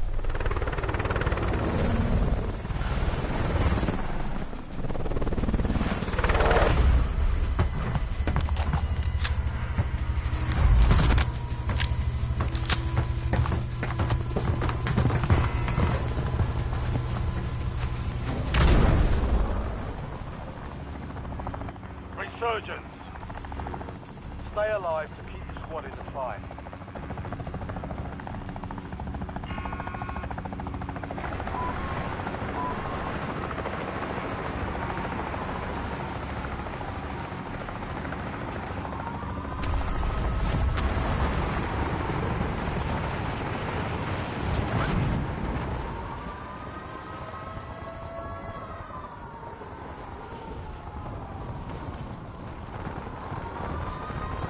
Maybe they have. Alright, I'm awake. Before we move up to that, we're going to do I a did. mini durability test. So, we're going to start. We got like this bubble mallet here. Enemy dropping into the AR.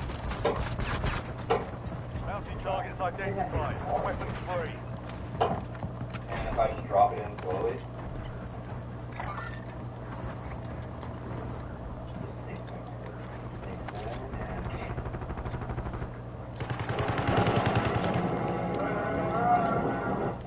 Oof. Baseball bat. Hostile UAV in the area. Alright, once we happen to our arrow here. So it is going through a little bit, but it's not going to the bottom of the tub. So I wonder if that's why our bullets are going through, because they're just going too fast and they're too precise. Whereas the mallet and the bat are bigger. Something like this, it's able to sneak through a little bit. But I mean, it still is stopping. I'm hitting it hard with this arrow, and it's not going to the bottom of the tub. And then there you go. Now we're all the way down. Just let it go. Alright, let's move up to the AR. Why are they on each other's ass like that? Oh, what was that sticking out his side? I thought that was my teammate. Let's see what it does. Enemies are dropping into the area. 223 here. We're going to shoot with our ARs. And this round is going to... Alright, I'm not all the way locked in. I still kind of want to hit my pen, but...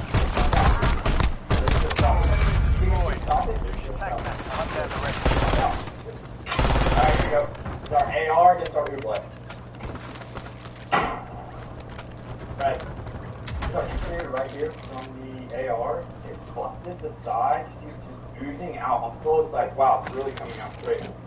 And I see a crack here, but I don't see a clear exit from the AR. So our Ublek stopped the AR, but not the full side. So we get the 50 cal up before it all leaks out. Alright, here we go. We're losing Ublek quickly. I'm going to hit it with the 50 cal here. We're going to stand around 50 and see how it holds up. Good luck, Fred. Alright, you ready? Yep. Firing. Fred.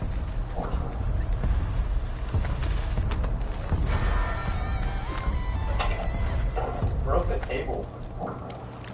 That was crazy. Let me get my crazy shake.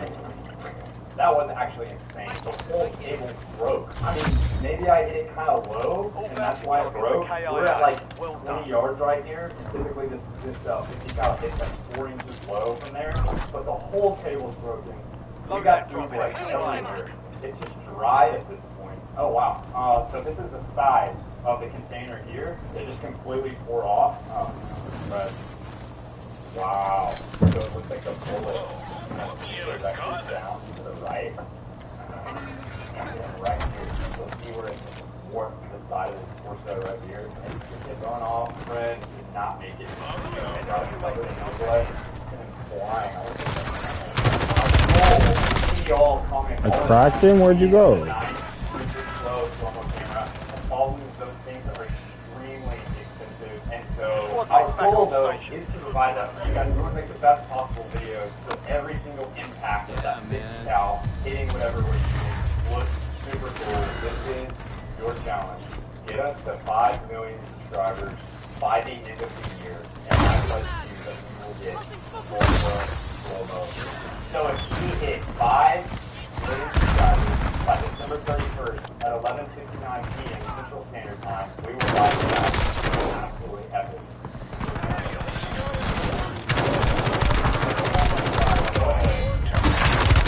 Go ahead and do that.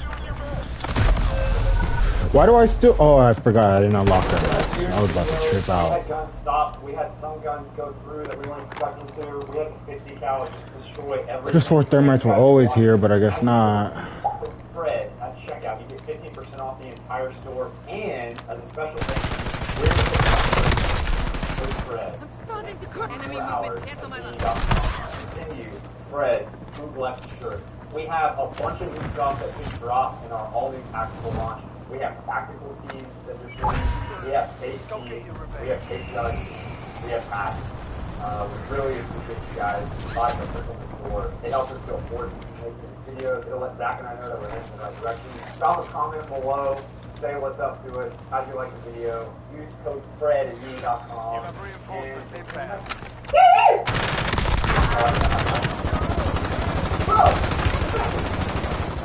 made it to the top 10. We've got 10 squads active in the field.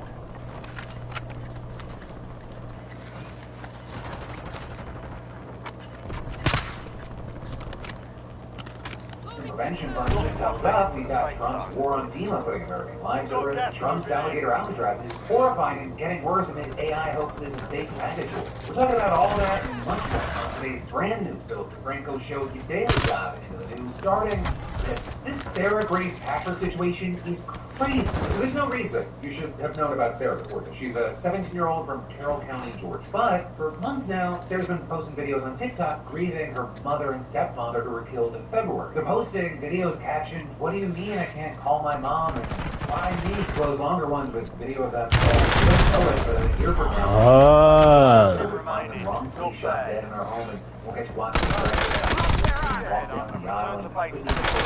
After all of that, we got this press conference. Sarah Grace Packard has been taken into custody and charged with 2 counts of murder and 2 counts of aggravated assault. She apparently turned herself in after there was a warrant for her arrest. And right now, the authorities saying, the potential motive is unclear. We don't know what goes through the mind of a child who wants to harm their parents. But here's what we do know. Back in February, you had officers responding to a call in a private residence where they discovered the bodies of James and Kristen Brock dead from apparent gunshot wounds. So they're now a 6-year-old daughter reportedly finding their bodies, and Sarah being the one who made the 911 call. But Sarah then also speaking at the funeral and going online about how their deaths were impacting her. But now, not only is she being charged, but she's being charged as an adult in the case. As far as her father is in all this, we've heard. My father brought her up here this morning. I can't imagine what he's going through, so my heart goes out to him as well. Right, and with all this, there's more to come soon with the visual effects. More arrests would actually be being investigation. On the note of the investigation, many people go, how does the visual plan of Sarah's suspect? Well, they only said so far that evidence, but again, nothing specific. And right now, we're also saying that the family is reportedly cooperating in the investigation. But then also, a very interesting addition to all this is, as she was continuing to post about her family online, you got some true crime content creators claiming that Sarah actually reached out to them asking if they would look into her parents' case as it remained unsolved. Message me or any other true crime creator saying, "Oh, let's cover this case," and then you wind up being arrested for it. I'm in shock. So it made all of this even more disturbing for those following the case. With many speculation that she did do it, was she making these posts as a way to kind of reflect that she did it, or she wanted to kind of motive me that she did it because she wanted some sort of attention like this. There was some speculating that this would be kind of one of the most grotesque and horrifying ways to chase. So there, I have to stress, that is other people's speculation, and we have to see what's going to come from the investigation. But in the meantime, as we wait to see if anything else is uncovered, if more people come out with information, I gotta pass it. What are your thoughts? Then, next up, we should talk about alligator Alcatraz. America's definitely not a concentration. It just happens to walk like one. But if you want to check out what the administration calls a detention center built in the middle of a Florida swamp for yourself, you actually don't even need to get picked up by ICE. Instead, you can check out Terry's tours. Terry, but it's not even full of prisoners yet. But that's the exciting part. For a limited time only, you can claim an alligator for $44,547. You get it, $45.47. You can claim an alligator, and if once they deem it illegal, you'll be notified via app, and you can send a gift card to your choice of store. And with that, I have to warn you, if you happen to be one of those people that just gets rock hard watching applications just swimming up people off the street, that is obviously a fake ad made with AI by the baskets. It turns out that the point of that ad was to drive traffic to Terry towards. What's going to give me the fastest reload speed? Slogans like, take your country back one illegal at a time. And in digging through the site, you'll see things like links taking you to photos of Trump and Epstein, and also you have links to nonprofits that liberals often support, such as the World Central Kitchen, Planned Parenthood, and Climate Power. However, by the time someone stumbled across that, it's very clear that the whole thing is a joke to mock alligator Alcatraz. The site is clear at the top of the page, but it's that much. For many trying to clown on alligator Alcatraz, definitely feels warranted. The rollout is at the very least controversial. It's built to the site of a regional airport, 3,000, 5,000 folks. While that's a lot of people, it's not actually even close to the median of the press that ICE. Their facility is going to reportedly hold 41,000 people. 15 since 6,000 being held. Then you add the fact that based on the government's numbers, about 1,000 are deported every day. There's a goal of 3,000 arrested. You know, using their math, when Alligator Alcatraz was being built, there was some praising the facility as a saying, well, I think I would like to see that. I'd like this a lot better, because then I have the option, boom, I take out one, I'm waiting, boom, I take out two, there's a reload, or I take out one, and then I reload, and then I take out the last two. More than just immigration in America, they're picking up. They've been terrorizing Home Depots, hitting schools, places of work, people actually going in for immigration appointments, but also because there have been accusations that it's built too quickly, cuts corners, and is inhumane. I mean, they reportedly was done in just 8 days, although local officials claim regulations are so long. Photo ops from the facility show what kind of amounts of lifetime aluminum tank cold rooms that are packed with bunk beds. And all that has no Florida swamp and hot, wet, though the officials trying to reassure everyone that it's perfectly safe. That's exactly the standard category from the store. But then we quickly saw videos of the place flooded, though I have to add an asterisk there, because the most viral video which showed the facility extremely flooded, that appears to have been fake. However, there are other examples of water seeping into the facility during a press conference due to a summer thunderstorm, which I've lived in Florida, I don't know if you know this, it happens almost literally every single fucking day in South Florida. So, you know, there have been growing concerns of, well, what happens if something like big and meaningful hits the place? You know, regarding the first issues, you had the facility having to be quickly fixed because it was receiving its first batch of detainees shortly afterwards. And, you know, let me tell you, it does not appear like things are going well. Obviously, you know, being in a prison-like environment, it's going to suck no matter what. But according to the phone calls, you've got people like Liamsi Izquierdo, or better known as the reggaeton artist, saying things were especially bad. But I'm telling local outlets, like, there's no water to because I don't want to pay the tip and whatever. The lights off, the air conditioning, How that guy was freezing, yesterday. no medicine for those who suffer from mental Is it going to be the same or what? They don't let you clean your mouth. The mosquitoes. Because if it's going to be the same price, no, I'm saying if it's going to be the same price, It's going to be a then, little bit cheaper. well, then I would do that. To get there and back, well, I would do that. I'm saying that to him it is clear that the facility was ready, and then he and I told Mama about the well, they're all racist. They're all racist. And also that guy in the background seems to have his own issues with him. I told Mama about the dude who was like, oh, well, I'm just gonna come back. And when she saw the message, she was like, Yeah, I was like, that's weird. because how he phrased it was just really weird. I'm not saying that he should or should not be held somewhere, because he was actually arrested after assaulting a man who was trying to repo a jet ski. But he's been adamant that he should be at the center of undocumented people because he's a legal permanent resident of the United States. And then on top of that, officials apparently come to him almost daily and ask him to sign his own deportation order so it would be effective immediately. But his lawyer is saying that shouldn't be the case because in these situations, quote, the only entity that can strip their residency is supposedly an immigration. I don't like how this looks. He's not the only one who claims to be in a similar situation. I feel like how my gun looks too. And actually, when local outlets try to reach out to ICE and CBP about it, they dodge the question. Instead, saying they can't actually answer that because the facility isn't run by them. It's run by tourists. When they were asked, they reportedly didn't answer. And all of this is online. This controversial facility has been seen in very different lights. Right? You see Trump supporters saying things like, I don't think anyone realizes how impressive Alligator Alcatraz is. The state of Florida built this 3,000-bed federal prison in 8 days. The director tells me it could have been done in 72 hours were it not for some regulatory holdup. Now, all the state needs is DOJ approval to deputize the National Guard as deportation judges, and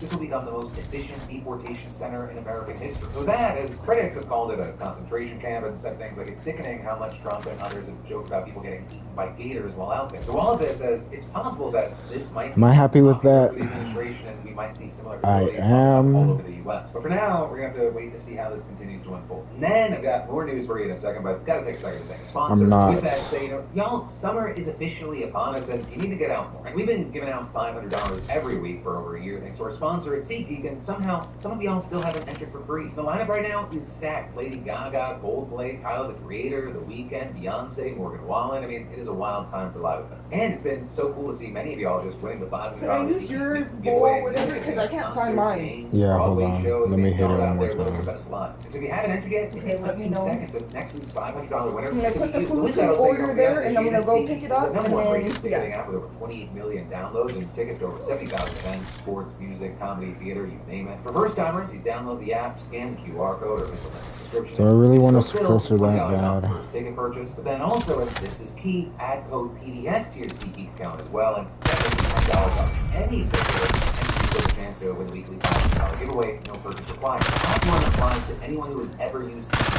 Fill out code PDS to your account, get entered in $10 off. They scan QR code or click the use code Bill and PDS, and go make some memories. And then next up, we're going to talk about how Donald Trump is using tariffs to interfere in the criminal trial of the former president of Brazil. Trump saying he's going to like 50% tariffs starting on August 1st. And that is another key thing. And I like how that also rolling looks. out new 50% tariffs on copper, threatening a whopping 200% tariff on pharmaceutical imports. Yeah, I like how that sending looks out a letter lot. after letter announcing his latest country-specific tariffs. And these letters, if you take the time to look through them, they're virtually identical. They're like patronizing, kind of passive-aggressive, but ultimately sort of polite, except for the one addressed to Brazil's President Lula. Trump, dropping his typical introduction that we've seen so far, saying it's a great honor to send the letter. And I get the green, does it go on the mag? I knew and dealt with former President Jair It does, Bolsonaro, so I'm going to keep the mag. greatly, as did most other leaders of the country. The way Brazil treated former President Bolsonaro, including by the United States, is an international disgrace. His trial should not be taking place. It is a witch hunt that should end immediately. Regarding what he's calling a witch hunt, which is, by the way, a witch hunt is actually Jeffrey Epstein. He's still talking about this guy? Huh? As you might remember, involved back in 2022, Bolsonaro refusing to concede defeat to Lula and baselessly claiming that the only way he could have actually lost was a result of election fraud. Then, a few months later, thousands of his supporters attacking the country's presidential palace, court building, and House of Congress. So in 2023, the country's top electoral court ruled that Bolsonaro, he abused his power and cast unfounded bounds on the country's electronic voting system. And with that, one, they banned him from running for office until 2032. In November of last year, the country's federal police formally accused Bolsonaro of attempting coup. And then three, in February, the country's top prosecutor filed an indictment further alleging that Bolsonaro plotted to poison his successor, shoot dead the Supreme Court justice investigating him, and reinstall himself as the country's leader. Notably, around the same time, the Trump Media and Technology Group, which is majority owned by Trump and runs his Truth Social site, they sued the Brazilian justice deciding whether or not to arrest Bolsonaro. By the way, one is the same judge that publicly clashed with Elon Musk over his refusal to sign the order block social media. So with that lawsuit, you have to come back to the judge of illegally censoring right-wing voices on social media, though it was seen more as an attempt to pressure Bolsonaro. Said though, we did also see Trump making the censorship. So if it's now, the good thing I checked, because fundamental free speech rights in America, specifically referring to the actions of the Supreme Court. And then beyond that, Trump included a paragraph with some of the it's not getting the green on it. Saying, for any reason you decide to raise your tariffs, then whatever the number you choose to raise them by, what the hell?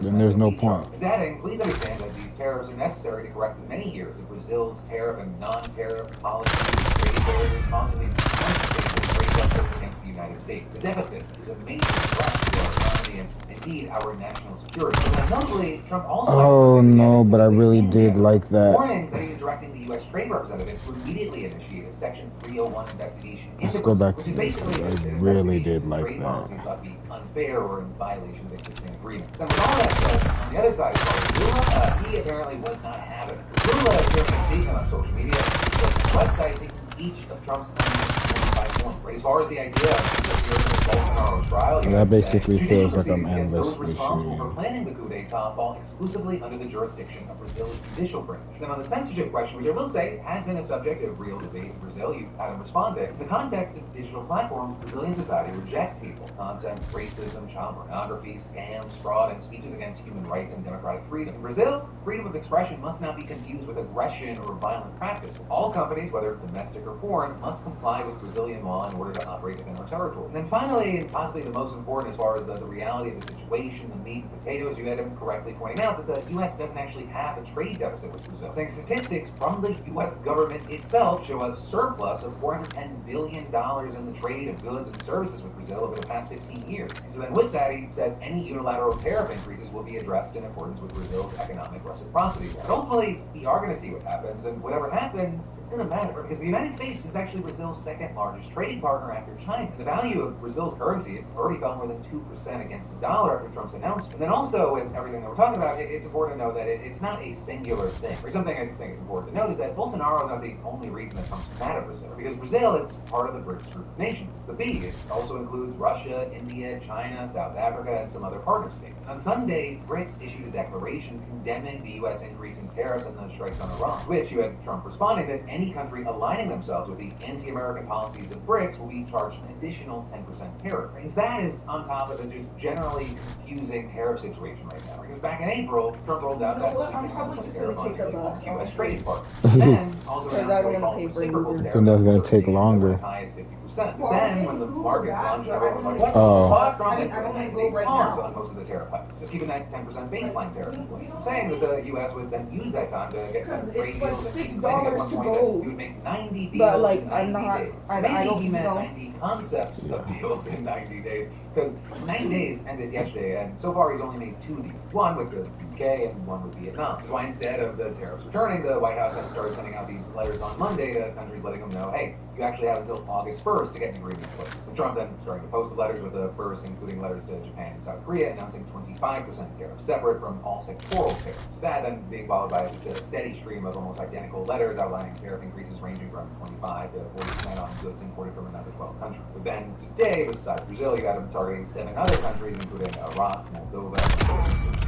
Then, also separate from that, Trump said that he plans to introduce new tariffs up to 200% on foreign-produced pharmaceuticals and 50% on top of them. Does this not have a drugs, good he said range? he will, quote, give people about a year and a half before they go into effect. Those copper tariffs, he claimed that those would actually go into effect on August 1st. And actually, with that, we've already seen the price of copper, which is used basically in anything electronic, hitting a record high. 58 meters is this kill range? Cheering their son is Robert Friedland, a billionaire mining exec whose company is developing a copper mine in Arizona. As far as what happens from here, the unfortunate reality is we've kind of been trained to go, hey, we have to take this seriously, but also we have to kind of assume they're meaningless and may change at a moment's notice. With many, just left this really uncomfortable, confusing situation. Right? Is it a taco situation or a not taco situation? Because many of the markets, many world leaders, they kind of see Trump as the bluffer in chief, at least over a long period of time, often, creating a situation where there's a problem and then stopping the problem and then acting like he solved the problem. But who knows? Probably only Trump, and maybe not even Trump. And then I've got more news for you in just a second. But first, I gotta say, growing up, the advice was often, Were my sandals? I've applied that throughout my life. Nowadays, the cheddar isn't just about trusting your gut, but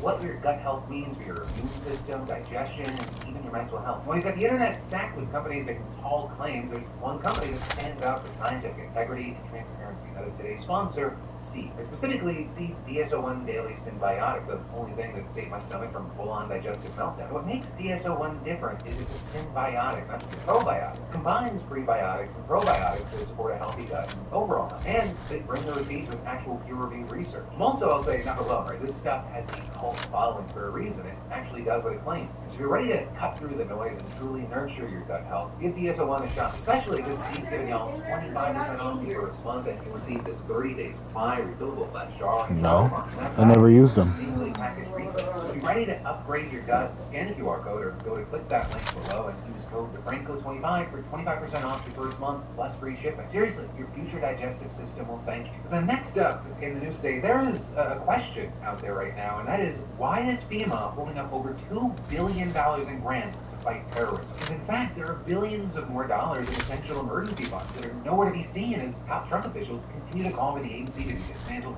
even as it aids Texas flood victims. And so for important context here, since 9/11, FEMA has actually given out billions of dollars in grants to help state and local governments with security and counterterrorism. And those funds, they go to a number of key programs like boosting cybersecurity infrastructure, water and wastewater plants in Washington State, and funding the salaries of cybersecurity experts in New Jersey. And that, as well as a number of projects in New York, like tankers, guard members, the subway, increasing law enforcement at the northern border, and covering bomb squads across the state. And understand, right, those are just some examples of this big program. But 2 months now, states have actually been blocked from applying for those programs because FEMA just didn't release the latest grant application guidelines. Right, it effectively prevented anyone from even applying for money. And that, despite the fact that the Trump administration was literally required by law to release the applications in mid-May. So as a result, state officials across the country have directly raised very serious concerns with the Department of Homeland Security, which oversees FEMA. Last month, you had a coalition of associations that represent local and state officials writing a letter to DHS Secretary Kristi Noem, arguing that the grant delay for its, quote, response and recovery capabilities across the country puts critical infrastructure at risk. Just this week, you had Governor Kathy Hochul writing her own letter. You can add me. Well, it depends what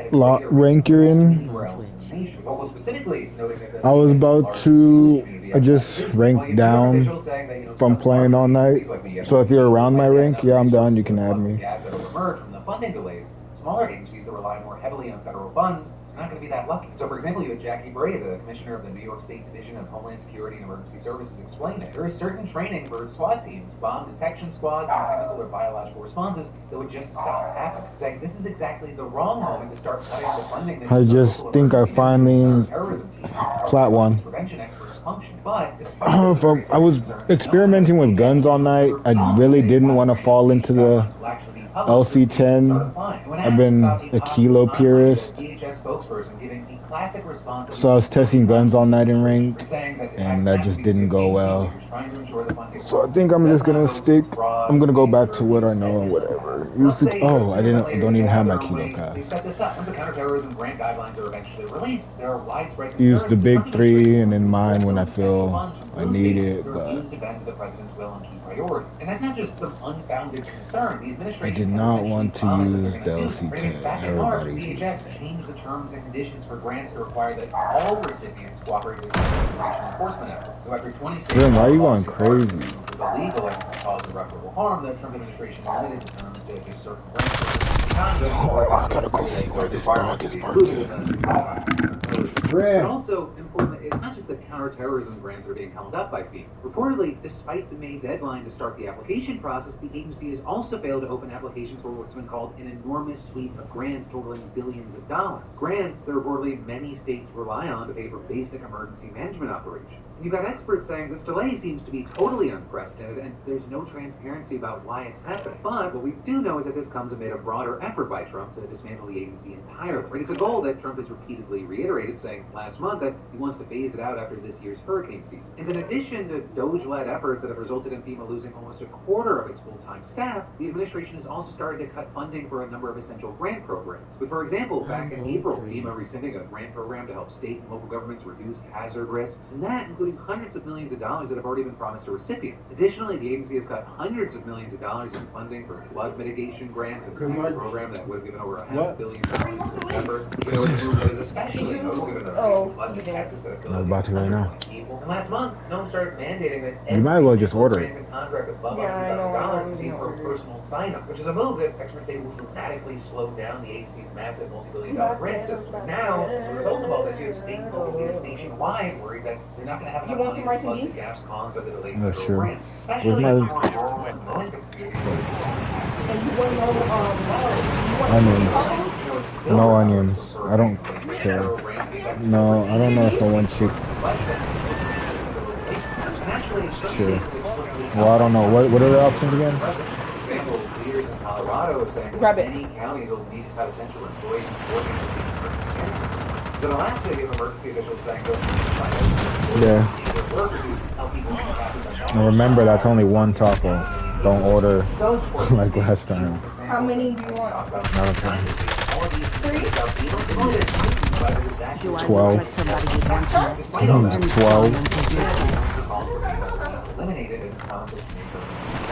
It isn't anything new, but it is kind of fucking wild that she's saying this right now when she's literally in Texas as we speak, providing some services to budget. Where's my drink? Literally gave Texas nearly $20 million in the last fiscal year. Enemies are dropping into the area. No one even noting that FEMA provided important resources to Texas, but could you bring me a Gatorade? State and locally led, adding that it's been slow to respond at the federal level. It's even been slower to get the resources to Americans in crisis, and that is why this entire agency needs to be eliminated as it exists today and made to responsibility. But, incredibly important noble here, yo, Demon Slayer 2 is about to come out. We got the Globe Crew review.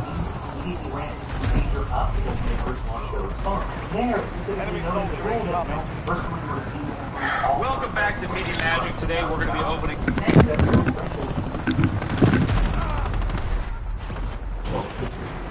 Welcome back to the County Sustainable Development.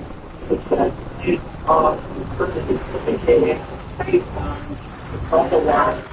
have flooding sanitation for churches all recently. Check out the absolute elsewhere. Why would do that now? Cost electric music? Probably not. So is open this up. All space spoiled. All the gray lines. Running the ball. Starfield virtually.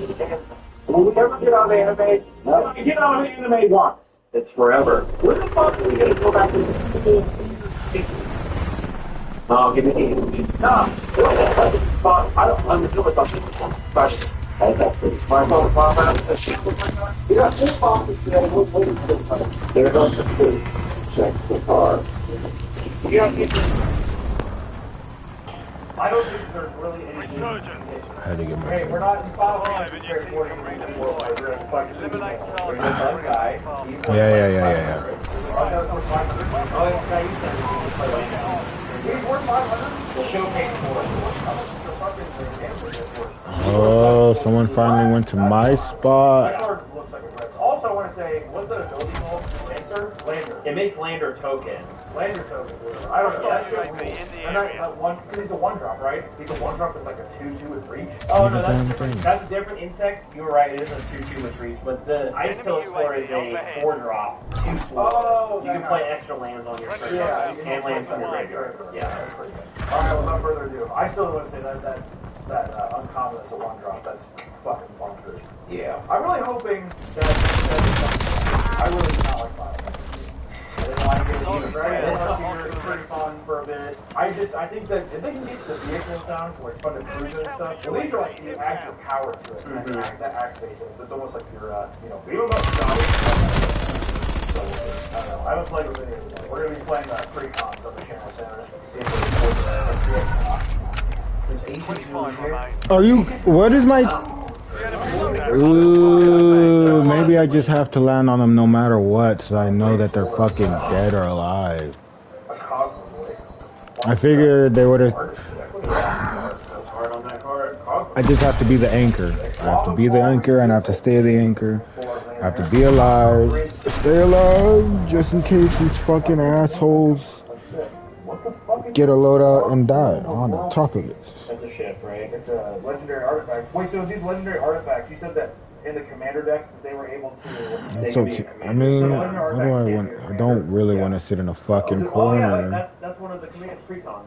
Oh, there you go. That's one of the precons. I was like, that's why it sounds familiar. Heartful.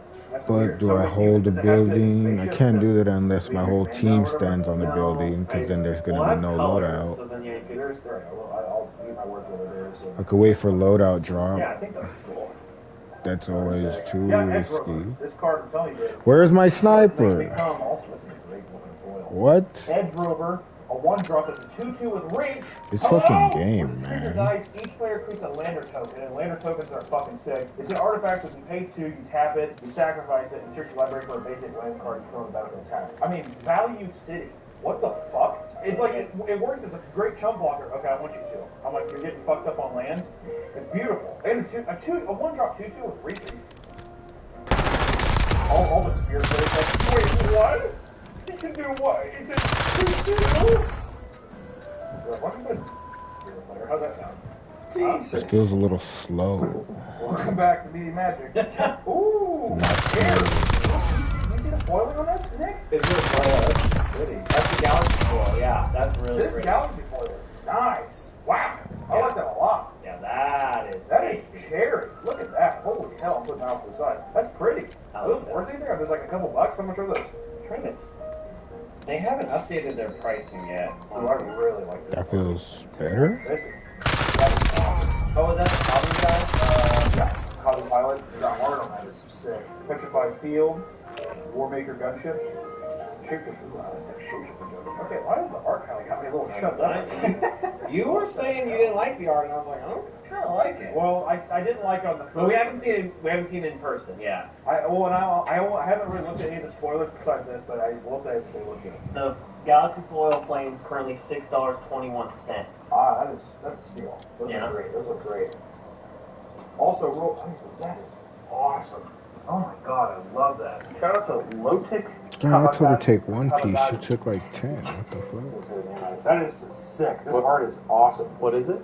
Eumidian Pterobotanist. It's a 2/3/2 drop. That's really good. And landfall. Whenever a land you control enters, you gain a life. That's good. That's Value City. 2 drop with a 2/3 and you gain life. What the fuck? All the insects are good. I'm guessing that. I'm guessing we're just going to see the powers of the I think you play all three. That is lovely. That is not a galaxy. I do miss this sparkling with the galaxy.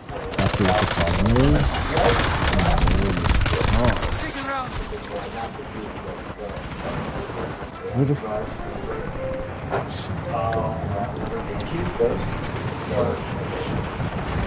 There's also a score for highs and all the scores.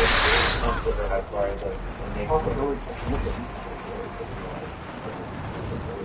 Oh, yeah. The copies are back.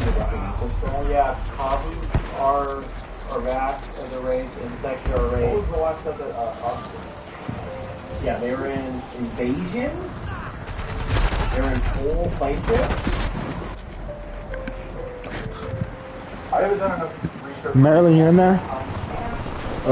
Did you get the drinks yet? Oh, I was gonna say, if you were gonna give me anything, I would just want a Monster, but it's too late, so it's fine. No, it's okay. Yeah, I'm not gonna lie. I told the friend that this might be the first question in the Boston 5. Freaking Tarkin 4. Oh, that's hot. Love that. Another, we got a 5-drop in all colors legendary artifact. Fucking space ball. It's called Infinite Guideline Station. It's a 715 black. That's plus 12. But an autograph card that no one gives a fuck about. Cool wizard. Well, okay, well, who autographed it? Brandon Pickler. I do appreciate that. Just one pack? Or 2 packs? That was 1 pack. Wow. I've gone through a couple packs. Oh, okay. But still, it's a good hit already. Yeah. Ooh, the redo art of that old beast toad is beautiful. My word. Me likey. Holy shit, that's hot. God damn, dude. Alright. Alright, Eternity. Okay. Eternity's kind of getting me a little excited to play. I'm not really, I'm being completely honest. Damn. Oh, there's also this card, Submariner, the Superboy, the special art version of that. It's worth a lot of money. Survive to redeploy This forward speed teammate. stage. Kill to bring it back. Stars in the foot cover. Oh, I don't know. I don't know what that might be. Rope stars. It's worth it. I will say that is really pretty. Man, they did a really good job on these. Yeah. These look better than the like Enemy dropping into the AR. Those full ones. Yeah. It really feels like a bit of Good job, Watsy. James did one. Always shout out James. Why did my team never land with conviction?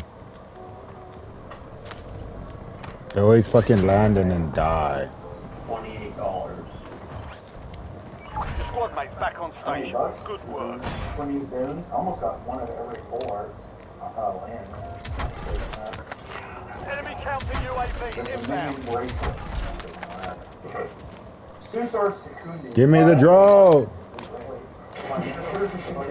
Susar Secundi, Void Altar, land play. I mean, the art is cool, but I don't know. It's fun. We do, the borderless Galaxy Foil one is going for like 130. Is that one just borderless? Yeah. Okay. Boring! I'm bored. Alright, we gotta speed this up though. We're appreciating. Boom.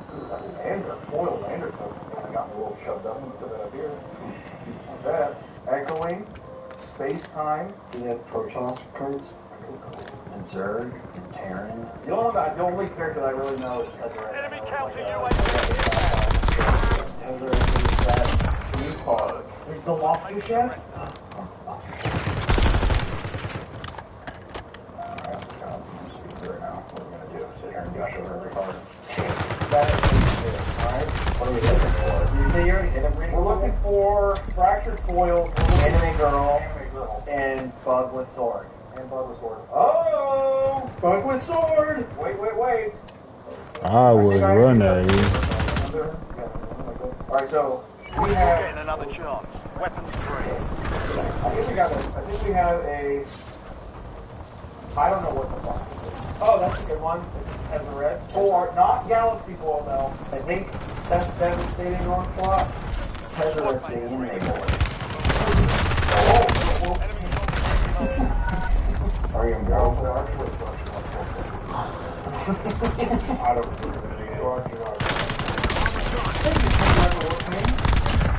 Adding armor. Ooh, All squad mates are in the safe zone. Moving ground, moving. Like a Batman villain. Get ready. You're redeployed. That's true. Also, I don't really know if I like this I like these guys. I don't really know if I like. I think it's the text space that we use. It's not as bad as Omnicut, but still. Whoever first the Omnicut, like, he has some serious fucking atone for some crime or something. I don't know how much series of the Shocklands where it's like the POV is like looking out the window of a spaceship. I like the idea, but I don't know if I like those ones. Is it not done as well? Because, I really like the Aether Drift, the POV of the driver. I thought all those were really fun. Yeah, for the basic, yeah. I still like the Dragon Eyes. I don't understand not holding a position Unironically. and running off onto the floor, giving away high ground. One box down.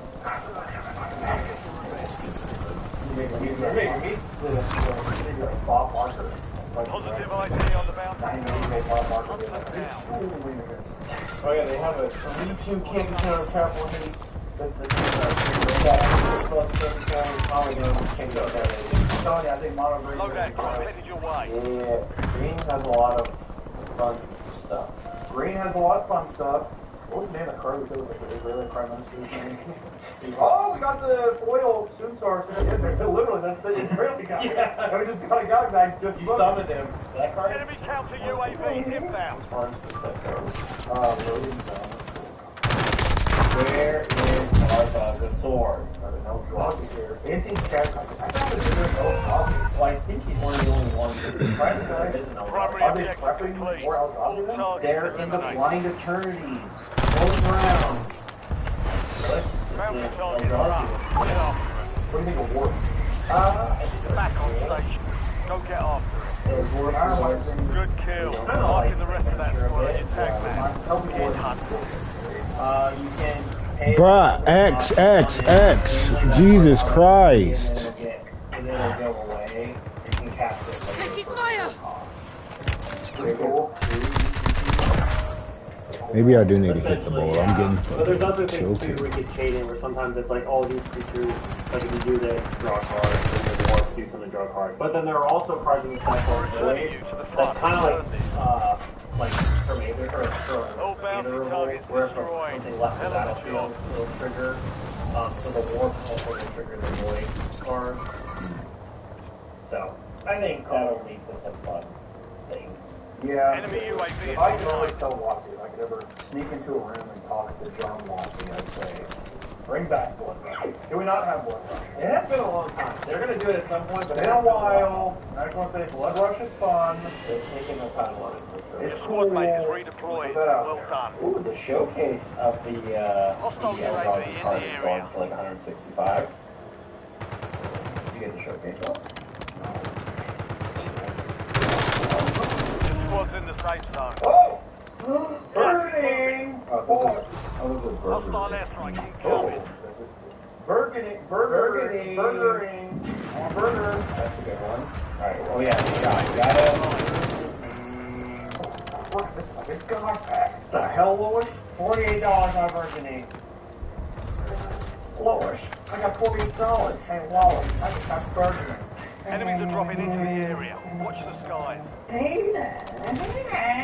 You spit on my money. Yes, you could spit on my Lois, whose leg do I have to hop around here again? Fucking drive fucking martini around here. Was I not played it up? Like what? And why is this guy just out? Fuck you, Brian. Yeah, I gotta You're a dog. I'm Lois, losing it. sleep with me. No. Okay. I'm gonna fucking play solo again too. I'm tired of it. First off, I just want to say this is the best art I've seen in this set so far. What is it? Ridiculous. It's called Mutinous Massacre. And I just want to say, oh yeah, it's a guy named, I think it says Ayagucho. This art is fucking sick. Just wanted to give a shout out to that because that is disgustingly cool. That's what we call in the industry Pog. This is Pog. Oh yeah, the giant Kabu gets punched. I just want to say I really like that. My classes keep disappearing. I'm surprised they didn't bring The slivers. I think there is slivers. There's one, well, the game card is the Sliver Overlord poster version, and then there is a card in the space set that like makes Sliver tokens. Gross. Ooh, power. Actually, that's sick. Power plant and Galaxy 4. Oh yeah, that one looks nice. This is sick and very close. The ink block, they have ink block and blink block. Ink block next to yeah. this? The ink block looks sick too. And a copper sign. Ooh. Okay. A little spicy Hop to him. him. I will say I have to shit myself in the video. Yeah. Okay, we're gonna break this up and post another video. Show how much we made. I will have to go. I'll be here then. Alright, next box. We got a nice strip mine. We got a lot of fun stuff here. This one didn't take a break, take a giant shit. So we're still looking. We haven't had a fractured foil yet. I'm doing the wrong pattern. The 4-drop boy. Yeah, you got the normal version of the card, but not in the... Nothing. Yeah. Yeah. Wait, is the fractured foil is it anime too? No, the fracture foil is the anime, but there is just an Asian made game, and that's the normal version. Well, when you get showcased, then she's a cute little princess, my angel, my sweet, my Kamiko-chan. Dude, Yu Yu Hakusho sticker layer, isn't that be awesome? Oh, Rogue Stars again. Okay, oh, another Power Depot, but this time it's, I thought it was Power Plant. Isn't Power Plant the good one? Is it Power Plant? Yeah, I thought it was that, but I guess not. No, yeah. Power Plant? Power Depot. Useful. Yeah, but it's not hers as Power Plant. Okay, it's not hers as Power Plant, but you can play Power Depot in more decks. God damn it! Oh my god, another Tezzeret. Another goddamn Japanese fucking Tezzeret guy. I don't even know what to say! I still don't know what that card is. God damn it! Stirring Wildwood, but Galaxy Foil. Take that. God damn it. Listen, Tezzeret, babe. You're cool and stuff, but at the same time, I got you already. So like, enough, you know? Well, how about a playset? You want a playset? No. Oh. I can't even read it. A mirror pool? The card is called Secluded Star Forge. Is it worth $60,000? Warzone. There's no price. That means it's infinite money. It's money, Glenn.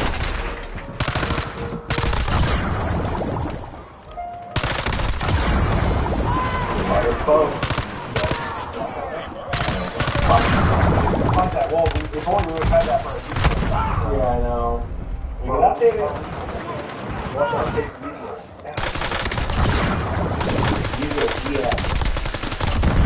You like Yu-Gi-Oh! GX? Reflecting Pool. Reflecting Pool and 3,000.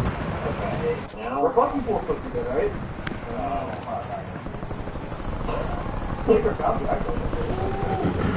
Also, the good thing about this set too is shots. You can never go wrong on Enemies are dropping into the area. Watch the sky. True. If I'm holding it out with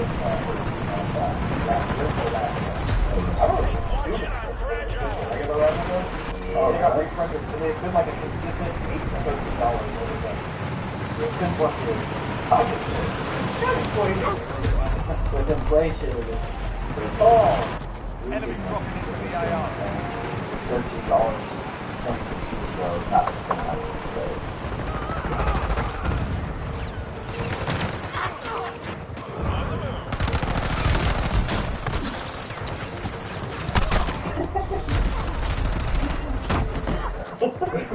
Oh, drug example. Hey! That's a hit. That's a hit. Enemies are dropping into the area. It's not Galaxy. Watch the sky. Do you think they made a card called Galaxy Gas? I don't know why they did. I looked at it. Missed opportunity. Is Galaxy Gas the new bait? I don't think anybody's seen that. I was like, did that just go away? I think people died from that. Another, the jellyfish. Did you really try killing me afterwards? Yeah. Yeah. Prep time's over. Now you Yeah, I deploy think to a lot of cockroaches. What does Cosmos like do? It's like all cards in the I think. I was just saying hi to the cutie. They're like $5 right now. Watch out. I'm gonna build my Goit deck. This will go perfect with my Goit deck. Hey, this is gonna do very well. Copy. They should make a Goit. What was the black one name? No.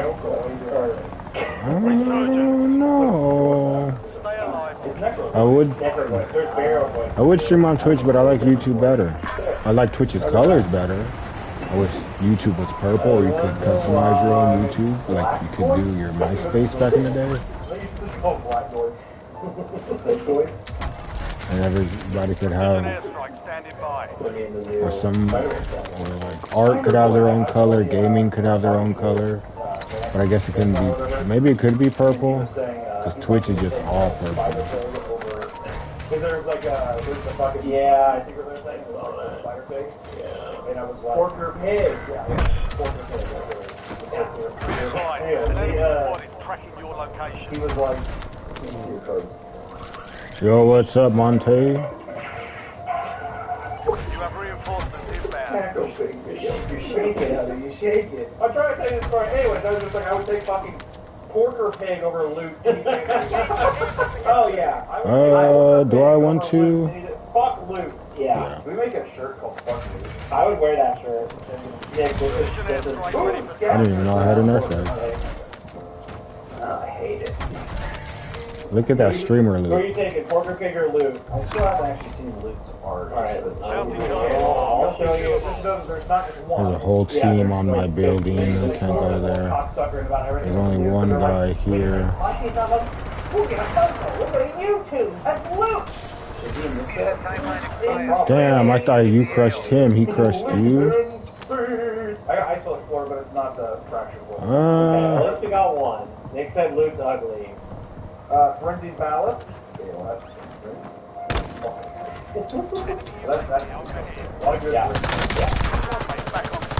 Wait, okay, so now are you team porker pig or team loot, Nick? I don't have to choose.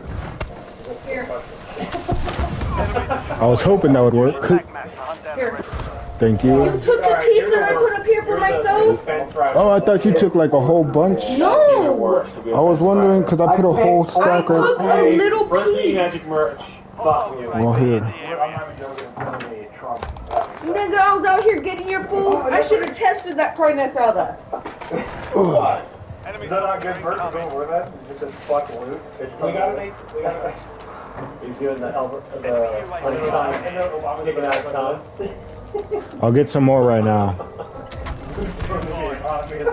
I got some fucking Full Metal Alchemist bullshit, whatever this is. What? I don't know what the fuck this is, and of course it's in Japanese. Are they just doing it because it's the anime art, and it's always going to be in Japanese? I think so. Because that happens to us in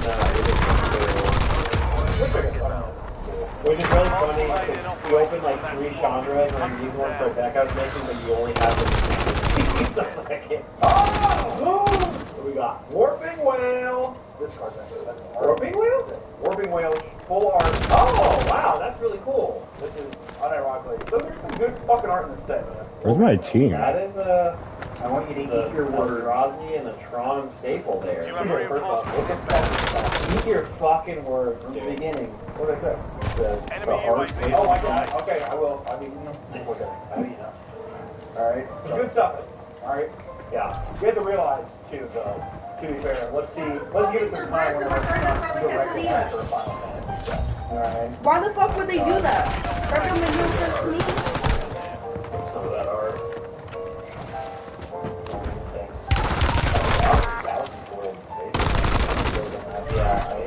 I was even though Stay alive so your squad can redeploy. They're pretty good. Dragon on Squad mate is They redeploying. don't need it. they're also rare. Alchemist Charm, that's kind of cool. That's sick. Alchemist Charm. Your squad mate's back on station. Good work. I definitely think the swamp is the best one, but it brings itself to the dark. Black hole. We lost track of the bounty target. Contract failed. Hostile UAV in the area. Black hole. Yeah. Last 2 packs, I need 1 fractured Sephiroth. You're the last one standing, soldier. Rob, what are you doing? What are you doing out here? Enemy UAV is on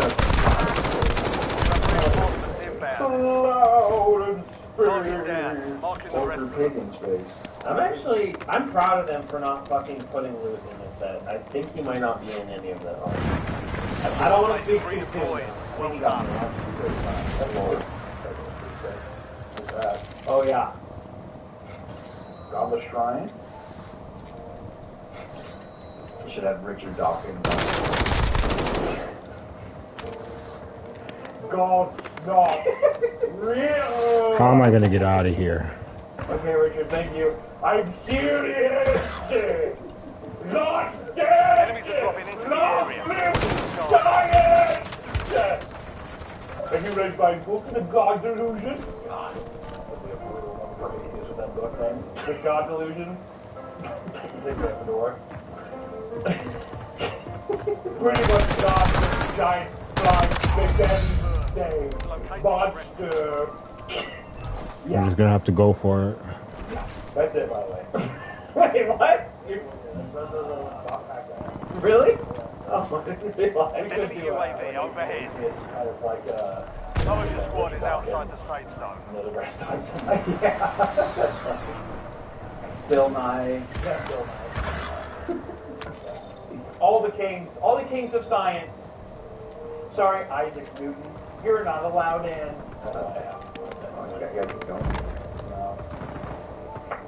No.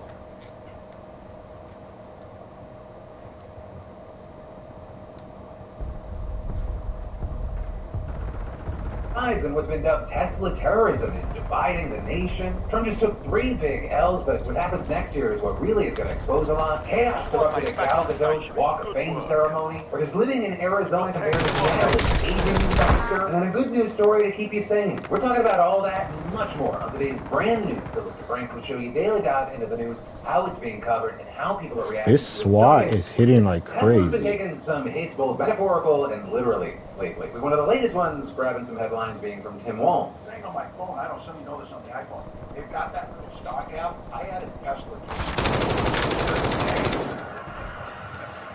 225 and walking. So. Enemy And if you own one, we're not blaming you. You can take dental floss and pull the Tesla thing off, you know. You see, Walz, he made those comments during a speech in Wisconsin last night as part of a national tour of town halls he's doing all over the country to reach voters in Redmond. And that dig at Tesla and Elon Musk proved to be very divisive, right? Because depending on where you went online, you saw very different reactions. So you hop over on TikTok, the comments was filled with people who thought it was really funny and appreciated the pettiness, wishing he was a and saying that he should run for president. But then, you hop over on Twitter, he was getting eaten alive by people who thought that a politician shouldn't be rooting for or celebrating the company that employs. What? I thought it was a... Even Musk responding himself, right? And sometimes when I need a little boost, I look at the J.D. Vance portrait in the White House and thank the Lord. All of this is Tim Walz is far from the only person to hop on the Tesla. Do their teammates not get pinged if they have Ghost on, even when you kill them? There's been a string of Tesla protests all over the country. I knew there was 3. I should have kept that in mind. But now I know that too. That if they have Ghost, I'm pretty sure he had a Ghost. That's why he wasn't pinged. Well, reportedly, tons of these protests have been peaceful and uneventful. They've also reached a kind of boiling point with acts of vandalism popping. We're seeing reports pop up like shots being fired at a Tesla dealership in Oregon, and while no one was harmed, there was damage to the building and cars there. And yesterday in Las Vegas, cars at the Tesla Center were shot at and lit ablaze by a Molotov cocktail, with authorities calling it a targeted attack. Additionally, the FBI investigating an arson attack at a Tesla location in Kansas City, and in Seattle, authorities are also investigating a fire that damaged 4 Cybertrucks. And in cases like this have even popped up abroad, with Teslas being burnt in Berlin. Now, luckily, according to the Associated Press, no injuries have been reported yet as these incidents have been popping up. But of course, it is a wild and scary escalation. And as far as why people have seemingly gone down this avenue, you had a sociologist I have to move now or never. never. Become so prominent because Tesla is an easy target. But adding, they're rolling down our streets. They have dealerships in our neighborhood. Also, with Elon responding to all this, saying this level of violence is insane and deeply wrong. E.G. Pam Bondi also condemning the violence and issuing a statement saying the swarm of violent attacks on Tesla property is nothing short of domestic terrorism. We will continue investigations that impose severe consequences on those involved. And now one of the latest updates on this whole ordeal is coming out of Canada, where the Vancouver International Auto Show is announced Tesla's display of this lineup over safety concerns. With a spokesperson for the event telling CNN that they made this choice after giving Tesla multiple opportunities to voluntarily withdraw, and that their primary concern is the safety of employees, exhibitors, and staff. Though I will say, while safety was the big issue here, we also had a lot of people noting that a lot of Canadians aren't exactly thrilled with Elon Musk right now. there have been some Tesla takedown protests up north as well. But for now, we're going to have to keep an eye on the stock, which actually received a response today, the actions on the ground, right? We continue to see fire bombings and shots being fired, as well as the rhetoric around this situation, the reactions to it. But then, next up today, we've got 4 pieces of Trump administration news you should know today. Of course, this Trump administration is moving at the speed of a blitzkrieg, so there might actually be 10 things you know today, but I'm giving you 4 right now. The first up is the news that I completely predicted, and I think at this point, it's purposeful and it's spiteful. Trump administration released the last batch of JFK assassination files right after the show went up yesterday. And those documents revealed an absolutely massive, incredibly shocking bombshell. Lee Harvey Oswald still did it. Stupid joking aside, if you're waiting for any kind of revelation or even new information, you're probably going to have to wait a little while longer, because we're talking about more than 63,000 pages of documents. It's going to take historians months, probably years, to fully pore over all the pages. But also, because you have many scholars expecting that most of the documents released yesterday don't really contain significant new information that hasn't already been in the public domain for a long time. But there probably aren't going to be any major sweeping revelations that totally undermine everything we thought we knew, because if there were, I mean, they probably wouldn't release them. In fact, some experts say that at least some of what we'll see will probably be full versions of documents that were previously available, but just with less. Am I gonna die down here? Oh my god, I thought it was way short. I could have swore there was a... But I guess I was at the wrong spot. So far, from what we've pawed through and analyzed, that seems to be the case. There were mostly... I forgot I even had food. Fascinating for history buffs, but not really for normal people. You know, with all this other things, I'm going to a couple different people that track those various findings. So if you're interested, but what I will say has been stand out is there's been a lot of discussion over the chaotic process by which these records were released. But according to reports, Trump totally blindsided his top security aides when he announced on Monday that he was releasing the last batch of documents the following day. The same with the New York Times reporting that Trump's national security team was stunned and forced to scramble after he made the announcement with only 24 hours notice. Because the work had already been underway to release the documents since back in January when Trump signed an executive order mandating the move. Again, we're talking about tens of thousands of pages of documents, so that process was still ongoing when Trump suddenly announced that the remaining materials would be made public. So with that, according to the Times, the tight deadline raised a number of concerns among the nation's top security officials. Reportedly, sources telling them that some officials were worried about the unintended consequences of rushing the release, including the possible disclosure of sensitive personal information like addresses, security numbers, and people named in the documents who are still alive today. And in fact, we've seen at least one report of this happening. An attorney who works on national security issues accusing the Trump administration of doxing former public servants who staffed the congressional investigation into JFK's assassination by revealing their social security numbers in full. So, as of filming, that is where we are. We're going to have to wait to see what happens. But it does bring us to the other Trump news, all of which revolve around some very significant court rulings. Like, just first up this morning, we saw a judge rejecting Trump's efforts to dismiss the deportation challenge brought by Mahmoud Khalil. Because as we talked about before, he's a Palestinian rights activist and former Columbia graduate student who the administration detained and is trying to deport. And this, despite the fact that he is a green card holder married to an American citizen, and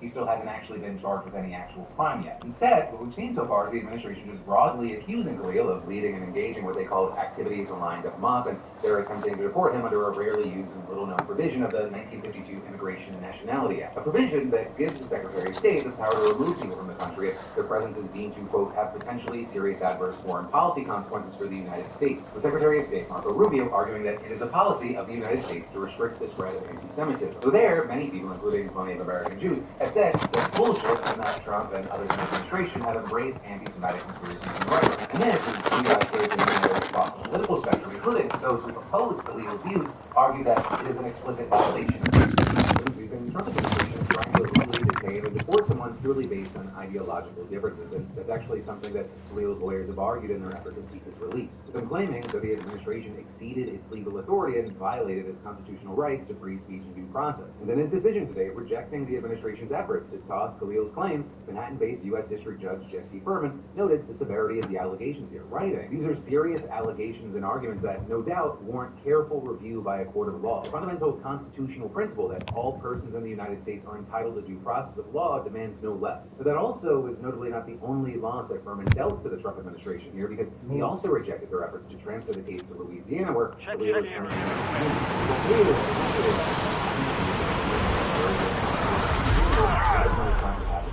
but you have Khalil's lawyers arguing that burden of work that that's where they first got his arrest. Those were his legal team using the information to avoid having to pay burden on the Because as experts have noted, if the matter was heard in Louisiana, it would be under the jurisdiction of the highly conservative Fifth Circuit Court of Appeals, which could have set a sweeping precedent for deportation of the state. In his ruling, for a term and acknowledged that the legal challenge had indeed been filed in Khalil had been moved to New Jersey, so that is where the case was heard. But I'm writing here that requiring Khalil to move his case to Louisiana would also mean litigating far from his lawyers from his 8 months right to life and from the location where most, if not all, of the events relative to the petition took place. So, a big and noble thing, Furman also added that petitions would constantly be determined by the New Jersey court, including whether Khalil should be released or transferred from the Louisiana detention center. But regardless, right, you had Khalil's releasing during this nearly victory. Now, notably is not the only legal setback that the administration has experienced in the last roughly 24 hours. Because third up today is that a judge has temporarily blocked Doge's efforts to dismantle USAID and ordered the administration to partially restore agency function, and yet another blow to Trump's efforts to push the bureaucracy. Though, I will say very notably here, this decision appears to be especially damning for one person in particular,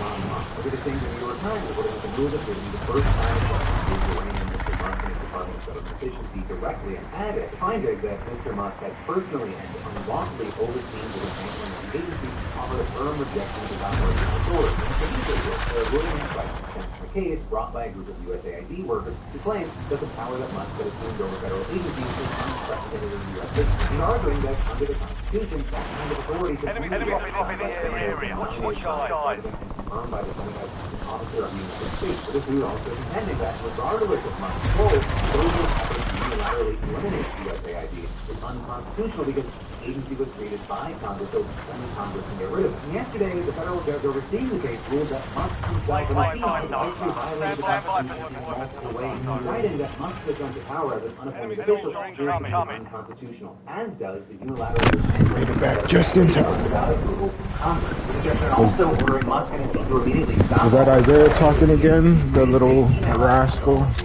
Submit a plan for working with the Occupy federal office from last month. Very significant here. The judge also appears to reject the argument by the Trump administration's lawyers that Musk doesn't actually agree with Doge and that he's serving in an advisory capacity with no ability to steer decisions on his own. And so this is definitely a very significant move against Musk, but it's also unclear exactly how large of an overall impact this is going to have on Trump's efforts to abolish USAID, given that most of the workforce and agency contracts have already been terminated. In addition to that, while the judge said that the unilateral dismantling of USAID was likely unconstitutional, he also made it clear that his order only applies to Musk and Doge, not USAID officials themselves, who are not parties in the case. And acknowledging that under this current ruling, USAID officials could continue efforts to unwind the agency, including Secretary of State Marco Rubio, who has assumed control of the agency. So this ruling could be very short-lived, but you still had lawyers for plaintiffs cheering on the move as a victory, while the White House spokeswoman accusing what she called rogue judges of subverting the will of the American people in their attempts to stop President Trump from carrying out his agenda. And that brings us to number 4, the final story of the segment, which is that another judge has blocked Trump's executive order attempting to ban trans people from the military. Because as we talked about before, right after taking office, Trump signed an executive order that paved the way for a ban by directing the Pentagon to revise medical standards.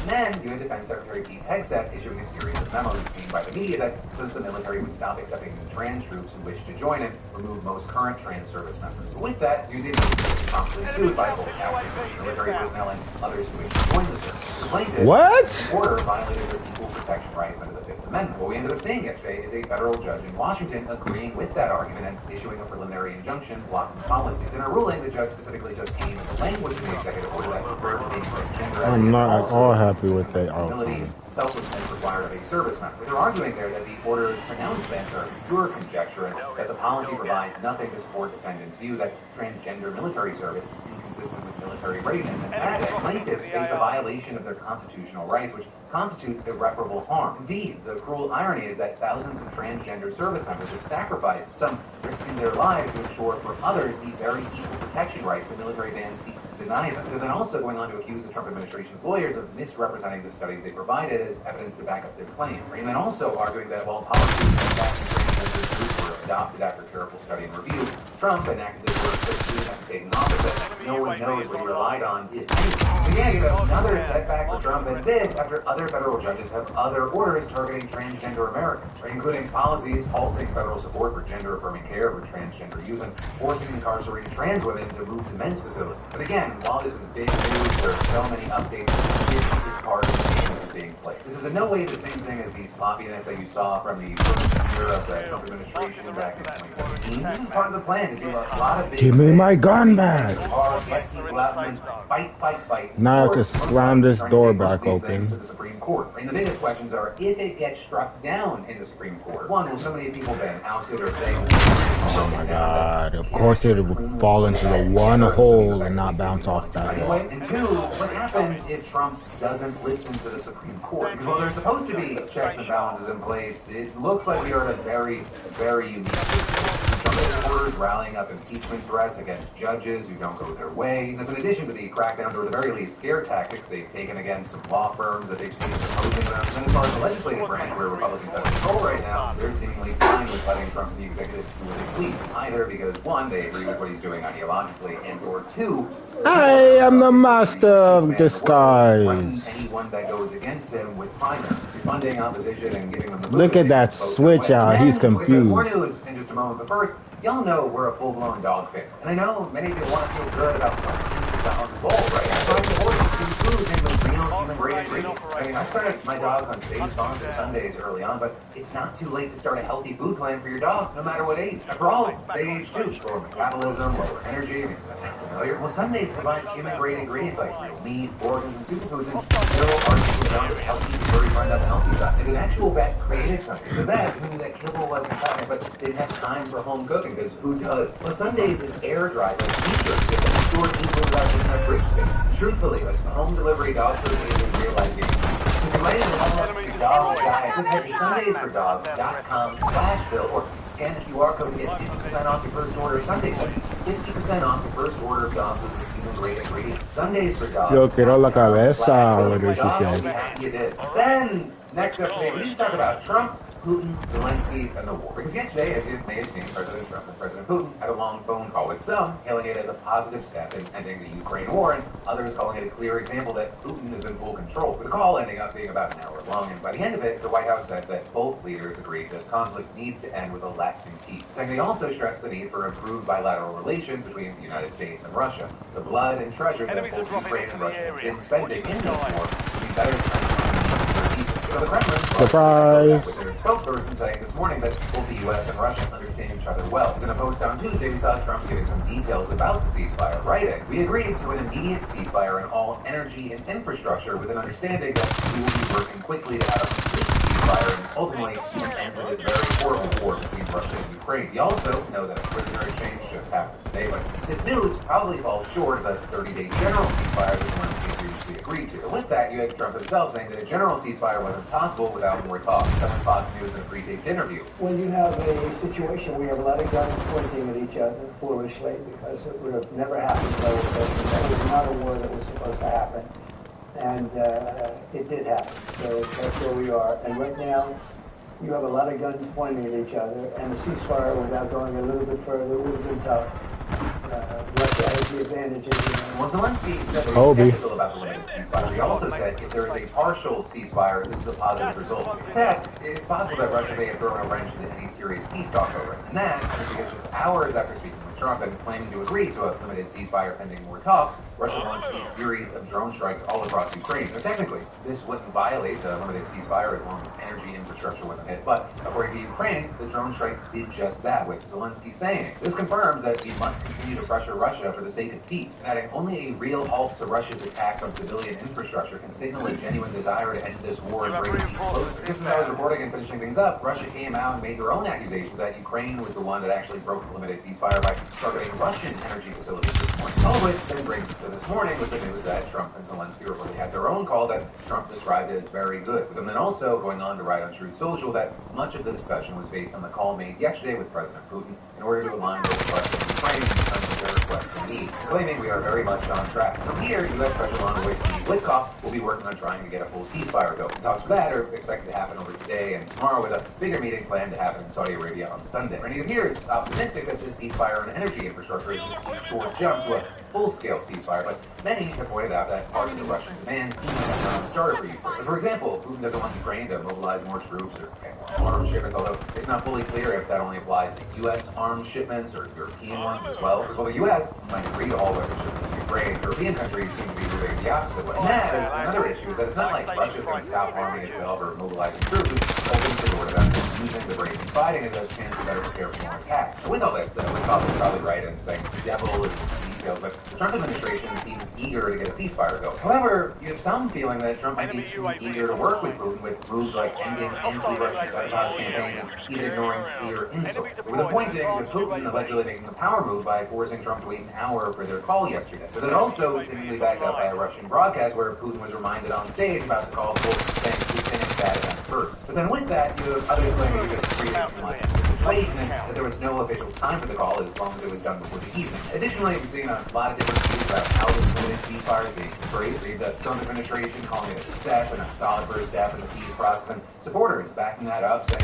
that Trump's deal with Putin shows strength, not weakness, trust the process, as well as why not have a relationship with Russia? Why should Trump and Putin work together to make the world a safer place? I don't see anything wrong with having a good working relationship with Russia and Putin. It's about peace in the world. But this also is, depending on where you're looking, there's been far more takes blasting Trump for the deal. Right, first up, criticizing the administration has made it seem like this was a great deal to work out, despite going into it demanding a 30-day general ceasefire, which notably is something Ukraine had already agreed to as long as Russia did. So you have people like former Prime Minister Boris Johnson writing, what a surprise! Putin rejects an unconditional ceasefire. He wants to keep bombing and killing innocent Ukrainians. He wants Ukraine disarmed. He wants Ukraine neutralized. He wants to make Ukraine a vassal state of Russia. He's a negotiator. He's laughing at us. And then on top of that, there's an argument being made that the ceasefire and energy infrastructure disproportionately helps Russia. Right? And that is because Ukraine has increased attacks on Russian oil refineries, which are a major source of income there. And so for many, in the end, there is a real sense that the Trump administration has made it very clear that they are moving in a pro-Russia direction. Especially because on top of all this, there's news coming out that other pro-Ukrainian programs are being cut, such as a massive database the U.S. has been keeping of Ukrainian children that Russia had abducted and forcibly moved, with there now being concerns that the database will be or has been deleted completely. But really, for now, where we're at is the situation happened, a lot of people are reacting, and we're really going to need to wait until Sunday to have a much better idea of whether a serious ceasefire is actually on the way. And of course, in the meantime, I'd love to hear from you. What are your thoughts here? Let me know in those comments down below. But then, next up today, we need to talk about this news that I'm going to ask you to put yourself into the story for a minute. So imagine being locked up and told you can't call your family, not because you misbehaved, you did something wrong, but because the sheriff would rather cut off all inmate phone calls and comply with a federal rule to make them affordable. Because that is exactly what's happening in one Arkansas jail. But also, a key thing is that this ties into bigger questions about what's to come as the FCC heads towards a new Republican majority that's promising to delete as many regulations as possible. And to fully properly explain this, we got to start with Baxter County Sheriff John Montgomery, who recently announced that the county jail will eliminate phone service entirely on March 3rd, with a writing in a statement that the decision is due to regulations being put in place by the FCC that begin on April 1st, and claiming it will no longer be feasible to keep and maintain the inmate phone system at the Baxter County Detention Center. And what he's referencing there is an FCC decision made back in July when the agency voted to end what it described as exorbitant phone and video call rates that had burdened incarcerated people and their families for decades, announcing that under new rules, the cost of a 15-minute phone call would drop to 90 cents from as much as $11.35 in large jail. Small jails would go to $1.35 from $12.10. But also, the agency issuing new rules preventing prison telecom providers from passing the majority of surveillance costs onto incarcerated people and their families, as well as prohibiting jails from collecting commissions on phone calls. So the practice would reportedly enable counties to share revenue with prison telecom companies in exchange for contracts. And it was a decision that immediately sparked backlash from the industry and a number of Republican-led states, with the same 14 Republican attorneys general, led by those from Arkansas and Indiana, suing to block the FCC's new rate caps. And the key thing with this is that the National Sheriff's Association filed a legal brief last month supporting the laws, with them arguing that unlike traditional telecom service where access to communications is a matter of a customer purchasing service from a provider, access to IPCS for incarcerated people is not a given. And there, U.S. Sheriff Montgomery making a similar argument, claiming an inmate phone system is a means of communication that may be provided for inmates at the detention center, but it is not required to be provided by law. Though notably, then also announcing that the prison will be offering additional in-person visitation dates and/or times to compensate, as well as more frequent local local radio broadcast to inmates of local news and community information and saying, "We regret that the federal government took Really this gonna step leave last me in year. here? We know this will place a hardship on families." And adding, if at such time the FCC reverses their adverse regulations, the Baxter County Sheriff's Office will revisit the feasibility of re-implementing the inmate phone system. So with all that, now with Trump in charge, you have many wondering if the agency may do just that. And then also beyond that, wondering what they might do or rather undo. And on one hand, even Republican Brendan Carr, who's now FCC, They're really gonna leave me in here. prison phone call regulation, but since Trump I'm even in the circle. organization has been looking into DEI practices. We could get to the circle through here. More recently, he announced that the agency is launching a massive new regulatory initiative. Oh, A new document titled That's okay. in which the agency seeks comment on every quote, rule, regulation, or guidance document that the FCC should eliminate for the purposes of alleviating unnecessary regulatory burdens. So Carr, saying in a statement, under President Trump's leadership, the administration is unleashing a new wave of economic opportunity by ending the regulatory onslaught from Washington. And adding, the FCC is committed to ending all of the rules and regulations that are no longer necessary. But there's, of course, a few of experts saying that his actions against independent media and going after DPI seem to be the very opposite of deregulation. But, however paradoxical or hypocritical you can find this, one thing with agenda will soon be getting easier. Right? And that, in part because Democratic Commissioner Jeffrey Starks announced this week that he will resign from the agency this spring, and that's what believes the Republican majority. Who also, in any case, the Republicans likely would have gained a majority soon, as Trump has already nominated a Republican to fill another empty seat. So I will say, with that, U.S. law prevents any party from obtaining a supermajority, so Trump can't totally stack the commission. But still, we're seeing experts and critics warn that a lot of damage could be done. But for now, we're going to have to wait to see how this plays out. And then we'll get more news in just a moment. But, you know, the rise of scams and fake websites out there is insane. The scammers are getting better. It's scary, and these fake sites are often riddled with malware. They've gotten so sophisticated that even the most skeptical people I know, they've been fooled. I mean, this can happen to Oh, there's more than one? Oh, no, just one. I was like, I'm gonna stay up and be a distraction. Holy shit.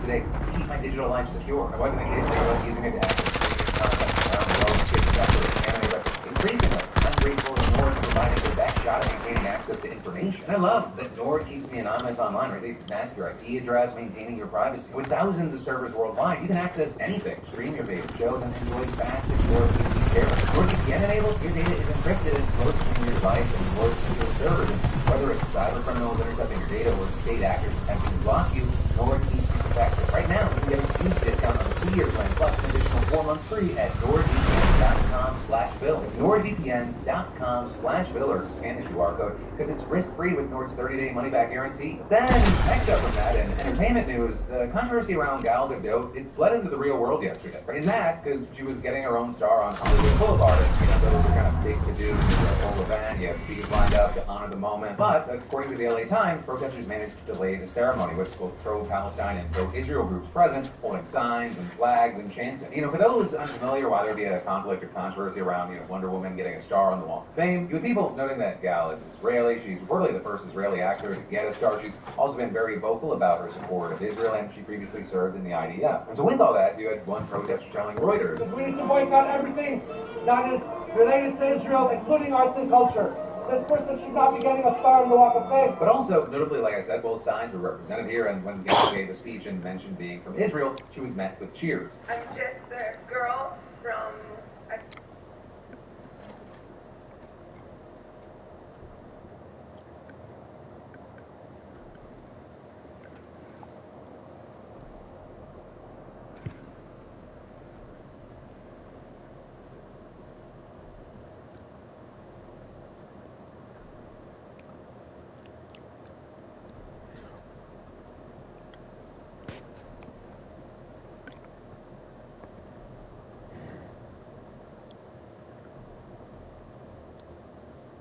New South Park continues August 6th, here on Comedy Central.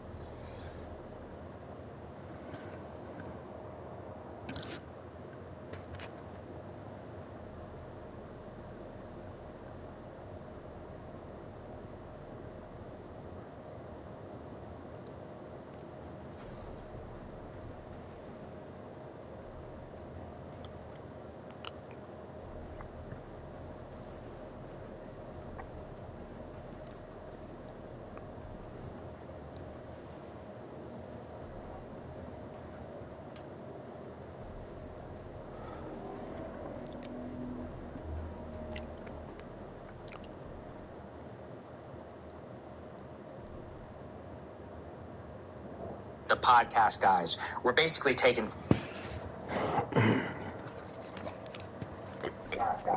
We're basically taking for a ride. Like, they're looking at it as, look, Trump knew that he wasn't going to get asked anything that he might get on NBC News or anywhere else. He basically wanted to use the audience, convince them that he was a normal dude and get them to vote for him. Trump and those people used the podcast sphere to manipulate their way into the White House by, like, assuming this, like, oh, I'm just your friend. Yeah, Trump, your buddy. Recently, Schultz and the Giggly Squad had Saga from Breaking Points on to break down the full Epstein conspiracy, and then Saga swapped seats with Schultz, which made Akash upset because now Schultz is out arm's length and can't do this.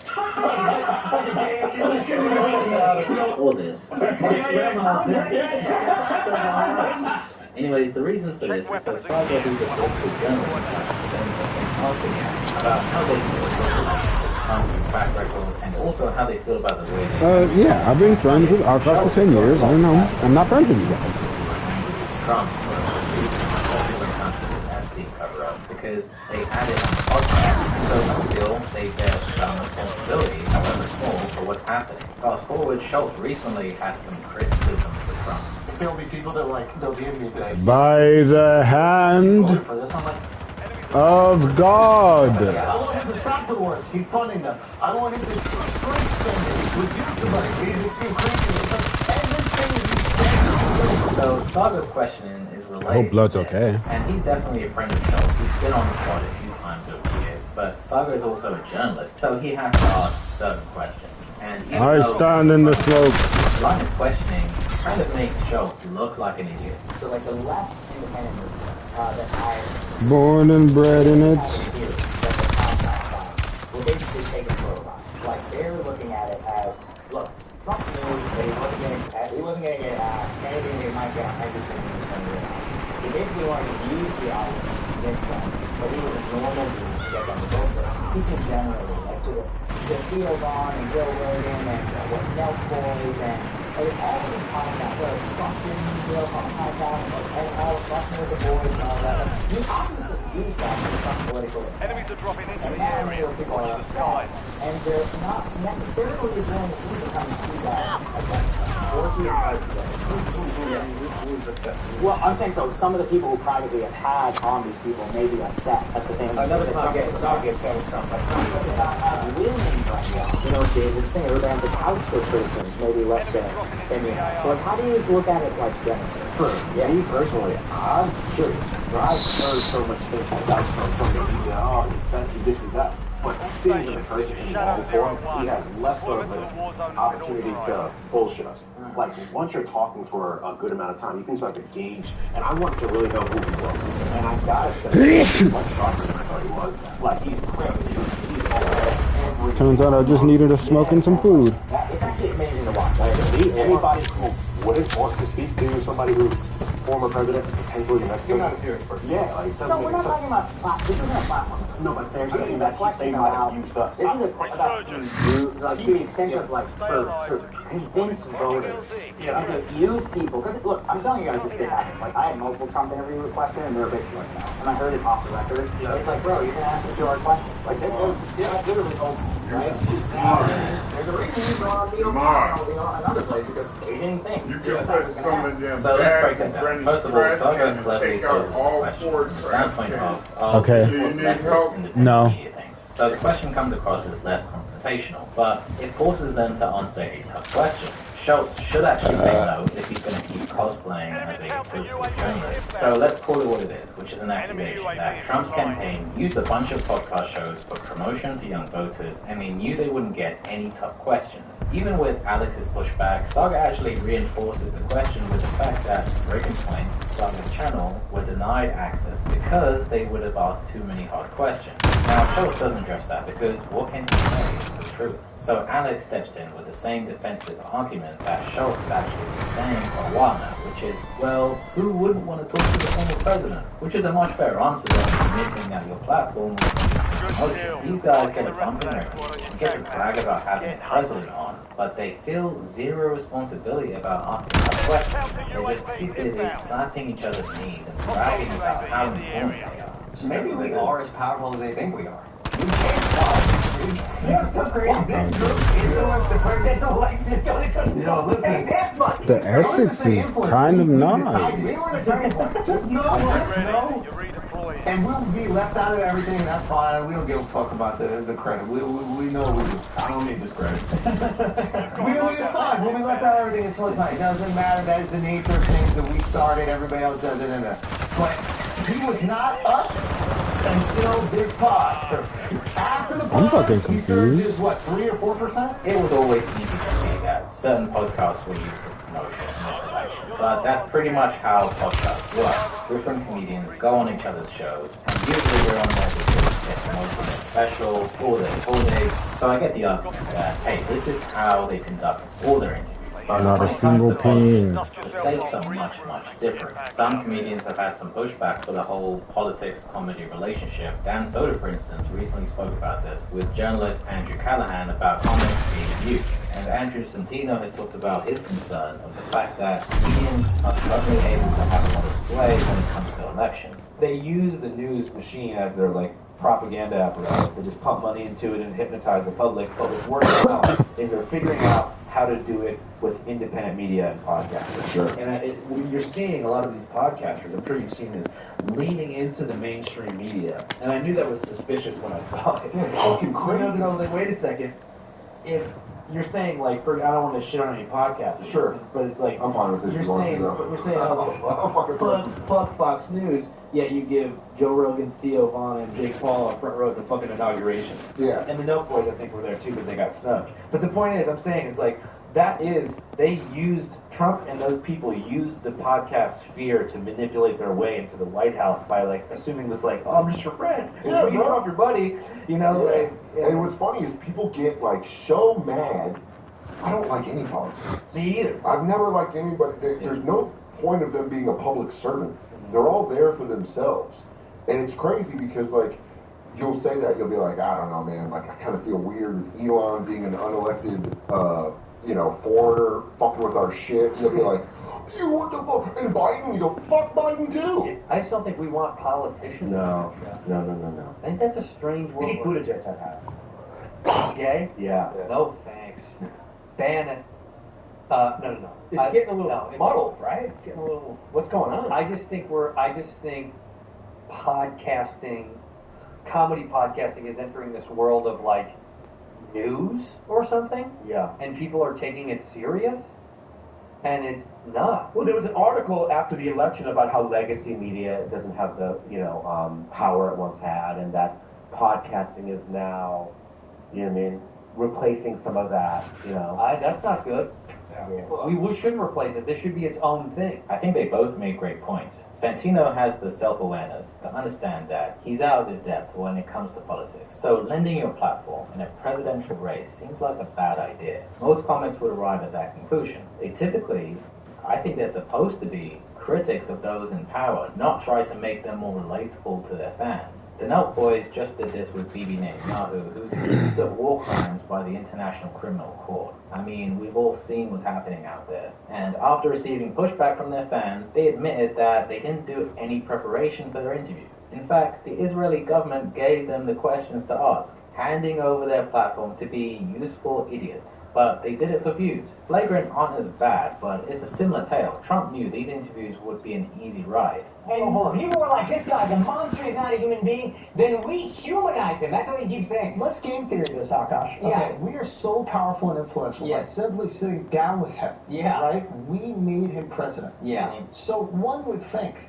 that if we are disillusioned by some of the things that he is doing as president, and we are upset that same influence might be able to make someone else president. So shouldn't you be embracing this massive influence? Yeah, come to our side. Finally, And Schultz ponders that.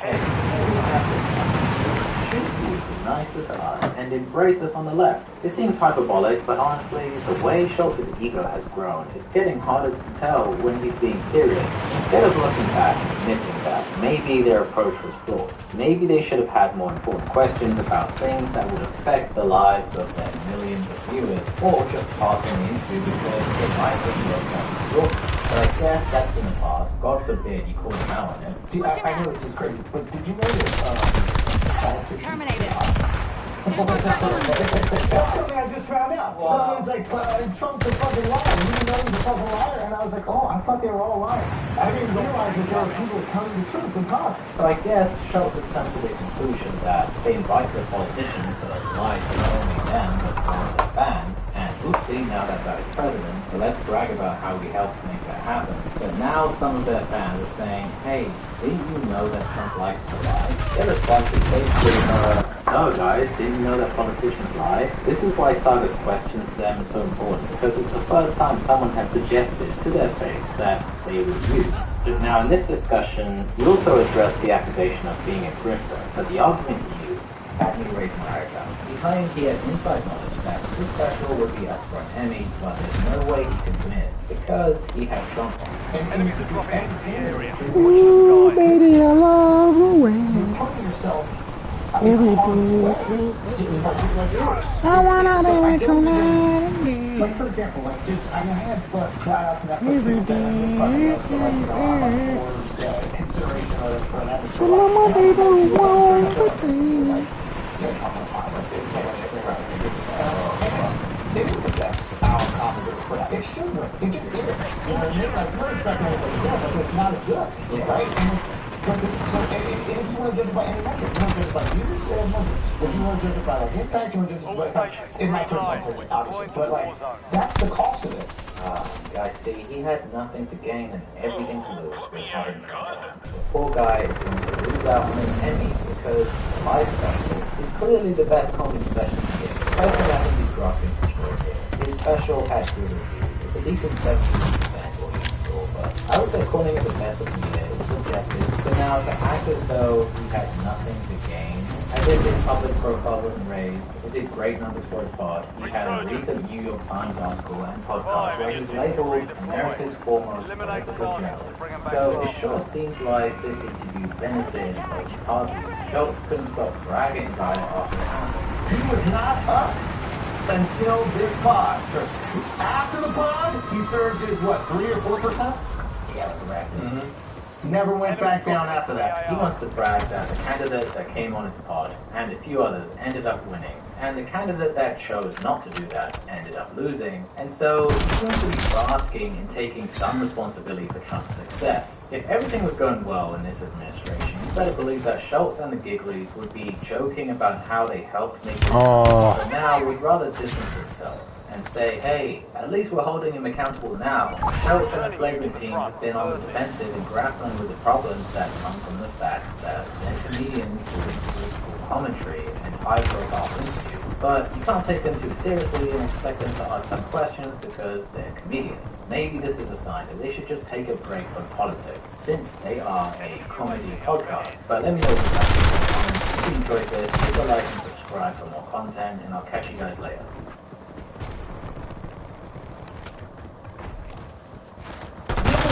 Bastards, welcome back to the Philip DeFranco Show, your daily dive of the news, how it's being covered, and how people That was my react. fault. I crouched There's a when lot I should have talk stayed about. I standing up. had food poisoning last night, so I'm just going to hit you with that monkey, and we're going to jump into it.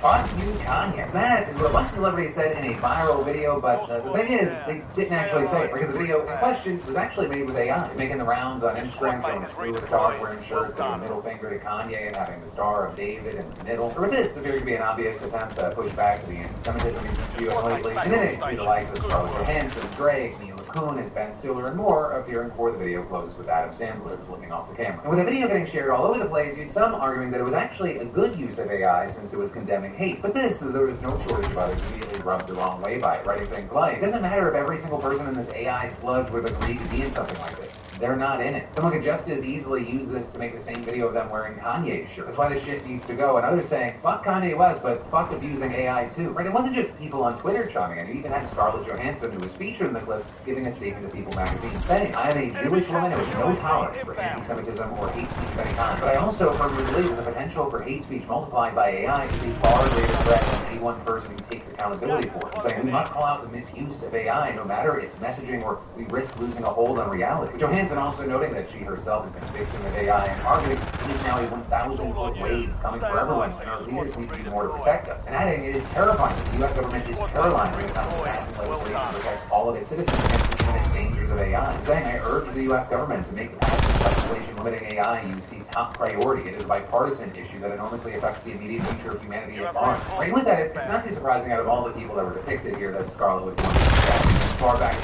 2018, she began speaking out against deepfake, non-consensual pornography. She also more recently took legal action in 2023 against AI apps for likeness and advertising. And last year, she slammed OpenAI for using a voice system incredibly similar to hers after she denied their request to use her voice for the program. But then also, separate from that issue, there is the Kanye of it all. Because since we last talked about his Super Bowl commercial and him selling swastika merch, he's faced some real backlash for his actions. So we've since seen Shopify pulling his site down, with the platform telling NBC News, all merchants are responsible for following the rules of our platform. This merchant did not engage in authentic commerce practices and violated our terms, so we will inform Shopify. Kanye's agent also dropped it this week, writing that this is specifically in response to remarks. We even saw a Jewish ex-employee filing a lawsuit against him, claiming he was abusive and called himself a Nazi. But the staff are also saying that at one point she suggested that he issue a statement condemning Nazism after people criticize his album artwork for using by Nazis. There, the suit claiming that Kanye responded to that by saying, I am a Nazi. The suit also claiming that back in June, he complained about how much money several were making, and then wrote, welcome to the first day of work for Hitler. Because in addition, the staff were claiming that around this time, Kanye berated her, called her ugly, and stupid, and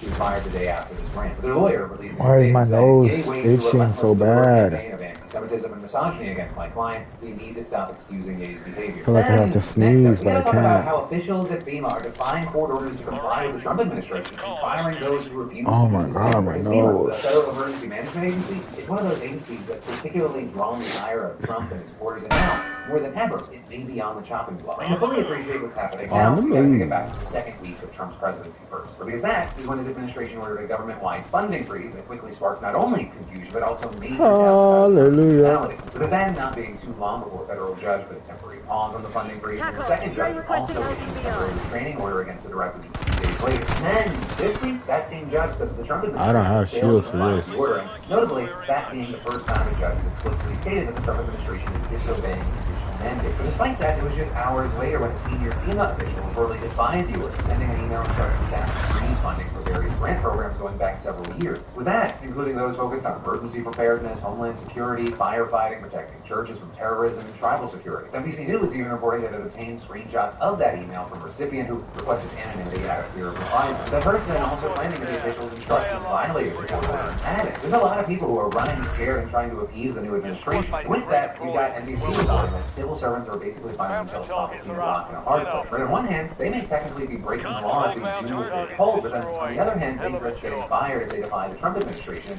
That's not a hypothetical. Or with FEMA specifically, 4 employees were just terminated for dispersing federal funds to house minors in New York City hotels. And those firings, notably, were just the latest in a chain of events set off by none other than Elon Musk. Or with Musk on Monday posting on X that the Doge team had discovered that FEMA had sent $59 million to hotels in New York City to house unauthorized immigrants. And, quote, sending this money violated the law and is in gross insubordination to the president's executive order, and adding that money is meant for American disasters. Instead, it's being spent on high-end hotels for illegal. So with that, like so many of the things that we've talked about over the last few weeks, at the very least, it's not that simple. One, while it may have been in defiance of the Trump administration, as we discussed, the Trump administration may actually be the one in defiance of the law. And two, the money wasn't meant for disaster relief, and according to city officials, it certainly wasn't being spent on high-end hotels. But for example, the average cost for a hotel room in New York City, average cost, has recently exceeded $400 per night. The average cost of a night stay for migrant families sheltered by this program is around $156. And probably more important with that, as far as this program, must seem to be referring to payments made by the Shelter and Services Program. With that program notably being created by Congress back in 2023 to issue grants to municipalities providing shelter and other services to migrants released by DHS custody after crossing the border. Also, the funds of the program has actually been allocated to Customs and Border Protection, but because CBP doesn't have its own system for administering grant programs, payments issued by the program were administered by FEMA. But still, this money is separate from the billions of dollars the agency spends on disaster relief. But despite all that, just 2 hours after Musk's post, FEMA's acting director announced the payments in question had been suspended and so that the personnel would be held accountable. But then, less than a day later, a spokesperson for DHS oversees FEMA announcing that the 4 employees, including the agency's chief financial officer, have been terminated for, quote, circumventing leadership to unilaterally make egregious payments for luxury New York City hotels for migrants, and saying, under President Trump and Secretary Noem's leadership, DHS will not sit idly and allow deep state activists to undermine the will of the with that, reportedly expressed concern, saying the employees have been fired simply for doing their jobs by distributing federal funds as directed by Congress. But in any case, right, all of this is just one part of the battle. What are you doing? What the fuck is going on right now? In the first week of his presidency, Trump talked about shutting down FEMA, signed an executive order establishing a body to investigate the agency, which he accused of political bias, denying aid to his supporters, and spending Did he just get rid of the thing to get rid of it? Then, less than 2 weeks later, Doge reportedly gained access to FEMA's internal systems and began reviewing grant programs that help communities prepare for and respond to disaster. With officials saying that a small team without security clearance accessed the agency's network containing the private and sensitive disaster victims. But then, Homeland Security Secretary Christine Noem also talking about getting rid of FEMA the way it exists today. Finally, just yesterday, you had Trump taking to social media to say the Biden-run FEMA has been a disaster. FEMA should be terminated. It has been slow and totally ineffective. Though, of course, with that, you have experts saying that Trump does not have the authority to terminate FEMA, saying that would require congressional action. But all of this, as we talked about over the past 3 weeks, has Trump has been testing his power. We're seeing what he can do, understanding that there will be legal challenges, and many unlikely will court. But also with that, right, there's a lot of concern right now about what that could mean for disaster preparedness across the country. And again, as we talked about with several different topics, that does not mean that FEMA cannot be improved upon and there should be criticism. For example, a guy who briefly served as FEMA administrator during Trump's first term, he claimed there's actually a widespread agreement that agency needs reform, but also said that its preparedness and disaster response functions are in high demand and well executed. With him also telling Axios, we need a national effort to reform FEMA. I don't think anyone is arguing with the president on that, even people at FEMA. But this essentially the abolishment of FEMA is not in national interest. Then, shifting gears, Trump just had his first confirmed conversation with Vladimir Putin since taking office last month, and he said they agreed to negotiations to end the war in Ukraine. But Trump breaking the news on social and saying that the phone call was lengthy and not productive, and noting that they discussed Ukraine, the Middle East, energy, AI, and more, and then added, we each talked about the strengths of our respective nations and the great benefit that we will someday have in working together. But first, as we both agree, we want to stop the millions of deaths taking place in the war with Russia. Why did you guys jump off the fucking boat into the water?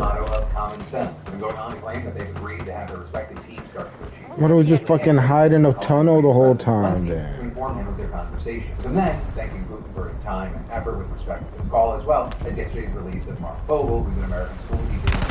And finally, closing the statement by saying, I believe this effort will lead to a successful conclusion, hopefully soon. As far as other details about the conversation, from a spokesperson told reporters that it lasted. I don't know what the fuck. They agreed to hold a personal meeting with Putin inviting Trump to Moscow. Well, Trump didn't say whether or not he and Putin discussed Vogel on the call. Better, Good job, thank you. In exchange for Vogel's release, the U.S. freed a Russian national being held in the States for money laundering. Yesterday, we had Trump suggesting that Vogel's release could be the start towards building relations that would allow for the war to end. Many outlets also noting this comes as Defense Secretary Pete Hegseth recently said that a return to Ukraine pre-war borders is unrealistic. While Trump's post about the call notably did not specify where Zelensky fits into the negotiations, not long after Trump's announcement, Zelensky did take to Twitter to say, I had a meaningful conversation with POTUS. We long talked about opportunities, discussed our readiness to work together at the team level and Ukraine's technological capabilities. Adding, President Trump shared details of his conversation.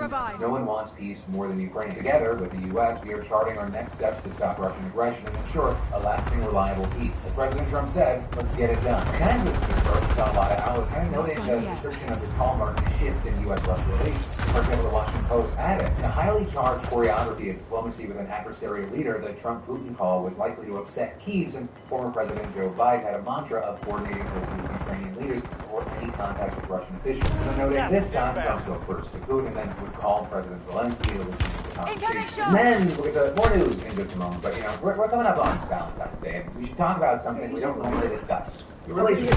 Falling in love, it could be exciting. Use your lighter? That is where real work happens, and that's exactly where today's sponsor. You took that pink one. Compare is a relationship app that helps couples actually stay in love. Here. Daily conversation starter, expert advice and fun activities that strengthen your bond. Because let's be real, life gets busy, the world's chaotic, and relationships take effort. One of the things I love about here is how relationship care daily habit. You get engaged in quizzes, challenges, and conversation problems that help you connect on a deeper level. And understand, it's not just for couples going through rough patches either. Whether you're newly dating or been married for years, Pair helps keep that spark alive. And a really cool feature is the relationship timeline, where it tracks your journey and helps plan for the future. I mean, sometimes we need that reminder of how far we've come. But my favorite feature, you can't see answers until you share yours. Turns out, my wife thinks I take up too much space in bed, but she steals all the covers. Plus, I really like that everything in the app is backed by relationship experts and real research, because at its core, great relationships are built on great communication. education. So if you're ready to strengthen your relationship, click the link below or scan the QR code and use code DeFranco to try Paired Premium and unlock all their best features. Trust your relationship will thank you. But then shifting gears to different news, I want to deep dive on something. What happens when someone has been sentenced to death in a state that doesn't carry out executions? Because according to a recent Washington Post analysis, more than half of the 2,100 inmates in the U.S. sentenced to death are in jurisdictions where executions are on hold in one way or another. This is also in many of those places executions can resume at any time, whether by official decree or maybe a ruling they will return, for example. So you've got hundreds of inmates and the loved ones of countless victims just left in this limbo state while the debate surrounding the death penalty just drags on, waiting for an execution that may never happen. And a perfect example of this is John Lesko. Back in 1979 and early 1980, John Lesko and Mike Travaglia committed a string of violent robberies and killed 4 people. With their 4th and final victim, Leonard Miller, a 21-year-old police officer in Apollo, Pennsylvania, who they shot and killed on January 3rd, 1980. Then later that day, the police stormed the hotel room where Lesko and Travaglia were staying and they arrested them, and they were then sentenced to death for Miller's murder in 1982. So off to death row they went, but they didn't go quietly, right? They spent decades filing appeals and even got a new sentencing that ended with the same result. But before they could be killed, in 2015, Pennsylvania's governor placed a moratorium on executions. So what we ended up seeing is in 2017, Travaglia died of natural causes, and Lesko, he's still waiting for an execution to this day. But it also just isn't Lesko waiting here, right? People back in Apollo who loved Miller, they've also been waiting for decades. And in some cases, the wait's been so long that they've actually changed their minds about his sentence. Like with William Kerr, for example, who was mayor of Apollo at the time when Miller was killed, and Robin Davis, who was an officer in Apollo and later served as the local police chief. Though I will say that is not the case for everyone, right? Some are still waiting for Lesko to be put to death, like with James Clausen, for example, who went to the police academy with Miller and was a pallbearer at his funeral, with him telling the Post, "We know who is guilty. Carry it out." But with all that said, a key thing here is that we're not talking about all this because it's limited to Lesko. It is much bigger. In fact, the Washington Post looked at every single person sentenced to death in the U.S., and they found that nearly 80% of them, we're talking 1,681 people, they're being held in 8 states. And 5 of those 8 states, they're not currently carrying out the death penalty. Like California and obviously Pennsylvania, they have moratoriums on executions, but they have more than 700 death row inmates combined. In Arizona, executions were paused in 2023 after the governor ordered a review of the state's execution. But in Ohio, they stopped it doing that necessity, or they were told they're going to have drugs last year that it is unlikely that it will perform during the remainder of his term. And finally, in North Carolina, there's 136 people on death row. They got blocked by the courts and actually they haven't actually put anyone to death since 2006. Some of this has since 2007, many states have outright abolished or abandoned the death penalty. The official side is a whole slew of concern. With this, including among other things, a number of convictions, not to mention the racial bias that the post-analysis version of the fire the U.S. population is down. 40% of those who are on death row are black. This, the death penalty, generally much less popular. But according to a Gallup poll, support for capital punishment jumped from 80% in the 90s to 53% in 2023. So all of that is likely to new death sentences becoming far less common. In fact, the Post finding that nearly half of all the people on death row today were put there before 2000. But with all that said, right, there is still a big question that needs to be addressed, and there's places that have put executions on hold, like what happens to the inmates already on death row. Because among other things, even if there's no execution for them in the immediate future, opponents of the death penalty say inmates still face increased restrictions, and they're kept in this terrifying state of just simply never knowing what can happen. So David Bruck, for example, a longtime death penalty defense attorney and an emeritus professor at the Washington and Lee University School of Law, calling it a grim lottery and saying, what's so horrifying about the death penalty is its randomness. Every now and then, someone's name will be called and they'll be fed with this ritualistic process of execution. Literally, this is one of the most Ray Instant spent 30 years on death row and was exonerated for his wrongful conviction back in 2016, told the Post, saying death row is, quote, a place of pure hell that really at any point your number will come up and will die so much other punishment. You know, even though he was exonerated, he is now breathing that free air again. Hickey says that it feels like he never got out, saying, I won't be free until the day I die. I will never, ever be free until God calls me home. Then also, Rick, there's more to this than the psychological toll on inmates. There's also a financial one. For example, here's the Post citing researchers and criminal justice experts saying that it requires more resources to house people on dedicated death rows, because they require more security, more staffing, and solitary cells. And with that, a 2008 study from California's Commission on the Fair Administration of Justice found that in California at the time, it costs an additional $90 $2,000 to house someone on death row compared to a max security prison. That is death penalty opponents have said that even seeking the death penalty in the first place, that is more expensive. With studies in Washington State and Maryland finding that it costs more than an extra $1 million to seek a death sentence compared to life in prison. Peter Collins, for example, a criminal justice professor at Seattle University, saying that capital punishment cases, they require multiple attorneys,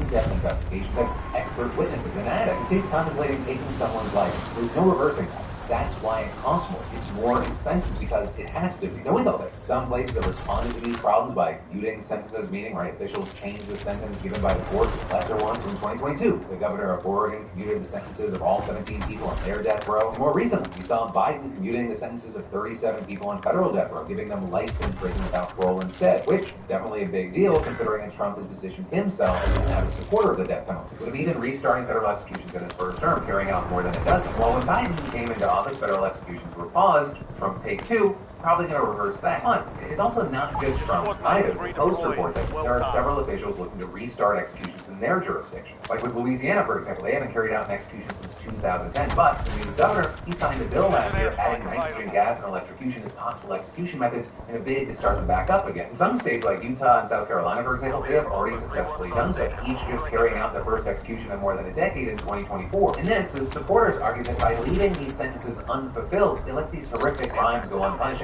It leaves the families and friends of victims hanging. For example, Duffy Stone, an elected prosecutor in South Carolina who has argued for and gotten a death sentence before, saying in a courtroom they have said, this is the sentence. Were that sentence not to mean what it says, calls our criminal justice system into question. But with all that said, as we wait to see what happens at both the state and federal levels, I gotta ask you, what are your thoughts here? Whether you're for or against the death penalty, and it is a very divisive topic, I'd really love to know your thoughts about this whole situation. So like with anything we talk about, let me know what you're thinking in those comments down below, because yes, this is a news show, but it's also a conversation. Then, from that, switching to some business and tech news, tech giant NVIDIA has now found itself in another controversy over the past few days, as reports have come out that its brand new graphics cards were causing fires. And there's been rumors ever since the RTX 5090s came out that they burnt up their connector cable, but it wasn't until this weekend that credible proof came forward. People saying that a post by Reddit user Ivan6953 showed the cable he was using was just completely melted, meaning he effectively burned up $2,000.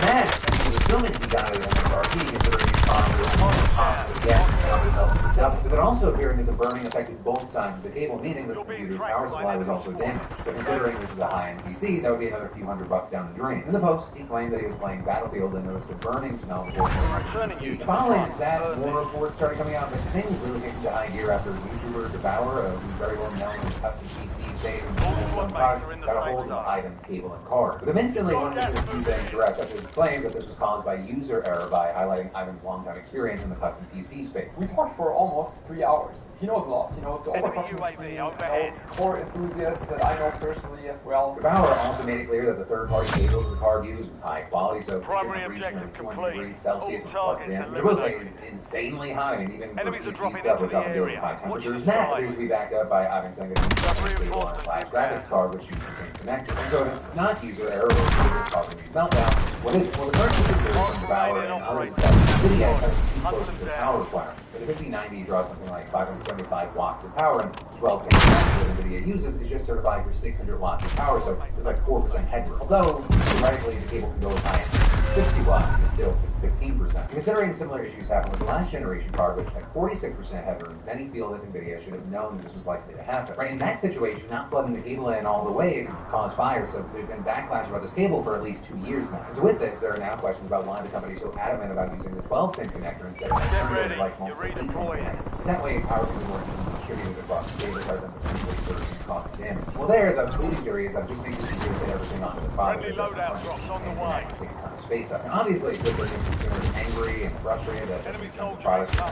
but it also notably comes after a video stop crash after DeepSeek AI was revealed as being super efficient without the use of high-end NVIDIA cards, which is really key because they are ubiquitous in Western AI systems. Now, I will say, since then, the stock has recovered, but there are some real worries that this may cause another crash. So there, it might seem like those concerns might be premature right now, because in pre-market trading, the stock was down nearly 2%. But since then, it appears that things have stabilized and the stock is down about 1%. Granted, it's NVIDIA, so 1% is huge, but it's still 1%. Of course, everything's developing in real time, and we'll have to wait to see how this pans out. And then we'll get to more news in just a moment, but do you know how closely your metabolism and your health go hand in hand? Well, the best way I can describe it is that your metabolism is like your body's engine, converting the food that you eat into energy. Today's sponsor is Eat Cool to help with this. Lumen is the world's first handheld metabolic coach. It's a device that measures your metabolism through your breath. The app analyzes whether your body's burning fat, or carbs, provides personalized recommendations on nutrition, exercise, sleep, and stress levels. You breathe into it first thing in the morning, and you'll know what's going on with your metabolism, whether you're burning mostly fats or carbs. And at that point,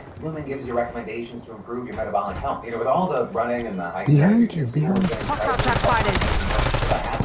my daughter, if I need to fuel up. Again, I just breathe into it before and after workouts and meals to know what's happening in my body in real time. So if you want to take the next step in improving your energy and health, just go to lumen.me/DeFranco. Scan the QR code to get 20% off your Lumen. That's lumen.me/DeFranco for 20% off your purchase. Thank you, Lumen, for sponsoring Oh my the show. God. Then we should talk about huge government cuts, more power to Elon Musk, bans on certain media outlets, a fired watchdog, overhauls of foreign corruption, accusations in the Senate, court orders, lawsuits, mayhem. There's just a fire hose of political news that we need to talk about. So first up, let's dive into Donald Trump's most recent executive order. Starting with Trump now pausing investigations and prosecutions under the Foreign Corrupt Practices Act of 1977, which criminalizes corporate corruption in foreign countries. And with this, critics argue it essentially legalizes corruption by Trump, saying that this move will mean a lot more business for America. And that is the New York Times describes it as a far more transactional approach to the Justice Department's handling of corruption.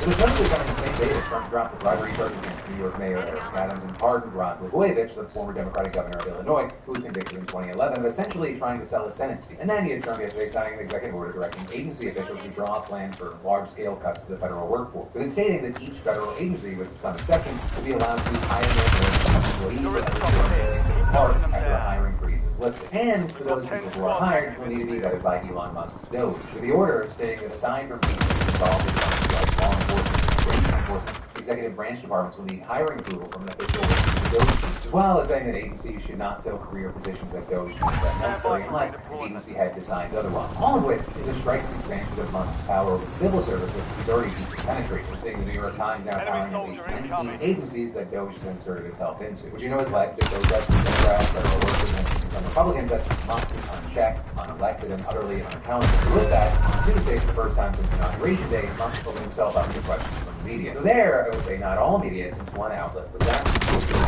And it turns out, reportedly, that was because the White House had threatened to bar the AP if it didn't change its style in the Gulf of Mexico, which Trump renamed the Gulf of America. And there, we saw the outlet refuse, and so the White House apparently made good. But the AP is saying that one of its reporters tried to enter the as usual, but was turned away, saying that the evening another of its reporters was also barred from the White House's diplomatic reception room, which is why Julie Pace, AP's senior vice president and executive editor, say it is alarming that the Trump administration would punish AP for its independent journalists, and adding, limiting our access to the Oval Office based on the content of AP's speech not only severely impedes the public's access to independent news, it plainly violates the First Amendment. And this notably comes after the Trump administration reportedly evicted several media organizations from their workspaces at the Pentagon and replaced them with friendlier ones.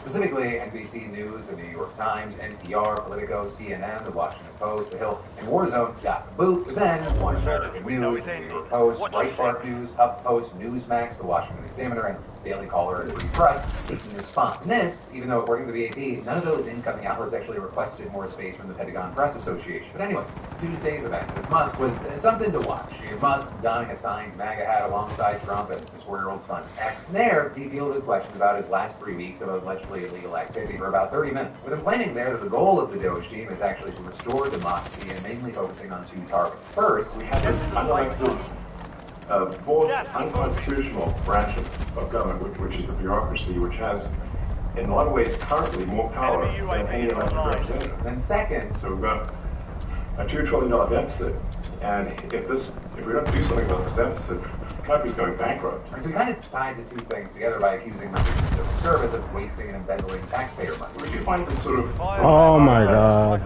You know, there are quite a few people in the bureaucracy who have ostensibly a salary of a few $100,000, but somehow manage to accrue tens of millions of dollars in net worth. I need to stop using my back. While they are in that position. Musk specifically claiming that people like that work for USAID, though we provided no further details or evidence. And then later, he also claimed that fraudsters from foreign countries are taking advantage of the U.S. federal entitlement programs to the tune of $1 to $200 billion a year. But again, there he didn't provide any specific details or evidence. We did make similar claims throughout the event, such as that tons of federal contracts are just fraud, kickbacks, or that USAID was influencing elections in other countries. So, when it came to his supposed discoveries, Treasury, he did at least get a little more specific, if not bringing evidence. basic controls that should be in place, that are in place in any company, such as making sure that any given payment has a payment categorization code, that there is a comment field that describes the payment, and that if a payment is on the do not pay list,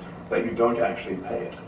None of those things are true currently. With Musk then claiming again without evidence there that blank checks are flying out the door to terrorist organizations, known fraudsters, and other sources of waste that don't match any congressional appropriation. Then next up, you had him going after Social Security, saying the Doge had found 150-year-old presumably dead enrollees and payments with no identifying information. Though here, some context is important, because undeniably, Social Security fraud, it does exist, but whether or not someone considers it widespread and extraordinary, a lot of the time it comes down to opinion or point of view. What I mean by that is, you had an Inspector General's report last year finding that from 2015 to 2022, the agency had issued $71.8 billion in improper payments. You know, is why some saying that's an absolutely massive amount of money, but then people on the other hand going, it is, but it's only about 0.84% of the $8.4 trillion paid out in benefits over that time. So that in part touches on why you're going to see people having different opinions and takes, even though they are kind of coming from the same understanding. But then, after all that, Musk opened the floor to questions, and a reporter asked him about criticism that we're considering a hostile takeover of the federal government. And there, we saw him respond by citing the November election and saying, You couldn't ask for a stronger mandate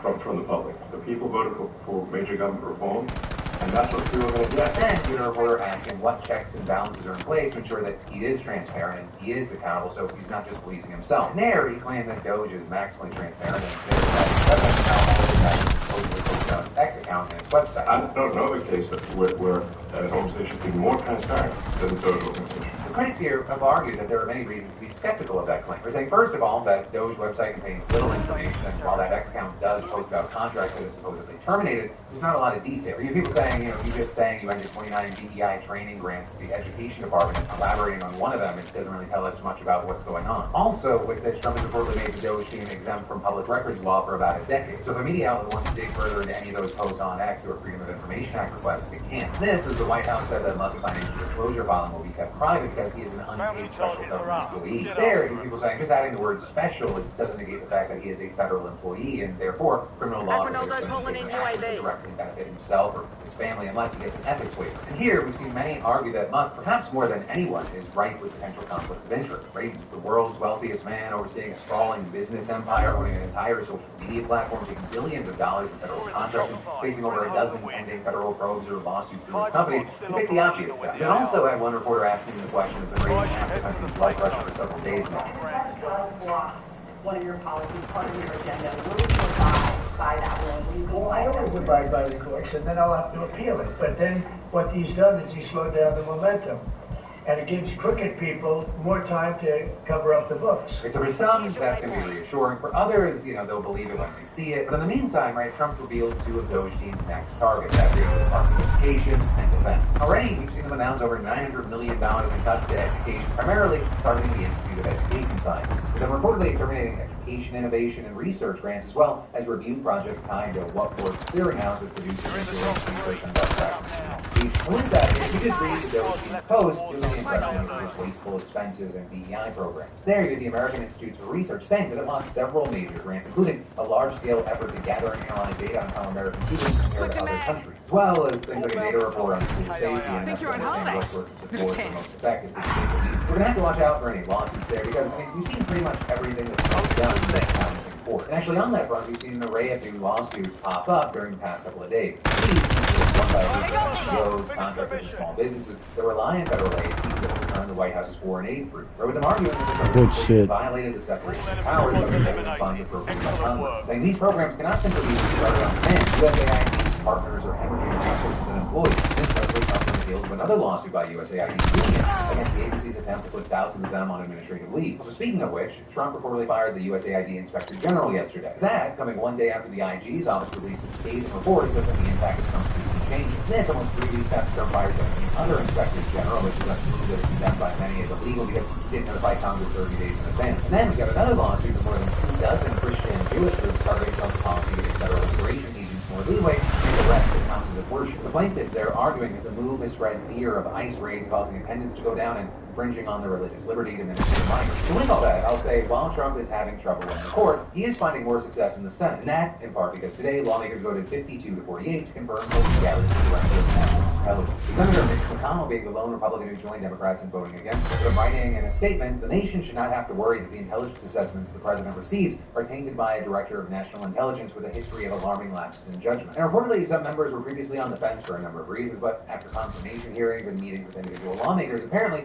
she was able to calm their concerns enough to win over their votes. So with that said, Gabbard is now set to oversee the entire American intelligence apparatus. Also, notably, more confirmations are coming in, with the Senate now voting 53 to 47 to advance the nomination of RFK Jr. as Health Secretary. This time, Mitch McConnell voted in favor, though we'll see if he does the same during his confirmation vote, which will probably come Thursday. Though really, it doesn't appear that it's going to make a difference in actually getting confirmed or not. But then finally, the last big confirmation that we're waiting on is Kash Patel, Trump's nominee for the FBI. So here, I'll say his name's in the news for a different reason, with Dick Durbin, the top Democrat on the Senate Judiciary Committee, accusing Patel of secretly orchestrating a purge of career FBI officials before he's even been made director. Because according to Durbin, who outlined this in a letter to the Justice Department's Inspector General, highly credible information from multiple sources revealed this alleged misconduct. And he claims that if the allegations are true, then the acting number 2 at the DOJ, Emil Bowe, fired career civil servants solely at the behest of a private citizen. And that furthermore, Patel, quote, may have perjured himself at his confirmation hearing. Right now, because during his live testimony and written answers afterwards, Patel said he was not aware of any Trump administration plans to fire FBI officials. So you have Durbin concluding, if this man is so fast and loose with the truth before our committee now,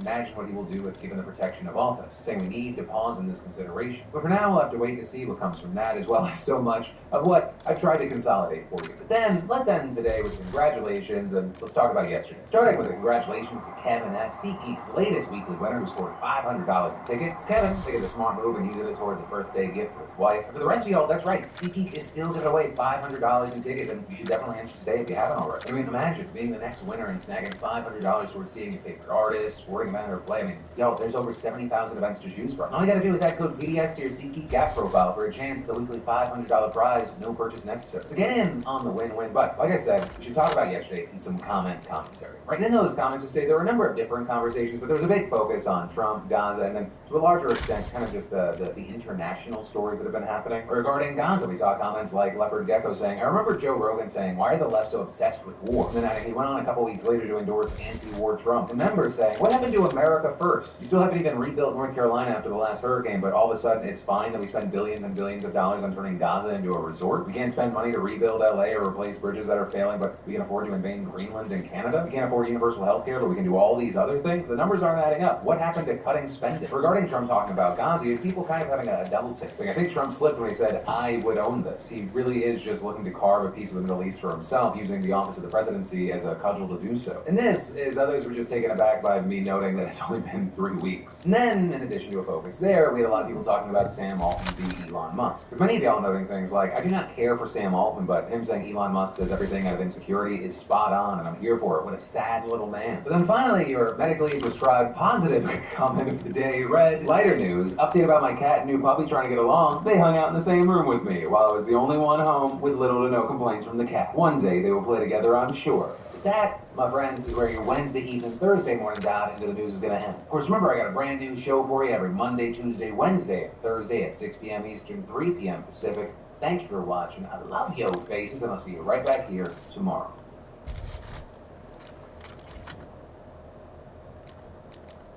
How about this Taylor Swift, Kendrick Lamar, Adolf Hitler craziness? Vice President Vance said U.S. judges aren't allowed to control Trump's legitimate power in what many are calling the beginning of a constitutional crisis. And what the heck is actually happening in South Africa? We're talking about all that and much more on today's brand new Philip DeFranco show. You daily dive into the news, how it's being covered, and how people are reacting to it, starting with this. The Super Bowl happened last night, and a lot of different people had a lot of different feelings about a lot of different things. As far as the actual game, right? Chiefs versus Eagles, pretty much everyone except Chiefs fans were very happy with the results. It was just a brutal beating. Even the score of 40-22 made it look closer than it actually was. Like, one of the Chiefs' touchdowns happened after the coach of the Eagles got doused with Gatorade. So that also made the game kind of boring for a lot of people who didn't have a dog in the fight. And separately, there was the Taylor Swift of it all, where she was there to watch her boyfriend Travis Kelce play, and when her face got put on the Jumbotron, she got booed like crazy.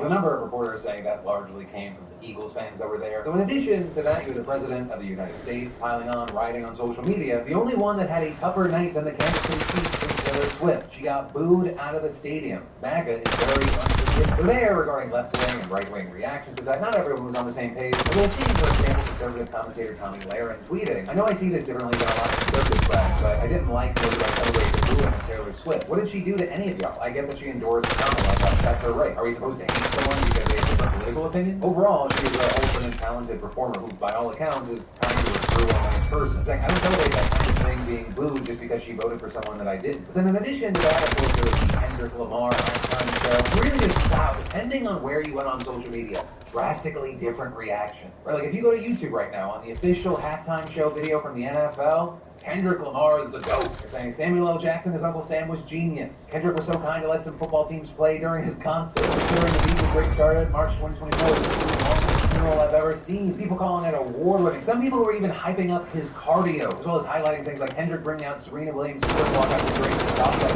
publicly for years and obsessively threw shots at her for turning him down is so wild. Chaotic. Then you go to Twitter, you look at some headlines, you have people going, was this the worst halftime show in history? And there, of course, you have kind of a negative reaction. It seems to across three things. There's seemingly some everyday folks, and there was also a political licensing angle, and of course, Drake fans. But around the political stuff, you had some calling it the DEI halftime show, some the halftime show you just watched is clearly the regime's response to some authoritarian black. So I will say, regardless of the fact that Kendrick was announced as the performer before the election, you would also think Matt Gaetz would know better than to kind of walk a little bit back. And I say that because like half of the responses to him are just people running for lyrics and not like us. Then aside from the political stuff, there also takes like it just didn't feel super entertaining. Some saying they just didn't understand what he was saying. And of course, bringing it back to the Drake and Kendrick Lamar of it all. Some saying that Drake would put on a better performance. Here, I'll say two things. The first is I would love to know your thoughts about the performance. What was your reaction? But then also too, I'll say there was a very real question of would he perform Not Like Us at the Super Bowl? Because while Kendrick performing that song at the Super Bowl was seen as kind of a victory lap, notably Drake is also suing UMG for defamation. So this is an happening, and he's accusing the label of releasing and promoting a song that included all the sexuality allegations that are against it. And actually, before the kicked off, Drake's legal team issued a statement ahead of time masquerading as a champion of artistic freedom by saying there is nothing entertaining about pedophilia or child abuse in the real world. With that saying, we are confident in the And then finally, with everything Super Bowl related, let's talk about Matt, because Tommy did another one of the Super Bowl versions of a shot on his phone. With the one last night showing him sitting in a dentist chair talking to his phone. Well, last night there were a number of different things you could get. As of this morning, Kanye West is just straight up selling swastika shirts. It's a white shirt with a swastika on it. It's labeled HHO1 with the ADL seller's code for Hail Hitler. Well, you also had the ADL condemning Kanye for this. You were not alone. There were tons of other people doing it as well. People, among other things, outraged that he was even able to buy a Super Bowl commercial for Nazi merch. So I'm adding, obviously Kanye is an idiot and deserves any backlash, but Fox sold him advertising space during the biggest TV event. They should be catching flack too. But this new product launch is really not that surprising, because its release followed an hours-long anti-Semitic rampage on X where Kanye said he was a Nazi and that he loved Hitler, as well as saying, some of my best friends are Jewish and I don't trust any of them. I'm never apologizing for my Jewish comments, and I don't even know what the fuck anti-Semitic means. It's just some bullshit Jewish people made up to protect their bullshit. I mean, all of this is Kanye has a history of anti-Semitic stuff. I mean, he talked about in the past going DEFCON 3 on Jewish people. But with West's latest bigoted attempt to get attention, you have people once again calling for his account to get shut down. For example, David Schwimmer writing in a post on Instagram, we can't stop a deranged bigot from spewing hate-filled, ignorant bile, but we can stop giving him a megaphone, Mr. Musk. And saying Kanye West has 32.7 million followers on your platform X. That's twice as many people than the number of Jews in existence. His sick hate speech results in real-life violence against Jews. And with that, we actually did end up seeing Musk chiming in, but not about the Nazi stuff. Instead, you saw him responding to a conservative podcaster calling for Kanye to be banned because he's posting literal porn on the timeline. Which, yes, by the way, was also another thing that he was doing at the time. And there, you had Musk saying that Kanye's account is now classified as not safe for work. So with that, as of this morning, the account just doesn't exist at all. So there, you have most reports suggesting that Kanye deactivated it himself and that it doesn't currently appear to be Musk's doing. But with it appearing that Kanye actually signed off by saying, I'm logging out of Twitter. I appreciate Elon for allowing me to vent. It has been very cathartic to use the world as a sounding board. But yeah, with all that said, this is a news show, but I also want it to be a conversation. So I gotta pass the question off to you. What are your thoughts here? Reactions, opinions, reasoning, anything and everything, I'd love to see in those comments down below. Actually, I'd like to see the first story or anything else I covered today. And actually, some of your comments may make the show tomorrow in commentary. But then, to move on to other stages, we need to talk about how Elon Musk and J.D. Vance, right, two of Trump's closest allies, they are now openly suggesting that the court do not in fact have the power to block Trump's actions. So there's a growing crisis and question of, well, what happens if they just ignore the law? What happens when the executive branch just says, no, you know, the judiciary's authority to serve as a check on executive power? You know, with that, this whole conversation goes back to this battle over Doge and whether or not it has the authority to access the Treasury Department's payment system. Because, you know, Musk and much of the Doge team, they're reportedly special government employees, which is a class of federal worker that face less strict rules on ethics and financial disclosures than other staff. And with all that, you might have seen one 19-year-old Doge employee who was reportedly fired from a previous internship at a cybersecurity firm for leaking competitors. Not to mention, Trump's been granting temporary security clearances to officials who haven't been fully vetted. You know, all of that being part of the reason why alarm bells were ringing when Doge demanded access to the payment system. A system that not only disperses trillions of dollars in federal spending a year, but also holds sensitive personal information about millions of Americans.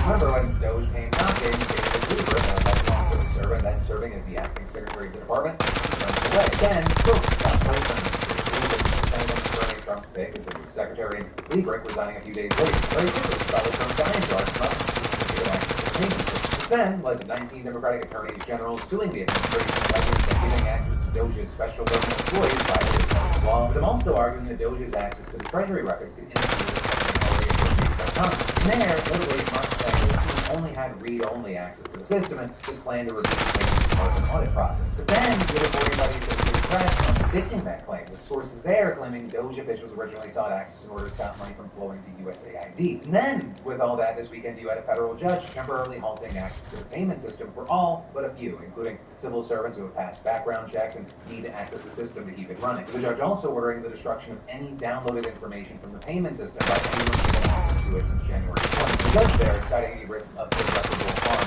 added the risk that the new policy presents of the disclosure of sensitive and confidential information and the heightened risk that the system is likely to be more vulnerable than before. The then saying Musk's response following the decision absolutely insane and claiming Shady is going to protect scammers. From there, the criticism has gone from expressing disappointment or disagreement with the judge's decision to questioning his authority and calling for him to be removed. With Trump, for example, saying, no judge should frankly be allowed to make that kind of a decision. It's a disgrace. So then, Musk sharing a reaction by conservative commentator Glenn Beck and adding a corrupt judge protecting corruption needs to be impeached now. Musk also sharing another post suggesting that the Trump administration may have no other option but to defy the judge's ruling. And finally, you had J.D. Vance piling on, writing on X. If a judge tried to tell a general how to conduct a military operation, that would be illegal. If a judge tried to command the attorney general on how to use her discretion as a prosecutor, that's also illegal. Judges aren't allowed to control the executive's legitimate power. And this is notably Vance, who's a graduate of Yale Law School, suggested more than once in the past that presidents like Trump can court orders if they think it infringes on their rightful executive powers. Well, this post didn't go quite that far. It arguably carries more weight now than the vice president. So with that, you have people like one who law professor highlighting Vance's use of the words legitimate powers and pointing out that the judiciary uses the word deciding what the president not do, and going on to say, the concern is that the vice president's statement suggests that the executive branch is prepared to refuse to comply with a court order based on the president's own view that he has a power that the courts have concluded he does not. Adding, a president who orders his officials not to comply with court orders would be creating a constitutional crisis. And this is you also have people like Liz Cheney writing on X that if you disagree with the adding, you don't get to rage quit the Republic just because you are losing. That's true. But all I said, I do want to be clear. At this point, the Trump administration is reportedly today, for example, the DOJ filing a motion to have the judge's order lifted, said that quote remarkable resolved immediately, and then otherwise there's a hearing. And of course, with all this, it's important to remember this is just one of Trump's efforts that have been met with legal roadblocks since he took office. The judge has already stopped it. Thousands of USAID workers on leave and transferring today, a judge will be deciding on the fate of the buyout offers of all federal employees. So right now, with Trump already proving a willingness to push the envelope of presidential authority, people wondering where would he stop? What would happen if he just ignored the authority altogether? Then shifting gears, we should talk about Donald Trump's latest, not only at least controversial, but still possibly illegal executive action. Because Trump has reportedly directed the Treasury Department to stop minting new pennies, right? America's 1-cent coin, with him writing on social media. For far too long, the United States is minting pennies, which literally cost us more than 2 cents. This is so wasteful. Let's rip the waste out of our great nation's budget, even if it's a penny at a time. The Iran has a well-documented history of hating on and shitting on the U.S. penny for the last few decades. I was happy to hear this, but also I was surprised. Right? This isn't really something that Trump talked about on his campaign, but notably, he went on the Department of Government Efficiency released X last month, where he also highlighted the penny's cost. Right? And with all that, cost Doge, here, they're absolutely right. That pennies now cost more than they're worth. Last year, the cost of 3.69 cents reduced to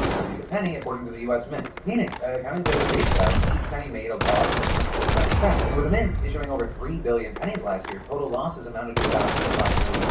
So it's not this is nothing new idea. Experts and government officials of all stripes, they have been calling for something to be done about the penny for years now. I mean, this is a bipartisan issue. Both the Democratic and Republican lawmakers of Congress, for example, they've introduced legislation to temporarily suspend the penny's production, eliminate it from circulation, or require the prices be rounded to the nearest 5 cents. And then, as far as the people, according to polling by Daily Progress, 58% of voters agree that the government should stop producing the penny. Now, with all that said, it's not like there is not any opposition. We see those who support keeping the penny, claiming that getting rid of it would effectively impose a 1% sales tax on consumers and prices under the 99 cents.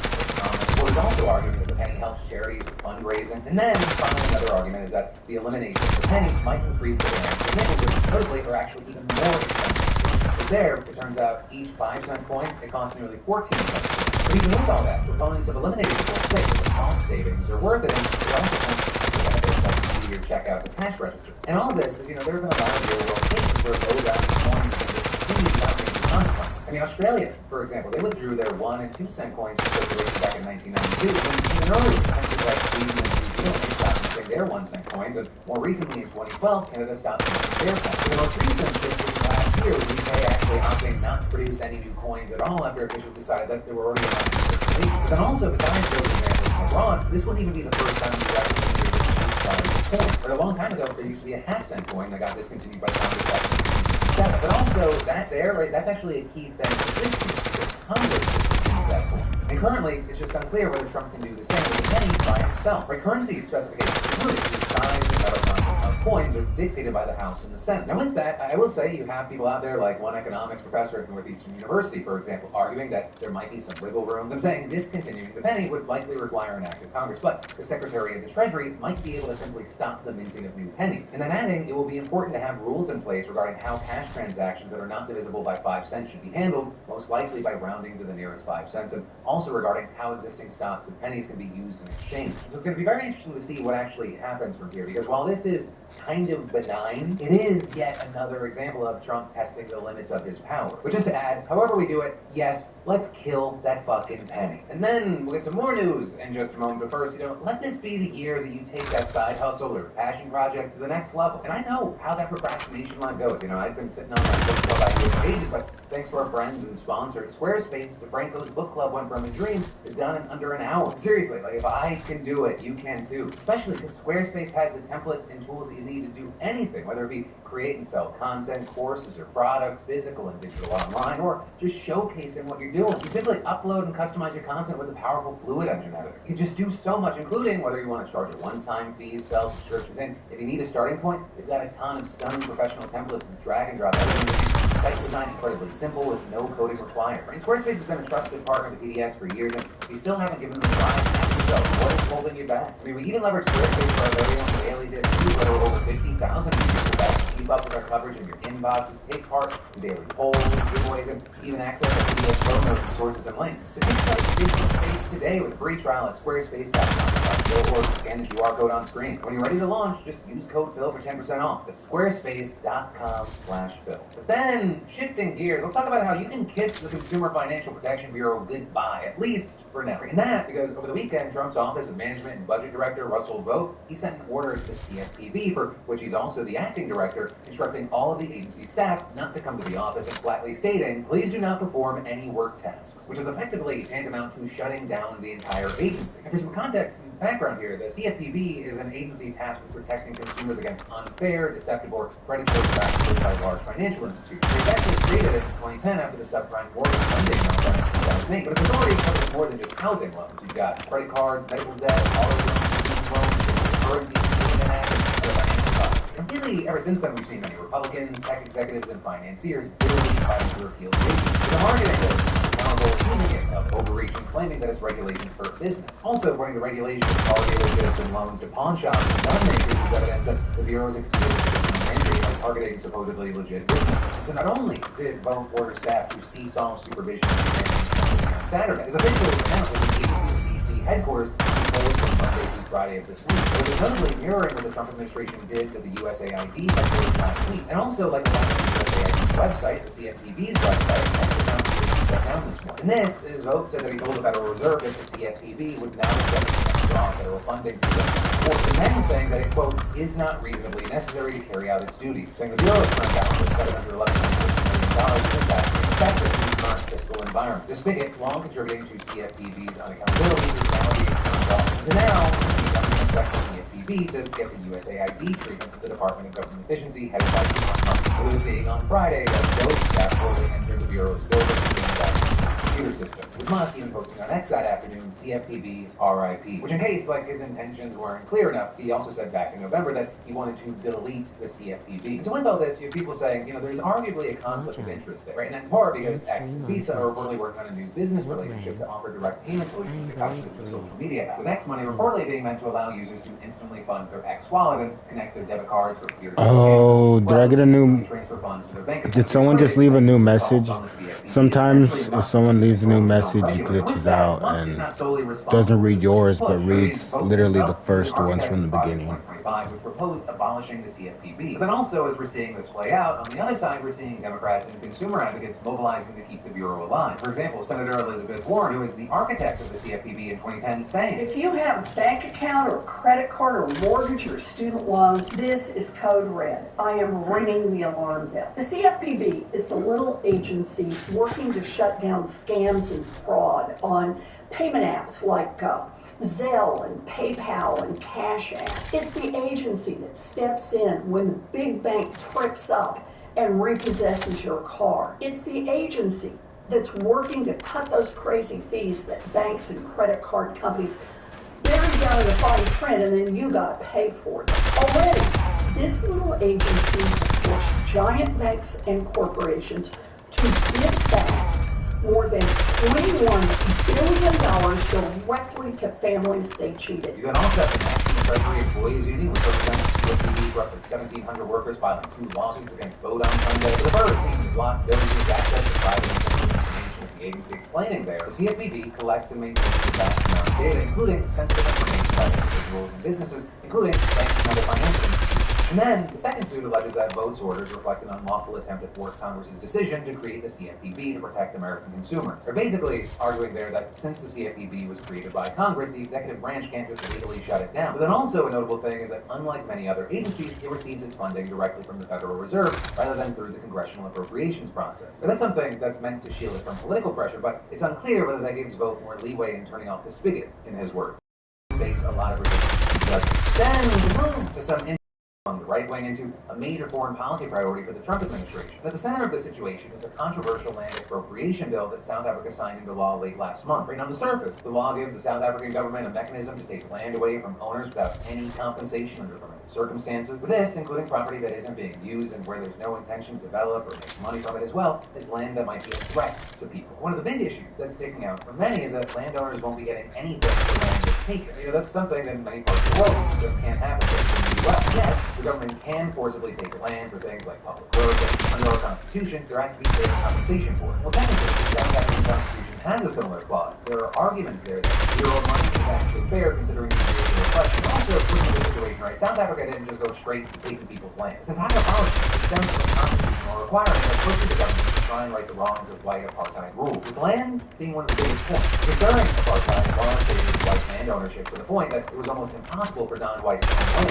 After the apartheid government was removed, the ANC Party tried to tackle the issue under a willing seller, willing buyer policy. meaning that it was always willing to buy white land and distribute to black owners. So the government had expected to have 30% of the private land distributed by 2015, but the end of the following short of their goal, and that year, only 4% of private land and 8% of private farmland had been transferred. In all these efforts, they've morphed into a narrative that white South Africans are being targeted despite the fact that land law doesn't consider them race. With that, then leading to last Sunday, with Trump writing on Truth Social, South Africa is confiscating land and treating certain classes of people very badly. It is a bad situation that the radical left media doesn't want to mention. A massive human rights violation at a minimum is happening for all to see. The United States won't stand for it. We will act. Also, I will be cutting off all future funding to South Africa until a full investigation of the situation has been completed. With that, then being followed up by the news that Secretary of State Marco Rubio will not be attending the upcoming G20 summit that's being hosted there. Although his statement there took a step back from claiming there were explicit human rights violations and instead claimed that the G20 was a platform to promote DEI and climate change. From there, we fast forward to this past Friday, and Trump followed up on his threat by signing an executive order that blocks as much foreign aid to the maximum extent allowed by law. And in that, the order highlighted, quote, countless government policies designed to dismantle equal opportunity in employment, education, and business, and hateful rhetoric and government actions fueling disproportionate violence against racially disfavored landowners. You know, we've actually covered a lot of this stuff in the past as well, but the big thing is that there's a very big feeling among white South Africans that the ANC has gone too far in trying to make South Africa more equitable to the point of being anti-white. And Trump here seems to agree because this order also states, the United States shall promote the resettlement of Afrikaner refugees escaping government-sponsored race-based discrimination, including racially discriminatory property confiscation. Now, for many here, Trump's sudden concern with South Africa coincides with Elon Musk's influence. Right? Musk is from there originally, and his family benefited from apartheid. You know, throughout all of this, he has been in the trenches on Twitter arguing about the topic. Right? For example, after Trump first talked about a situation last Sunday, South Africa's president tweeted out, South Africa is a constitutional democracy that is deeply rooted in the rule of law, justice, and equality. Saying the South African government has not confiscated any land, and then continuing, the recently adopted Expropriation Act is not a confiscation instrument, but a constitutionally mandated legal process that ensures public access to land in an equitable and just manner as guided by the Constitution. And then going on to highlight the only foreign aid they get from the U.S. is for 17% of their AIDS treatment program. There, you had Musk replying with, why do you have openly racist ownership laws? But then all of that being followed up by a week's worth of posts that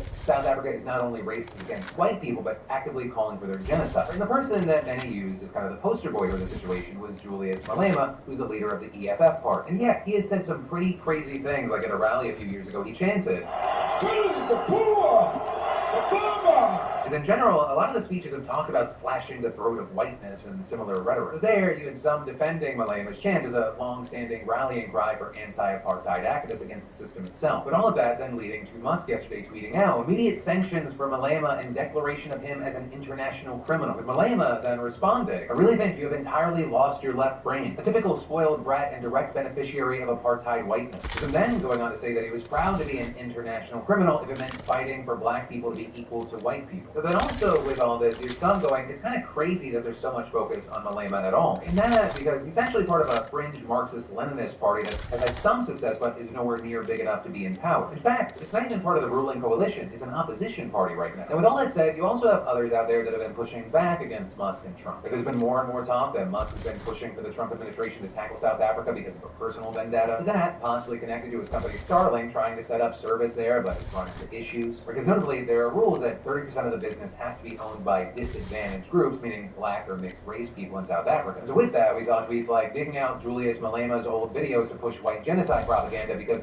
you were told black people need to own 30% of your Starlink for it to operate in South Africa is diabolical. But for now, we're going to have to wait to see where things go here. I mean, everything's constantly evolving. I mean, even as I was recording this for you, the U.S. Embassy and consulates in South Africa released what they said was a fact sheet that added even more reasons the U.S. was targeting the country. So now, on top of the land bill, there are references to South Africa's efforts at the International Criminal Court to target alleged Israeli war crimes in Gaza. Yeah, for now, there does appear to be a movement on the situation, and it's going to be very interesting to see where it goes. But then, finally today, let's talk about the last show and some commentary brought to you by BeautifulBastard.com. Where right now, not only can you snag yourself some of our awesome newer releases like God is Testing Me and A Silly Goose are clearly crushing us after, so clearly thriving, and I'm just joke differ poorly, but also, you can get 50% off some of our fantastic accessories like our emotional candles, our water bottle, our notebook. I mean, those are normally 35 and 25. You can get those for 14 and 10, but you'll have to use code GET50 on Tuesday and Tuesday to get in on that discount on the accessories. But with that said, let's dive into those comments where 85% of them are about the specific news stories that are being covered, but then 15% it's more just some more stuff like Mothman saying, watching this right before my therapist appointment so that I can get my money's worth. I know. And this is not making me faster than the physically sick. Trying to LC-10 remain swap. informed and up to date about this whole circus feels like self-immolation. But then adding, but we can't close our eyes and ignore it. And so with that, I'll say, how about this? Next Monday is President's Day, so that means that a decent chunk of that show is going to need to be pre-shot. I cannot promise you good news, but I will try to give you at least weird news. Right? Weird can be fun and still informative, and there's value there. That said, though, I have really enjoyed that people have started sharing just good news or fun facts in the comments as a kind of lighthearted thing. With, for example, Andrea Mom sharing on that last show, good news for today, Warsaw, Poland has a water system that is controlled by mussels. Mussels are very good at filtering toxins out of water, but when a toxin load gets higher than they can handle, they shut their shells until the toxins subside. Warsaw has 8 pumpers working at a time, monitored by computer. If 4 close their shells, the water treatment plant stops the flow of water to protect you. After 3 months of service, the mussels are relocated to the wild to live out their lives in a It's not replaced landing faster ship. than the Thank you for LC-10. sharing. That was like a little of air as it feels like we're drowning. But then, as far as comments that were more specifically aimed at the news stories we were covering, with blood sharing the fact anyone is believing that $50 million in condoms were sent to a war zone gives me a headache. Did they ever stop to think, hold on, why would they even do that? With Tim saying, oh, it gets better. They tried to say it was to make bombs. So there, you had some chiming in. It's not the fact that they lied, it's the fact that they were getting away with it and people believe them. And while follow wondering, how did they go from don't trust the government to I only trust the government? I swear these people are such hypocrites. But then a fear trigger in George said, let's call a spade a spade. It's not a misunderstanding, it's misinformation. With others replying, no, it's disinformation, as in deliberate lies as opposed to just wrong info. Denver adding, Politico LC-10 still faster. Seriously, they could lose a ton of income because of these lies from the right. But ultimately, that is where we're going to end today's Monday evening, Tuesday morning dive into the news. Of course, remember, I've got a brand new show for you every Monday, Tuesday, Wednesday, and Thursday at 6 p.m. Eastern, 3 p.m. Pacific. Thank you for watching. I love yo faces, and I'll see you right back here tomorrow.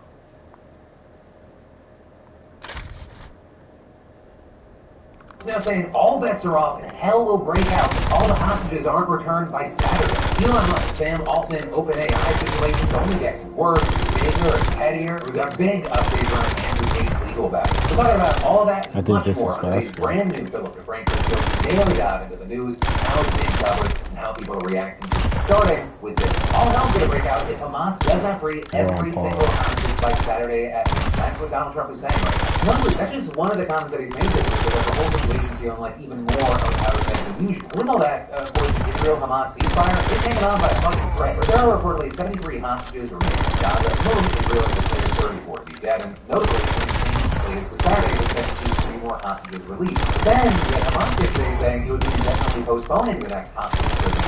The group there accusing Israel of not living up to its end of the deal, claiming that the military was continuing to shoot at Palestinians, keeping them from moving back to the northern part of Gaza, and delaying the entry of medical supplies and shelters. Though notably, Hamas also claimed that it affirmed its commitment to the terms of the agreement, saying, issuing this statement 5 full days ahead of the scheduled prisoner handover gives time for Israel to comply and leaves the door open for the exchange to proceed as planned. But then, with that, you had Trump coming out swinging. If all of the hostages aren't returned by 2103 is It's an faster. appropriate time.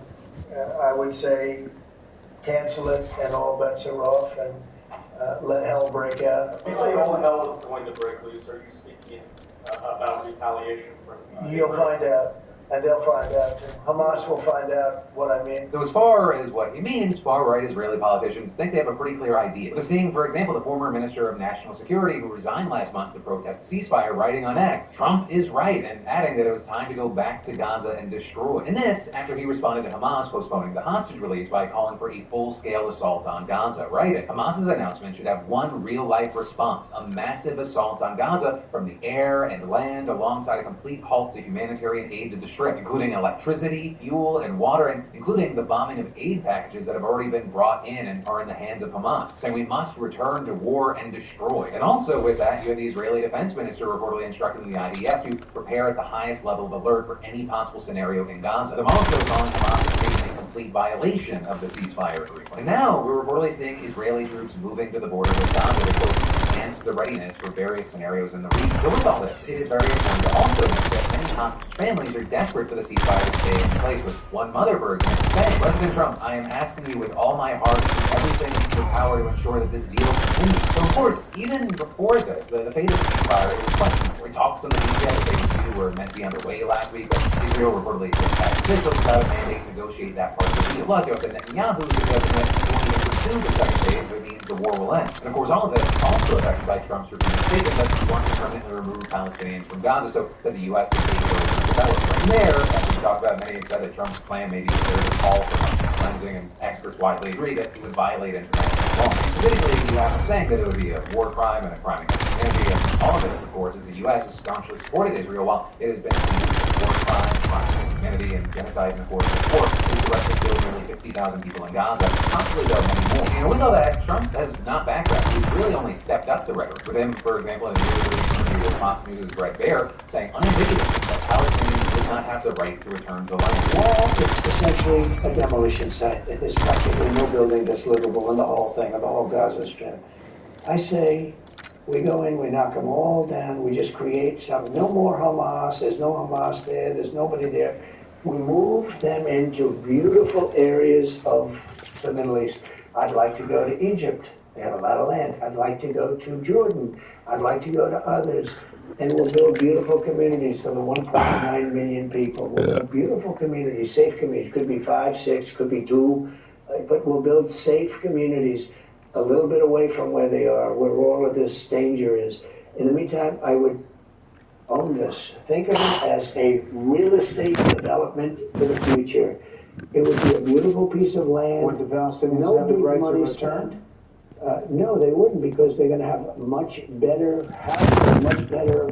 In other words, I'm talking about building a permanent place for them. Because if they have to return now, it'll be years before you could ever. It's not habitable. And with that, you've also had Trump now suggesting that he would cut aid to Jordan and Egypt if they refused his demand to take in most Palestinians from Gaza. And in fact, Trump actually met with Jordan's king today at the White House and again insisted that Palestinians would be resettled there. But of course, this, as Jordan as well as Egypt have repeatedly rejected the idea, with some saying the proposal puts them in an impossible position. But I mean, in Jordan's case, notably more than half the population is estimated to be Palestinian, and this is already a major source of tension. With the same, for example, the executive director of the Arab Center, Washington, D.C., telling the New York Times, what Mr. Trump has done is put the future of the Kingdom of Jordan on the line, saying the strongest political movement in Jordan does not accept the idea that Jordan is Palestine. And then you even had Trump's former Syria envoy saying, obviously the king cannot take those people. This is an existential issue for him, and saying this would be a regime kill. Now with that, the king has now reportedly agreed to take in 2,000 Palestinian children from Gaza who are very sick or have cancer, but he also, quote, reiterated Jordan's steadfast position against the displacement of Palestinians. But for now, that is where we are, and we'll have to wait to see whether or not Trump keeps on insisting on sticking to this plan, and if he does, what the consequences would be. But then, switching gears to news we haven't updated on in a while, Andrew Tate's legal problems have now reached the United States. And that because a woman just filed a lawsuit in Florida accusing both Andrew and his brother Tristan of luring her to Romania for sex work. With this reportedly being the first suit that's been filed against them here in the States, but it also boils down to they've been having cases ongoing in Romania and the UK. Now, as far as the woman in the US case, she's only been identified as Jane Doe, and in her suit, she claims that she first met Tristan Tate online at the age 20 in 2021, and she met up with him in Miami. She then alleges that they became romantically involved, and he asked her to join him in Romania. But then she alleges that after arriving in the country, things felt off, right? She was told she couldn't have friends outside of ones Tristan introduced her to. She was living with several other women, including ones who were working long OnlyFans hours, and she, quote, became concerned she was lured to Romania on false pretenses. The suit then also points to another woman identified as Mary Doe, claiming that she moved to Romania because she believed she was in a relationship with Andrew, but he restricted her movements, coerced her into group sex, and referred to her as a slave. On top of Jane Doe accusing the brothers of forcing her into sex, he also claims that detained her after she gave testimony to Romanian authorities. So because as you have the New York Times explaining, her suit appears to include details about the allegations about both Andrew and Tristan being arrested. They actually sued Jane Doe for defamation back in 2003, claiming that she and another woman conspired to falsely imprison them with fabricated evidence. So I'm telling you, the brothers calling Jane Doe a professional con artist, accusing her of pursuing a relationship with Tristan in order to move to Romania and defraud both brothers. The Tate saying that she was free to come and go from their estate, that they had security video to prove it, with the suit adding she was not restrained in her movement, never confined, never controlled by any person. No, she threatened in any manner and always had free will. But now, Jane Doe says that the defamation lawsuit the brothers filed against her is part of an effort to hold her in the testimony.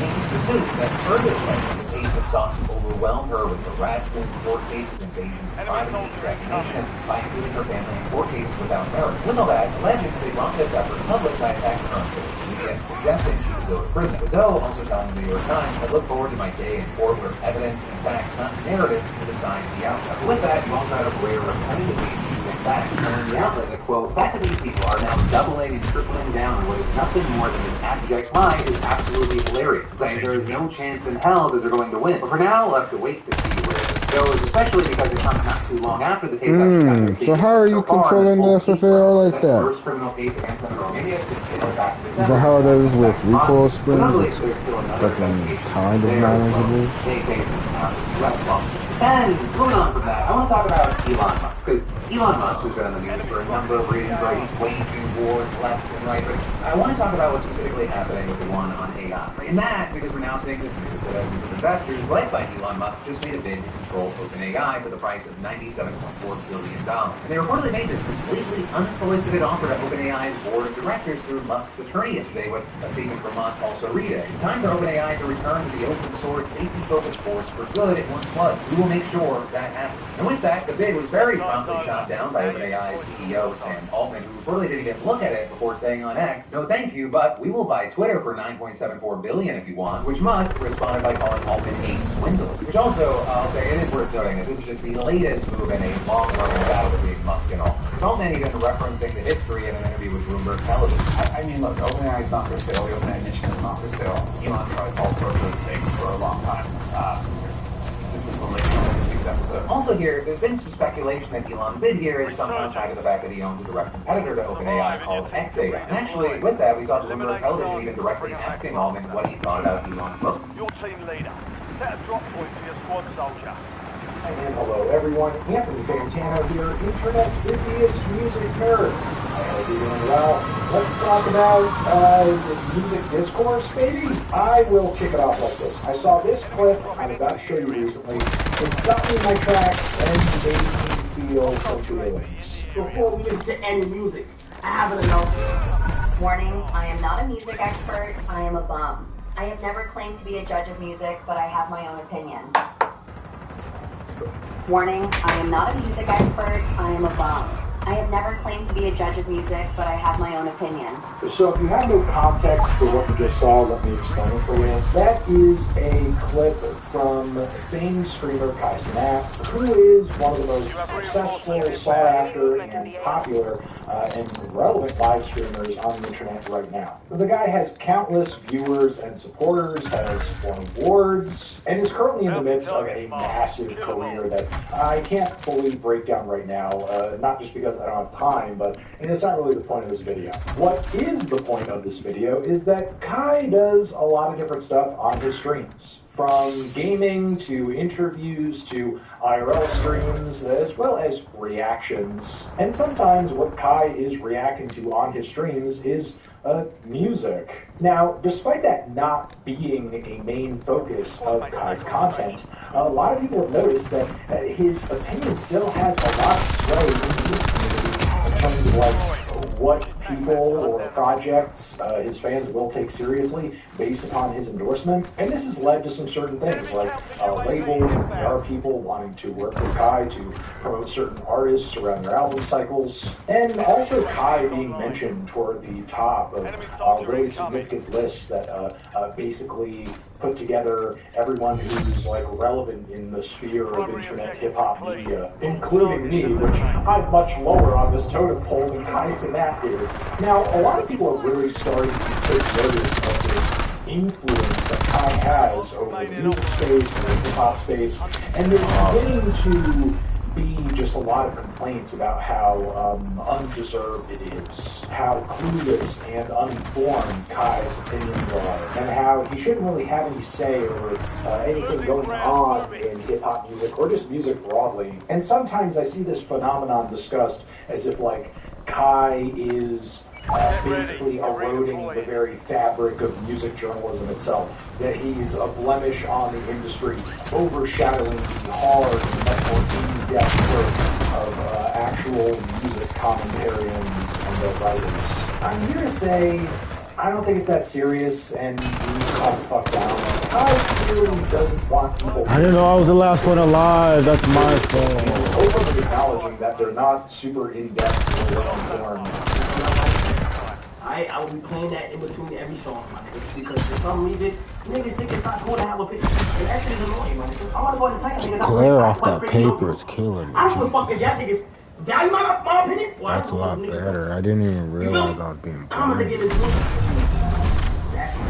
And while personally, I have had my disagreements with Kai and that was enough to demote me in the past, like most notably this really weird blow up that he had over how all my class again. Lil Nas X's music video content was. Like, relax. But with that being said, I just don't see how what Kai is doing is all that harmful. Because speaking as the guy who a lot of people see as like Mr. Music Review, I just see what I am offering and what Kai is offering as completely different things. And while maybe he is highly influential in the music space, it's in a totally different way that I am or anybody doing anything similar to what I do. I mean, the fact of the matter is, even if Kai Cenat was on his stream doing super in-depth analysis of various new albums that have come out, I don't think that's something that his fans would want from him anyway. That's like not the appeal of his streams or the content that he does. He makes like, you know, vibes shit. You're just kind of there, pulling up, having fun, chilling out, having a good time. Whatever is new and most relevant and on the docket to be talked about is going to be talked about. If that so happens to be an album, they're all going to have like a universal experience together, just kind of hearing it. And they're going to agree, they're going to disagree, and it's going to get exposure on Kai's stream in the same way that, I don't know, maybe some band might if they played an episode of the Jimmy fucking Fallon show. And that's no disrespect to Kai. Like, I think he's a very entertaining guy who most definitely has a standout personality, but very much the way that I read his content is he's kind of like a talk show host for the live streaming age. And I don't really see what he's doing as a harm or a detriment to music reviews or music analysis, because what he's doing is in no way a replacement for it. Like, the guy's audience is very young. They barely formed their own opinions around anything yet. If they're taking a music opinion from him seriously, it's most likely because they think he's cool, or they think he's funny, or they see themselves in him in some way. And there's nothing inherently wrong with that. I mean, there's room for different types of content that appeals in different types of ways. And look, as much effort as I try to put into my own reviews in terms of, like, you know, the messages I'm trying to get across or the ways I'm justifying my opinion, I can't deny it. Like, I have my own appeal in that way too, because there are lots of people who watch my content because they see themselves in what I do in some way. For me, again, even if there is like an attempt at depth there, there's also the vibes appeal too. Maybe it's not everyone's vibe, but it's certainly the vibe of at least a few million people. I basically bring all of this up to say that for as long as music and art criticism has existed, it has never been the primary way through which people are necessarily exposed to or turned on to art. Like, it's definitely a way that can be a gateway into certain artistic works and can certainly be a tool for trying to gain deeper understanding of art itself. But throughout history, art and human communication around art has been distributed and disseminated in a variety of different ways. Art criticism is just one. And for as long as contemporary art criticism has been a thing, there have also been radio shows and talk shows and all sorts of media. I have to look at true game data real quick. Taken away from the I have an power and idea. significance of art criticism itself, because it's doing something different than art criticism itself. So yes, while again Kai does have a lot of influence in the music space and the hip-hop space, maybe more than you think your favorite music reviewer should, he has a different kind of influence in the music space. Even if his opinions aren't necessarily the most informed, I would at the very least hope that he's passionate about the things that he's advocating for and saying he likes or doesn't like. But yeah, those are going to be my thoughts on that topic. Let me know what you guys think about all of this in the comments. Is Kai Cenat destroying the very fabric of music coverage as we know it? Let me know. You're the best. Over here next to my head, it's another video that you can check out. Hit that up or the link to subscribe to the channel. Anthony Fantano, Kai, Sanat, forever. Interesting. Federal purge the beginning of a Red Scare 2.0, and if so, what are the long-term risks? Wealthy investors and billionaires are exploiting loopholes that are screwing over Medicare to the point that it could die. We need to talk about the over $20 billion new state of play when it comes to money, politics, and elections in the U.S. We're talking about all that today on your brand new Philip DeFranco show. You daily dive into the news, starting with this. Which today is the first President's Day since Donald Trump took office for the second time. And at around just a month in, he has already implemented countless policies that will define his legacy and change the landscape of the American political system forever, especially when it comes to the administrative state of Trump's ongoing efforts alongside Elon Musk to dismantle American bureaucracy as we know it. But a big thing with looking at news now and looking forward is also taking a look back. Because notably, this is not the first time a president has conducted a mass purge of the bureaucracy. It actually happened during the Red Scare as well. We've also already seen countless comparisons between the McCarthy era and what we're seeing now. So with this being President's Day, I wanted to take a closer look at the past and what it might be able to tell us about the future. Because in the 1946 midterm elections, Republicans captured both the House and Senate after running campaigns centered on anti-communist attacks. One of the most notable among their ranks being Republican Senator Joseph McCarthy, who was forced to warn the perpetrator of the Red Scare. And under pressure to act the following year, President Harry Truman signed a loyalty order which directed the Secret Service Commission to screen the background of every federal employee for evidence of disloyalty. Those screenings, they covered everything, including records across government, police departments, past employers, and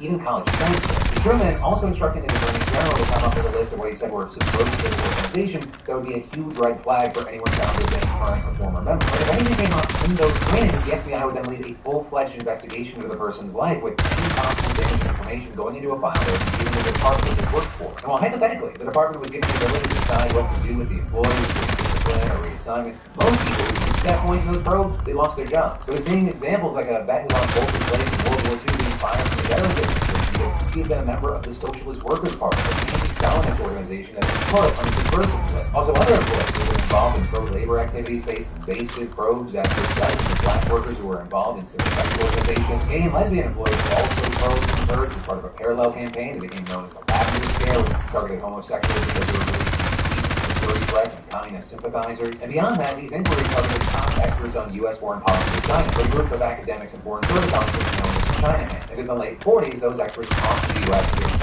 deeply involved in the Chinese Civil War, with a warning that Mao's victory was inevitable and the U.S. should instead exploit fissures between him and Russia to counter communist forces in the region. And in hindsight, that was probably good advice, but at the time, it was taken as evidence that they were soft on communism and part of a pro-communist conspiracy within the State Department, so members of the group were purged. But it didn't stop there, right? When Dwight Eisenhower took office in January of 1953, it marked the first Republican-elected president in 2 decades, and his administration continued these efforts in full force. So they're saying Eisenhower signing an executive order mere months after taking office that launched an even more extensive campaign to investigate thousands of potential threats in the government. And again, we saw many gay employees being targeted as part of the order, which defined threats to national security as constituting, quote, any criminal, infamous, dishonest, immoral, or notoriously disgraceful conduct, habitual use of intoxicants to excess, drug addiction, sexual perversion. And so all in all, historians have estimated that between 1947 and 1956, over 5 million federal workers were screened, with a total of 2,700 getting fired and 12,000 resigning. But, and this is a huge key takeaway, not a single spy was ever discovered as a result of either Truman or Eisenhower's efforts. Now with all that, defenders of the effort argued that it was successful in deterring potential subversives from joining the government, but there you have many historians saying that it also likely discouraged many talented people from joining. And that, while also forcing out experts in fields who were crucial to shaping foreign policy as it related to communist countries and forces at the time. In fact, according to Clay Risen, a journalist who has expertise in the time period, these purges did nothing to actually improve America's security. If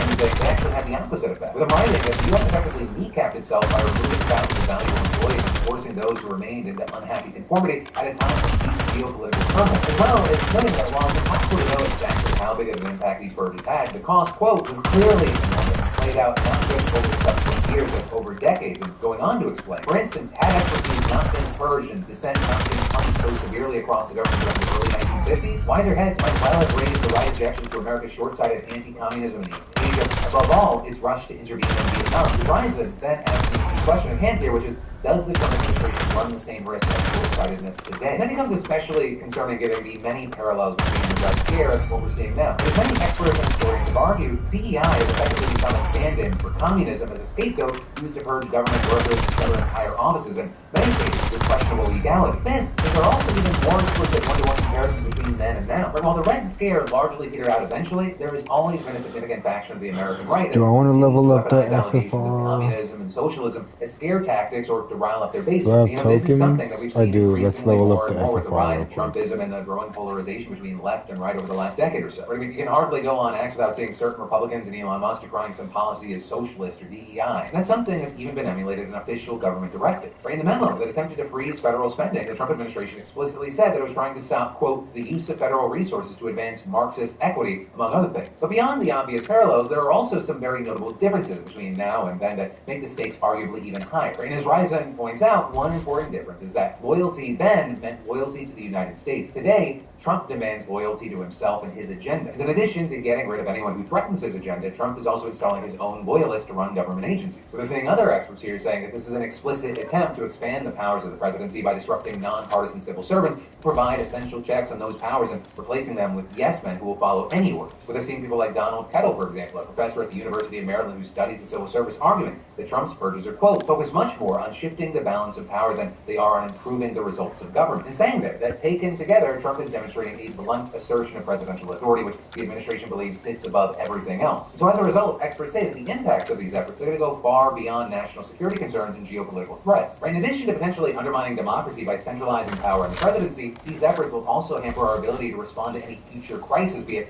a pandemic, a natural disaster, a terror attack, anything, period. As Roger Karma, a staff writer at The Atlantic, explained in a recent article, Trump is committed to dismantling the federal bureaucracy as we know it, and with it, the government's capacity to handle the next crisis. Like an individual who chooses to forego health or fire insurance, most Americans will feel the negative impact of this effort as long as everything in the world runs smoothly. But with that, saying what happens when the next crisis strikes is another story altogether. The Karma then specifically using COVID as an example, arguing that the few successes that the U.S. had in addressing the Nothing pandemic has a faster thanks thing to than bureaucrats with chat, very so I just specific do. expertise who, quote, help limit the damage, often despite Trump's own negligence and attempts to interfere. And going on to say, these are exactly the sorts of steering public servants who Trump is trying to push out of government. And then arguing that if Trump succeeds and pushes out career experts while his loyalists, we could be in a world of trouble when he actually has to face the crisis. Right? Imagine if Robert F. Kennedy Jr., an anti-vaccine conspiracy theorist, had been in charge of the public health apparatus and surrounded not by scientific experts, but by hardcore Trumpists. Asking how many more Americans would have died. And all this is Karma and other experts say that the steps that Trump is taking now to gut the American bureaucracy is going to have a long-lasting impact so far beyond. With that, looking at history, the impacts of the Red Scare purges, they lasted for decades. So what Trump is doing now, you have many saying that he surpassed the Red Scare purges in scale. The Karma here is essentially arguing that we won't notice until it's too late. Right? At first, most people won't notice an agency gutted here or program slashed there. But saying those cuts will make disaster more likely, and when that disaster strikes, whether during Trump's presidency or his successors, the government will be far less capable of handling it. And adding here, what we don't know is how bad that crisis will be and whether Trump will still be in office and face the consequences. But on that uplifting note, that is where I'm going to end this. So, of course, with that, I do want to pass the question on to you. What are your thoughts? If you see what's going on now versus a lot of what we just talked about as being a one-to-one, being parallel, or extreme version, or no, the reaction to what we're seeing now is overblown. Any and all thoughts, takes, reactions, I'd love to hear from you down below. And then, we have some more news in just a moment, but dogs age, what a transition. So dogs age, they go through similar challenges that we do, right? Slower metabolism, less energy, and just overall slower movement, right? Does that sound familiar? In fact, the Nutrition Sponsor Sundays are those their ingredients are top-notch, human-grade quality, things real and meat, organ, and superfoods without any of the artificial stuff. Just like we take care of our own health, it's so important to focus on our furry family members too. It's also air dry, kind of like beef jerky, so I don't have to worry about it taking up space for it. It was an actual vet who created something that kibble wasn't cutting it, but didn't have time to cook it. It really does. I'll say I started my dogs on it early and for you, it's not too late to start a healthy dog plan for your dog, no matter what age. I'll also say for home delivery, that is where it is at. Just make it easy. So if you're ready to level up your dog's diet, just head to sundaysfordogs.com/Bill or scan the QR code to get 50% off your first order of Sundays. That's 50% off your first order of dog food with human-grade ingredients. sundaysfordogs.com/Bill. Your dog will be happy you did. But then, to switch gears into something that I want to deep dive into with you, let me first start by grossly oversimplifying the American economy for a second. With that, the most income earners can roughly be split into two classes. Those who are living by working for a wage or salary, those who primarily primarily live off of interest, dividends, capital gains, rents, royalties, and other forms of passive income from investments. And generally speaking, that first group tends to be much less wealthy than the second. Yet, for a very long time, Medicare Part A was funded almost entirely by taxing the first group, but not the second. Because Medicare Part A was covered inpatient hospital care for tens of millions of Americans, and nearly taking all of its funding from the payroll tax. For that, shaving off 2.9% of workers' pays that were 2.8% above a certain income level, say $250,000 for a married couple. But if you were an investor in the company employing that worker, the income that you raked in from your investments, it would fall into that tax. And so, in 2010, the Democrats in Congress, they finally decided to change the playing field a little bit. Before, then President Obama signed the Fair Act that created a brand new tax meant to catch those passive income earners. It's called the net investment income tax. Just like the payroll tax, it subjected married couples earning more than $150,000 a year in investment income to tax. The result then contributing to the Medicare Part A trust fund that keeps tens of millions of people on health insurance. At least, that is how it's supposed to work in theory, but in practice, you shouldn't be surprised to learn that things are a little bit different. Because while they were negotiating the bill, the so-called active business owners. Basically, people who are not only invested in business, but actively involved in the day-to-day operation. That meant to exempt small business owners, mom and pop shops, Main Street, groceries, self-employed vegetables, and the like. Then, that also meant that if the owners of enormous corporations were making however flimsy that they were also active, then they may not have to pay the tax. And that's even if the corporation invested in the financial institution's job is to invest in other entities. So to put it simply, they are actively involved in a business making passive income. And in fact, when ProPublica combed through reams of IRS, they found numerous examples of wealthy people doing it. This included people like a former professional poker player, billionaire, TikTok investor, the 23rd richest man on earth, Jeff Bezos. He's also the co-founder of Susquehanna International Group, a giant investment firm that uses computers to get an edge of mere microseconds over other securities trades. Or, in other words, he is exactly the kind of person who tries to mind to design the net investment income tax in 2010. Yet, from 2013 to tax rate in 2018, gas reportedly excluded $5 billion he made in capital gains from the tax. That reportedly saving him more than $300 million that would have otherwise gone to his health insurance. And notably, that's just him. ProPublica also noted two of his firm's partners who reportedly saving combined $120 million the same way. Also, here I will say that is his capital gain, where he reportedly excluded hundreds of millions of dollars in dividends and interest from the tax as well. What we saw is that when ProPublica flipped these numbers in front of actual tax experts, the outlet said that they struggled to explain how gas and partners could justify not paying the tax. In fact, these experts reportedly told them that they couldn't think of a good reason why any financiers making huge profits would be exempt from the tax. But the active business owner thing isn't the only loophole written in the law. There's also an exemption for capital gains and sale of taxable business, which again primarily means smaller firms, but there are some huge ones that take advantage of the law. So here, for example, Donald Sterling, he bought the Los Angeles Clippers for $12.5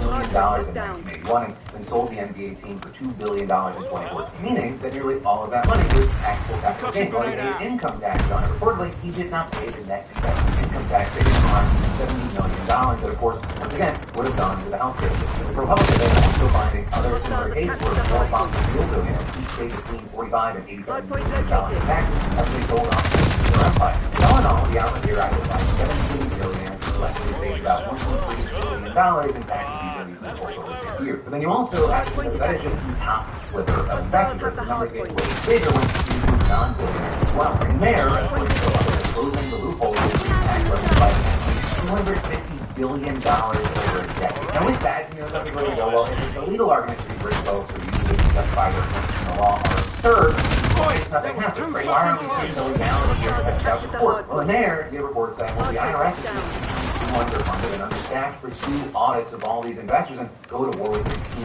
employees. And with that, by the Inflation Reduction Act sought to restore the agencies more money to underfunded agents. But with now Donald Trump in the White House and Republican Congress backing him, people say it is going to go the complete other way. Some say that then the financial solvency of Medicare in jeopardy, because the trust fund that Medicare Part A draws from only pays so much money. When expenses start to outstrip revenues, which is projected to happen by 2030, the program has to get to the reserve. Then, if that keeps up year after year, the trial is projected to happen in 2036, Medicare won't be able to pay out the benefits. By not paying the net investment income tax, wealthy investors aren't just straining the government budget, but they are actively seeing that. The thing is, it appears it wouldn't even take all that much to bring the Party trust fund back into balance over the long term. In fact, according to Medicare trustees who make these projections, simply raising the payroll tax from 9% to 5% or cutting expenses by 8% would do the trick. That's not even touching the net investment tax or a host of other economic factors that influence the program's expense. But what I will say here is that instead of doing that, what we're seeing is that Trump has proposed policies that critics say would dramatically tighten financial squeeze on Medicare and other retirement programs. Most notably here, we're talking about eliminating the tax on Social Security benefits that all but the poorest recipients pay, which, according to the nonpartisan committee for a responsible federal budget, would cut $1.6 billion from Social Security and Medicare over the next decade. If that estimate is correct, Medicare would run out of money in 2030, 6 years ahead of current projections. That's also without considering the potential impact of any of Donald Trump's proposals, things like ending taxes on tips and overtime, yanking up those tariffs, and forcing them to pay into the system by controlling some benefits back. All of which will, of course, without approximately $3 trillion in Social Security's deficit and deplete its funds by 2031. But even assuming that Medicare or Social Security is insolvent, that would make them unsalvageable. For Congress could still restore their balance sheets or just take preventative action before they ever get to that. No. This is both programs that are popular among the general public. Even Republicans, it's possible that if people losing their benefits becomes a real near-term flashpoint, political pressure becomes too great for politicians to let it happen. This is partly why Medicare has come within a decade of itself. That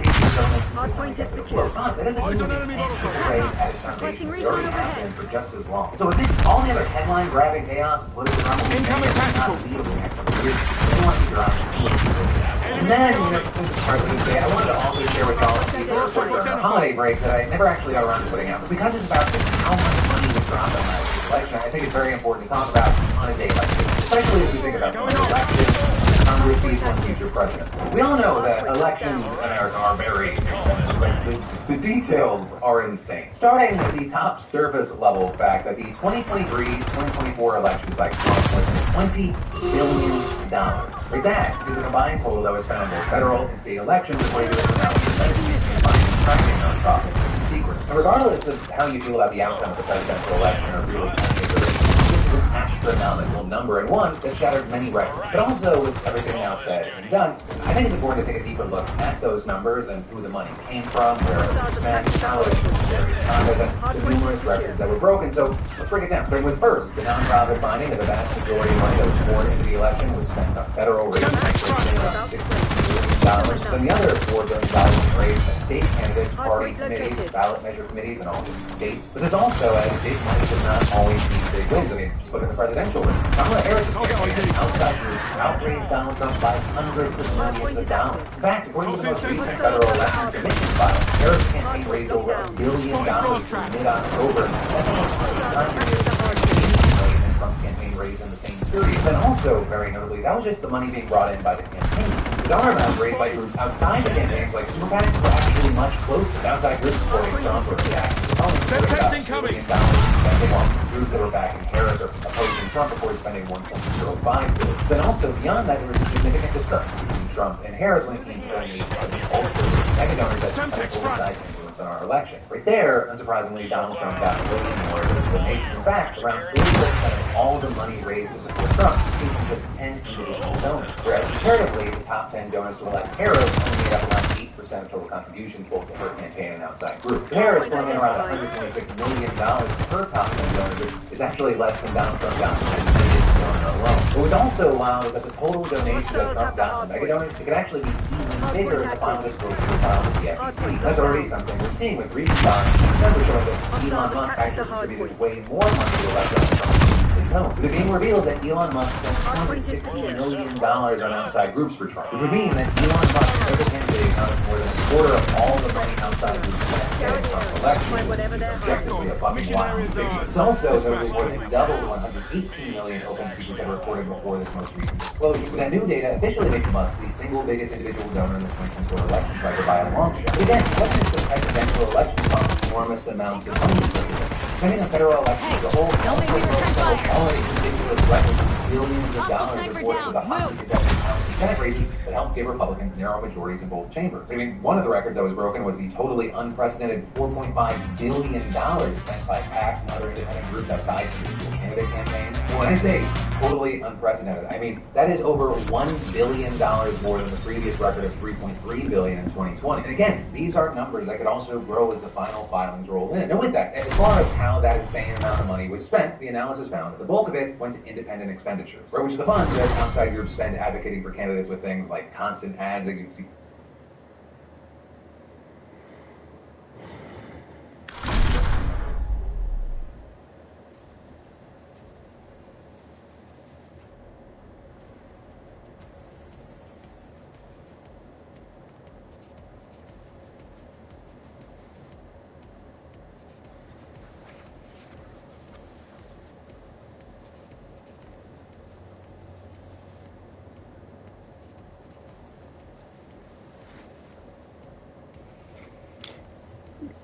Shut up.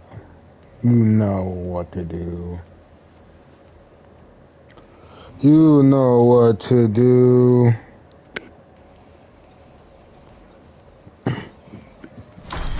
You already know it.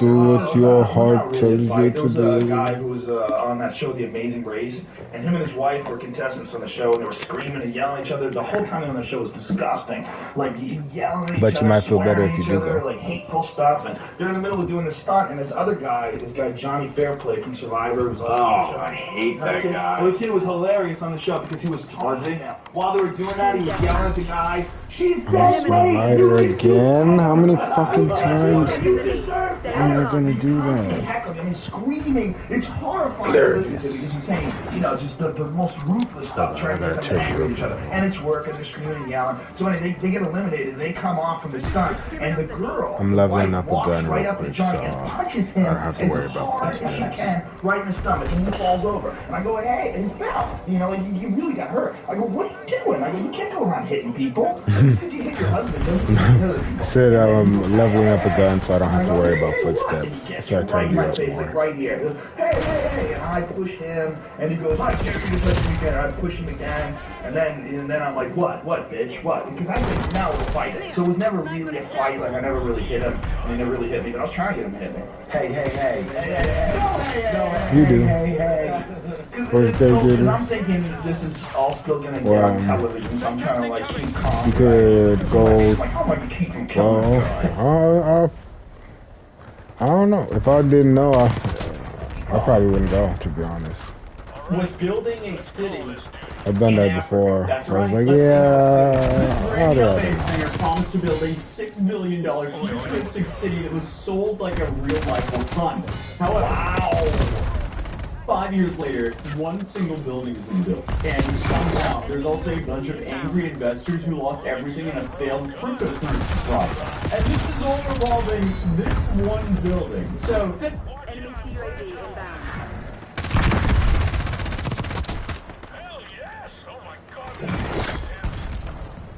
that's it.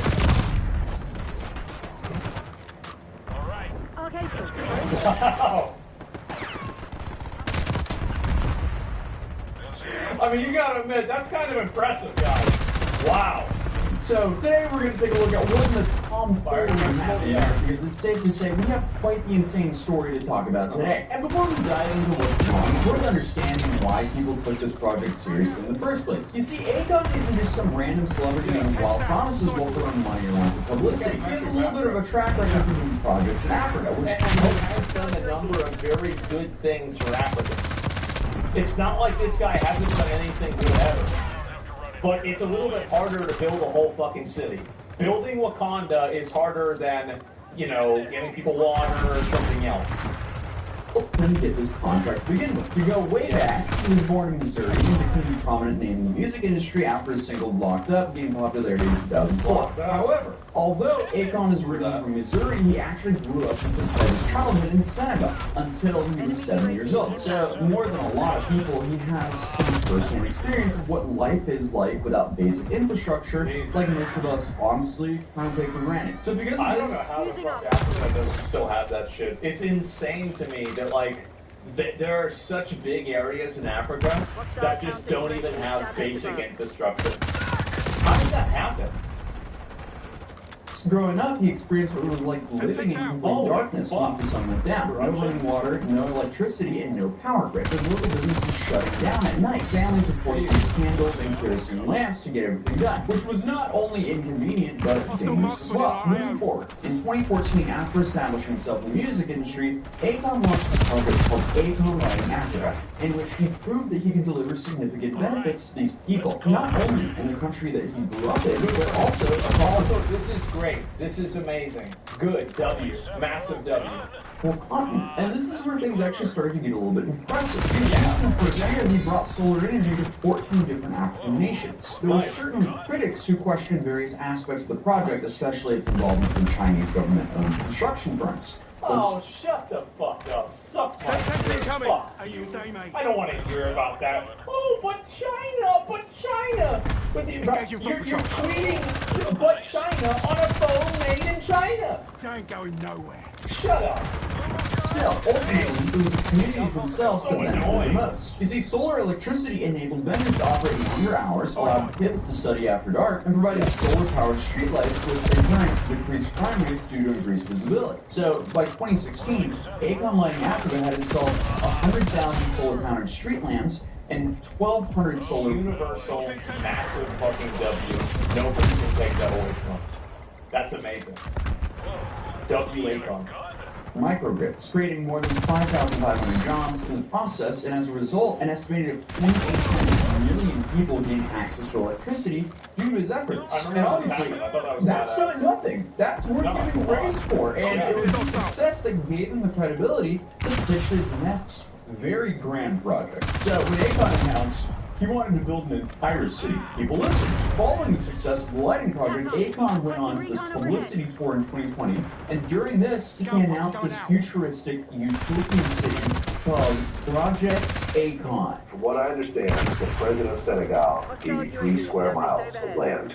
Well, this thing, I had to actually buy land, so it wasn't gifted to me. What the president and the government are doing, they're actually laying the foundation of infrastructure, like electricity, all things that have to be set forth for me to build the city on top of it, and they're giving me 100% forward support. So it's going to be roads, a hospital, houses, hotels, a police station, a waste facility, a school. The solar power plant, of course. Solar power plants, theme parks. How's it going? Theme parks. What? Theme parks? And it's called Akon City. Theme parks? That's phase 1. You see, the plan here was to build the city on a 3 square mile plot, approximately 60 miles from Dakar, or Senegal's capital. And even at 3 square miles might not sound huge, that's roughly 6 times the national mall in Washington, D.C. And this was supposed to be, phase 1 of the multi-phase plan that would eventually expand much further. Honestly, it kind of looks promising. Modern skyscrapers here. Oh wow! Look at that. What is this? What is this? Is like the beginning of Elysium or something like that. Really? Like, yeah, this is Dubai. Exactly. Futuristic architect, green spaces. Honestly, everything you would expect from a city that's essentially being branded as like Africa's Dubai and the real-life version of Wakanda. And the city was designed to have 5 distinct districts. You have this African village. Yeah, the big difference between Dubai and this is that Dubai, there's like this little thing they call oil, right? And so oil is worth a lot of fucking money. So what ends up happening is that they sell the oil and then they can build Dubai. Now, there's not as many oil. There might be shiny rocks over there. That's great. But there's not enough shiny rocks. District that would feature modern waterfront homes and a sprawling, all-inclusive resort. Then you would have the entertainment district, which would house a cutting-edge, multi-purpose stadium and a massive casino. Then you have the tech district that was supposed to become like the Silicon Valley of Africa, where in my opinion, I think that they made a huge mistake with these weird avant-garde building designs. Africans don't need some weird building that looks like a dilapidated dick. They need a box that has air conditioning that they can live in. This is, again, like, they don't need style, they need water. They don't need swag, they need food. Groundbreaking technologies would emerge to help save the future. Then you would have the health and safety district that would provide essential services like police stations, fire departments, and a general hospital. Then you would have the education district that would offer comprehensive learning opportunities for children and adults. And finally, the Senwood district. That would be, filming studios, offices, and residential spaces, all topped off with the Akon Tower, which would rise above the Akon Tower, bro. I'm gonna be honest. I love Akon, but this sounds like something like, I remember whenever I was 9, I tried to, like, I would, like, you know, imagine, like, what it would be like to build my own city.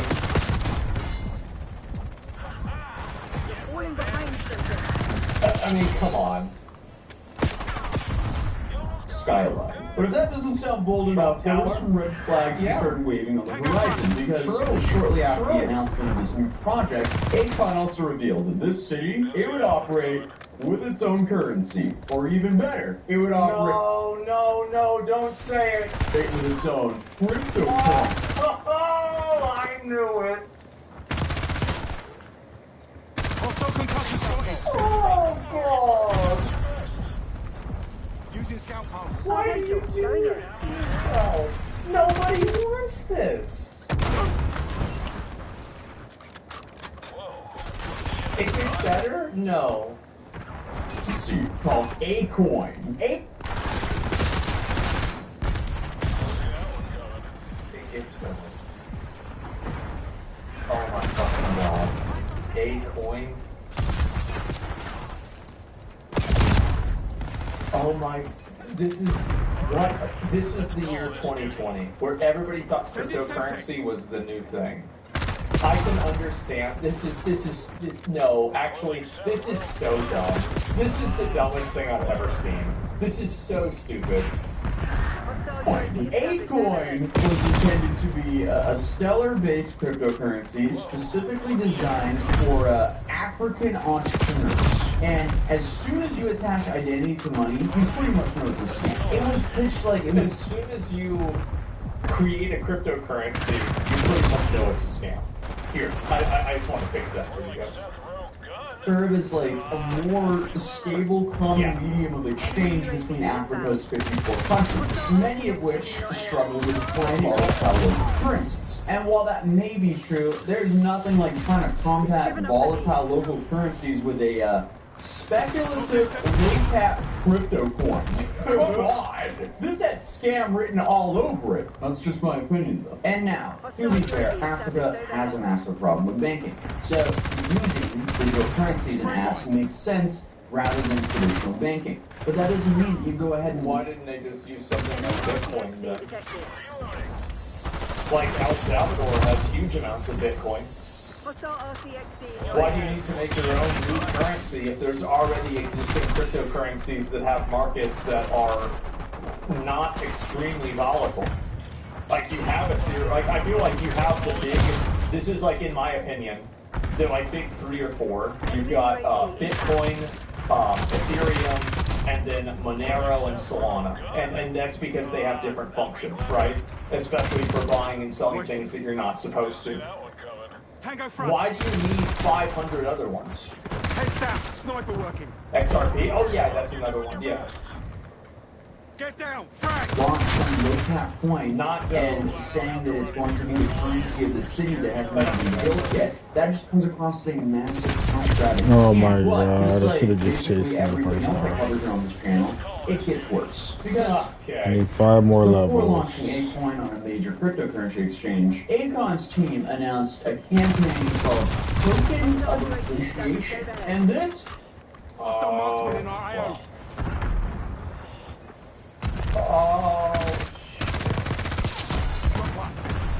Was treated like a donation drive where people could, I guess, get early A-Coin. So don't... Why is it that every single time that an influencer makes a cryptocurrency coin, it sounds like a scam? Isn't that really weird? That every time a content creator makes or an influencer or celebrity or anyone, that they make a crypto coin, it always is bad. Can we think of one example where it wasn't bad? Do we have a single example of it not being bad?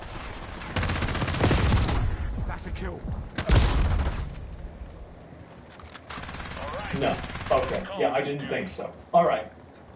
So, so the success rate is 0%. Here, they were promised 4 A-Coins for every $1 they spent. So when A-Coin finally launched on major What do you guys crypto... think is worth more right now? Acorns or Acorns?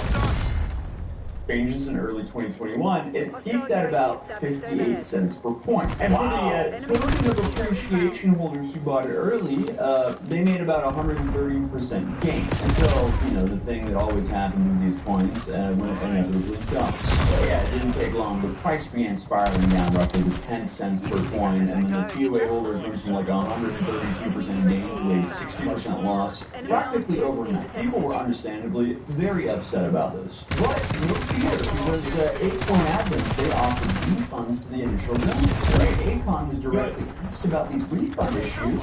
This was his response. Now that I wasn't aware, because I know all the people. Because you don't know a fucking thing about this shit. You don't have any business advertising it, making it, promoting it, or having anything to do with it. You're a singer.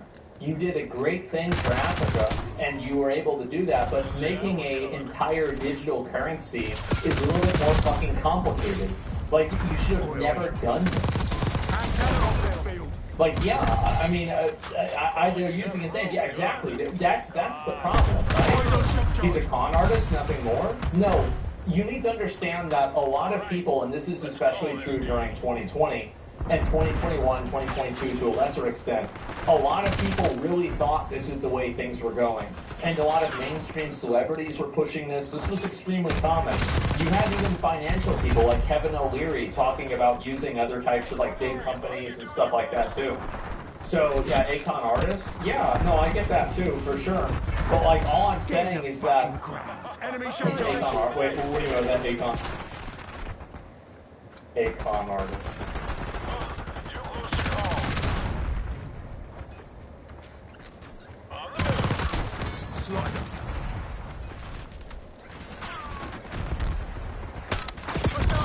I knew that was on record. We definitely never everybody, and this was the agreement that was actually agreed on. So if there was anyone outside of it, I definitely wasn't aware. And those people who asked for their money back and were expecting it a year ago, when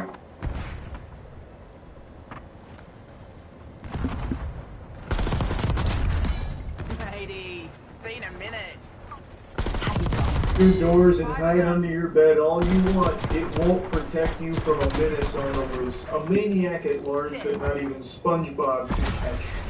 Mass surveillance, control, and censorship. It's now at our doorstep here. A place many have called home.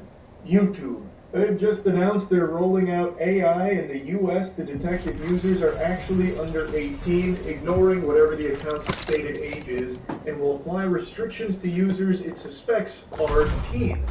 And if it suspects that you are not over 18, it will restrict what you have access to, and the only way to overturn that is by providing identification. That sounds awfully familiar. Does that ring any bells to anyone out there, with what's going on over in the UK at the moment?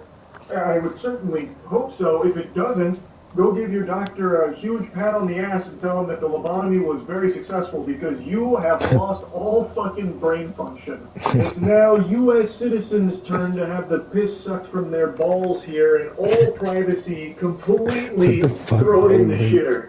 So, if YouTube's AI tools think that you're under 18, I hope you're ready to fork over your ID in order to continue to access certain YouTube content and features. When YouTube determines a user is teen or preteen, the site will disable personalized advertising, activate digital well-being features, and put stricter content filters as well as behavioral restrictions into place.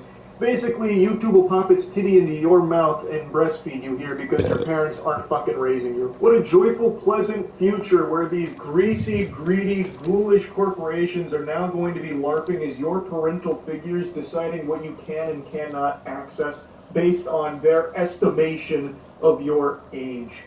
Because no longer are parents even expected to be parents anymore. The internet is now that. My papa is a fucking YouTube algorithm. It tells me what I can watch, what I'm allowed to consume. It's so fucking infuriating.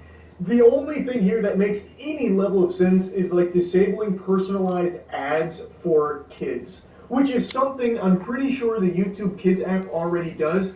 Which again, I don't even know why that app exists anymore with this effect, with this change going into effect. It's now just a redundancy if they're going to polymorph the main YouTube platform into basically catering to kids on it as well. It's fucking lunacy. It is not YouTube's responsibility to put the bumpers up in the bowling lane. The onus should be on the parents to ensure that their kids are not consuming harmful content on YouTube. It is crazy that YouTube is doing this.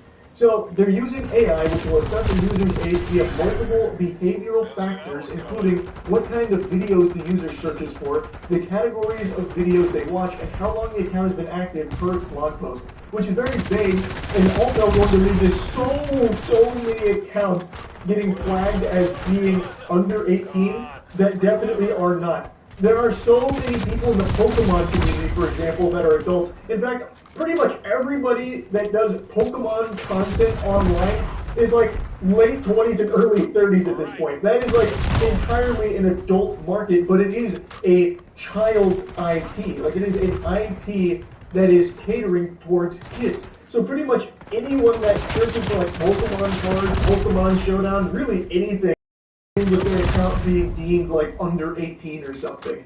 It's going to be absolute chaos, I imagine. This technology will allow us to infer a user's age and then use that signal regardless of the birthday in the account to deliver our age-appropriate product experiences and protections. If the AI estimation is incorrect, YouTube says it will allow a user to verify their age with a credit card, a government ID, or a selfie. Wow, what saints. You get the privilege of providing your identification or your biometric data to YouTube in order to prove that you are actually over 18. Surely that's going to be like really secure, and it's not going to be used for any kind of like tracking or anything like that. Don't be ridiculous. Fucking tinfoil concept conspiracy theorists. There's nothing wrong with porting over all of your identification and your credit card information to corporations or the government directly, so that way they can actively monitor you and censor you and basically control if you have access to it. What's the big deal? So absurd, man. I cannot believe how quickly this is getting out of control. Like I told you, it was not exclusive to just the UK. It is already touched down here, and it hasn't even been a week. It hasn't even been a week. That snowball has already become a full fucking shitstorm avalanche. It is terrible. It's scary. It's very scary. This article also mentions something else. The rollout of the new feature comes one day after Australia's government announced it would ban children under 16 from using YouTube, and less than a week after UK implemented restricted age checks on content on social media networks. YouTube was promised an exemption from Australia's social media ban last year by the then communications minister, but the Australian government said on Monday that the platform would in fact be included in the country's ban on children under 16 using social networks. The ban is slated to take effect in December. Google, YouTube's parent company, strenuously advocated against the Australian ban and has threatened to sue to overturn it. That subject they mentioned there about the Australian government banning kids from making social media accounts is a topic that I briefly touched on like a year ago. But in a nutshell, this is something I've said a lot. The entire landscape of social media has changed so much over the last like decade, like drastically, where I do think it is downright dangerous and detrimental for kids to just have unlimited access to things like Twitter, for example. So like I do think that it's not exactly a good thing to just have kids making social media accounts and just fucking rotting away on them. I do think that that is harmful, but there is no way of actually stopping that in a way that doesn't step on everyone's freedoms. And at the time, it just didn't even really dawn on me because the way it was being spoken about was just like, oh, don't worry, the methods we're coming up with are, you know, we're making sure privacy is still top of mind. We don't want to encroach on that. We're just trying to think of ways to, you know, help kids not get, like, sucked into social media degeneracy and all of that. And, like, when you hear that, you're like, oh, okay, I guess that like, makes sense. But when you really stop to think about it, and you stop and, like, really fucking smell it, it's very clear that there's no way of doing that without just stripping freedoms from everybody else. Like, how the fuck are you possibly going to stop that from happening? And it also shouldn't be the government's responsibility nor the platform's responsibility to ensure that kids aren't making those accounts. It is the parents. Like, no matter how you spin it, it should always come back to the parents. And what YouTube did initially, and what I thought was the right direction, was having a separate platform specifically for that age group, YouTube Kids. So that way, that group, those kids, would not be going to main YouTube. They would be on that platform, which is safe for them. And the parents' responsibility would be ensuring that they are on YouTube Kids, not main YouTube. But now what's happening is every company is now putting in these age verification checks which require ID or biometric data, which, as we're seeing unfold in real time rapidly, leads to just basically control and mass surveillance. That's the entire underlying motive behind all of it. It's not about protecting kids. It's not about making sure kids aren't getting access to like dangerous social media, content or anything like that. It is all about getting more of your information so they can monitor you more effectively. It's not a conspiracy. It is just right in your face, censorship, control, and mass surveillance. And YouTube now taking this step is extremely concerning. And obviously, as everyone's pointing out, it is not going to be 100% accurate. I would be shocked if it's even close to 50% accurate. Break this shit down to its bare butt cheeks real quick. If it's going to be like making these guesses off of like the content you're watching or your searches, there is so much wiggle room for error. Because, like, let's say you watch an anime, trailer or something. I imagine YouTube would probably put that into, like, a cartoon bin, which would then be falling under, like, a under 18 bin, which would be a strike against you. What if you, like, misspell something in the searches? Like, what if you accidentally make a typo? Does that make them think that you might be a kid as well? Or what about something like autoplay? Like, let's say you put on, like, a real adult video. You look at fucking day trading tutorials, but it autoplays to something else, which is like, making slime or some shit, because YouTube's recommended algorithm is fucking wild. Like, you could easily just be flagged as an under 18 account, and then, well, you want to keep using your account and have access to all the content and features that you've been used to, you need to fork over that ID, or at least show us your face. Give us some of that sweet, sweet biometric data currency, please. And I hope you'll say no. That is not something you should ever be comfortable with giving any company. It is a big problem, and there needs to be something done about this. It is truly out of control now, and it's here coming to YouTube. So, yep, just another concerning act of censorship and surveillance here, and it's not just overseas anymore. That's really about it. See ya.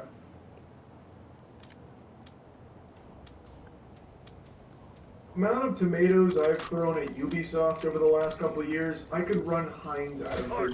It is incredibly easy to hate this company, and they make it clear that they deserve it. They are not shy about telling you how much they hate you. They've become infamous for the you will own nothing and be happy mentality. They have even point blank said that gamers need to be comfortable not owning their games. This is a company that every step of the way chooses all of the wrong options during the quick time events. They are not even accidentally saying things that anyone could appreciate. Even those die-hard Ubisoft formula fans, if such a creature even exists. They can't even unintentionally say something agreeable. Even as their stock price plummets, fucking death spirals, they somehow dig deeper. This is equivalent to the captain of a sinking ship turning on all the sink faucets to try and fill it up with even more water as much as possible. I cannot understand it. Today, they've gone on quite the spree here, an entire montage of bad takes from Ubisoft, and I have to make fun of them again. I actually have to. Keep in mind, this company is so misguided. They released multiple NFT games only a year ago. And NFTs are dead and buried, and somehow Ubisoft is still pooping those puppies out. It's crazy how out of touch Ubisoft is. In order to prove that the stupid juice is still flowing deeply at Ubisoft headquarters to this day, let's go ahead and show you their most recent annual financial report where they talk about their microtransactions and how microtransactions are actually a good thing because it allows their players to experience more fun. Very reminiscent of that time EA defended Battlefront's controversial decisions by claiming that it was intended to give players a sense of pride and accomplishment. You can catch a slight whiff of that aroma here in the Ubisoft financial report with that statement. And I also can't help but giggle at the first line in their financial report where they try and claim that they're an industry leader in this sector. What a load of fucking barnacles. Get a load of this guy. Maybe at one point in time they were, but these days they are just a public platoon for people to walk by and hawk movies on. They are a sad shell of their former self. But this is all public. You can all read this up and put your keepers on it. All here where you can find this statement, the adoption of monetization and engagement policies that respect the player experience and are sustainable in the long term. At Ubisoft, the golden rule when developing premium games is to allow players to enjoy the game in full without having to spend more. Our monetization offer within premium games makes the player experience more fun by allowing them to personalize their avatars or progress more quickly. However, this is optional. How delusional can you be? It's not even like a good line. The motivator for these microtransactions that they are ham-fisting into every single game of theirs for the last decade is solely driven by wanting to hose the consumer for more money beyond the initial purchase of the game. Trying to squeeze some more coins out of the piggy banks of the players, hoping that some of the whales will pay to maybe speed progress up like they mentioned. And while yes, it is optional, there is a little something called pay to win, and it is a very real thing. It's not some make-believe thing. But even in cases where you're offering microtransactions in single-player games, which Ubisoft loves to do, that's not exactly something worth celebrating, because now you're devoting resources and you're trying to find ways to get more money out of the single-player game, when those resources could have been devoted to just making the game better in the first place, something that Ubisoft seems very against. Their games fall into the same formula and have been for so long now that people are beyond tired of it. And instead of trying to find ways to breathe new life into their titles, they instead try and find new ways of monetizing them through these microtransactions and shit. It's so tone deaf as well, and it shows very clearly that they don't even see player feedback, because every single Ubisoft game that comes out that is riddled, infected with microtransactions, like every Assassin's Creed now, you find collective sides, but these are the most loyal supporters of the franchise. People aren't happy with it. And here they are just completely ignoring it and trying to spin it as a positive thing. Like, oh, no, it's optional. It goes over pretty well because it's fun, right? You wouldn't want to pay for that. Am I right? But another thing that also came out here is Ubisoft's thoughts on the real reason Star Wars Outlaws flopped. They are blaming disinterest in the franchise, which, when it was reported that Outlaws was stumbling and not performing all that well, that was what they used back then as well, like some whispers of it being like, oh, the IP is just not as strong as it once was. Now they're just coming out here with their whole chest saying, no, the reason Outlaws didn't do well is just because no one cares about Star Wars anymore. Which is fucking crazy. They're just refusing to take the L and come to terms with the fact that the reason Outlaws didn't do well is it's just not a good game. And it doesn't even have the decency of being like a laughably horrible game where it could be like entertaining in how shitty it is. It is just so boring. It is like the most safe, by-the-numbers, bland, sterile, Ubisoft game.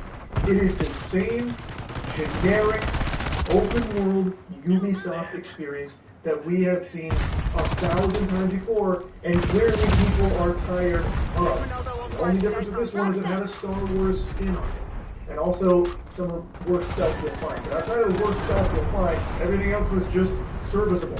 And it didn't even try to do anything well. It was just content being mid. And Ubisoft has, for some reason, really struggled with accepting the fact that mid just doesn't really cut it anymore. People don't want more Ubisoft open world games. It's been done a billion times the exact same way every time. It's tired and it's played out, and the sales show that with Star Wars Outlaws. It has nothing to do with the weakening of the IP, which is a real thing. Since going to Disney, it hasn't been as strong. A lot of the Disney shows have been super secret, but I think there is more evidence to the contrary that there is a hunger for good Star Wars, as demonstrated by Andor. I can't blaze Andor enough as a masterpiece, and I think the reception and the absolute booming success of it speaks for that. People want good Star Wars. They're just not getting it often. Very rarely with something like Andor coming out. Star Wars Outlaws falls into the really uninteresting bucket of Star Wars that people just don't want to play with anymore. They don't want to touch, they don't want to indulge with. But there is still very much a lot of people wanting good Star Wars. It has nothing to do with the IP, with why Star Wars has flopped. But Goober is still trying to write it off as one of the contributing factors. The game suffered from a number of items. First, it suffered from the fact that it was released at a time when the brand that it belonged to was in a bit of choppy water, and then he acknowledges some technical problems, such as things missing polish, but they were polished and debugged early enough, but it had an effect. Which, again, like, yeah, there were some technical issues, but that is not the main reason that it failed, nor is it the strength of the IP during the release of the game. You made basically the exact same copy and paste Ubisoft open world game. Again, no one wants it. Just accept it and do something different. The final little nugget from Ubisoft today is in regards to them loosely addressing stop killing games, or more so what they believe stop killing games is about. And it's not the best response, but it's also being misrepresented by some publication with what he's actually saying. So apparently, Ubisoft CEO Goober was asked to respond to the movement at a recent shareholders meeting and said, regarding the petition, we operate from whenever we release a game, we provide a lot of support for that game. We also provide a lot of services to make sure that the game is accessible and remains playable 24/7. Wow, what saints. How unique. These heroes make sure a game is accessible 24/7, huh? That's never been done before. Holy shit. Crazy concept. Whoa. You mean on weekends you can play your games? It's so stupid. Ubisoft does the absolute bare fucking minimum. Anyway, though, moving on. Goober says that the company provides information regarding the game and how long the game can be played, though he doesn't go into specifics about how those notices work. The crew, this is speaking in particular about the crew, did have a badge on its front box noting online connection required. You should have known better. You weren't actually buying anything. You were paying to rent. We were giving you a permission slip to play our game for however long we deemed worthy. And the notice in the fine print on the back that Ubisoft may cancel access to one or more specific online features upon a 30-day prior notice. Jumping a bit forward, he says, but this kind of issue is not specific to Ubisoft. All video game publishers are faced with that issue. You provide a service, but nothing is written in stone, and at some point the service may be discontinued. Nothing is eternal. And we are doing our best to make sure that things go well for all players and buyers, because obviously support for all games cannot last forever. The article then notes that this is not what Stop Killing Games is trying to do, trying to get perpetual support for the rest of fucking the galactic existence of these games or whatever. That is, again, not at all what it's looking for. Anyway, though, he goes on to say, the lifespan of a piece of software, whenever there's a service component, eventually services may be discontinued, but eventually the software may become obsolete over time.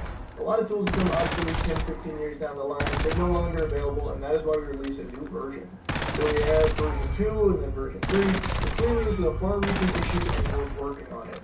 Now, maybe I'm being too charitable in my interpretation here, but from this statement from him, it sounds more like he is identifying that this issue of games ceasing to exist once the development cycle has concluded is an issue that is not exclusive to just Ubisoft, and currently what Ubisoft does is just pull the plug and give players a notice of the impending doom. And he also makes a mention that games can't be supported by the developers forever, and then goes on to talk about how other tools also become obsolete, don't exist forever. It sounds more to me like he's just making a general statement about it, which is right. The development on a game can't support it forever, which is why it's not what Stop Killing Games is asking for. It is asking for end-of-life plans, so that way when the development cycle is complete, they want to wash their hands of the product. What they do is they would have a plan in place in order for that game to be turned over in some way so that the community that paid for the game can still access the product they paid money for. It can still exist beyond the developer's need to support it. It is not an unreasonable ask. There have been so many game industry veterans with decades worth of experience in the industry coming forward to talk about how important something like that is and how reasonable and feasible it is as well. It is not some like ridiculous request or anything. It is very much doable And what a lot of articles have run with from the Ubisoft statement is when he just made a mention of the support for the game can't last forever. And to me, that wasn't like the whole crux of what he was trying to say. And again, maybe I'm being too charitable here to Ubisoft rumors, but with the whole statement, it seems more like he's just identifying it is a far-reaching issue, and it is something that isn't exclusive to Ubisoft, but it is something that he also says that they're working on. It doesn't seem like he was trying to harp on that statement, like, can't support it forever, as like, what Stop Killing Games is about. It doesn't really seem like it was targeted and trying to spin Stop Killing Games as that, like I was initially led to believe from the articles that were talking about it. When you see the whole thing, I think it paints a little bit of a different picture. Of course, I'm still no Ubisoft enthusiast here, and of course, Ubisoft isn't exactly happy with this direction, I'm sure, but it doesn't seem like it was trying to misrepresent Stop Killing Games as demanding that support forever. So, anyway, I still don't love the statement from him, because I still don't love the way they tackle it. I do appreciate that he says they're working on it. I guess we'll see if they actually do. But anyway, I just wanted to talk a little bit more about how Ubisoft is going these days, because, yikes, not very good. It doesn't seem all that positive for Ubisoft. And I don't know when they're finally going to have their come-to-Jesus moment and start making good games again and start making decisions that make sense in the industry. That's really about it.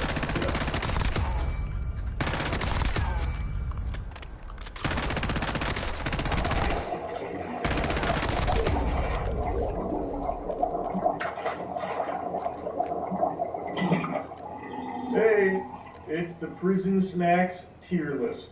There's a lot of prisoners out there, and they get served yucky stuff like gruel.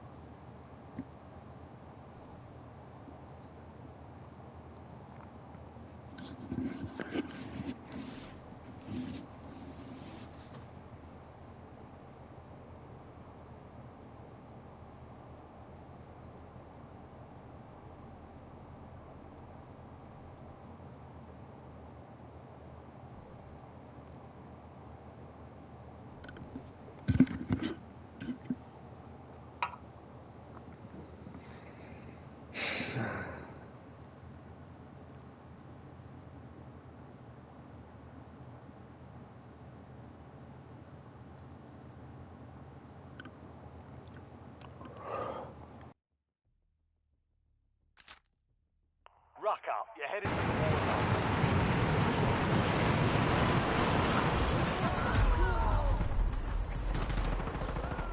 Enemies are dropping into the area. Watch the sky.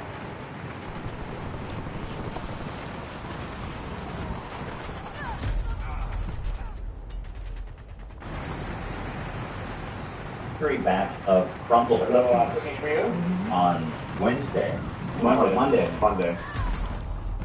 And you want to take it? Because I wasn't giving it a lot. Well, it was delivered to the security guard, to KC, and it was two like big boxes. I guess probably like a dozen cookies each.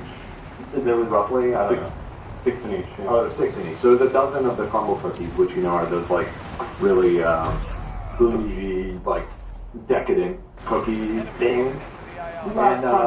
And it was just addressed to Ethan Klein with no other information. Which we've seen before.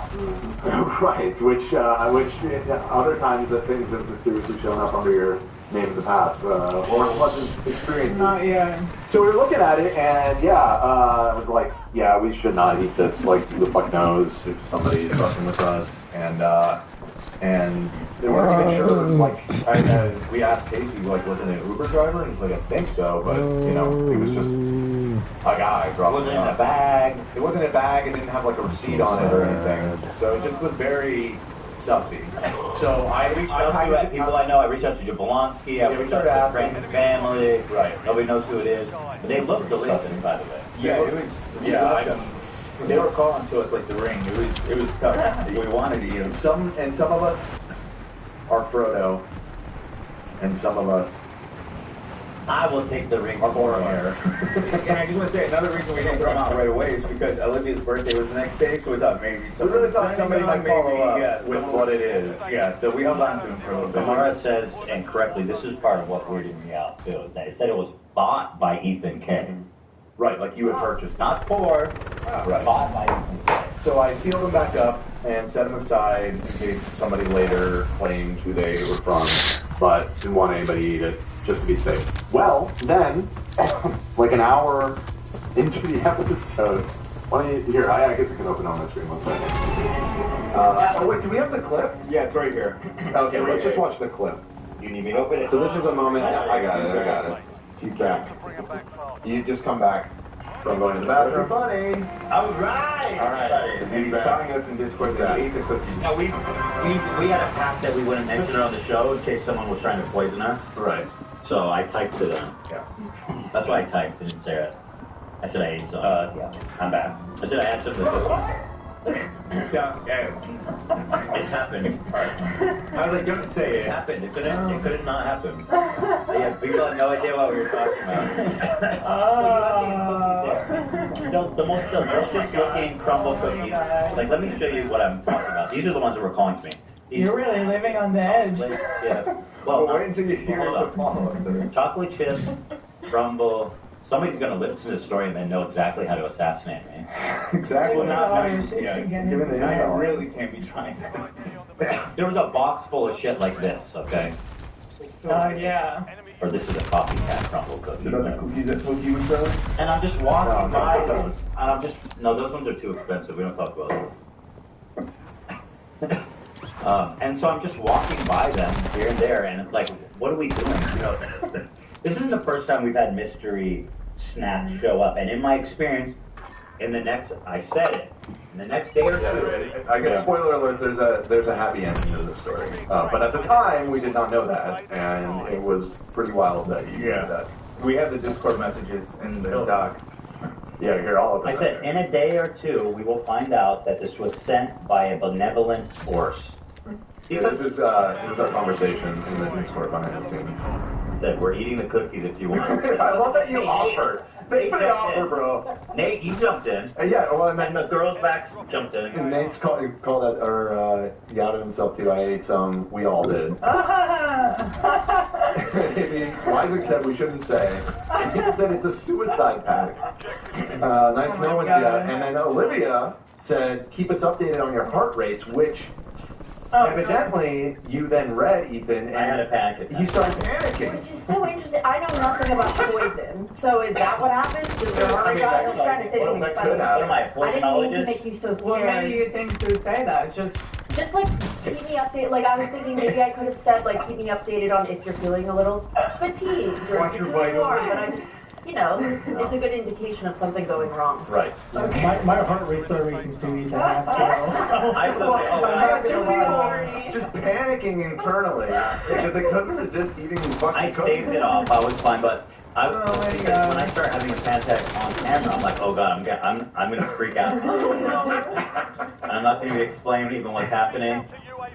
But I staved it off, and everything worked out. And so now I guess let's cut to yesterday, the next day, and AB. You want to explain? I got a chat from DM from Dad. He said that he sent us cookies. So nice. Did we receive them? And I was like, bro, we thought we were being poisoned. He's like, oh, there was supposed to be a note with it. He said the delivery driver didn't get the note. Oh my we had no idea. That is so nice. Sweet gesture, and Nathan, I'll have you know, I can't speak for all these clowns, but I enjoyed it. Me too. I'm a risk taker, man. I was gonna eat them no matter what. What if the note said this is the only way to get the antidote? You know? Got involved in poison. Yeah. He was trying to save us. So My assumption was at least just one of the cookies were poisoned. They wouldn't poison all of them. At least just one, you know? Nah, they would have gone for all. Nah. Yeah. I didn't understand why if somebody was trying to fuck with us or poison us. It wasn't one box, it was 2 boxes of big, beautiful cookies. Like, to make it would work exactly all the reasons.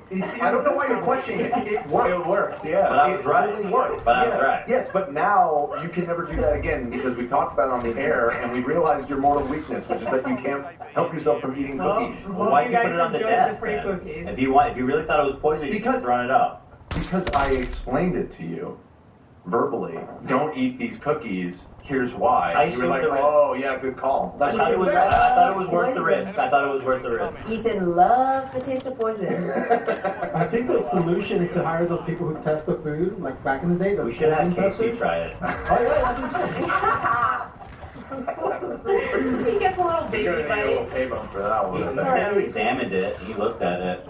Yeah, I mean, it did seem like it was all fine, but you just never know. And we were playing it better safe than sorry, you know? He went above and beyond. He called Crumble and said, are these the Crumb flavors? Like, well, bring Casey in here. I told him I want to bring him up here. Let's Maybe we're all just building our immunity, you know, like if you eat a little bit of toxic stuff at a time, slowly when it actually happens. Yeah. We don't know what deliveries are on their way. We need to bulk up in terms of poison. Look, I choose to see the good in people. You guys choose to see the poison. I saw cookies, and someone said this in good faith, and with that. I'll be honest though, I strategically nibbled from them. I was like, if somebody injected poison, it's probably in the center. Is that what you call what you do? Nibbling? I didn't strategically nibble. Okay, hold on. Man, it's a huge fucking cookie. I cracked off a piece. What's your problem? Do you think that the poison is all in the center? I figured it'd be in the center, so I took the edges. Okay. Is that your strategy to every food in the wild here? Because you always take a little piece of everything. That's kind of what I was. Maybe that's what goes on in your head. No, dude, you didn't just pick up a piece. You were picking the candy off the cookies and eating it. Oh, that's criminal. You threw it out. What criminal? You threw the damn whole cookie out. Yeah, so after, I guess I didn't mention that. I guess most of them, you didn't even taste it. Now you're gonna call me up. Most of them were either eaten or partially eaten at this point, to be fair. But it was the end of the day, and it was like, we still at that point didn't know where you guys were snoozing on it. I didn't see that slowing down any other people in my suicide pact. Well, that's between all of y'all. I don't know what to say about that. So whenever you guys think he's being rude with the shared food, it's just tactical. It's survival. I just want you to die. Okay. A little tactical move there. Dude, what's wrong with tearing up pizza? I'm not fighting. I don't have a problem with that. Yeah, thank you. What about if the person wanted that candy on that cookie? And it was a piece of chocolate on the tip at the end of the day when everybody was part of that cookie. People were not eating it at that point. Can I say something? Go ahead. After the show, we didn't know that there was no poison in it still. And I took a fork. Like a literal fork. And I took a little piece of that cake and I just ate it. So I did what Ethan is talking about. Okay. The strawberry one? I didn't like that one. It was raspberry. It was like raspberry cheesecake. It was. I think you all have you all have good survival instincts. That's what I'm hearing here. For real. Yes. There was this one cookie. It was like a cinnamon snickerdoodle or whatever, and on the center it had this giant ball, and I thought it was like a separate cookie, and I went to pick it up, and it's like a ball of goo. And I was like, what the fuck? I don't know what crumble cook. Oh, Casey's here, everybody. Hi, Casey. What up, Casey, we're talking. Of course, Casey's here, everybody. Casey, how you doing today? How you feeling? I'm doing good. How you guys doing? Go ahead, AB, help him out with the mic there a little bit. They were just talking about the cookies, the suspicious cookies. Yeah, run that down for me when those cookies arrived. Tell me, were you immediately suspicious, or was it like? Well, tell me about it. How did it all play out? No, it was just a normal food delivery driver, and AB, help him with the mic, please. Oh, yeah, you can hear me? Thank you. Okay. You can pull it out, can't you? Sorry, I'm not used to the microphone thing. Is it? There it is. You hear me? No, you're good, yeah. So go ahead. But yeah, I mean, it was just a normal food delivery driver, and I went out to him, and he showed me the receipt on his phone. I can't remember if it was Uber Eats or DoorDash, but it had your name as the sender. It said Ethan K, so I didn't think anything of it. Thought maybe you were just ordering some cookies. for the crew. Yeah, right. Yeah. Maybe someday. Yeah, but yeah, it just seemed pretty normal to me, so I just delivered to up top and said, someone delivered, or Ethan delivered some, I thought they were donuts. And we were immediately suspicious because we knew that did not sound like Ethan. And then they came down, they were like, Ethan sent us a bunch of crumble cookies. They came down like an hour later, or I think it was tomorrow or somebody saying like, who sent the cookies? I said, I think it was Ethan. And they were like, and she was like, no, he didn't, they reached out to you, said that you didn't send it, so I was like, oh shit. Like, it's kind of So this cookie scandal began to unfold, and I heard that at a certain point you examined the cookies and you even called crumble cookies. Say again? You examined the cookies and you called crumble cookies. No, I didn't call crumble. I looked at their menu. I just looked at the cookies and I was like, yeah, these are normal. This is what they make. So it's a genuine product. Yeah. Well, some of us enjoyed them, some of us threw it out. I don't know. Would you have eaten one of those cookies, Casey? I was tempted. It looked pretty good. No, Casey, don't tell him that. No. I was scolding him for eating the cookies after I warned him they might be poison, and I mean it's a fatal weak. This is like a security flaw here. Ethan will eat anything that's in front of him, basically, Security breach. regardless of how dangerous it is. How many cookies did you eat, Ethan? I had bits and pieces here and there. So he said he had tactical nibble, so he took only little tiny bites in case it was poison. Yeah. What do you think about that? That's protocol. Yeah. Well, okay. We're all here, so yeah. It's all good. Where everybody's alive. We found out who sent it, by the way. It was a friend. Yeah, everything's good to go. I'm gonna have to send some crumble cookies out here mysteriously tomorrow and deny it was me. What's your favorite? That would be such a shame if you did that. Yeah, that'd be so fucked up. Well, now that someone mess with us. Now that I'm saying it, though, you don't know if it's me or one of the audience. Because when you call me and say, "Hey, did you send cookies?" I'll say, "No, it wasn't me. What are you talking about?" So no cookies for you? Then you're gonna eat it, Dan? No, not anymore. You're right. You make a good point. So that's Casey's security, always on the lookout for danger. And we love that about him, don't we? How's it going? How's everything, Casey? Everything's great. I got no complaints. Love being here. Love protecting you guys and helping you guys out with anything you guys need. So. Any suspicious activity outside? I mean, every now and then I go outside and I'm kind of amazed by what I see sometimes. But as far as for the well-being of everybody here, I think we're okay. Our perimeter is secure, and I feel safe with Casey at the front, man. I'll tell you, you are a professional. So I appreciate that. We love that. What can I say? The club you work out on the at night? Yeah. People can see you there. People can meet the famous Casey, the security there. Yeah, I work at Catch One. It's a nightclub in Los Angeles. You guys know about that spot? See, I've never even heard of any of these spots. Apparently it's huge. She says they have like separate concerts going at the same time. So there's like 5 different venues within the venue itself. So they'll have like a party up there and a party down here, like different DJs, different types of music genres. It gets pretty wild. Yeah, sounds like it. Sounds cool. Do you know about that place? You been there, Olive? I've never been there, but I know that James Charles and Tana talk about it in their I videos. felt like I've heard the name. Okay. Good dog. Well, there it is. You can catch Casey there, and remember to say hi and show your respect to our great security guard. Stop on by. He's more than security guard. You've been more like Secret Service vibes.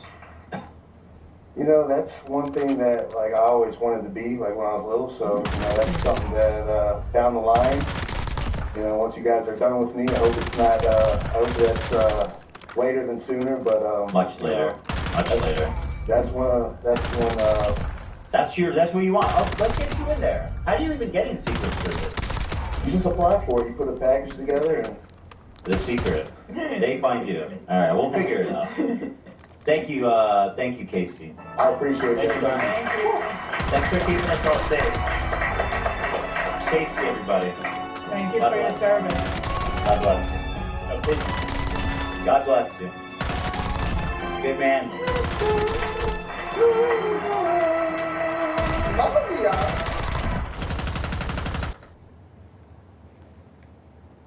But your open experience. Do you hear about that fucking object that's hurtling towards Earth at like 130,000 miles an hour? Yeah, that might solve all our problems. Some intergalactic object that's hurt. This guy, Avi Loeb, he's a professor at Harvard that believes it might be an alien probe. Wow. And he was talking about the odds of this thing being in the trajectory that it is, entering into our solar system in a direct path of Earth.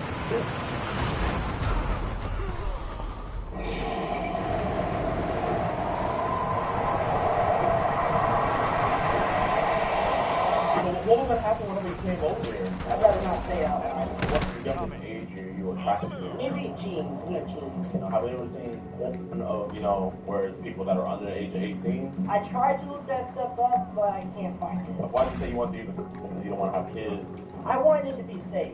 Okay, do you have super sperm where you can get a guy pregnant? I don't know. I've had access to it. I did have an experience with my grandson. We did inappropriate stuff. I guess was it consensual between you two? Like, did he want to do that stuff too? I mean, he didn't want to do it, but...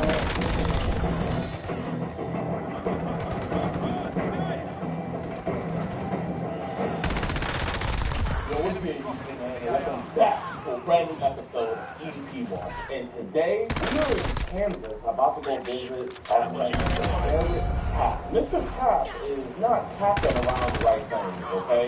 Because this man is trying to meet what he thinks is a 10-year-old boy at his job. He said stuff like he wants to ring up, give him a job, he wants the boy to take his virginity, all this crazy stuff. And when we went on his thread, because he had our decoy up on Instagram, I mean, the man literally was just under any little boy's kid, being like, baby, will you be my baby?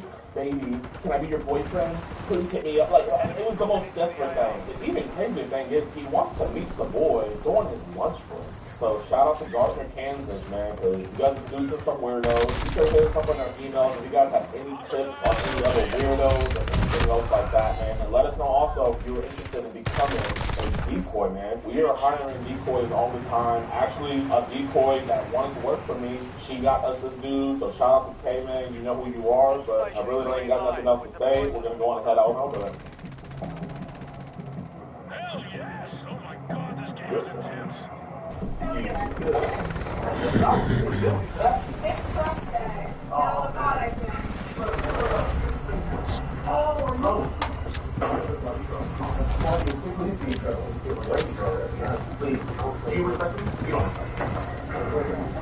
Give me that. Appreciate it. You're real. You're not listening, man. Like, you'll see why we're here. Hold on. Right here. You want to come outside? Come outside real quick. We'll get it over with. Y'all surprised someone up there? Yeah.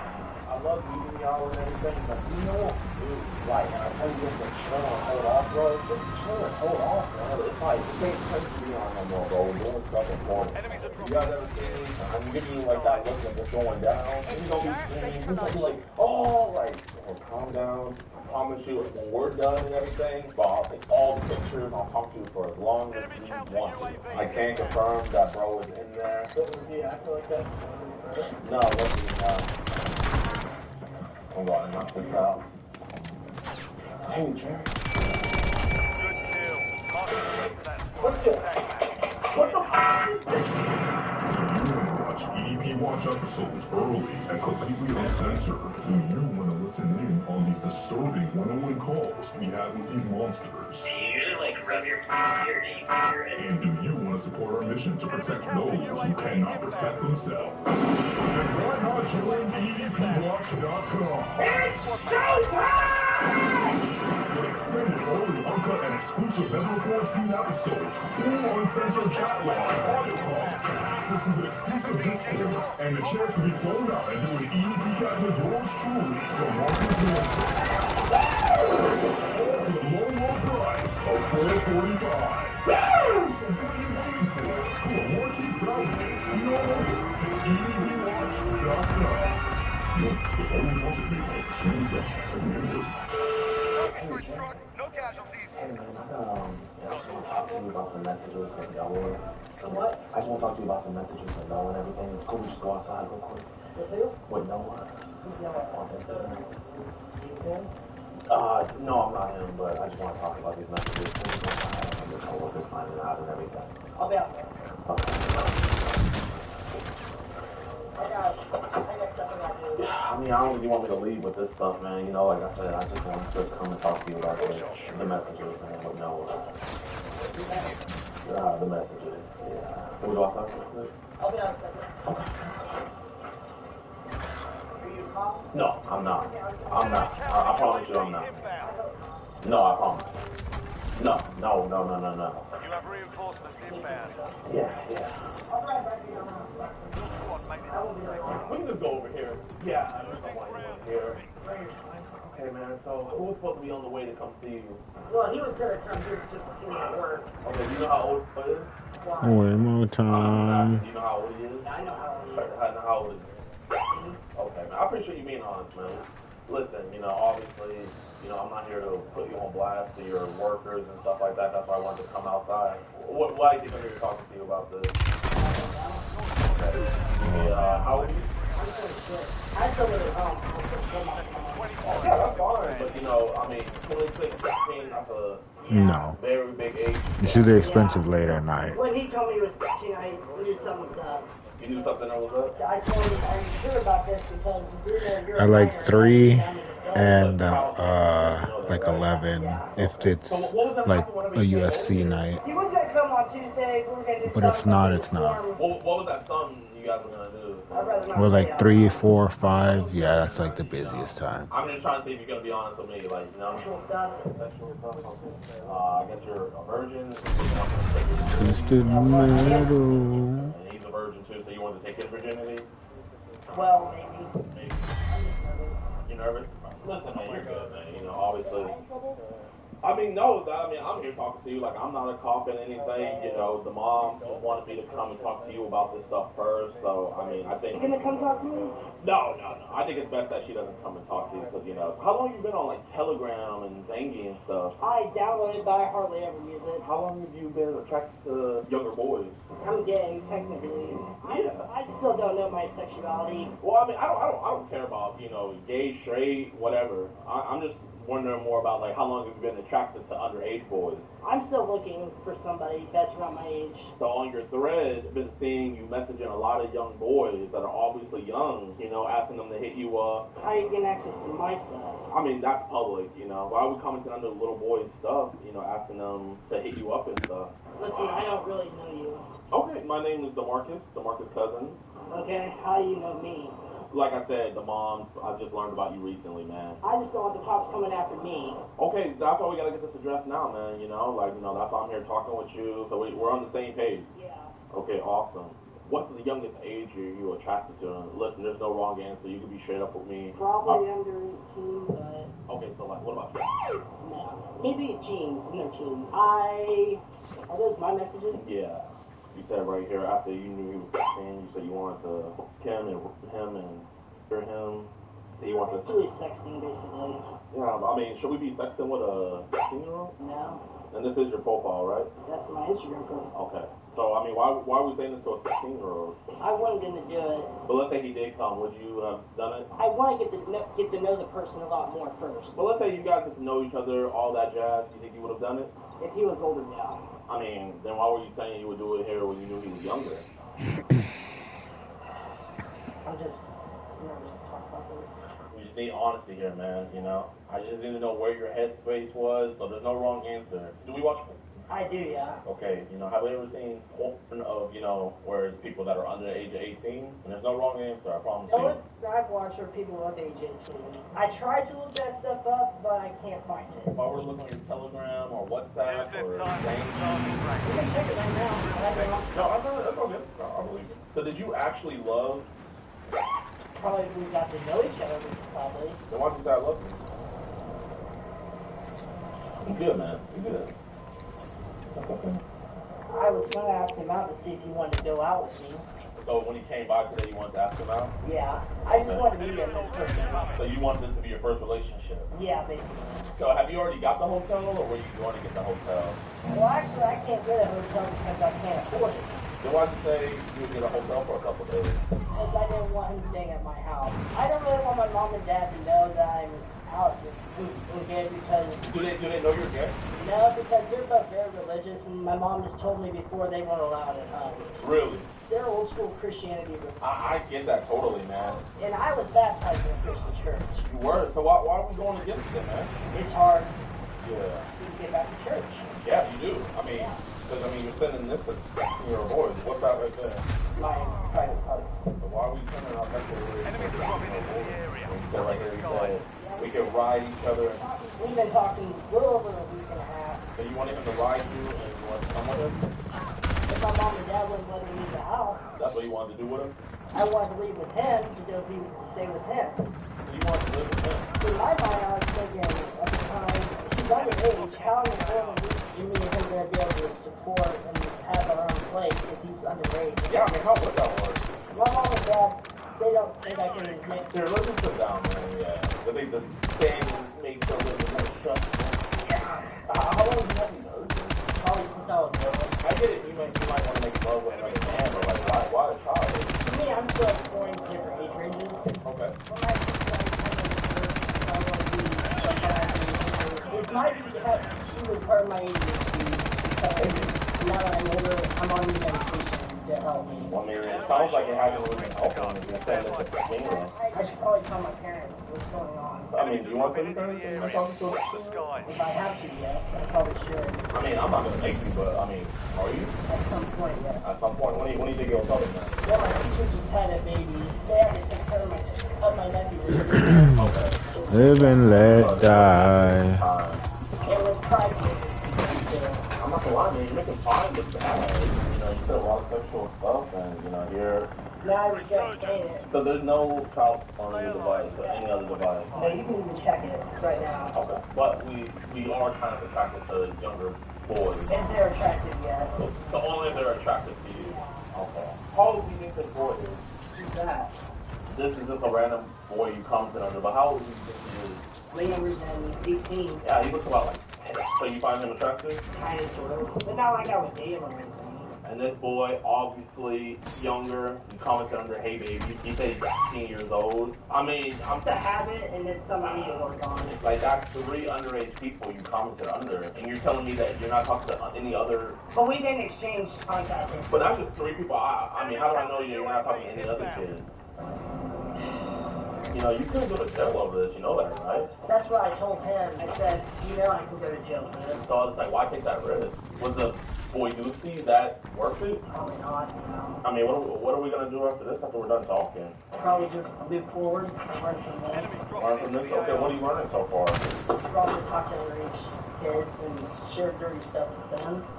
Why do you say you want to use the condom because you don't want to have kids? Because I don't want a man having kids. I mean, but what is Noah? I wanted it to be safe. So you didn't want to have kids with Noah? Right. You didn't want to get him pregnant? Right. So, like, how would you get that guy pregnant? That I don't know. That you don't know? Do you I've had access to. Okay. Do you have super sperm where you can get a guy pregnant? I don't know. You don't know, but you just know that condoms stop pregnancy. That's what I think happens.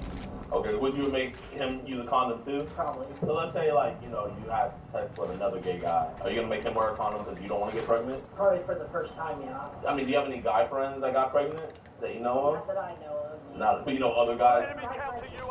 I'm still kind of new to it. Okay, you're new. I guess how does it work for gay people? Like, how did they get pregnant? I don't really know. I hadn't researched it. You haven't researched. You just know. I've seen some on TV, TLC, a while back. So, like, where did the baby come out of? Did it come out of his? I don't remember. Okay, but let's say you and Noah, y'all really hit it off and stuff. Turn 18, y'all get a house together. Who would you want to get pregnant first? Would you want him to get pregnant first, or would you get pregnant first? Well, why wouldn't you guys just get pregnant? Like, because you didn't want him to have kids. I wouldn't want to have us to have a child because how would you? Well, I mean, if you adopt, wouldn't you still have to raise them? Yeah. So. I'm just nervous. I'm sorry. Yeah, no, it's all good. If you think too hard about it, you might end up getting pregnant. So, maybe we should just move on. Yeah. I'm learning a lot of new stuff today. I have a psychiatrist I meet with. Oh, really? Yeah, I used to talk to him when I was little. And about what? All my sexual urges, like what we're talking about. So what urges are you talking about? Like, my mom and dad were very worried about me talking to underage guys when I was little. Wait, how little were you? Middle school, and how old was the guys you were talking to? That I don't remember. But they were like a lot younger than you? Like, what would you do with them? I don't remember what I said to them, to be honest. Well, here, let's just try to remember, because I think we can help us get down to the root cause. And so, we'll just wait a little bit. Did you ever do anything with any of them?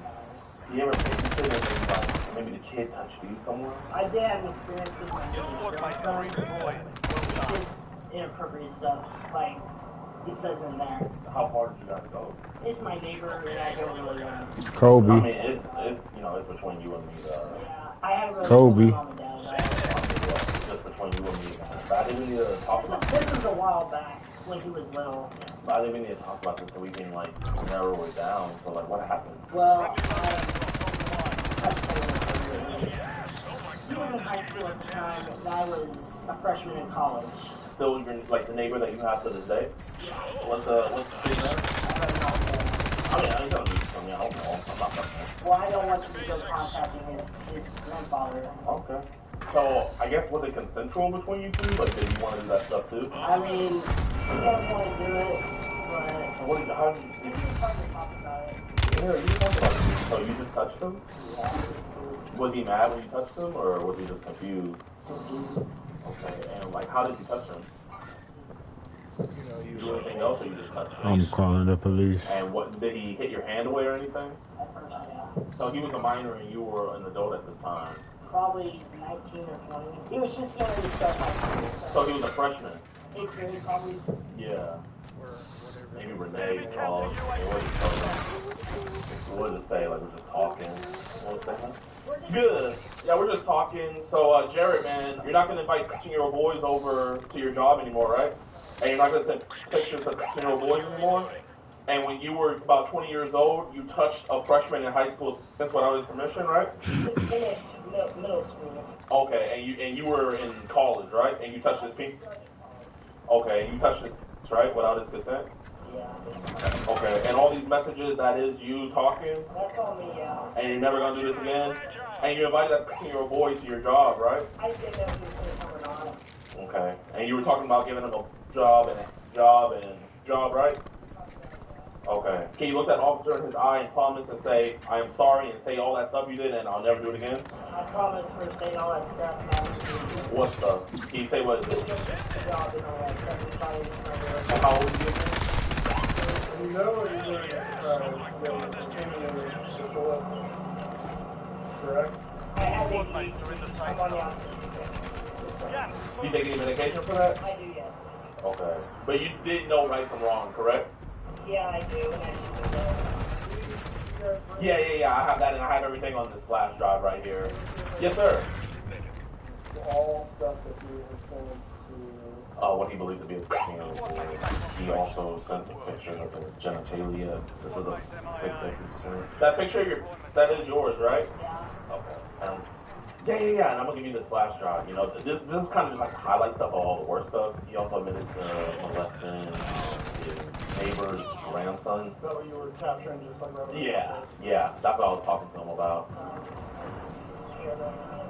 You're chilling right now, man. We're just all talking this out, man. I got your back, man. Okay, yes, sir.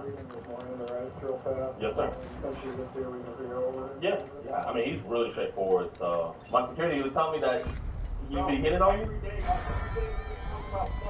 Hey, you're my boyfriend, right? And how old are you? Wow. So he's been hitting on you for a minute.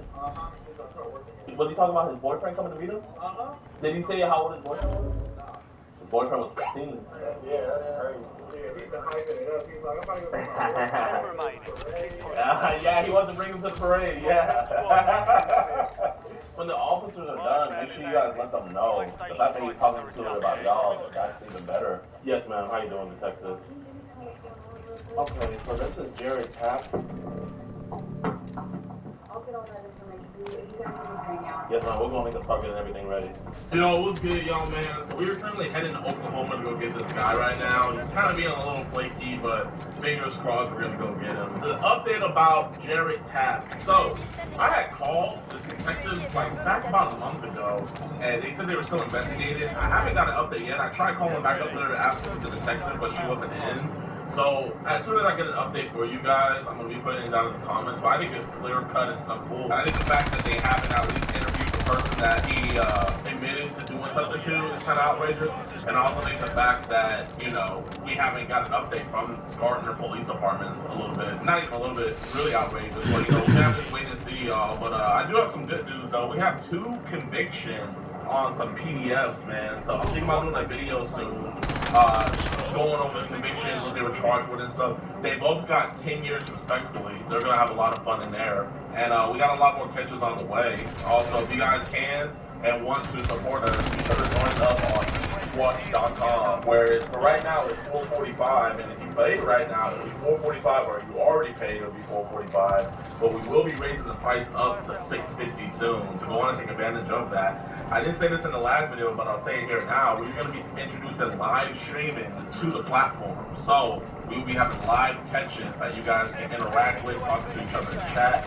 All that is coming very, very soon. So make sure you guys hurry up and get it for $4.50, because I think that's going to be like the best feature. But I really don't got anything else to say. Here with Gordon Flowers, go get this guy. And yeah. Let's get it. What the f*** is this? Watch EDP Watch episodes early and completely uncensored. You may want to listen in on these disturbing one-on-one calls we have with these monsters. Do you really like rub your feet here? And do you want to support our mission to protect those who cannot protect themselves? Then why not join EDPWatch.com? It's showtime! Get extended, early, uncut, and exclusive never-before-seen episodes, full uncensored catalogs, audio calls, access to the exclusive Discord, and the chance to be thrown out and do an EDP guys with yours truly, DeMarcus Manson. For the low price of $4.45. So what are you waiting for? For more kids' brownies, scoot on over to EDPWatch.com. If only wasn't made by extreme instructions, so members.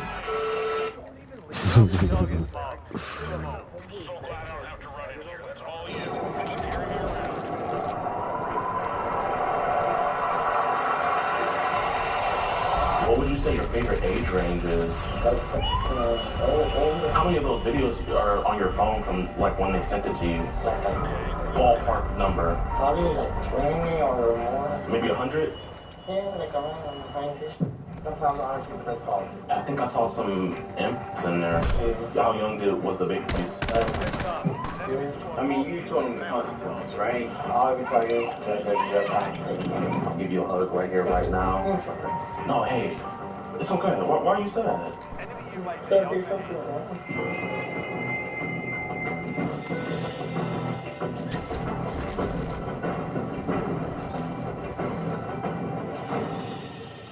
Yo, what's good, YouTube, man? Welcome to a brand new episode of EDP Watch. And today, we are meeting the disgusting Joel Guyona. This man is coming to meet what he thinks is a girl, and we have a high suspicion that, you know, he's in the CP because the first thing he said was, make sure you send all the naked pictures of yourself on Telegram.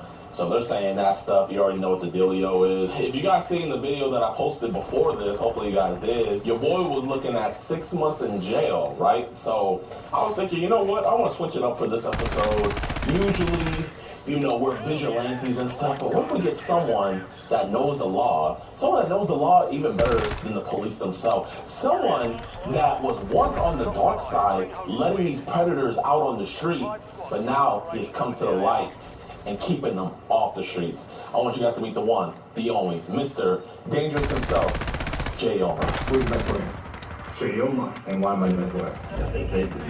And what are you charged with? Felony on possession of firearms in the car theft, more than 30,000, driving while on social security. Still sold a child. And what were you accused of? Sleeping with a 16-year-old girl. And how much prison time are you looking at? 20 years. 20 years. 20 years. Are you happy with the results? Very happy, satisfied. Yeah, I'm from Jay Omer. This the guy right here. From the Jay Omer favorite lawyer. What's going on? They're probably like, boo.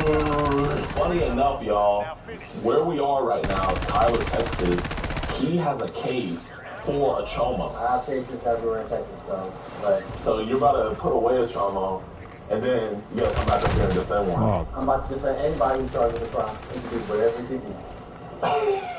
Listen, we're bringing him to the light, y'all. But the guy's on the way right now. We're gonna get set up. We're gonna get ready, man. You nervous? It's like Vitaly. Nah, I'm not nervous. Okay. Well, okay, I can't have you, like, you know, switching sides mid-interview and then you're like, you know what, I'm your lawyer, I got you. Nah, I can't do that. You can't do that? We're gonna put him away? Let's do it. Let's do it. Alright, go. Let's go. So I just sent you the Google Drive so you can look at the, yeah. Oh, bro.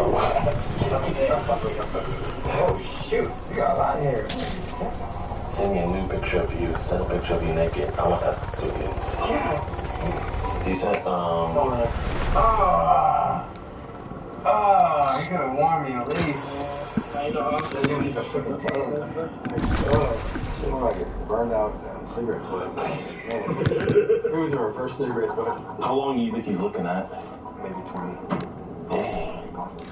So right here, she says, how old are you? I didn't get a single Okay, send a picture. kid? Wow. You still haven't sent any pictures of your body yet. What the? Would you like to have like inside you from front and back? Why are you typing this stuff, bro? He's gonna be like right here. Alright, y'all. So he was on some BS. So we're just gonna have to make a house call. It is what it is. I don't mind doing house calls. You know, I would just rather catch them out and about, shows more intent. But he said plenty. And like I said, I really do think he has CP. So we're gonna pull up to his crib. He's on some land. He told the decoy he was on the way. Then he said he was working on a tractor. So he's just on some BS. But we're gonna get him. Hello. We're looking at Joel. What's this? What the fuck is this? We know you hate child predators and love what we do, but sadly, the same can't be said for others. Once again, on EDPWatch.com, and for only $4.45, you can help support us locking these monsters away. You'll get access to uncensored chat logs, full disgusting audio calls, and never before seen and early access to new videos. You'll be entered into monthly giveaways, get 50% off all merchandise, and get a chance to do a IRL cast with yours truly to mark his hand. All on EDPWatch.com. Oh, Joel, we got a package for you, my man. How you doing, my friend? Nice to meet you. Hey, my man, how you doing, bro? Hey, do you speak English? Oh, awesome, man. Well, here, we just want to talk about some messages, you know, but, you know, who, you know, I don't want your family to know about it. You want to just talk about it over here, if that's cool with you? Yeah. We're just going to chat with him. Gracias. So, man, do you know why I would be talking to you today, my man? No. No? Were you talking to maybe a girl earlier or anything? Listen, I'm not police. He's not police. You know, we want to get this situated. We're here to talk about. You don't know? Okay, man. You know, like I said, man, like, I'm not police or anything. I'm a regular dude. My name's DeMarcus. You know, believe it or not, he's actually a lawyer, man. He's a lawyer, so he's actually a defense lawyer, so you could trust him, man. But we're here to talk about because there was pictures. Yeah, you remember? Okay. So how to say that she was? She said she was. Here, man, I appreciate you being honest. Listen, honesty is the best policy, man. If I wanted your family to find out about this, like, they don't need to know about this. That's why we're over here. We're just gonna talk this out, man, because I don't think you're a bad dude, right? So you were messaging Facebook and Telegram? Okay. So, no, listen. It's okay, man. We found these messages online. It's just some internet BS. You know, man to man. We're just gonna talk it out, okay? You were talking about meeting her today. You know, I don't want to put words in your mouth. Like, if you were to meet up with her, would it have been consensual? Like, so it would have just been friends? I mean, do you have a lot of friends? Okay, so That's the only one. That's the only one? Okay, well, why do we want to be friends with? Because she sent my request. Oh, it's because she answered your request? Yeah. Oh, she sent my request. She sent your request. So you followed her. Okay. Okay, that's interesting. Nice. What was going through your head? You know? You don't remember? Crazy. Did you think she was cute? You did? Okay. You were asking for... Are they related to you? Yeah, that's my brother. Oh, that's your brother? Yeah. Okay, well, here, you want to keep it a secret? Okay. We'll just talk. What's going on, bud? What's up, man? How you doing? Really good. How can I help you? Man, my name's DeMarcus, man. We're just, Leo, nice to meet you. Leo? Yeah. Nice to meet you, Leo. Yeah, we're just talking right now. Just some, like internet BS, right? Like, I don't know if he wants to talk about it with you or not, but... No, you can tell me. Yeah. Yeah. Well, I mean, it's up to him, you know, like, how old are you? Yeah. Oh, you're 30? Oh, yeah, so you grown, man. So, I mean, you know, I don't know if you want your brother to be in your business or not. You want to tell him kind of what's going on? I think you can tell him. I think it's better if you tell him. You don't have to do it. You want to tell him. Yeah. Yeah, be careful, man. And I was letting him know, man, we're not cops or anything. It's just, you know, we stumbled upon these messages. Like, I'm a regular citizen. He's actually a lawyer, practically. So, you know, he's not in any trouble or anything. But, you know, I mean, are those your kids? Oh, yeah. Like, you know, it's just something that's like, you know, for like, I feel like any man, you have to talk man to man about it. And that's all that's going on here. We're not trying to hide nothing or anything. So that's why I said, if he wants to tell you, he's been pretty honest. When you live Yeah. I mean, you told me the consequences, right? We haven't got to that yet. I mean, you know, like I said, we're not law enforcement, so, you know, I feel like it's not really our job to be like, Maybe you can tell him the consequences.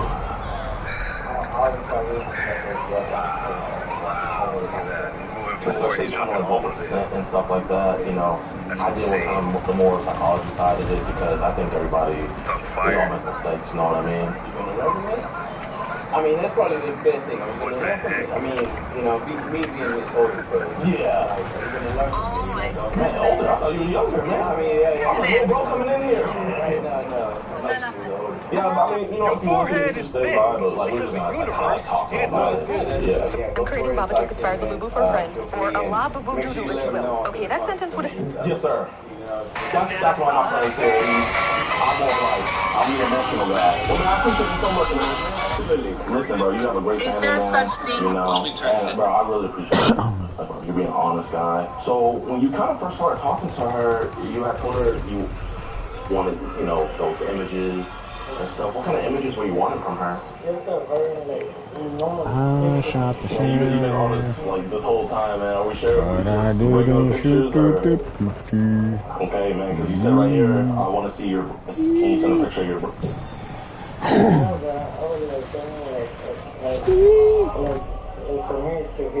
Okay, but that's not what you said. You said you want to see a picture. have a kid, I'm not gonna have nannies. That's for damn Shadow sure. 01. Deployment to the war zone has been authorized. What does that mean? You're not gonna have a babysitter when you have a kid? How are you gonna do anything? You're gonna. What does that mean? You're trying to attack our parental abilities? There's no attack. I just made a Is there comment. something wrong with having a nanny? In my eyes, yes. Really? It's cheaper to be- What about daycare? Daycare's different. Why? Daycare is, nannies are, like, people come here and take care of your child all day. Because we're working. That's how everybody has nannies. They work. People work. You take care of kids and work. I never had a nanny. My parents, I never had a nanny. And so you think we're bad parents? That's what I you're didn't say insinuating? that. I said I would never have a nanny. Did I say you had a bad parent? You're putting words in my mouth. I literally said I would never have a nanny if I had a kid. Well, I think a lot of people have nannies. A lot of our employees have nannies. Because we both work, right? And so we have a nanny that Theodore really likes, and he spends the whole day with her. And then when she's done around 4:30, we take over and spend. I think that's pretty normal. Why are you attacking our parental? I'm not. I said I would choices? not have a nanny if it was me. But what? I'm not attacking your parental. You do whatever you want. I'm not attacking. But why did you make that comment then? I'm just saying. I have a nanny upstairs, and I was like, oh, I just don't want to have a nanny. Why did you say it? Because I want to have a nanny. I heard a nanny upstairs. I was But like, you're but clearly you're trying to say something about us. I'm not at all. That's you. Really? You just said it out of nowhere when you're mad at me? Projecting. You're projecting that. No, I'm not. Why would I? How am I projecting? Because you're like, oh, you're attacking You us. I think didn't you- attack you. I just You said I think would I'm have a nanny. you think I'm a good It dad? was a comment. I have no idea. I don't know. You seem fine. You seem good with him. I have no idea if you're a good dad. I can't say either way. But I have a nanny. And that's a problem. I don't think it's a problem. I would just, if I was lucky enough I to won't have a be kid, able- I would just spend my time with the kid and Oh. figure it out where we could, figure it out. Because my mom and dad did that. My mom was a single mom, and we still never had a nanny. You didn't work when you were like 1.5, She worked at night. and nobody watched you. My brother. Oh well, he doesn't have a brother or a sister. So should he just be by himself? You have family, don't you? He can't be with his grandparents. They're not here. They're They have a very life. close. I wish. They have Yeah, a life. I would let them come. That's what family What's does. so- My grandma watched me. Okay, so then this is the problem with my family. Sure, put that out there. That's the narrative you want to say, sure. Whatever you want me to say, I will. If you want me to say that. I'm just trying to follow the thread because you're upset. There's You're trying no to. threat. I No. literally made a comment that if I'm lucky enough to have kids, because I can't fucking have kids, then I'll be with them all the fucking time and make sure I can spend as much as I can with them. And then when Don't you think it's healthy to be away from them sometimes? Yeah, but they should be with another family member. So they should never be with anyone that's not their family. I don't believe in that at all. Seems extreme. Seems like not everybody has that luxury. You know? Target down. Marking the rest of them. So should I quit or should Hila quit? It's not about quitting, it's about balancing your schedules, in my opinion. You can do whatever you want, but if it was me, it'd be called balancing your fucking work schedules, especially because you're both blessed to be able to work for yourselves. I would balance it. So right now Hila's at the job and I'm doing the podcast. So should I not do the podcast or Hila should not be at the... I think both. I think we Okay. should I just want you to help with my schedule. So I'm not going to do the If you want podcast. my help, I'll give you your help. Yeah, I'm You're just trying to asking help. for my help. Yeah, I'm asking for your help scheduling my life around Okay. Theodore. Alright. So I'm doing the podcast now, so Hila should be at home for sure.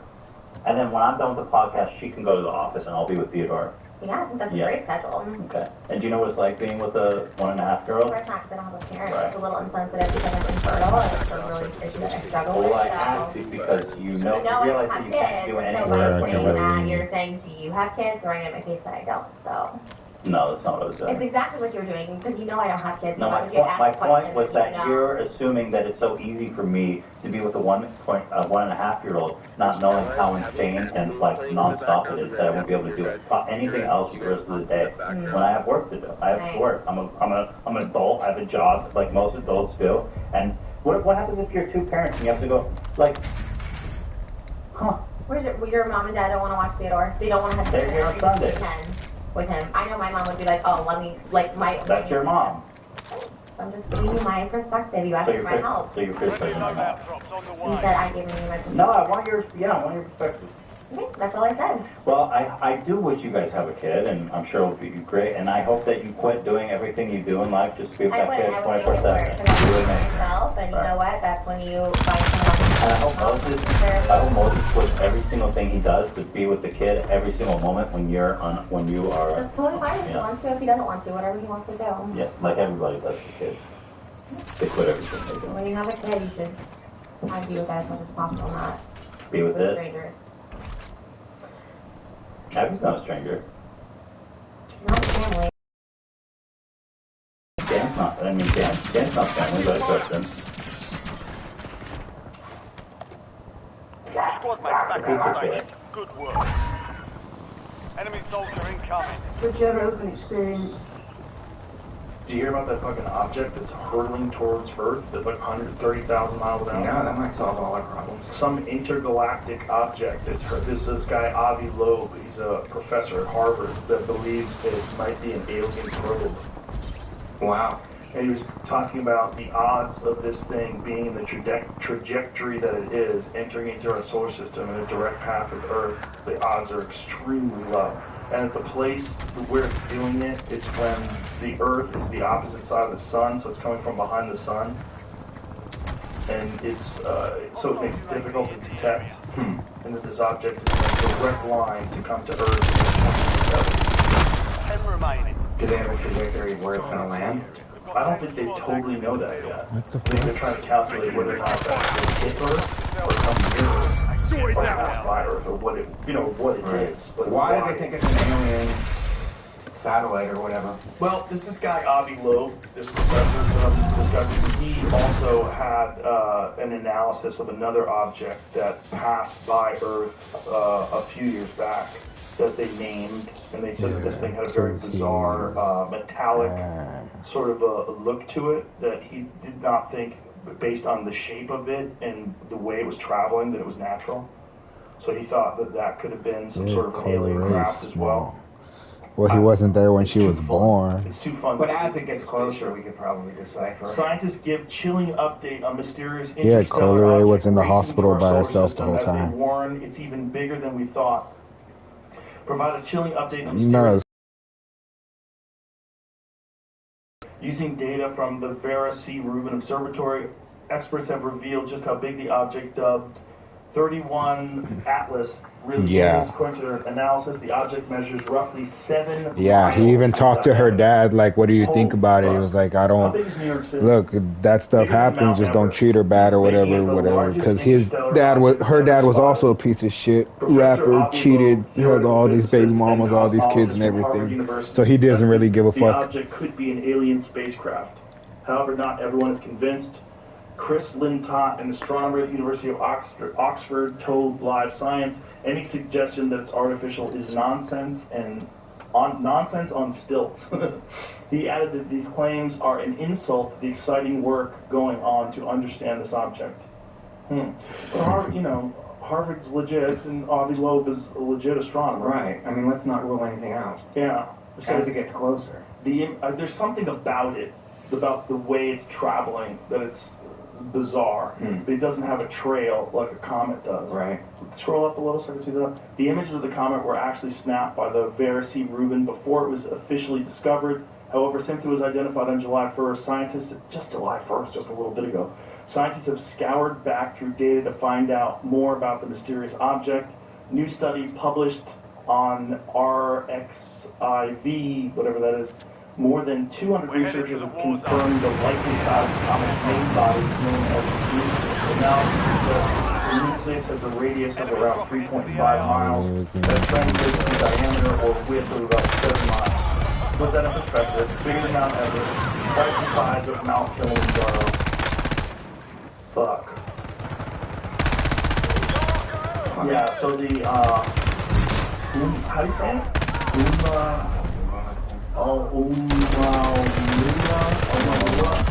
Discovered in 2017. This came on and talked to us about that. It's believed to be around 0.2 miles wide. And comet Borisov, discovered in 2019, was roughly 0.61 kilometer wide. So this thing is fucking huge. Yeah.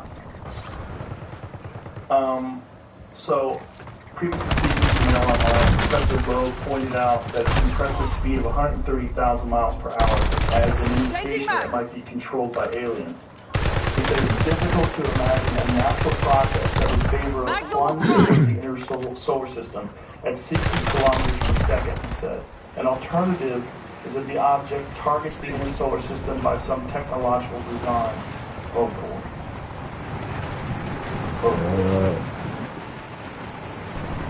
Hopefully they come in peace. Well, that might be the end.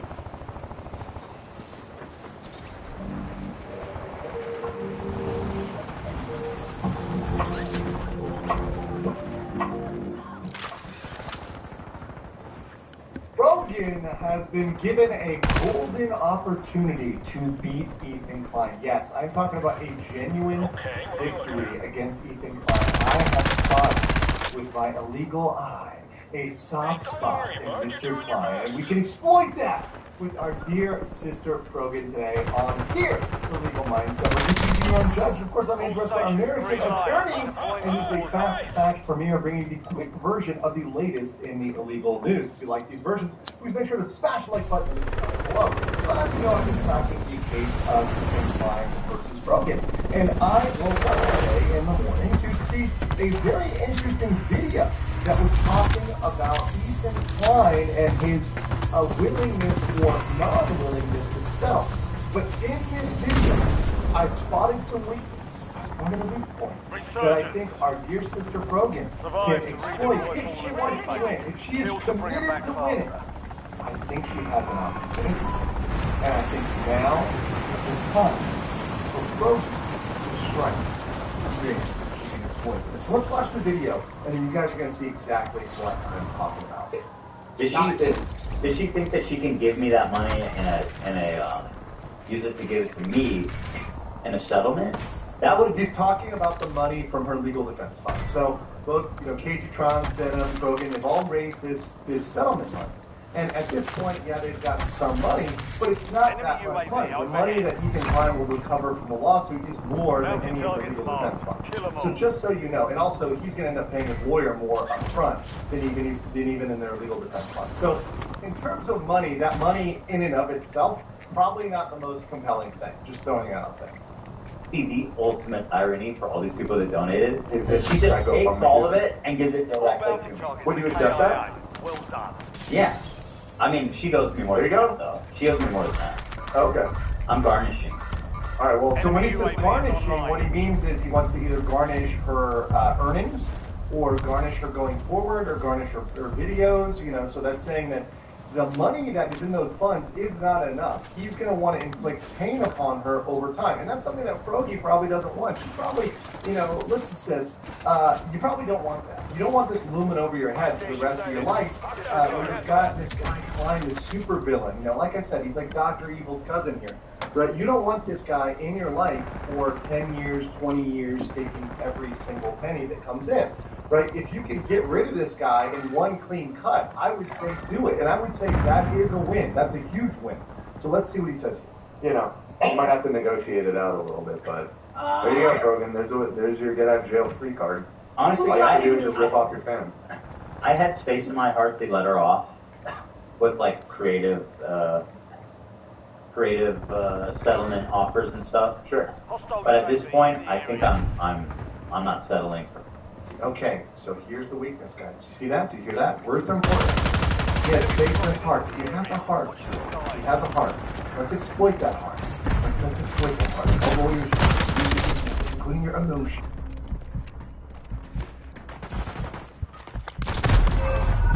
Put too much on trial, but settlement has so much power, so much tactics. And I will admit that I do not have a long trial record, although all the cases that I went and attended to a trial and that I was on the case, all the cases I won. I have a 100% win record. But I did far more, countless settlements before you get to trial, before you even sue. You settle and you handle the issue, you negotiate it out. That's how big boys and girls do it. That's how businesses do it. That's how governments do it. They handle it before it goes to court. And that's the real win. That's the win that even most lawyers don't want to talk about because they don't profit as much. But if we're being honest, the win that text chat is fucking... right here. He would think about creative solutions. That means that it's still a possibility that there's a creative legal solution. He's open to it. So let's do the rest of that. That's a very key part. I'm coming for the maximum damages. You know. And she reached out and actually played like was amicable and fair and like not turning this into some silly, pointless wild goose chase.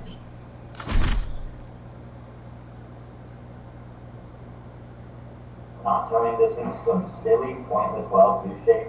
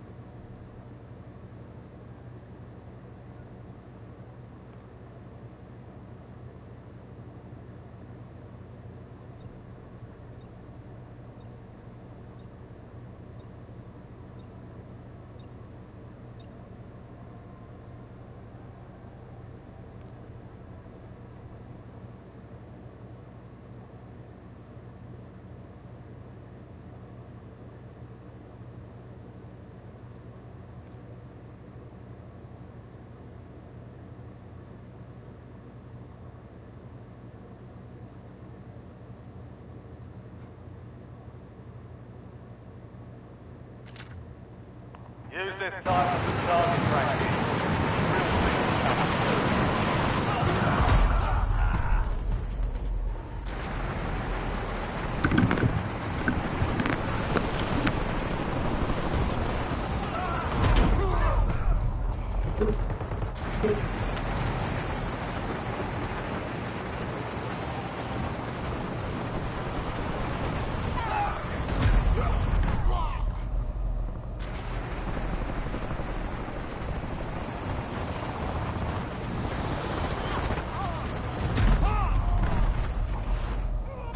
Enemy soldier incoming.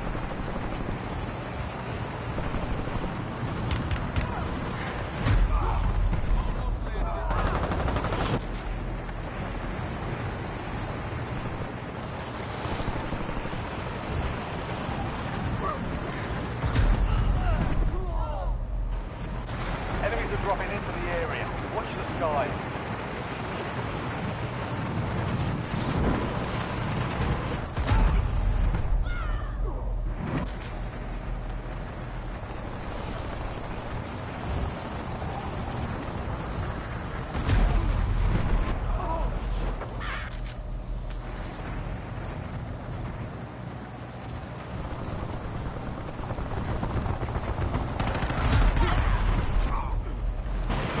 Enemy dropping into the AO.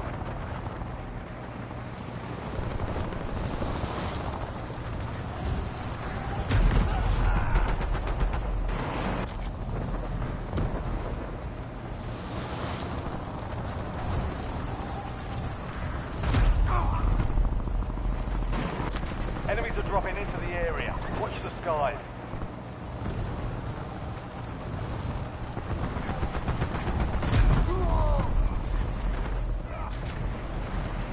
All stations, we are green to go. Stand by for deployment.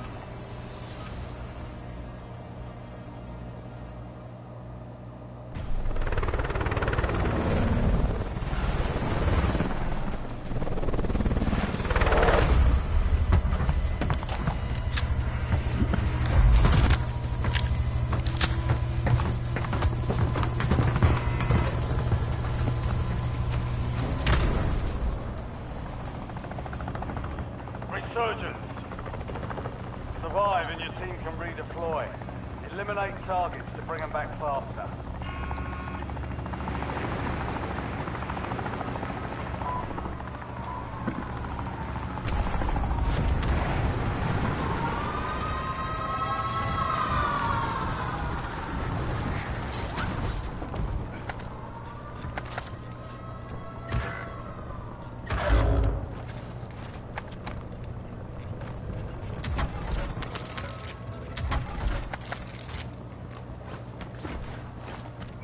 Squad mate is redeployed. Well done.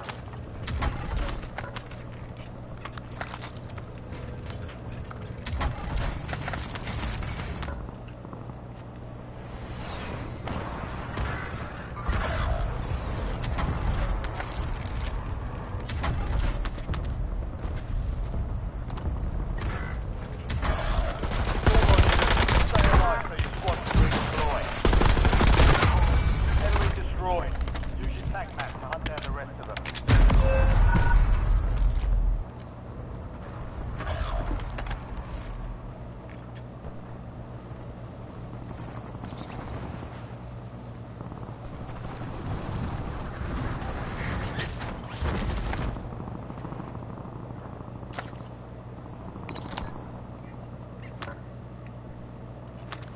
We're returning you to the front. Earn this.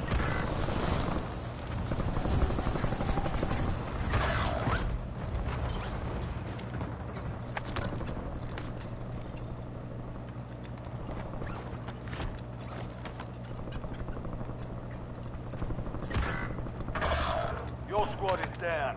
Stay alive to bring them back. Your squad mate's back on station. Good work.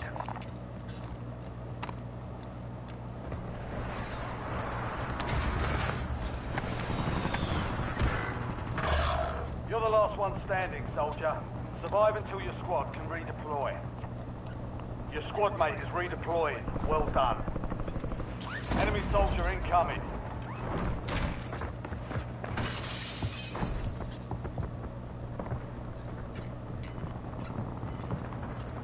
You have reinforcements inbound.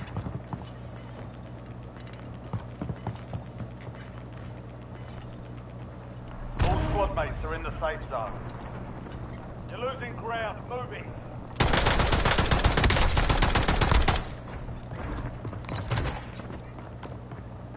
Your squad mate's back on station. Good work.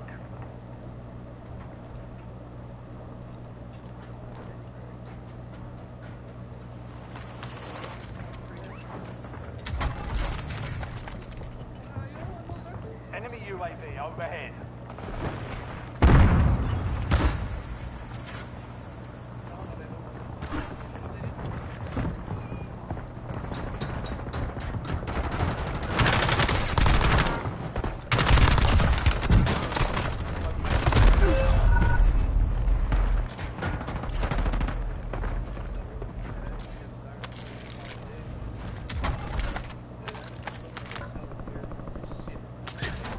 Back on station.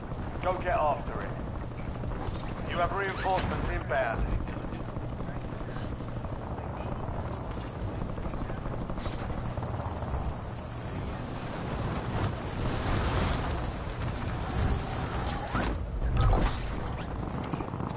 Loadout drop headed your way.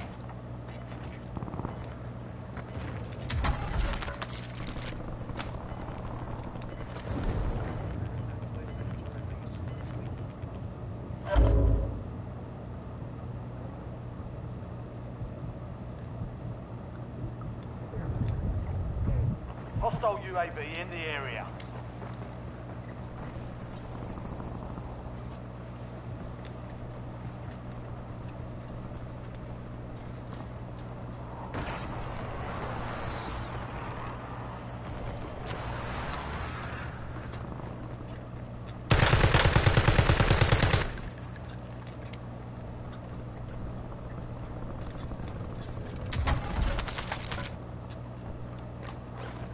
Calling in force streak.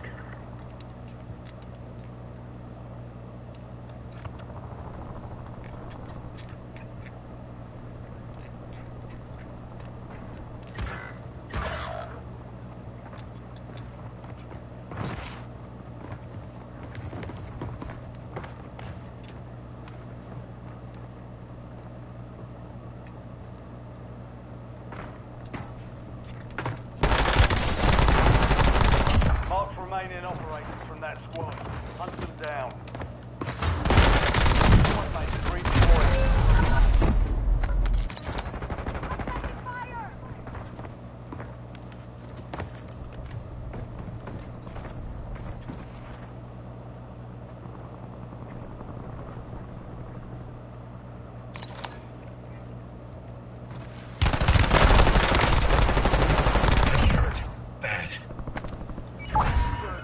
Go get your revenge.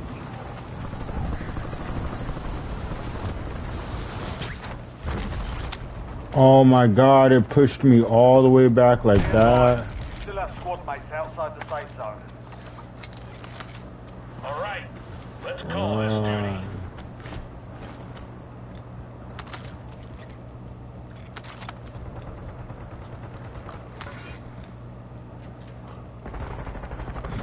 Operator establishing score streak.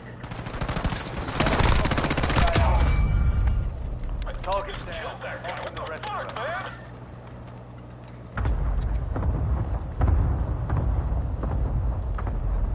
So, this is nice.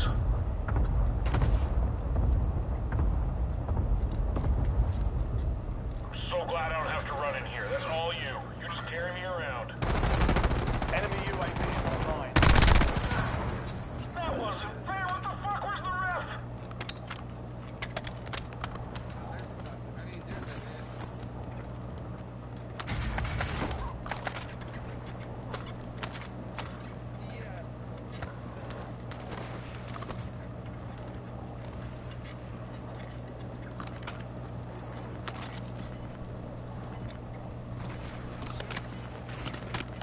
Tagging loot.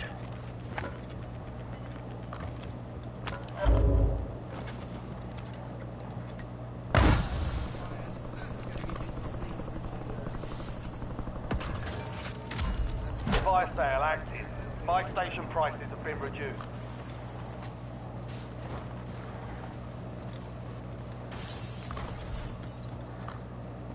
It's down to 10. Win this thing. We've got 10 squads active in the field. Forget it.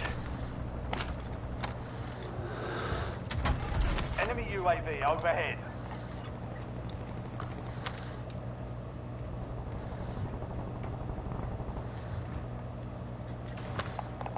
UAV available for tasking. Resurgence window is ending. Watch your six. Hostile UAV in the area.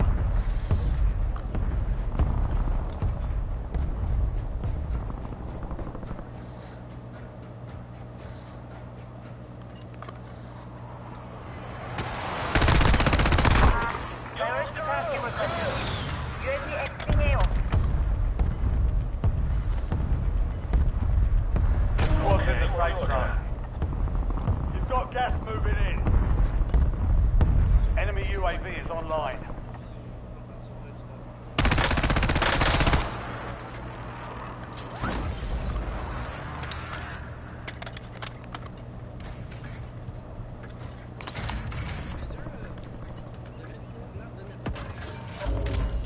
Fire sale's over. Adjusting prices.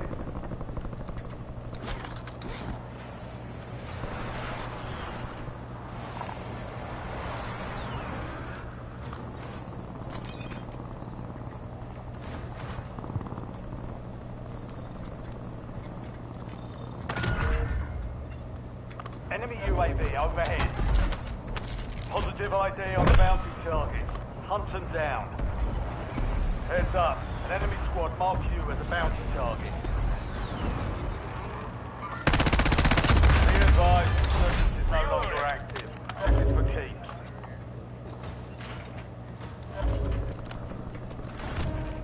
Supply crates are restocked. Advise you to load up now.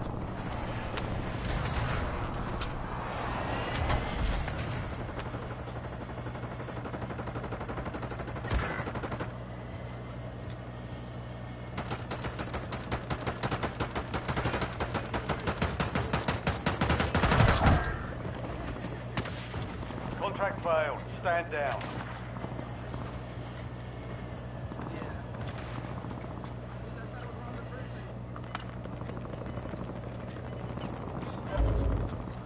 Some of your squad is outside the safe zone. I can help you. Calling in score streak.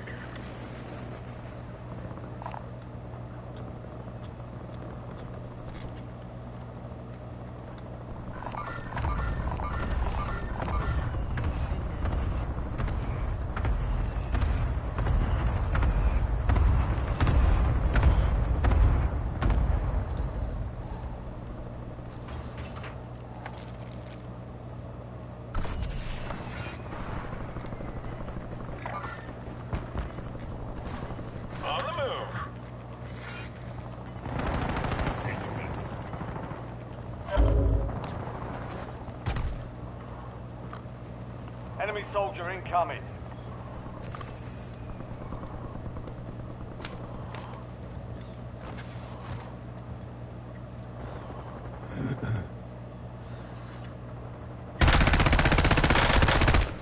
Hell yes! Oh my god, this game is intense. I'm so glad I don't have to run in here. That's all you. You're just carrying me around. Stand by. You still have squad mates outside the safe zone. Oh my god.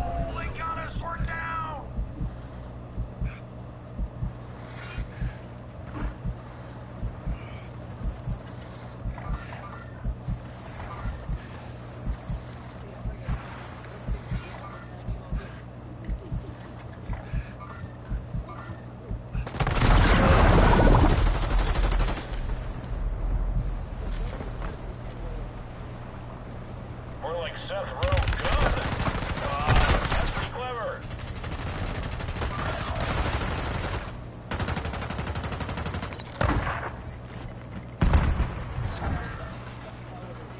We lost track of the mountain target. Contract failed. Your squad's in the top 5. 5 squads still operational in the AO. Gas is inbound.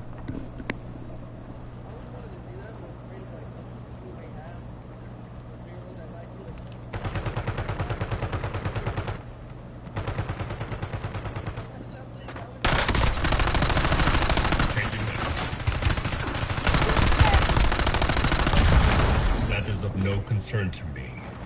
You're in the top 3. Don't let up now. 3 squads left in the war zone. Stay in.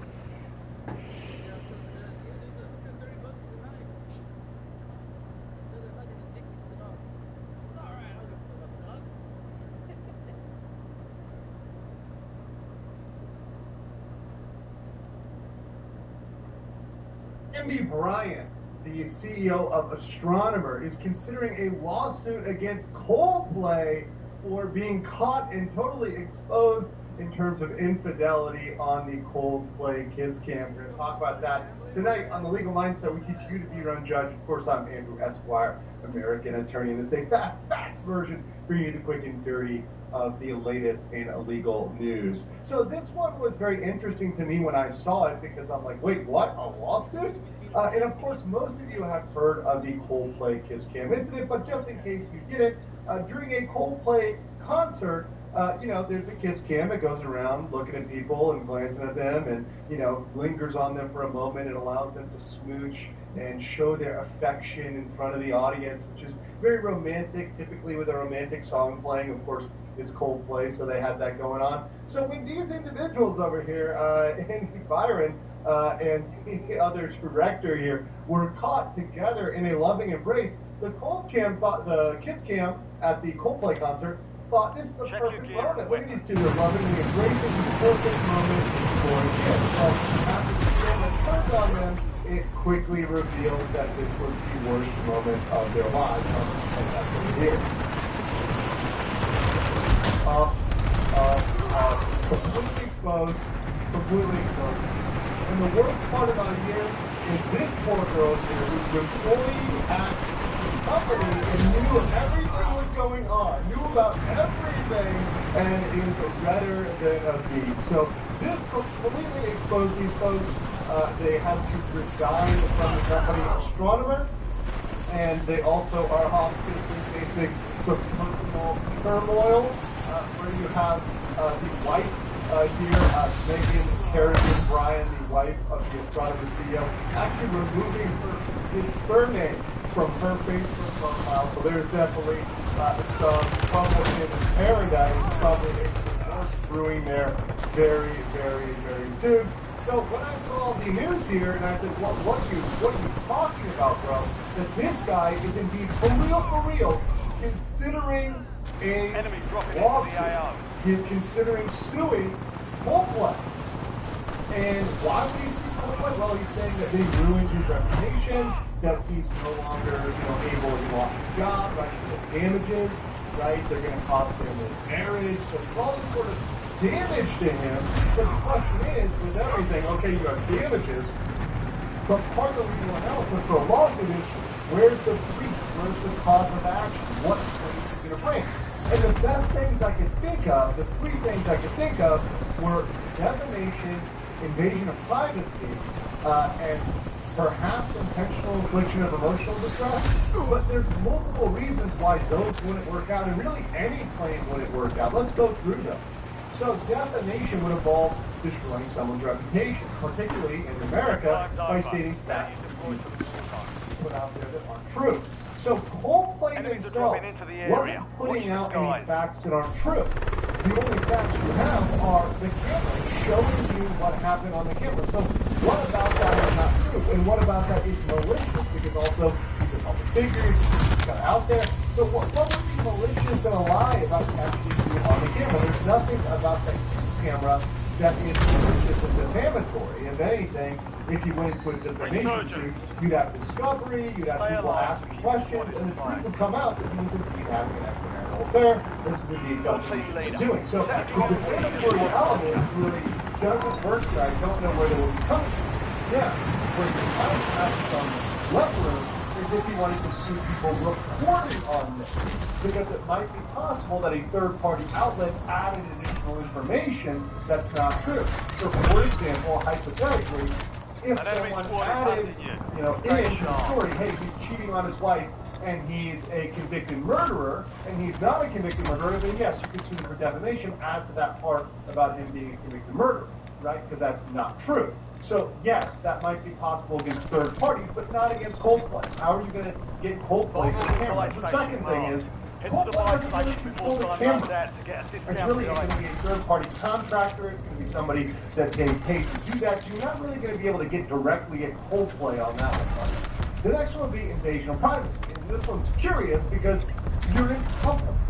When you are in public, especially at a stadium with thousands of people there, and with the knowledge that there are cameras, in fact, on your tickets, that was probably disclosed to you that you will be filmed, that there will be people watching you, that's going to be fully expected. You have no reasonable expectation of privacy when you're in public at a concert, attending a concert like that. If you wanted to be in private, you would have, watched the video, or you would have watched a stream at home. You would not be going to a public place. So invasion of privacy due to the public nature of a concert is just not going to work. So let's go even further. How about IIBD, intentional infliction of emotional stress? Now, this one is curious.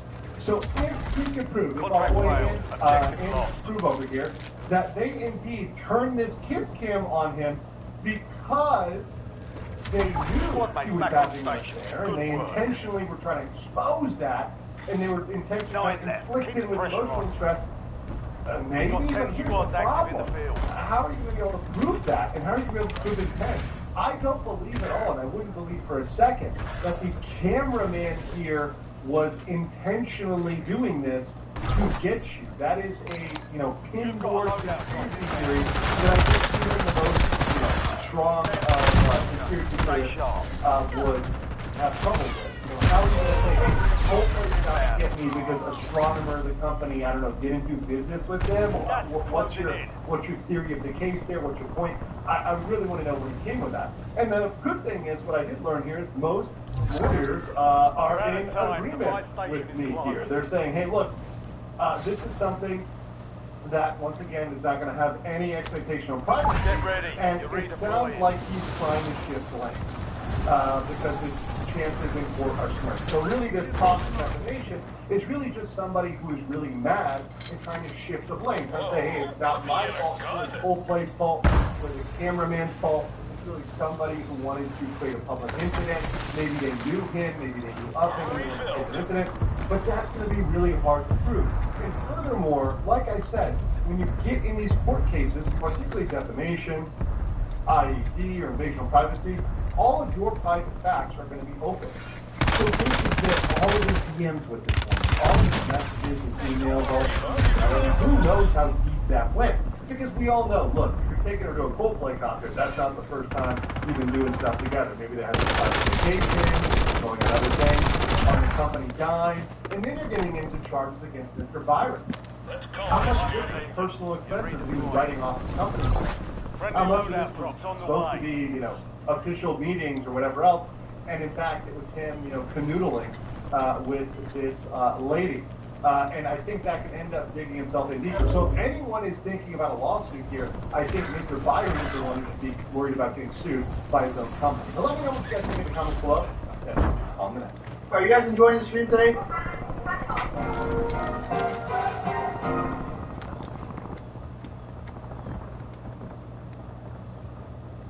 Hostile UAV in the area. Just attacked the United States and fired missiles at American bases after Trump dropped more than a dozen of our biggest bombs on them, with now new signs emerging as to what's going to happen next. Mahmoud Khalil is now free after two of Trump's highest profile deportation cases just collapsed in court. What happened? Over 100 lives were likely saved in a Michigan church thanks to quick thinking heroes. While you have top creators right now blasting Mr. Beast and saying he's stealing from others.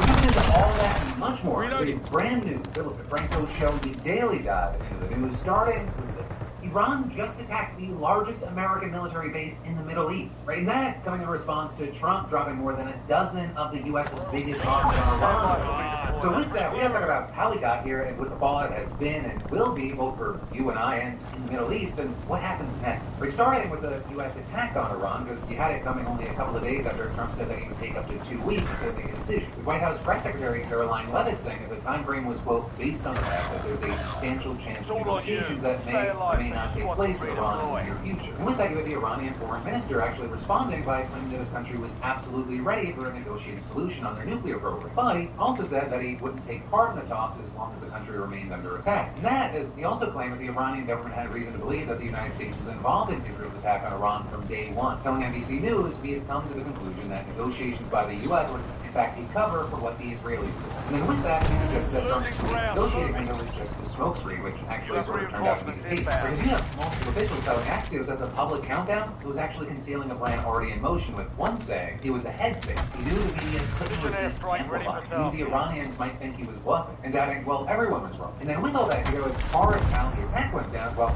with 7 B-2 stealth bombers dropping 14 30,000-pound massive ordnance penetrators that are bunker busters on the most heavily fortified nuclear site in Iran. The satellite photos now showing several places where the massive bombs seemingly punched deep holes in the rock. And then you really show down 30,000 major nuclear facilities. With Trump, there was an attack taking place after the planes were outside of Iranian airspace on the way home, writing on social media. There's not another military in the world that would have done this. Now is the time for peace. And then Trump soon after saying this in an address to the nation. Iran's key nuclear enrichment facilities have been completely and totally obliterated. Remember, there are many targets left.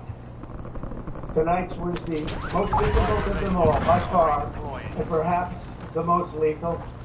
But if peace does not come quickly, we will go after those other targets with precision, speed, and skill. But of course, peace, that doesn't appear to be in sight right now. Plus, despite Trump's claims, it's far from clear right now that these Iranian nuclear sites have been completely and totally obliterated. For example, Defense Secretary Pete Hegseth and the new chairman of the Joint Chiefs of Staff, Dan Kane, saying an initial battle damage assessment showed only severe damage and destruction. And the Israeli military's initial analysis also concluded that the site with the bunker buster suffered serious damage but had not been completely destroyed. And then, according to two Israeli officials, there was also evidence that Iran had moved equipment and uranium from the site in recent days. So that, including more than 800 pounds of uranium enriched to 60% purity, which is not that far off from the 90% that's usually used in nuclear weapons. If that stuff is still in Iran's possession, then they still have at least one key ingredient for developing nuclear weapons. So notably, while Trump has said that the intelligence of Iran was just months or even weeks away from getting nuclear weapons, the consensus in the American intelligence community, it's actually long been that Iran has not been actively building or trying to build a nuclear weapon. I mean, you even had Trump's own director of national intelligence, Tulsi Gabbard, saying as much when testifying before the Senate Intelligence Committee in March. The IC continues to assess that Iran is not building a nuclear weapon, and Supreme Leader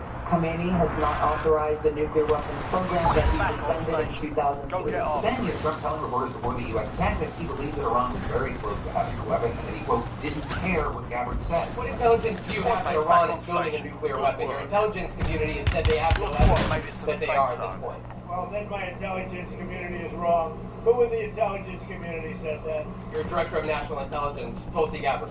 Oh, she's wrong. And then, actually, with that, we saw Gabbard responding by echoing Trump's own point of view on social media, writing, America has intelligence that Iran is at the point that it can produce a nuclear weapon within weeks to months if they decide to finalize the assembly. President Trump has been clear that can't happen, and I agree. Gabbard then also accusing the media of intentionally taking her testimony out of context and reposting the clip of her testimony as proof, for which I'll play now because it does contain some key information. In the past year, we've seen an erosion of a decades-long taboo in Iran on discussing nuclear weapons in public, likely emboldening nuclear weapons advocates within Iran's decision-making apparatus.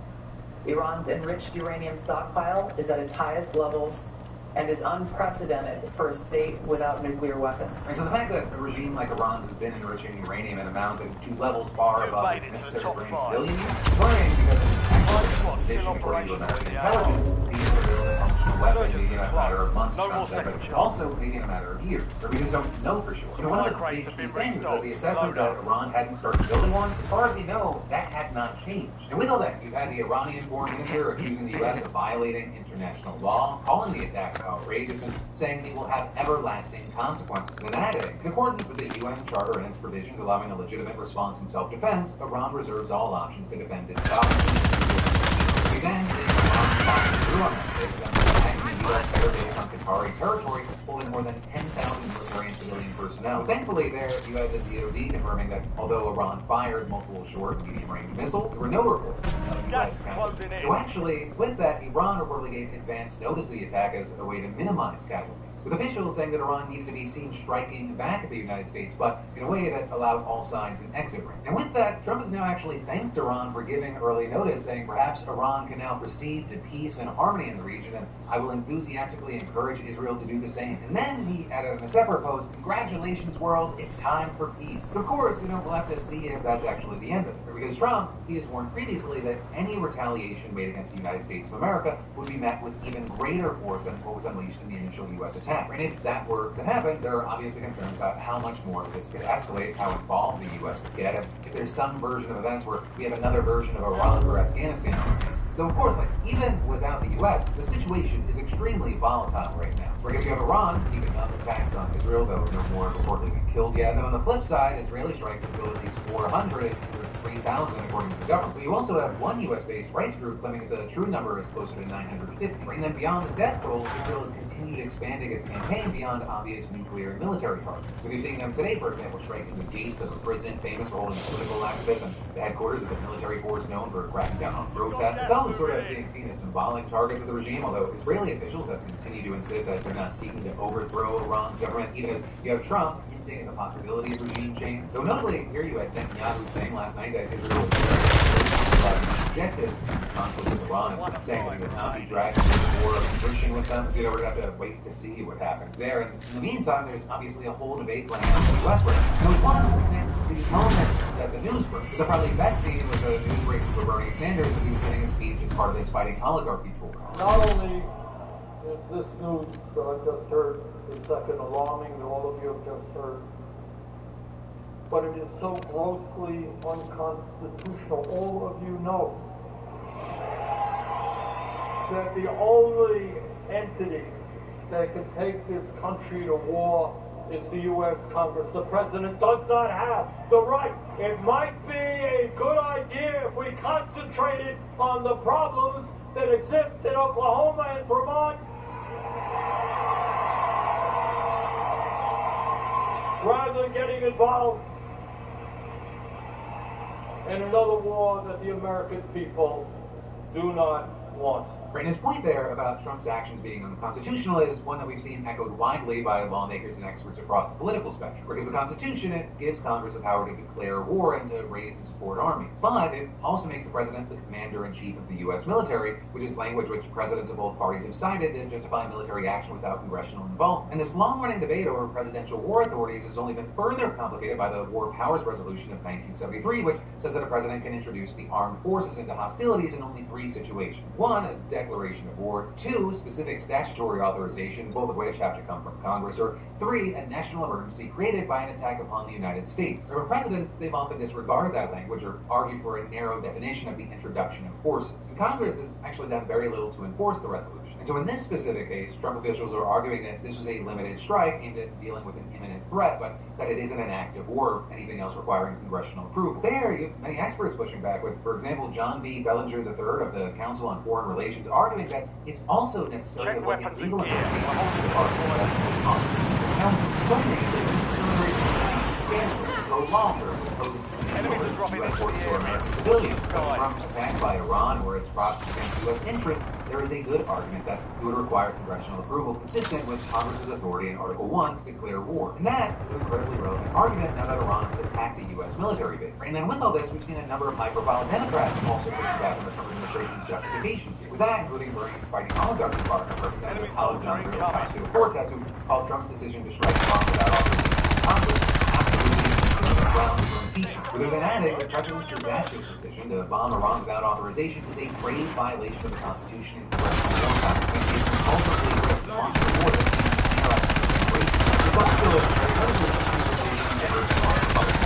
for example, Thomas Massie appearing to be the first Republican to oppose the Constitution and writing and also telling CBS News that there was no threat to Iran. So they are bipartisan resolution last week that Iran was very active against Iran, explicitly authorized by Congress. But notably, with all that, you had Trump responding by simply excommunicating the message from Trump barrage insults at Massie, the outcome in Kentucky for Massie's opponent, Republican primary. Also, despite the divisions emerging in the Republican Party, we saw Trump claiming that there's great unity in the party, perhaps unity like we've never seen before. Well, that is clearly false. We still have seen many Republicans falling behind Trump. For example, prominent Republicans like Graham, Stefanik, all praising the decision. You can also ask that group learning a number of things about Iran. Scott Carlson, of all people, arguing that the attack was necessary, saying the prospect of Iran nuclear weapon represents the most acute and immediate threat to America and our allies. And that is the House Speaker announced explicitly possibly that Trump's move was constitutional. Right, the president made the right call and did what he needed to do. Leaders in Congress were aware of the urgency of this situation, and the commander-in-chief evaluated that the imminent danger outweighed the time it would take for Congress to act. And then adding, the president fully respects the Article 1 power of Congress and tonight's necessary, limited, and targeted strike follows the history and tradition of similar military actions under presidents of both parties. Also, something that's got a big spotlight on it is that not all Democrats are against Trump's decision. Right, and that because you have Democratic Senator John Fetterman for Trump's move, and saying that Trump strikes were a correct move, and adding, Iran is the world's leading sponsor of terrorism and does not have nuclear capabilities. Adding, I'm grateful for it, the finest military in the world. But for now, we have to wait to see what happens both internationally and domestically. Right? How does Iran continue to respond, or how does Trump respond to that? And domestically, it's going to be very interesting to watch that play out. Though I will say Trump has a majority of Republicans on his side, so like the possible impeachment attempt, I imagine that's going to be dead on arrival. But we've also seen leadership both sides of the aisle demanding that Congress approve any further military action. In the meantime, we wait to see if this is going to escalate to a full-blown war, I gotta pass it on to you. What are your thoughts here? What are your reactions to this? But then next up from that today, Mr. Beast is stealing from other creators and he is ruining YouTube. That is what many, including top YouTube creators, are saying right now after Mr. Beast announced that his platform Beastat is launching an AI thumbnail tool that will allow creators to create a prompt and receive a data-backed viral thumbnail. Well, he since deleted that tweet following the backlash. Beastat's website still has articles and FAQs about the tool, and many have also reshared a previously uploaded video where Mr. Beast explains some of the functions. From creating custom results from any channel to literally being able to put your face on a thumbnail, it literally feels like cheating. This is the home of the AI tool where you can type in any channel on all of YouTube and it'll use it as inspiration for the thumbnail it's generating. Right in that video, Mr. Beast uses himself as an example and how to generate a thumbnail of him stranded on a volcano. You also have him saying that there are ways to generate thumbnails without specific channel inspiration, or you can take the URL of the existing video and modify its thumbnail like in this example. To demonstrate, I have this F1 thumbnail with an F1 car. And so in the prompt, I'm just going to simply type in, change F1 car to minivan. That is all I'm typing in. I'm going to hit generate. Well, let's see what it produces. And boom, it's done. Right, so immediately what you saw is we had tons of people pissed off, arguing that this tool it hurts thumbnail artists and editors and allows people to just blatantly copy and rip off the channel. So this YouTuber is pushing AI while also posting about how he hopes everyone watches his work because of how much creative effort went into it. So you understand the value of work and creativity, but you understand the concept of both. Well, as some say, I need every YouTube creator who can afford to take a stand to sue the shit out of this company. They're literally just stealing every single thumbnail on YouTube to feed to their shitty fucking AI, and you too, Mr. Beast. Then some noting that Mr. Beast in the past has called out other channels for copying his thumbnails by using face swapping tools and writing. So Mr. Beast gets to complain about channels stealing his thumbnails and turns around and makes a tool that does the same thing but faster than YouTube. We take out the creator and content creator and the fun that comes from thinking up new ideas. If there's any class action lawsuit, I'm so done with this now. Creators like Jacksepticeye chiming in because his channel's logo specifically appeared in Mr. Beast's video when he mentioned taking inspiration from other channels. And so you get Jack writing, what the actual fuck, and he used my logo and emoji for it too? I hate what this platform is turning into. So far what we've seen is that Mr. Beast appears to be open to the pushback. We're seeing this one creator create a conversation with Mr. Beast to make these complaints clear, and then Mr. Beast responding by saying, I appreciate all the feedback. I love the YouTube community more than anyone can even remotely comprehend. Already working on changes like face swap should only be used to swap your face on your thumbnail, obviously not others. And overall, it's building more in a way to be inspiration for artists / a tool they use and not replace them. Very good feedback. My goal with Viewstance is to build tools to level the playing field between people like me with 300 employees and new creators that can't afford a small army. Right, and then he also said that he's open to adding a tool that would allow creators to connect with thumbnail artists directly so that he can boost that community. As far as what actually happened with Mr. Beast and Viewstats, as well as what the reaction continues to be from the community, that remains to be seen. I mean, Mr. Beast on that I appreciate the feedback reply, he got a ratio. For the main reaction there reading, wanting to level the playing field between those with 300 employees and those without means you want to make those 300 people redundant, meaning they won't have jobs. It seems like your tool is designed to enable firing your artists whilst getting $50 from everyone else. Out of touch, evil genius move. For now, I'll have to wait to see how this plays out, and of course, in the meantime, I'd really love to know your thoughts and reactions to this. And then you got even more news in just a minute, but first, you know, y'all, it is summer, it is officially upon us, and you need to get out. And, you know, connected to that, we've been giving out $500 every week for over a year, thanks to our sponsor at SeatGeek, and somehow you still haven't entered for free. And the lineup right now, it's stacked with Lady Gaga, Coldplay, Tyler, the Creator, The Weeknd, Beyonce, Chris Stapleton. It's a wild time for live events. You know, it's been awesome seeing so many of you beautiful bastards winning the $500 SeatGeek weekly giveaway and using it to hit up concerts, games, Broadway shows, just y'all living your best life. If you haven't entered yet, just 2 seconds and next week's $500 winner, it could be you. Right? For the uninitiated, the SeatGeek is the #1 rated ticketing app with over 28 million downloads and tickets to over 70,000 events, sports, music, comedy, theater, you name it. So hey, if you're a first timer, download the app, scan the QR code, or take the link in the description and use code BILL for $20 off your first ticket purchase. And then, this is key, add code PDS to your SeatGeek account as well. That gets you $10 off of any ticket and enters you for your chance to win the weekly $500 giveaway, no purchase required. And then also, for the SeatGeek bets, right, you've used SeatGeek before, this applies to you as well. Just add code PDS to your account and you're entered. Hey, main thing, scan the QR code or click that link below and then use code BILL and PDS and go make some memories. So then next up from that today, we've got to talk about how potential mass shooting at a Michigan church was stopped like big heroes. And we also now know who the gunman was. Right, in this horrifying situation, it comes from a suburb of Detroit where over 100 people on Sunday were gathered for mass at Cross Point Community Church. And according to reports, you had children that are part of the church's vacation Bible school. They were leading the mass yesterday when a gunman arrived outside of the church driving erratically, which caught the attention of staff as well as a churchgoer who was arriving late. With reports saying that the man then got out of his car in a tactical vest, armed with a rifle and a handgun, and he began firing while heading to the church. With him hitting one person in the leg, but then, according to local authorities, a parishioner then struck the man with a vehicle and 2 staff members fatally shot him. So you had the Wayne Police Chief, Ryan Strong, telling reporters yesterday. We are grateful for heroic actions of the church's staff members who undoubtedly saved many lives and prevented a large-scale mass shooting. Bringing all of this is you had other footage showing that the people inside the church heard what was going down and figured out what was happening. With a live stream showing many ducking and running as gunshots were heard outside before Owen instructed them to head to the back of the building. It's just an utterly terrifying moment. And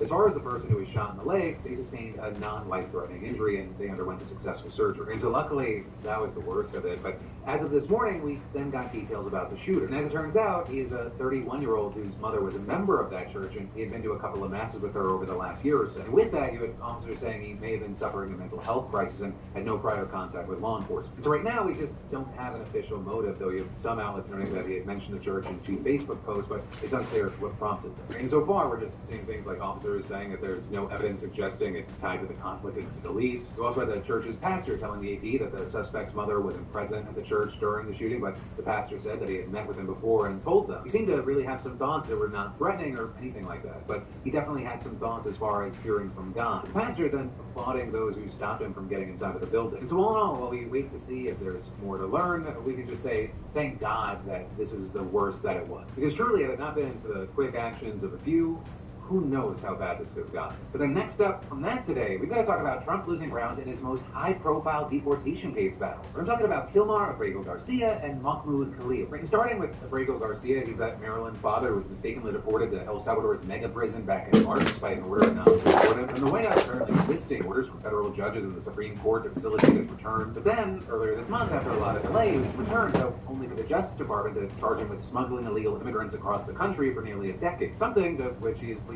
not guilty, so now he's prepared for trial. But already, before that's even begun, the federal judge in his case slammed the government's allegations, with Judge Barbara Holmes saying that they failed to provide evidence that Abrego Garcia would pose a threat if he was released, and ruling that he must be released from federal custody. Though, it doesn't mean he's actually free, since that ruling, it only pertains to this case, so that DOJ, they can just hand him over to ICE instead, as it said it would. Meaning that if the government can persuade a court to lift the 2019 order staying his deportation, Abrego Garcia could be deported again before he even gets the chance to go to trial. But that's a threat that he would have faced anyway, and this ruling by Judge Holmes is still being seen as a victory because it casts serious doubt on the evidence that will come up during the trial. The judge writing, the government alleges that Abrego is a longtime well-known member of MS-13, which the court would expect to be reflected in a criminal history, perhaps even of the kind of violent crimes and other criminal activity the government describes as typically associated with MS-13 gang membership. But Abrego has no reported criminal history of any kind, other than adding that much of the supposed evidence he is a gang member consists of double hearsay. Not to mention that some of the witnesses reportedly have serious criminal histories and they're hoping to dodge deportation or avoid prison sentences for helping with the case. So the judge saying, for example, one is a 2-time previously deported felon and acknowledged ringleader of a human smuggling operation who has now obtained for himself an early release from federal prison and delay of a 6th deportation for providing information to the government. Then even that aside, you have Holmes noting that their claims, quote, her words, defy common sense. So for example, while they allege that Abrego Garcia often brought his children on smuggling trips between Maryland and Houston 3 or 4 times a week, according to Holmes, the sheer number of hours that would be required to maintain this schedule, which would consistently be more than 120 hours per week of driving time, approach physical impossibility. So for all those reasons, plus the fact that his union has offered to help him return to work if he's released, Holmes sided with Abrego Garcia. But still, you have the White House remaining defiant, with DHS spokeswoman Tricia McLaughlin writing on X, Kilmar Abrego Garcia is a dangerous criminal illegal alien. We have said it for months, and it remains true to this day. He will never go free on American soil. But notably, they said similar things about another high-profile detainee who is now free, and that is Mahmoud Khalil. He was the first student protester who was arrested for deportation by the Trump administration back in March. And that, even though he was a legal U.S. permanent resident, married to his pregnant American wife and a Columbia University graduate. But as a Palestinian and an outspoken activist opposing what he called genocide in Gaza, he put himself firmly within the White House's crosshairs. So one day, plainclothes agents arrested him in the lobby of his Manhattan apartment building, and since then, he's been locked up 1,000 miles away in Louisiana. Because you had Secretary of State Marco Rubio invoking an obscure law to deport him on the grounds that he had undermined American foreign policy, and helping spread what he called anti-Semitism. But then, this last Friday, after 3.5 months of detention, during which time he missed the birth of his first child, a judge finally released him on bail. Over the weekend, you had him immediately touring the press circuit, speaking publicly for the first time since his arrest. I felt like I was literally kidnapped. All the know your rights that I've indulged myself into felt like nothing, because at that moment, ICE made it clear that you have no rights. He then had him telling the New York Times that in Louisiana he shared a room with more than 70 other men, and adding that he had no privacy and no knowledge of what was going to happen next, as he racked with concern for his wife and then unborn child. But then with that, he explained that he tried his best to make meaning out of his suffering there, and he says that he began helping other inmates. He's spending a few hours each day translating questions into proper English about things like what had happened to the money in someone's commissary account, or why they hadn't received their medication. And in the meantime, saying that he gathered strength by reading Man's Search for Meaning by Viktor Frankl, the Holocaust survivor, among other books. So there, adding that there was nothing in this world that would compensate me for the time I lost with my family and witnessing the birth of my child. And all of this is, he's still not out of the woods yet, because his case is still going through the courts, and the White House still wants to deport him. And on that side, you had a spokesperson saying this isn't about free speech, but rather this is about individuals who don't have a right to be in the United States, siding with Hamas terrorists and organizing group protests that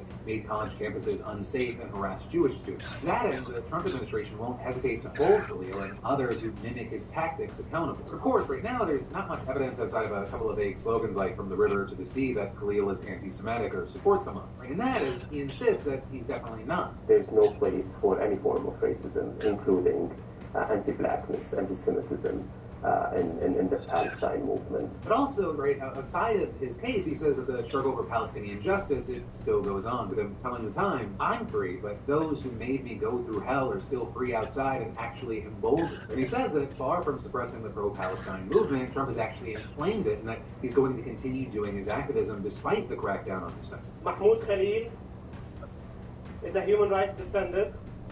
Mahmoud Khalil is a freedom fighter. Mahmoud Khalil is a refugee. Mahmoud Khalil is a father and husband. And above all, Mahmoud Khalil is Palestinian. Then to shift gears from that as we're winding down today's show, I want to talk to you about this little girl, 8-year-old Gabby Brilbray. And there are two things that you need to know about. One, she absolutely loves racing. Two, she was born with a birth defect that prevented her legs from developing below her knees. And well, Gabby, she got her first taste of competition last year during the local soapbox derby, where she was allowed to ride as a second in a two-man vehicle contest. But that, as it turns out, it didn't fully scratch the racing itch for her. In fact, it only made her want to drive a car by herself. Well, I've done it last year, and I felt like I did pretty good, that I like to maybe do it on my own. And last year, somebody drove it for me, so I didn't drive it. So Gabby's family and the local club that puts on the derby, they work together to design and build a car that Gabby could drive on her own. And so traditionally, soapbox derby cars, they have a foot pedal brake system, but since that obviously wasn't an option here, they had to try a couple of different alternatives. So first, they tried a handbrake system, but the club members had to build the post for Gabby's car. So rather than the first thing that with your leg, you pull back on the handle and it actuates the brake. What we found after installing that was Gabby, 46 pounds, very difficult to hold and maintain that pressure. She went down 4 times, she crashed 4 times. And so then they tried something else, pneumatic brakes. So David explained that the brakes are made from a feet-ball down compression cylinder, and all Gabby has to do is flip the switch to stop the car. Then Gabby's dad explained. It's a great thing because it puts Gabby on the same level playing field as other kids her age, so we can compete at the same activities at the same level that they do. It's really great to see her take the initiative to want to do things on her own and have that drive to overcome those obstacles. Right, for David, it's been a great experience working to make this happen for Gabby, with him telling a local news outlet. It's the biggest reward of the whole thing. If you'll just pair with the child, it can be Gabby, it can be any child. It's what makes it worthwhile, because it does get hectic, and there's a lot of parents, they get involved. But the kids are true innocent, and they're dreaming, and they're They're focused on having a good time. And so now for Gabby, she's just really excited to race this year. But they're also adding that her favorite part's either the actual driving or winning the trophies. And so I just want to say, good luck, little G. I'll be rooting for you. And I also want to give the title of Vamp of the Day to Gabby, to Gabby's family, as well as David Holland and everyone else that's making this little girl's dream come true. You know, how we treat others, and especially how we treat those who are not able to do something based off of the systems that already exist, that is so fucking telling about who people are at the core. And that's where I'll leave it, because, you know, this is supposed to be kind of the more positive story of the day. I'll do my little ranty rant at a different time, different place. But that is where today's video is. Thanks for watching, thanks for subscribing, and I'll see you right back here tomorrow, because of course I got a brand new show for you every Monday, Tuesday, Wednesday, and Thursday at 6 p.m. Eastern, 3 p.m. Pacific. Love you, mean it, bye.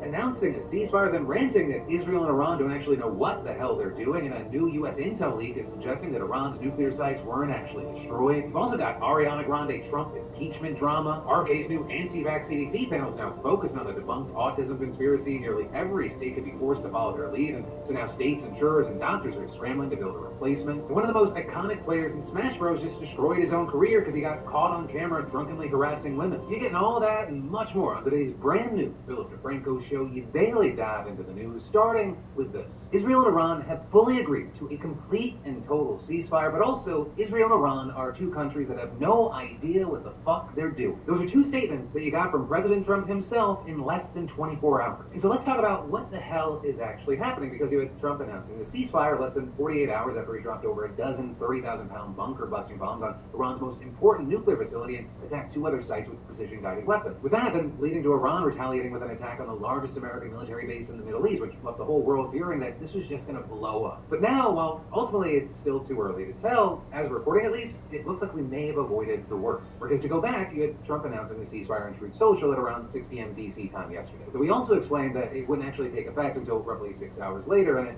laid out a very unclear timeline of how exactly it would all unfold, and ultimately claiming that the war would be officially ended within 24 hours. But I'm also adding there, this is a war that could have gone on for years and destroyed the entire Middle East, but it didn't and never will. But immediately, you saw doubts, right? Neither Israel or Iran immediately came out and confirmed the ceasefire at first. And in fact, shortly after the ceasefire announcement, you had the IDF issuing an evacuation warning for several parts of Tehran. And then, overnight, according to the people that lived there, the city got hit by what's been described as the most intense and sustained airstrike since the conflict began. But also the IDF saying that they had destroyed missile launchers in western Iran, and Iranian media saying that 9 were killed in the north of the country, and that reportedly included a nuclear scientist who was staying at his parents' place. It's that notably brought the total number of scientists Israel has killed, including chemists, physicists, and engineers, to at least 14. And then overall, you had Iran's health ministry saying today that the Israeli attack since the war began has killed 606 people and wounded more than 5,000. So with all that, shortly after Trump's ceasefire announcement, you had the Iranian foreign minister writing on X, as of now, there is no agreement on any ceasefire or cessation of military operations, but then also say, however, provided that the Israeli regime stops its illegal aggression against the Iranian people no later than 4 a.m. Tehran time,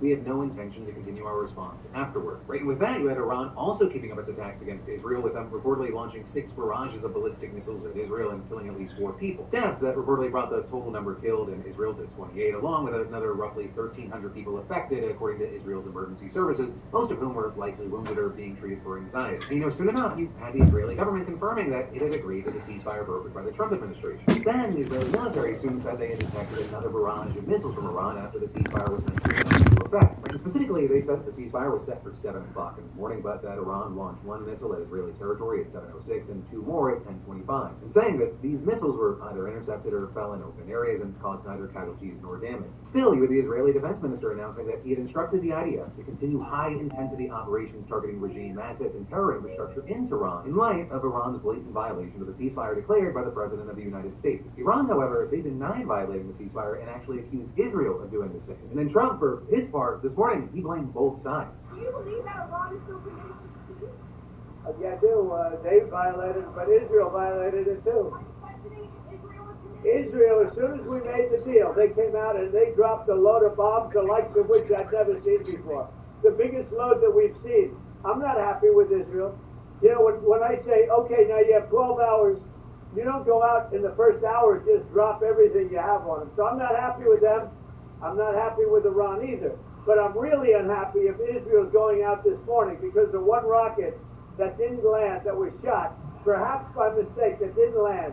I'm not happy about that. We basically have 2 countries that have been fighting so long and so hard that they don't know what the fuck they're doing. Do you understand that? Right, and then shortly after that, you had Trump warning Israel on social media like an angry dad, posting, Israel, do not drop those bombs. If you do, it is a major violation. Bring your pilots home now. But then, just around 40 minutes later, he happily claimed that Israel wasn't going to attack Iran and added, all planes will turn around and head home while doing a friendly plane wave to Iran. Nobody will be hurt. The ceasefire is in effect. And reportedly, what happened in between those two posts is that Trump called Netanyahu and asked him not to attack. And there, Netanyahu reportedly told Trump that he was actually unable to cancel the attack because Israel needed to respond to Iran's violation in some way. But then it's also claimed that it was decided to significantly scale back the strike and to cancel attacks on a large number of targets, and instead hit just one radar system outside of Tehran. With the office of the Israeli Prime Minister saying in a statement, pursuant to the conversation between President Trump and Prime Minister Netanyahu, Israel has refrained from additional attacks. And so with all that, at least for now, it seems like both sides are actually interested in the ceasefire holding, and everyone's going to try and turn it into a victory lap. Which is actually a reason that this ceasefire may have a chance of succeeding. For example, one expert telling the New York Times, the United States can say it has set back Iran's nuclear program, Israel can say it has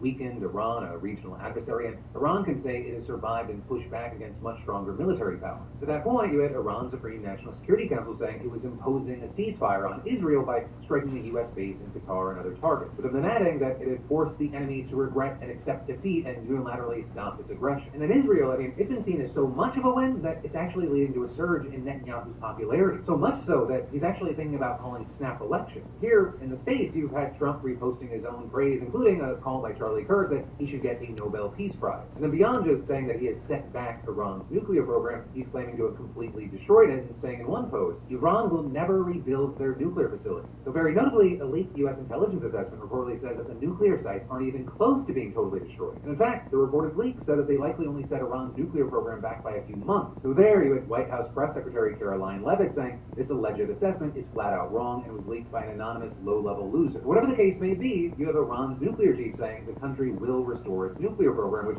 to be clear, is not a nuclear weapons program. Because Iran has for decades been described as being close to having a weapon, but no U.S. intelligence has actually suggested it was pursuing one. And in fact, even after more than a week of Israeli strikes on Iran, senior intelligence officials said that a 2003 religious ruling by the country's supreme leader prohibiting the development of nuclear weapons is still held. And that is, they also said that the U.S. entering the war and striking its most secure nuclear facility would actually make Iran more likely to want to build one, with them potentially seeing it as the only way to prevent future attacks or to ensure the country's survival. While Trump is celebrating getting rid of that perceived Iranian nuclear threat, you have many saying he may have actually just created it. For now, we're seeing that even the idea that Iran's facilities were not completely obliterated as he claimed, that appears to be enough to send Trump on a tirade against the so-called fake news media. Iran will never rebuild its nuclear. From there, absolutely not. That place is under rock. That place is demolished. But when I see CNN all night long, they're trying to say, well, maybe it wasn't really as demolished as we thought. Things demolished as you take a look at the pinprint, and you see that place is gone. And I would say, I think CNN ought to apologize to the pilots of the B-2. I think that MSNBC ought to apologize. I think these guys really, these networks and these cable networks are really. Then also, separate from that, you have people saying that even if Trump's decision to attack Iran is actually work as he intended, that doesn't change the fact that it may have also been illegal. Because like we talked about yesterday, several Democrats and even Republicans have argued that it is unconstitutional since Congress didn't give the okay. For example, Representative Alexandria Ocasio-Cortez claimed Trump's actions absolutely cleared the ground for impeachment. And there, you actually had Trump responding today with another post country social calling for stupid and dishonest people in Congress and continuing their own social rant. In any case, you today have Representative Al Green from Texas saying that he'll actually be introducing articles of impeachment against Trump and saying in a statement, President Trump has not only violated his oath of office, he has also disregarded the separation of powers necessary to maintain the independence of our three branches of government. But just this afternoon, the House overwhelmingly voted to reject that impeachment attempt, 344 to 79, with a large majority of Democrats joining Republicans to table the measure. But hey, as far as what happens next, here's what I'll say, and it's specifically regarding Iran and Israel. Hopefully, the ceasefire works. Hopefully, stuff calms down and people aren't getting killed. Whether the ceasefire actually holds, or just a pause, or at least some other situation, There are three things we'll have to keep our eyes on. But then also, with this, I'll say, we're seeing this whole other controversy brewing around calls for Trump's impeachment because Ariana Grande, she just weighed in on it, slammed Trump, and that has now morphed into this national news story about body shaming. And that because over the weekend, Ariana posted a few messages critical of Trump on social media, including AOC's call to impeach him. You know, all of that, it's not out of character for Ariana, right? She posts about politics pretty frequently, and she got a lot of applause from her fans for those posts. But this time, those posts, they caught the attention of Megyn Kelly, who lashed out at Ariana on her Sirius XM show yesterday. I think that Ariana Grande needs to put more thought into how to add 1/2 an ounce of fat back onto her body than she does thinking about President Trump being impeached. Obviously, she's in the middle of a crisis. I'm sorry, but this woman looks ill. Someone needs to do an intervention to help her. I'm not saying this to be snarky. I genuinely think someone needs to help this woman. With Megyn also questioning why anyone should actually listen to Ariana's political opinions, since she's a singer and an actress, and she used clips from her time on the show Victorious to discredit her. And the reason she's qualified to make this conclusion is because of the segments she did for years on Nickelodeon as follows. Sometimes I wonder if you can get juice from a potato. And yes, he would kill and eat me if I were to let him. So I do have to Right there, you might recognize that clip from the Quiet on Set documentary that explored incredibly disturbing abuse allegations behind the scenes at Nickelodeon. Megyn then also sharing a scene where Ariana dumped water on herself and then saying she was exploited as a young person. It's not nice. It's actually quite sad. But now she's decided to take that troubled youth and turn it around to make constitutional judgments about our president. There's a lot that went on, I think, on that Nickelodeon set that's never been fully threshed out. And I think Ariana Grande should work on her own well-being and keep her constitutional thoughts to herself. But then all of that leading to outlets like the Daily Beast calling Megyn irate, gross, as well as in others online saying it was completely out of line to grab her body. And it's disgusting that Megyn Kelly is faking being concerned about her past when she's trying to weaponize it against her. And then, as far as Grande herself, she hasn't responded yet. It also really wouldn't be surprising if she just didn't respond, because, this is something that a lot of people have discussed for years. More recently, the discourse around it was inescapable during the press tour when, people were sharing photos and videos of her and speculating if she had an eating disorder. All of which then led to her addressing some of it during an interview back in December where she was asked about the pressures and beauty standards that exist for women, and she actually got very emotional. Oh my goodness. I've been kind of doing this, in terms of the public and kind of doing, specimen of a petri dish really since I was 16 or 17. It's something that is uncomfortable no matter what scale you're experiencing it on. Even if you go to Thanksgiving dinner and someone goes around and says, oh my God, you look skinnier, what happened? Or you look heavier, what happened? It's like, that is something that is uncomfortable and horrible. And I think in today's society, there's a comfortability that we shouldn't have at all. Commenting on others' looks, appearance, what they think is going on behind the scenes, or health, or how they present themselves. And then, I've got more news for you in just a minute, but first, if you're anything like me, you've also procrastinated, put off a business or a project idea that's just been killing in your brain, half-baked, and ignored for way too long. But hey, make this the month that you finally make that side hustle, the passion project a reality. For me, it was a book club. I put it off forever. I kid you not, right? The Franco Book Club, it went from someday to launched in under an hour with today's sponsor, Squarespace. Because they make it crazy easy to build a site, whether you just want to talk about things, showcase things, or you want to start selling content, courses, physical or digital products, whatever you've got in mind, you can do. And that even includes charging a one-time fee, offering a subscription, or both, right? Done.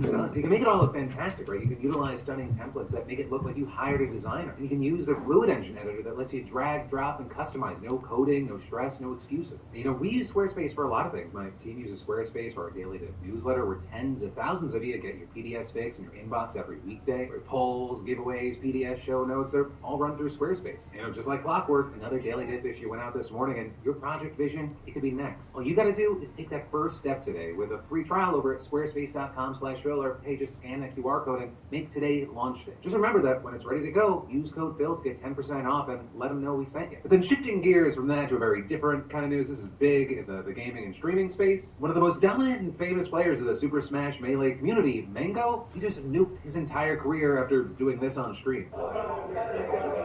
We're not drunk, guys. Yeah, we're not drunk. But Mango, on the other hand, no. He's humping toes. No. End the stream. End it. End the stream, Mango. So that incident, it happened at a booze-fueled event put on by Ludwig's Mobile Moves, and it was meant to just kind of be a fun time for creators to get together, play the new Mario Kart, and give away the new Switch to fans. However, it didn't take long for chaos to ensue, especially for Mango. Because as you saw in that clip, he was running around in his shorts, he was humping stuff left and right. Actually, targeting Maya Higa wasn't the only time. He also did something similar to Sera, who appeared clearly upset by it. Mango, what are you doing? Not that it appeared to help, he just kept doing it. Then he even tried to ask someone to get Mango a water, and instead someone laughed that they gave him another beer instead. Give Mango water. I gave it the beer.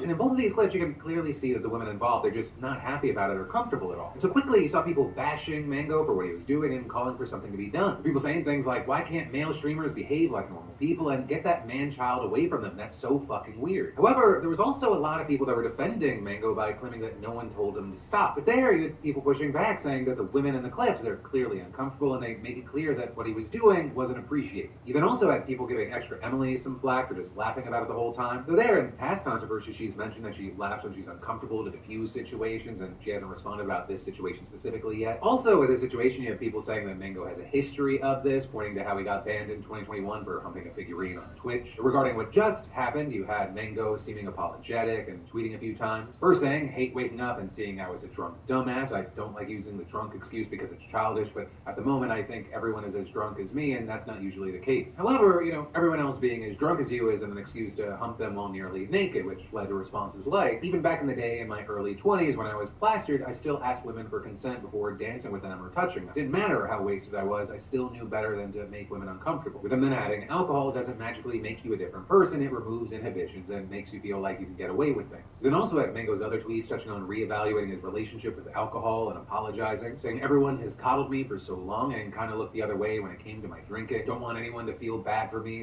/ defend me. Sorry to everyone I've let down or hurt. I know it just looks like I'm trying to save face, but I genuinely feel so awful about it. All I've done is reflect on my life and realized I'm a broken human. Also, in this whole situation, there was a big question of, what was going to happen to his professional relationships. And there you had Ludwig saying, they're no longer inviting Mango to Mobile Moves events. Because, it's a privilege to go to an event, man. Like, the whole point of an event is, it's a fun thing to do, have a good-ass time, and if somebody appearing jeopardizes somebody else having a good time, that just can't be a thing. Now, I see a lot of dialogue on, broader implications. I'm only worried about my team, my events, you know what I'm saying? I don't speak for the Melee community. I'm not,